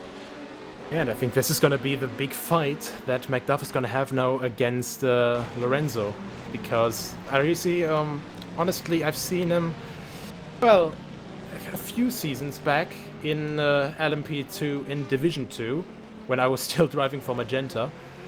So, and you know, he just came out of nowhere in that Reborn Racers car and just started going pretty much a second faster lap than everyone else, which was terrifying to watch, to say the least. And then next season, he's with Wave 3M, and with that car and the second car for that as well, he's just having a nice time there as well, as we have another battle here with a GTE car in the McLaren Senna sandwich. But yeah, honestly, if I had to put any driver behind me with new tires in these conditions, it wouldn't be Lorenzo Arisi, because I know that I would lose. You broke. Here we go. Yeah, Jimmy Allison knows it's coming. You broke one of the rules. It's not a McLaren Senna sandwich. It would have been a GTE. Porsche. It's a Porsche GTE sandwich with Senna bread. These. Well, it's a real pet peeve of mine. I like how as soon as you said it, Jimmy Allison was like, "Wait for it. Here it comes." He's heard it a few too many times before. It's been a good few years that he's had to put up with my rubbish in his ear. I'll have you know, I always call my sandwiches after the bread I use. That said, I would love a ham sandwich where the bread is in the middle and it's just ham either side. That'd be all right. I'd take that. I just have a toasted sandwich.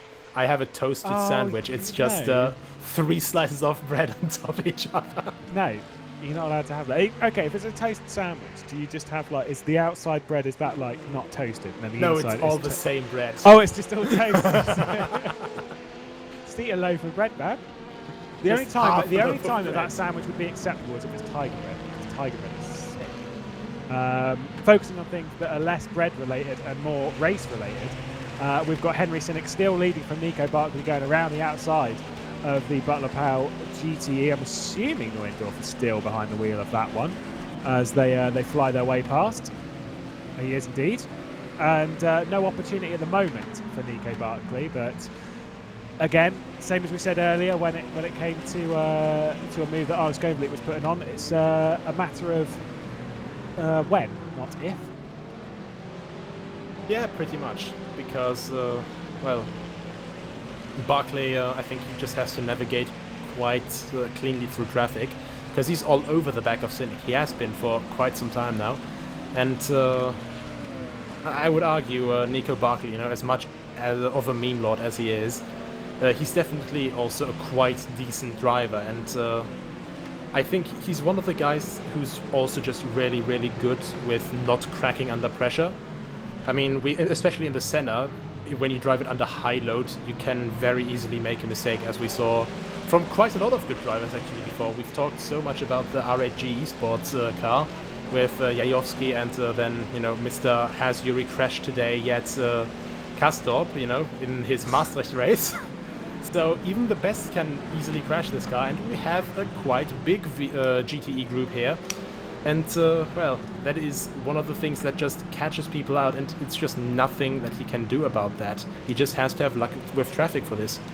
Yeah, it's, like you say, it's luck. A lot of it as well is judgment when you get to it and how to deal with it bit by bit. And obviously Nico Barkley's been in a top flight of the Virtual Endurance Championship for a fair while, so he'll know what he's doing. He will put the pressure on Henry Sinnock. By the way, just received a little bit of information from one Michael Rowland about Roy McDuff and about that NV LMP2, is that They've been doing 25 lap stints. Now, the estimated length when he came into the pit lane with 57 minutes to go in the race is that the race will be about 27 to 28 laps long. So extending the stint by 2 or 3 laps, it's possible. It is possible. That said, he was sat behind Canestracci for a fair while and didn't really save any fuel in that scenario. They can do it by running in the safety car mode or whatever, but you know, it's going to cost them a lot of time.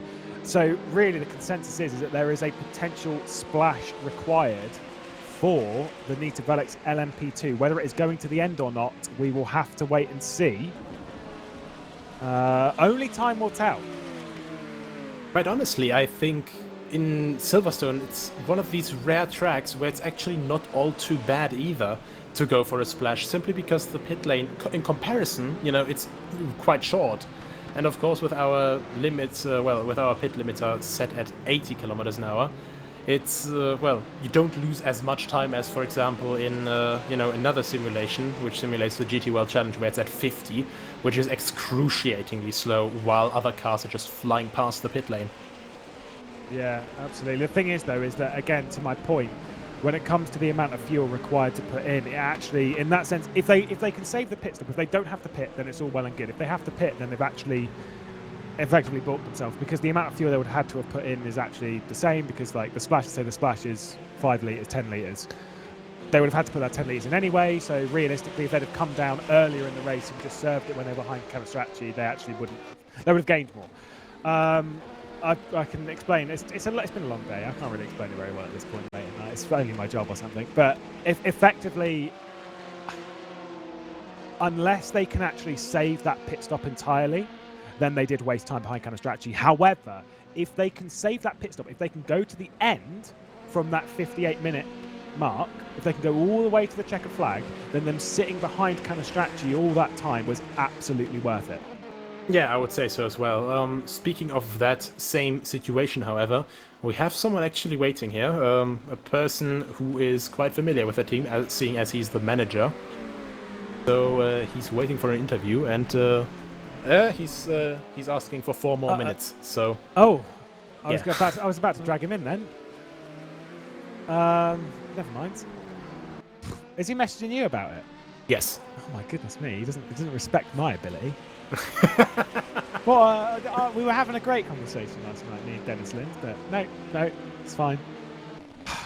I'm a little hurt. Other content. I'm a little hurt, if I'm honest.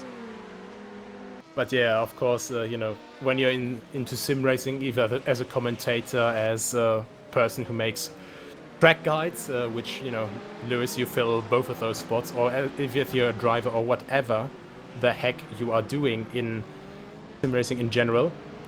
And that wasn't a swear word. Heck is It wasn't. I like how instantly. It's the word. on your It's the word for the rear end of a boat. So it's quite acceptable for these situations here on track, as you definitely need a boat or a jet ski to properly maneuver the circuit right now. So quick with the half, though. But basically, you just get so connected to everyone, and of course, on track you get quite agitated. But with a lot of those people, I could say basically, well, at least a third of the grid, they talk to each other like constantly. And that's a nice thing about sim racing as well, I think. It's one thing about sim racing that, like, it is a toxic community, and like, I think it has its ups and downs. We can be a bit toxic with each other because we all compete at a very high level and very high pressure with each other, and it can be very frustrating. By the way, LMP2 leader Alex Siebel for Burst Edge Esports into the pit lane. As much as we are at each other's throats, though, I think, like, as a sim racing community, we're not a massive community, but we are all very, very close in a certain sense. You're absolutely right, is that everyone knows everyone. Especially, I would say, the last year or so. As much as sim racing's got bigger, it's also got closer in a sense, like where we all end up racing with each other in 90 different leagues. So fair enough, each their own, and you have to get along with people, even if they've punted you off last week, you need to just get on with it. Oh, speaking of punting each other off, Paulie Ahonen makes contact with with the Jean Lacey Esports car. I don't know who's behind the wheel of that one at the moment. It's Casper Stoltz behind the wheel, certainly is. But Paulie Ahonen there making a bit of contact, and a good shot as well, going over the rise at Stowe with the setting sun in the background. Yeah, and well, one thing you have to say about rFactor 2 in the last couple of years, you know, not only just content-wise, it's improved quite a lot, but graphically, because just look at this here with the spray being thrown up, with the lights hitting the spray and all that. It's quite nice to look at. Not to even like mention the track surface with all the puddles and stuff on the side. Because obviously with the way they've added the new exposure, so the new lighting model, which does exposure and stuff like that, which was added a few months ago. And then obviously with PBR on each track and something, there was a time when we were doing the ACO Le Mans races, Paulie Ahonen's closing in on Casper Stoltzer again, and he's going to go around the outside of Brooklyn. He's definitely not going to hook that one up. But Stoltzer's going to run wide. Paulie Ahonen's going to go for the undercut. That is a superb move. Paulie Ahonen is just about head cuts across to the apex. Ooh, that was brave. Move from Paulie Ahonen. Puts one on Casper Stoltzer. Nice work there, Aston on Aston action. But there was a point though with the setting sun.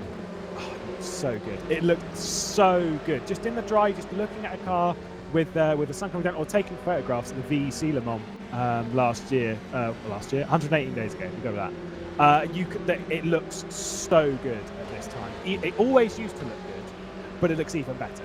Yeah, and you know, coming to improvements as well, we have to quickly focus ourselves onto the former team of Casper Stoltzer, Night of Alex, because we are about to have our team manager here. The team manager of Rory McDuff, and I think that is in the car right now. Let me have a look. Christa Michel still in the Corvette, and yeah, now we have Dennis Lind here. Hello. Hey guys. Hello, Dennis. You've been running things behind the scenes. You didn't fancy getting in the car today. Might have been a brave choice considering the weather conditions. How's things been behind the scenes of Night of Alex? To be honest, I've been otherwise occupied most of the evening, but I was with the GT car for the beginning of the race, and now I'm just overlooking strategies for both cars at the end of the race here now. Everything pretty calm behind the scenes at the moment. Obviously, you had a bit of a fiery moment with Daniele Canestracci on the side of Rory McDuff. Everyone a bit calmer now, feeling a bit all right? Well, obviously there is some discussions in the team right now whether the plan is good. I am not sure, to be honest, what the strategy is as it is, but yeah, I am not unprofessional enough to say that we did the wrong thing, because I always support my drivers, but I think things could have been handled a bit differently. I assume the car isn't damaged because we didn't really lose any pace, but we had some contacts that were not really needed. Obviously, I wouldn't say it was entirely our fault, but we didn't really have to engage in those kind of battles in this race, or in the race as it was, because we were in sort of a window where we had to do two stops either way. And if you do one stop and have to make the other stop a little bit longer with a car that's significantly slower than you, then obviously you always go for that stop. But we'll have to see. I mean, the guys are engaging in the battle, and they want to take the battle up. So that's what the plan is right now, I guess. Well, considering how everything's been pre-season, of course you had 4 cars last season, and now you've got 2. Don't worry, I'm not trying to fire shots here. Is there obviously there's been a change behind the scenes in the build-up to the season. Has pre-season gone quite well on the build-up to this? Is everyone feeling comfortable? Yeah, obviously losing more than half the team just before one day before sign-up was obviously not nice. But I think we've sort of handled it, and the guys have been very supportive and very fired up. So I'm actually quite pleased that this part of the team stuck around, and that we had an addition to our team in the sense of Herman Stucci. So that's always nice.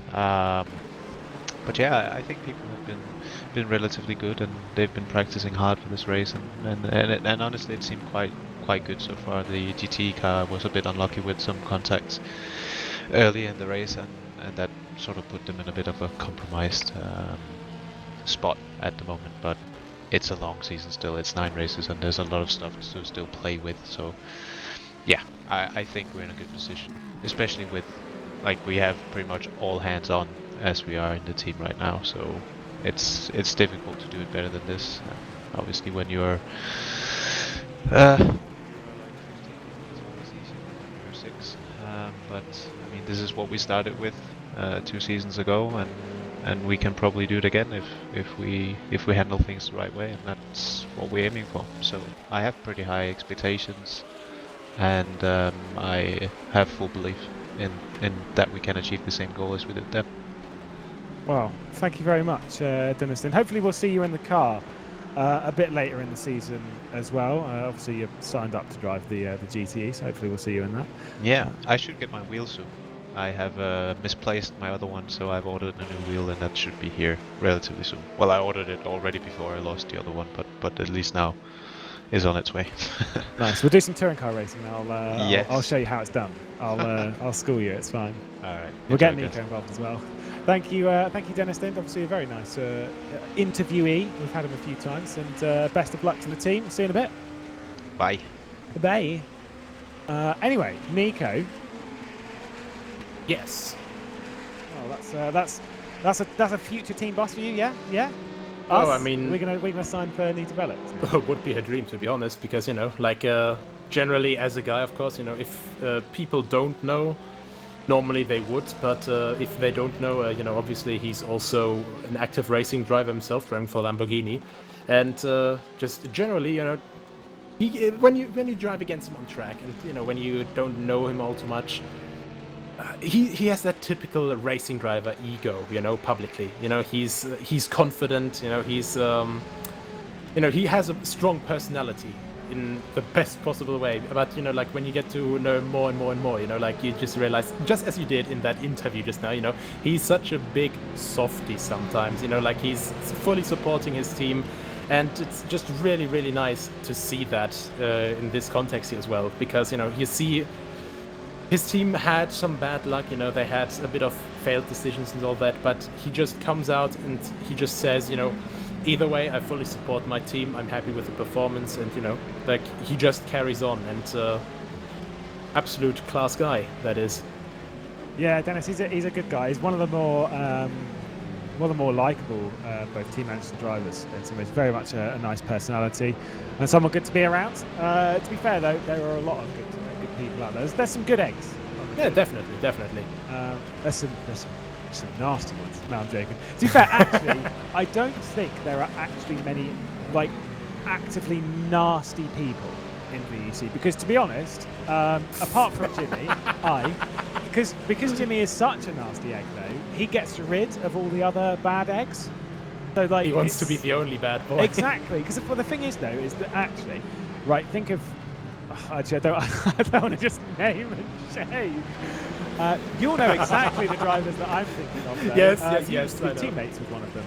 But these kind of drivers, like, without being mean, they're not really welcome here. And Jimmy does quite a good job of basically with the SRCA, which does the Sim Racing Academy, Sim Racing Club Academy, which everyone can take part in. From that, though, you can make a judgment call as a race director, being Jimmy Allison, as to whether a driver is able to take part, and they've got to do that first. And from doing so, you're sort of getting rid of the trash and the people that are kind of only here to cause a problem. And so in doing so, getting rid of the trash. You know what I mean, though. You know exactly what I've spent the entire season of TC UK getting rid of the trash. Oh Christ! Sorry, did I just say that? We're moving into quite edgy territory here, but yes, I definitely get what you mean. No, I don't drive for edgy sports. Essentially, that was awful. Yeah, I know, but I've dropped a few awful punts this week, so it's fine. Right? Like you have 1 or 2 more left. Then I'll have to come over and shut down the stream for you. You need to be stopped then. You're gonna come over all the way from Germany? Yeah, I'll just swim through the English Channel. Easy. You could just get a train, mate. I'm pretty sure they're still running. Not in Germany on time. Come on. You can't talk to me about late trains, Mr. Germany. I live in the United Kingdom. We're known for it. Well, it's like if there was an Olympic sport for late trains, we would be winning so much. You know the ICE, the German high-speed train. Yes. So a friend of mine, also a racing driver, he worked. He had his university stuff for. Yes. I know. But we're completing this now. There's no way around it, Mr. Allison. But he was in Stuttgart for like the end semester for like a practicum thing, like apprenticeship, whatever the hell, when you're just doing work experience for your university time. And he was on his way back and told me to pick him up at my local train station. And on that one trip, which would do 4 hours per car, the German rail managed to delay by additional 4 hours. So in that time, he could have almost flown to Dubai and back instead. Nice. That's very good. I mean, look, it's a natural part of life, isn't it? Being delayed half your life on a train. Well, yeah, definitely. It's better than some delays I've had on planes, though. Well, we were at the... going to continue story time, why not? When we were coming back from Nürburgring in 2018, when we did the 24. Yes, the most fun place to leave, the Nürburgring, because if you don't have a car, you are basically stuck there for the rest of eternity. Yeah, exactly. There's no public transport. I left, courtesy of Rob Wiesel, he gave me a lift to a train station, whatever. I left on Monday, right? Now, the other guys from Race Room left on Sunday morning, or Saturday night, actually, I think. No, it would have been Sunday morning. So they left on Sunday morning. Now, I got back to the United Kingdom on Monday before they left Frankfurt. They were still stuck there. They were stuck there for 2 days in Frankfurt Airport. That's a long time. That's a solid no out of 10 from me. We're looking at a battle, by the way. The World of Sim Racing Porsche, just ahead of this, we'll get back on topic, is not part of this. That's going a lap down. So Ilias Fernandez, who's leading this in the DX Droids car, is basically all of the traffic comes through. Michele Roccon, who's directly behind this. This is the battle for 6th place, Ferrari versus BMW. Yeah, I think this is definitely an interesting one to watch, because not only, of course, do we have this battle between those two going on, but there's that Porsche just looking down the outside, just right behind Michele Roccon, and we've had that battle before, about an hour ago, or just over an hour ago, actually. And Fernandez was doing pretty much his best and more to just get past Michele Roccon, and in the long term it seems to have worked. But that Ferrari, it can be quite rapid on a straight, and in slipstream, of course, it's going to be even more rapid. As the cool kids would say, muchas rapido. That's what the cool kids would say, right?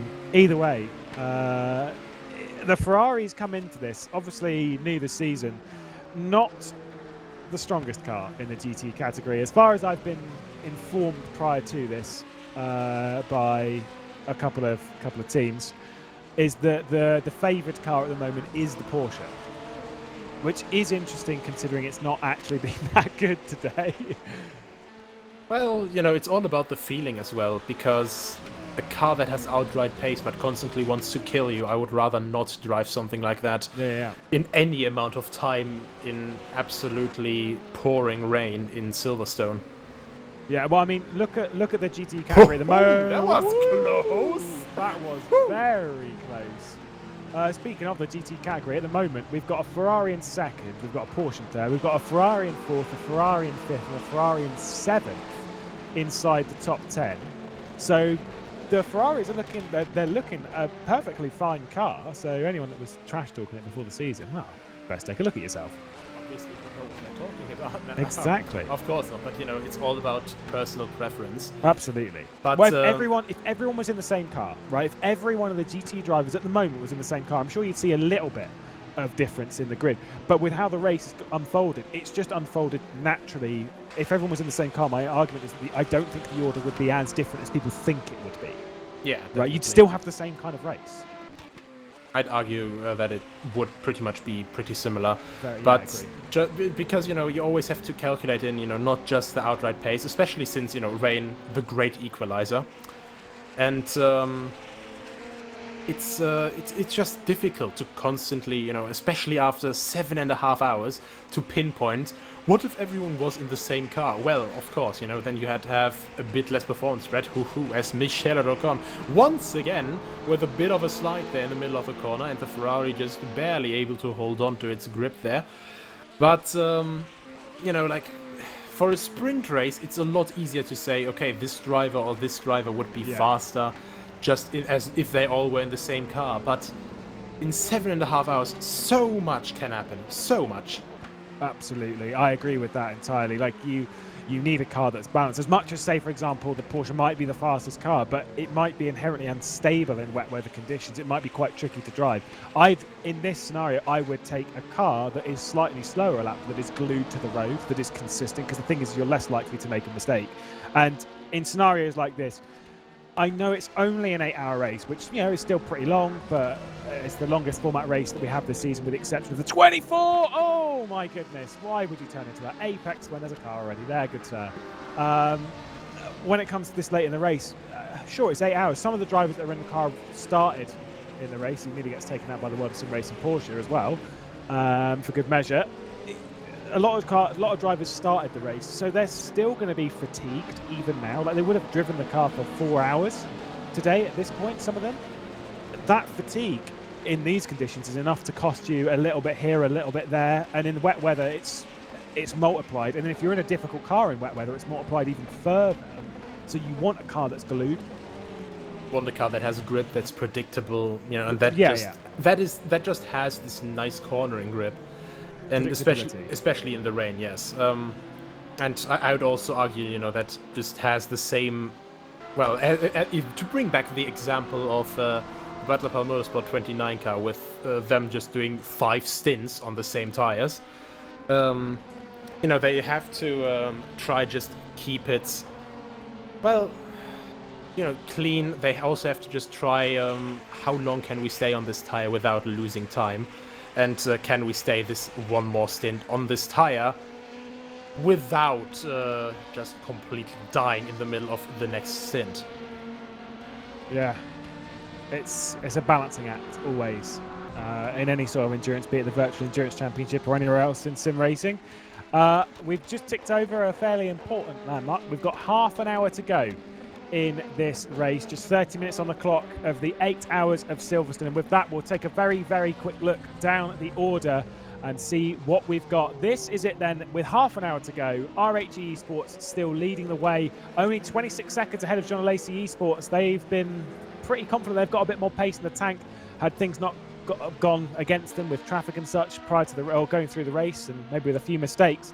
They could have made their way up and challenged RHE Esports. By the way, John Lacey making a great, effectively a debut in the season. Agirit Racing as well, rounding out the podium. The rest of the runners, Pinsim, Drillers Esports, Wanako, Zansho doing great. G-Drive as well, rounding out the top 7. And then we've got our first LMP2 runner, been leading basically all day, outside of the first couple of hours. Burst Edge Esports, we said they were one of the favourites for today, currently leading the way. Wanako just outside of the top 8, but 8th in class. Butler Pal Motorsport as well, round out the top 10, 2nd in class. Great drive from them thus far. Blackhawk Mascara SRT, one of the last runners in the LMHC category, 10th in class. Nita Velix on the podium at the moment, at least, with Rory McDuff, where question marks over whether they need to take a splash or not, as well. A couple of other drivers need to take a splash, but we'll wait and see. Lorenzo Arisi directly behind. Varga Sim Racing in 14th place overall. Arms Sim Racing way down the order when it comes to an LMHC. Then we've got Rookie Monsters, Burst Complexity, Burst Hungry DK, Zansho, DX Droid. Then we've got our first and only real retirement thus far in the race, I believe. Oh, actually, no, they would have dropped way down the order from now. They are actually last. Shout out to them. P21 then, our GTE leader, and has been leading for a fair while at the moment, Sim Racing for Holland, and they are a fair way clear of Rensklop for Waveframe Esports, so it's looking pretty good for Sim Racing for Holland. World of Sim Racing iZone Performance on the podium, a great drive for them in the Porsche. Then Drive Game C RT, Musto, GDE Sports, DX Droids, And then Waveframe Esports, the other one with Bekele Rock on. We were watching that battle between himself and Ilias Fernandez. Kasper Stolzer up inside the top 10 after passing Paulia Honen for Volante Racing. And But the Pound Motorsports, Tim Neuendorf rounds out the top 10 in GTE. Further down the order, Chris Sever for Blackhawk Racing, Nita Velix for Christian McCow outside of the point still. Same with Juices Motorsports Club, again, champions a couple of seasons ago was Juices Motorsports Club. It's not looking so great then, also battling for a couple of race victories and podiums last season. Speedy Mike Racing for Greg Hall. And then Rookie Monsters, Luca D'Amelio got a bit of a spin whilst getting involved with the battle he really shouldn't have been earlier. Ramada Motorsports, World of Sim Racing, Izone Performance's second car, way down the order, 17th place in class. Vargas Sim Racing, Zanshow and Caspian Motorsports round up the top 20 in GTE. The final runners, we've got Ground Effect Sim Racing, Speedy Might and Satellite. Rounding out the runners, one retirement being Team Spirit Racing with an engine failure going into Abbey. That is your order with 27 minutes to go. Nico, how is this going to unfold?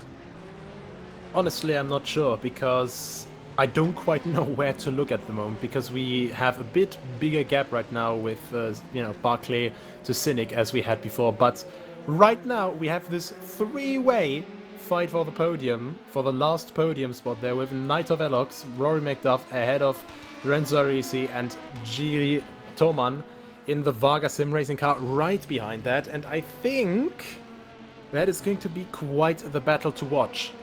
Yeah, the rain's still coming down pretty heavy here into the setting sun at Silverstone. I would say for Rory McDuff, based on the fact that he's dropped back into the clutches of Lorenzo Arisi, I'd say he's definitely trying to save fuel. He's definitely trying to extend it. We said before that that car was doing roughly 25 lap stints, and they really need to do 27, 28 laps to get to the checkered flag on this run. If they could do so, though, it basically they should be on for a podium, because we believe Lorenzo Arisi and Yuri Toman both need to come into the pit lane to serve a pit stop. And Max Melamed is in. Max Melamed is into the pit lane from second place in LMP2. So he's serving his now. Yeah, that was unavoidable, though, because they came in, I think, 1 hour Way 20 minutes ago. And, 1 hour 20 minutes to go, not ago. But, yeah, you can see that car there, white, red and blue, as we're used to it by now. And, I think this is going to be the really big pro plays if they actually manage to wrap this up. I think if he wanted to, and you can see the lap time actually being quite slowed down, 2:07s at the moment. Of course, that's due to traffic as well, but I think normally the LMP2s can go a solid bit faster. Oh, Lorenzo Arisi's down the inside of Rory McDuff. There's contact on the apex of T3. Lorenzo Arisi, he is not waiting to see if Rory McDuff will try and make it to the end of the race. He doesn't give one iota of a care. He is trying to make that move. There was a little bit of contact on the apex. He drops it right in front of the GCE leader as well. Does Rory McDuff? It's a little bit dodgy. That could have been a Lewis Hamilton and one of the Caterhams in 2013. I distinctly remember where Hamilton came across the front of someone that he was lapping and then got taken out by them. And everyone was like, "Oh, Lewis Hamilton, that's so unlucky." I was like, no, he made his own fate by dropping straight in front of the car that he lapped in the braking zone. What do you think was going to happen? Well, a lot of people But are quite shocked, fine. like in a hard braking zone, in a high downforce car. Oh no, why did you suddenly hit me? Because I moved in front of him under braking. And yeah, it's like I like to say, play silly games, win silly prizes. So, you just have to calculate in some risks, in my opinion, Oh. And that is a quite Yeah, late lunge. And quite honestly, I don't think McDuff could have done anything there differently, because he left enough space and Arisi just went for the lunge there, for the dive. And, of course, if it had worked out, if he had gotten the car stopped in time and actually been able to keep up, good on him. But he wasn't, so, I think he just, he made a bit of a mistake there, trying to lunge a bit too deep. And, that played out like it did. Just going to say, Max Melamed, by the way, is being held up at the moment by one Mr. Jarl Tyen in the Zanshow car. I don't really know what Jarl is playing for, because Rasmus Andreassen's quite far down the road, maybe waiting for another pit stop from him, maybe trying to gain another position. At the same time, you've got to respect blue flags, buddy, and You've got Max Mello behind you. Blue flags are... Well, they're actually not on. It's not quite close enough for blue flags because they're not on. You can tell by the LED boards. They've just started coming on now. You need to kind of get out of the way. And I understand that Jarl might think that he's a bit quicker at the moment. It doesn't really matter in this sense. You've got Max Melamed who's trying to go and close up a gap and try and get a podium, and Jarl is making a lot of mistakes. With those mistakes, he's not going to be slower. Yeah, he needs to get out of the way. Jarl needs to move right now. And as per rules in this series, and there's that angry flashing of lights, as per rules, I think anything that is longer than 4 corners of continuous blue flags is allowed to be reported. Yeah, absolutely. He needs to get out of the way now. Someone needs to get on the blower to Ed and be like, you got to move your driver. Lorenzo Arisi tried making it around the outside of Lovefield, then went for a cut back down the inside on Rory McDuff.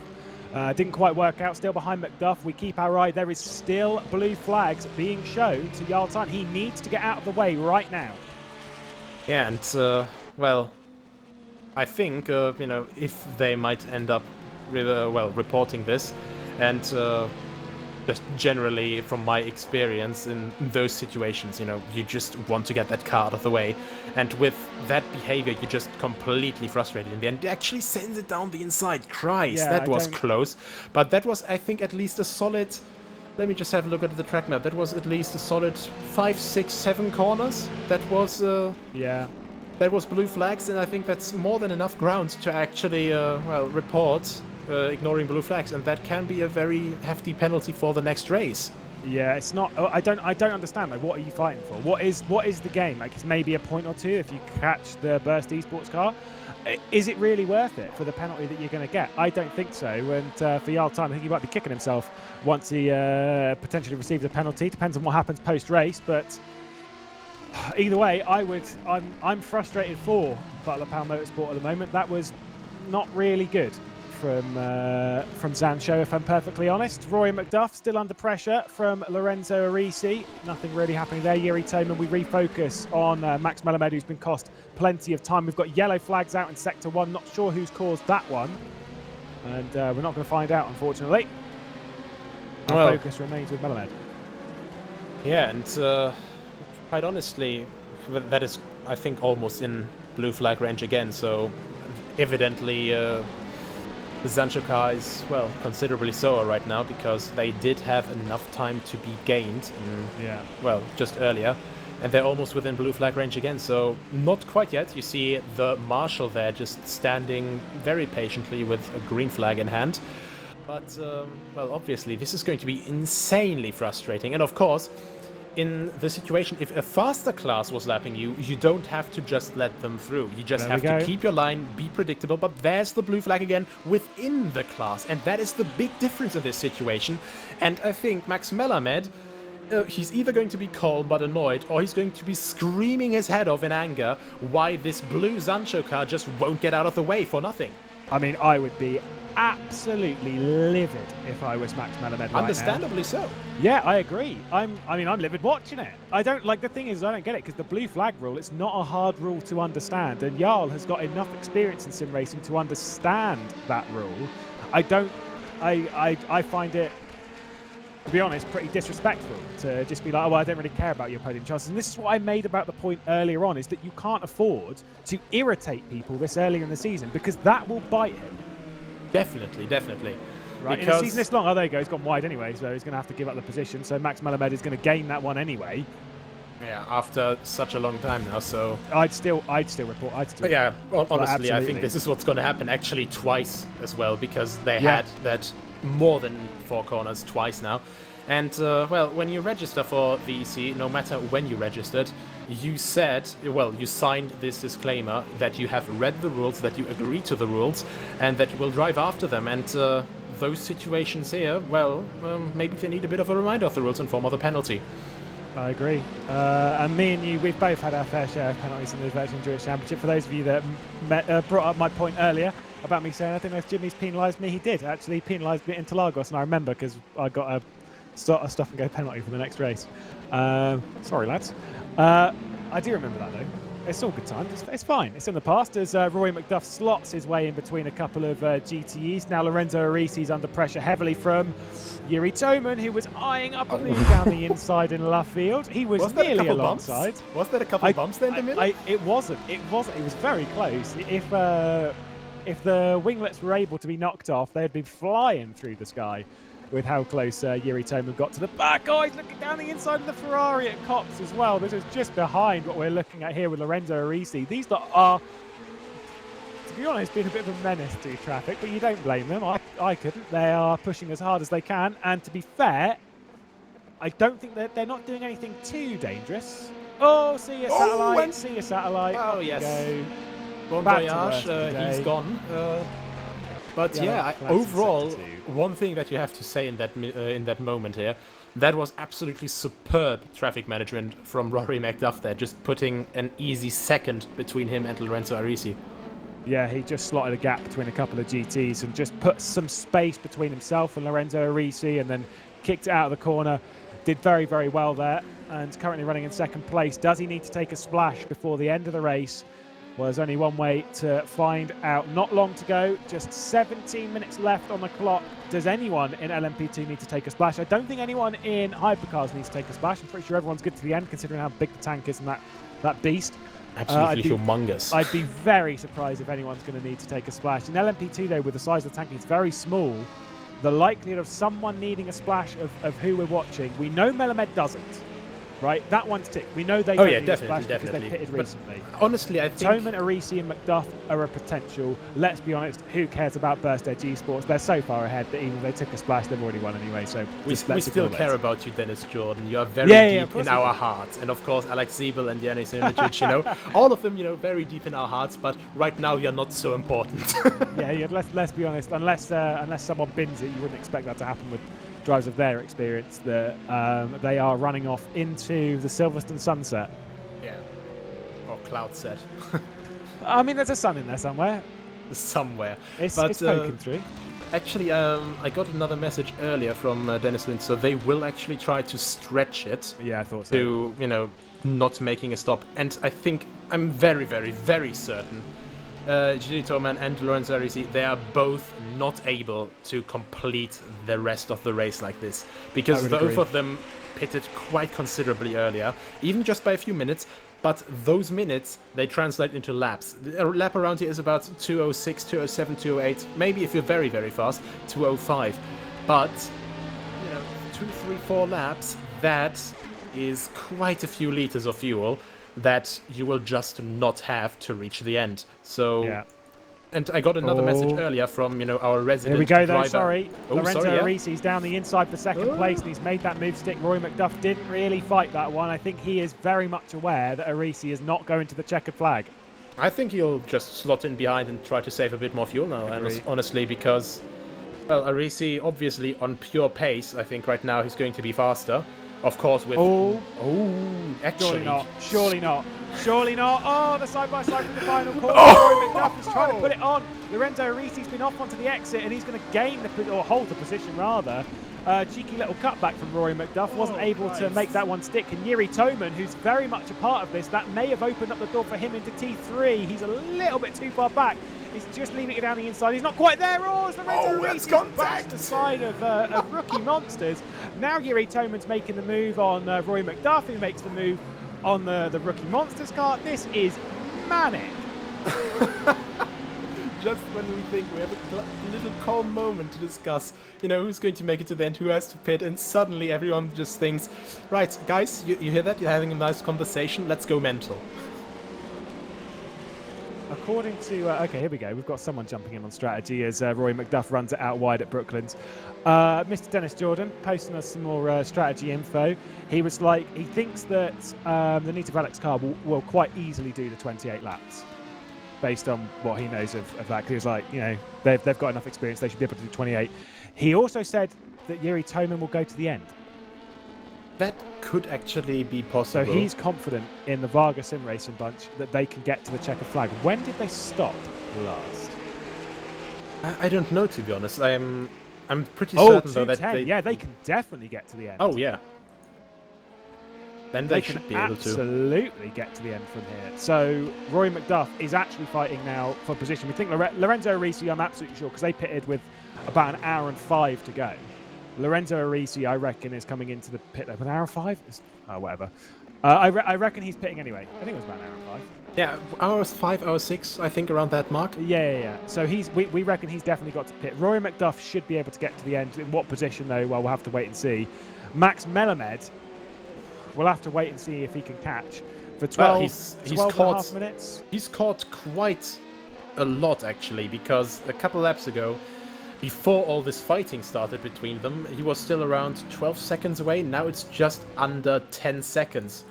So I think, Jerry Toman, I think he's definitely saving fuel as well. But of course, he knows McDuff is trying to go to the end. I think, with these two teams, with the crews on them, I think they both know what each other's strategy is. And it'll be saving fuel now and then in the last couple of minutes, send all the last-ditch efforts just to try and gain the upper hand.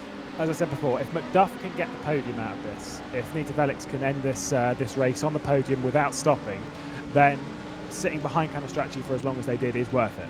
Then it works out in the end. If they can't do, then maybe it was worth the gamble, but and then there were other opportunities they could have taken. But it's hindsight's 20/20, isn't it? And Rory McDuff, who's currently holding on to what is at the moment third place, we reckon it's second because of Lorenzo Arisi. I don't know. These the strategy calls here at Silverstone have been mighty tricky in these very, very wet, very tricky conditions in the opening round of the 13th season in the Virtual Endurance Championship, and we'll keep an eye on that gap between what is on your timing tower there, P13 and P14. That is the gap between Varga Sim Racing and Butler Power Motorsport, and we'll see if that gap can come down any further, and we'll see if Yuri Toman as well in the final 10 minutes of the race can get by Rory McDuff and get his way onto a very secured podium at Silverstone. Yeah, and I think this is going to be a very, very interesting gap to watch, because you see there, right on the timing tower, 9.5 seconds, 9.6, so it's a bit with traffic, it's really about the luck, how you catch the traffic, how you handle the traffic. That is a mix between luck and skill. And I think, honestly, now it's dipping between 9 seconds again. If you just handle it correctly in this situation, quite honestly, you can gain so much time, and so far, Melamed has gained over 3 seconds already. Well, over 5 seconds from this pit stop on already.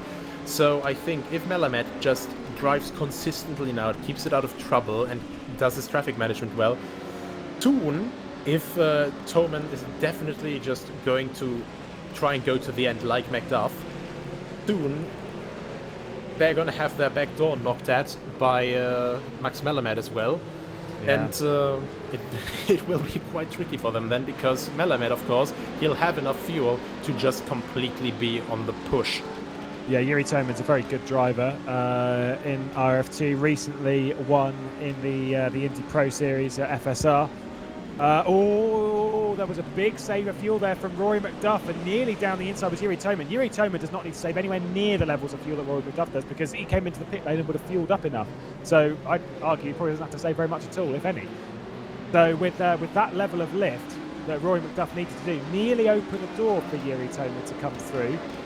I think the thing that's got to be sat in his mind, though, is that if he starts battling with Rory McDuff, it is time that's going to be added that he does not need, because the thing is Max Melamed will be coming, and I know it's less of a threat for Yuri Toman, because once he's got through he should be able to clear off. The thing is, if they battle hard, that 8-second gap will be reduced to 0 in a heartbeat. Yeah, definitely, and you can see already how it's now 7.5. It goes down even more, as they're stuck behind this GTE car, and I think that is, that's John Lacey Esport, isn't it? Yeah, it is. And here we go. The outside, down to inside, the which way is he going to outside. go? He's going... Yuri Toman to the outside, big lift from Rory McDuff. The position's going to go the way of Yuri Toman. Oh, he's just leaving his nose in there is Rory McDuff. It's just enough to keep an overlap with Yuri Toman. But I think with the inside into the club chicane, it should realistically go the way as Lorenzo Arisi. Oh, a bit of a lock up there from Rory McDuff. Nearly hits the side of Yuri Toman. Lorenzo Arisi's into the pit lane. Yuri Toman about to go up to second place here in LMP2 in the first race of the season. And Rory McDuff is going to be on the podium for Nita Velix.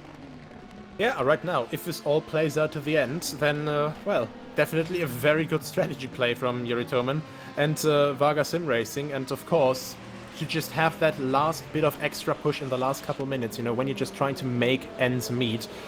I think this is just really, really complicated to get it properly right. But now, as Varga is ahead of Nita Velix, I think that Nita Velix will now get under a lot of pressure because, of course, we have a few GTE cars here, but knocking from behind, once again, is Max Melamed, who's now only 7 seconds behind. That is 2 seconds, I think, last lap that he caught. I think it's maybe a bit too big of a gap. We'll have to wait and see. Our focus then heads to the battle for fourth place in LMHC. Henry Cynic and Nico Barkley battling it out for fourth in the first race of the season, outside of the podium, but nevertheless, you know, honours outside of it. You know, you want a decent place inside the top 5. They're both in it at the moment, but they're both going to battle for the points, with the difference between 10 and 12 points. So a 2-point swing for Nico Barkley and Wanako will be a good push for them. They desperately want it because they did not have a good season 12, and they hope that 13 ends up being a lucky number for Wanako. Oh, they throw it into T1. So committed.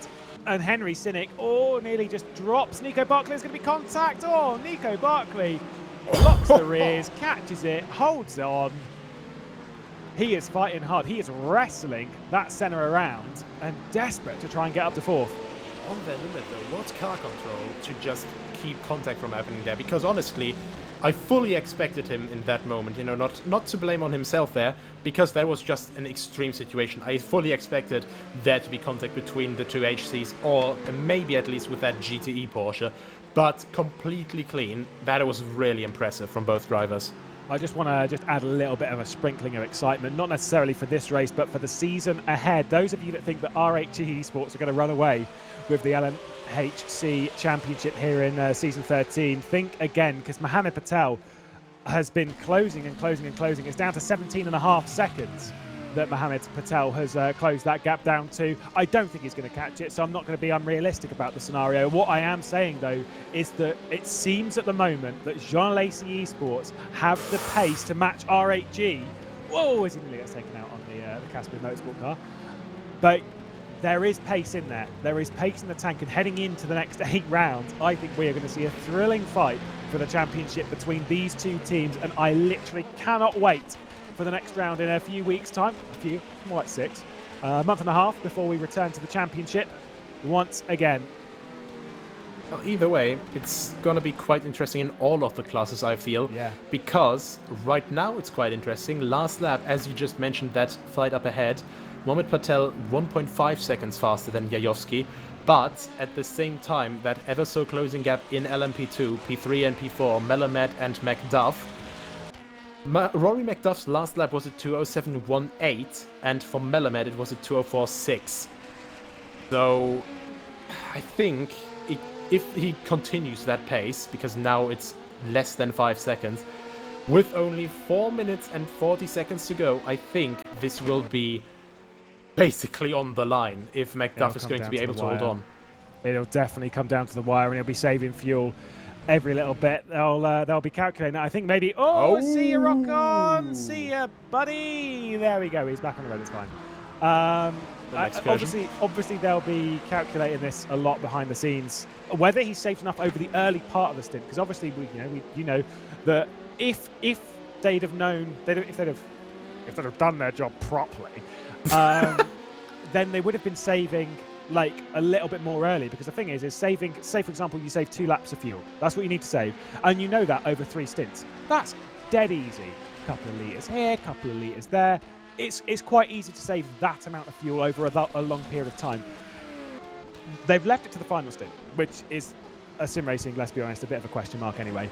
I doubt that he has. I know he's been keeping an eye on his fuel across this stint, but if he has to save like an extra large amount over the next few laps, then that's bad, because the more fuel you have to save, the slower you have to go, and the gap's coming down. It's only 2.5 seconds, so Max Melamed is catching very, very quickly The battle for fourth, Henry Sinek still leading Nico Barkley. Drillers Esports against One Echo. We've seen some crazy battles over the first round of the season, Nico, and we're minutes away from the conclusion.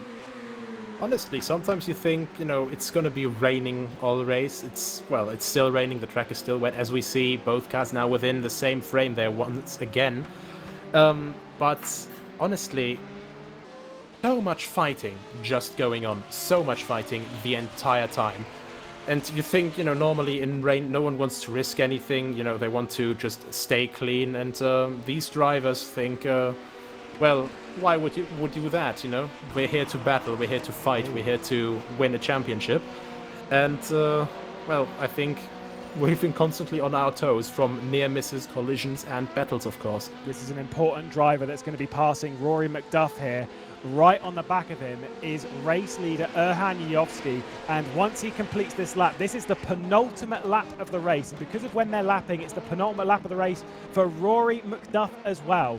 There'll be just one more rotation of the circuit before we are done here in Silverstone, and Erhan Yovsky looks set for a victory for the champions. R8G Esports came into this with the number one on their car, and I said it before that the number one had only ever been victorious in one season of the Virtual Endurance Championship, so it's not really a good number when it comes to running it and going for a championship, but R8G Esports seem to be putting that theory to bed. One lap to go at Silverstone. Let's keep our eye on Rory McDuff and Max Melamed. There is not much between them, but I think with them going by, that Rory McDuff now knows that he can maybe just push a little bit harder. Can he kind of maybe I don't have to save an extra lap of fuel?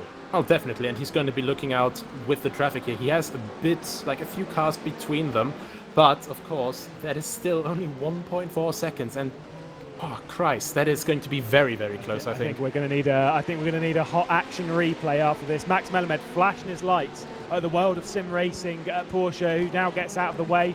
Rory McDuff having passes that, and McLaren's at the G-Drive. McLaren directly behind. Yes, it is not getting involved. We've got a yellow out in Sector 3. Not sure who that is for. Our focus remains on this battle. The thrilling end to the podium for the LMP2 category. A battle between Nita Felix and Butler Powell Motorsport. Who is going to be on that podium once we hit the checkered flag in 60 seconds' time? The checkered flag will be out. Yeah, and that is, well, not quite a lot of time to make your moves here. And I think Max Melamed will need a bit of luck once again with traffic here, because he's been stellar at traffic management so far. Nothing of note going wrong. But he has that hypercar between him and the Nitro Velox car, and that hypercar it's just not moving past, It's just staying there. It's not costing him any time whatsoever. And that's exactly what Max Melamed doesn't need right now. But now it's only a few corners to go. And I think Nitro Velox is about to get a very, very impressive podium finish with absolute strategic brilliance. Yeah, it'll be well deserved for Nita Velox. We focus at the front though, as coming into the final chicane, R8G Esports, our champions of 118 days ago, are going to start the season in the best way possible. The crown is theirs, and they win the first race of the season. Erhan Yovsky victorious at Silverstone. Well done to R8G Esports. Classic race for them. Absolutely running away at the front. Rory McDuff does survive by the tune of 1.6 seconds to grab Nita Velox's first podium on their return as a name to the Virtual Endurance Championship. 17.3 seconds down of Mohammed Patel will cross over the line. Or you will be penalised. Remember the rules. Race director giving out dishing out some info to the team that they've got to finish the lap. Mohammed Patel, though, grabs second place, and for Jean Lacy Esports, that will be very, very impressive and well deserved for them. Erhan Yovsky, race victors last season. Considering how this race has gone, Nick De Silva, to be honest, not like trying to point fingers or whatever, did not really have the pace of Arne Skånevliet. To get back to a podium at this level shows his ability in the car. Henry Sinek is going to defend from Nico Barkley and is going to hold on to a fourth place for Drillers. What a drive for them. And Nico Barkley is going to round out the top five. In LMP2, it's a fairly easy question mark victory for Burst Edge Esports on their return to LMP2. Yuri Toman's just coming through the final sections now to grab what will be a well-deserved podium. He actually can't lose second at the moment because Rory McDuff has already finished the race. We said Max Melamed and Butler Powell Motorsport will round out top 4 just outside of the podium. I'm sure they'll be very frustrated considering that with what happened with Yaltian and Zansho. So I'm sure there'll be some reports filed for that. Lorenzo Arisi rounds out the top 5. And in GTE, just coming through the final corner now, Bossman's car, Sim Racing for Holland, have your salutes ready. Sim Racing for Holland are victors in the Virtual Endurance Championship GTE category of Season 13. Congratulations to them, ahead of Waveframe Esports. Mighty impressive stuff from them. They've been great all day, out front for most of it, so power to them. Running away with things. Drive Game CRT, Musto, RD Esports, and World of Sim Racing iZone Performance round out the top 5 in that category. Nico, what an opening race of the season. Definitely. As long as I was here, and well, of course I watched the start of the race as well, I've been on the edge of my seat because, well, people have this misconception about endurance races being boring. And then you already start your endurance race in the rain with the top 2 classes being completely mixed on the grid. And how crazy can it get, honestly? And as you said earlier, we've had so many things just happening across the entire board. You know, blue flags being ignored, battles being fought, places being switched, and space not being left. So I'm honestly looking forward to the next round of this series. And well, I think this is going to be, well, my home race, the Nürburgring, and of course, well, my favorite place to commentate on. Yeah, we move from the home of British motorsport to that of Germany, the Nürburgring 6-hour race on the 14th of November. You can see the schedule there appearing on your screen. The penultimate race of 2020, and I'm sure it'll be an absolute thriller. It was last year when we had a little bit of rain to spice it up. Until then, though, thank you very much for joining us through the 8 hours of Silverstone. It's been a great opener to the 13th season of the Virtual Endurance Championship. Until then, goodbye.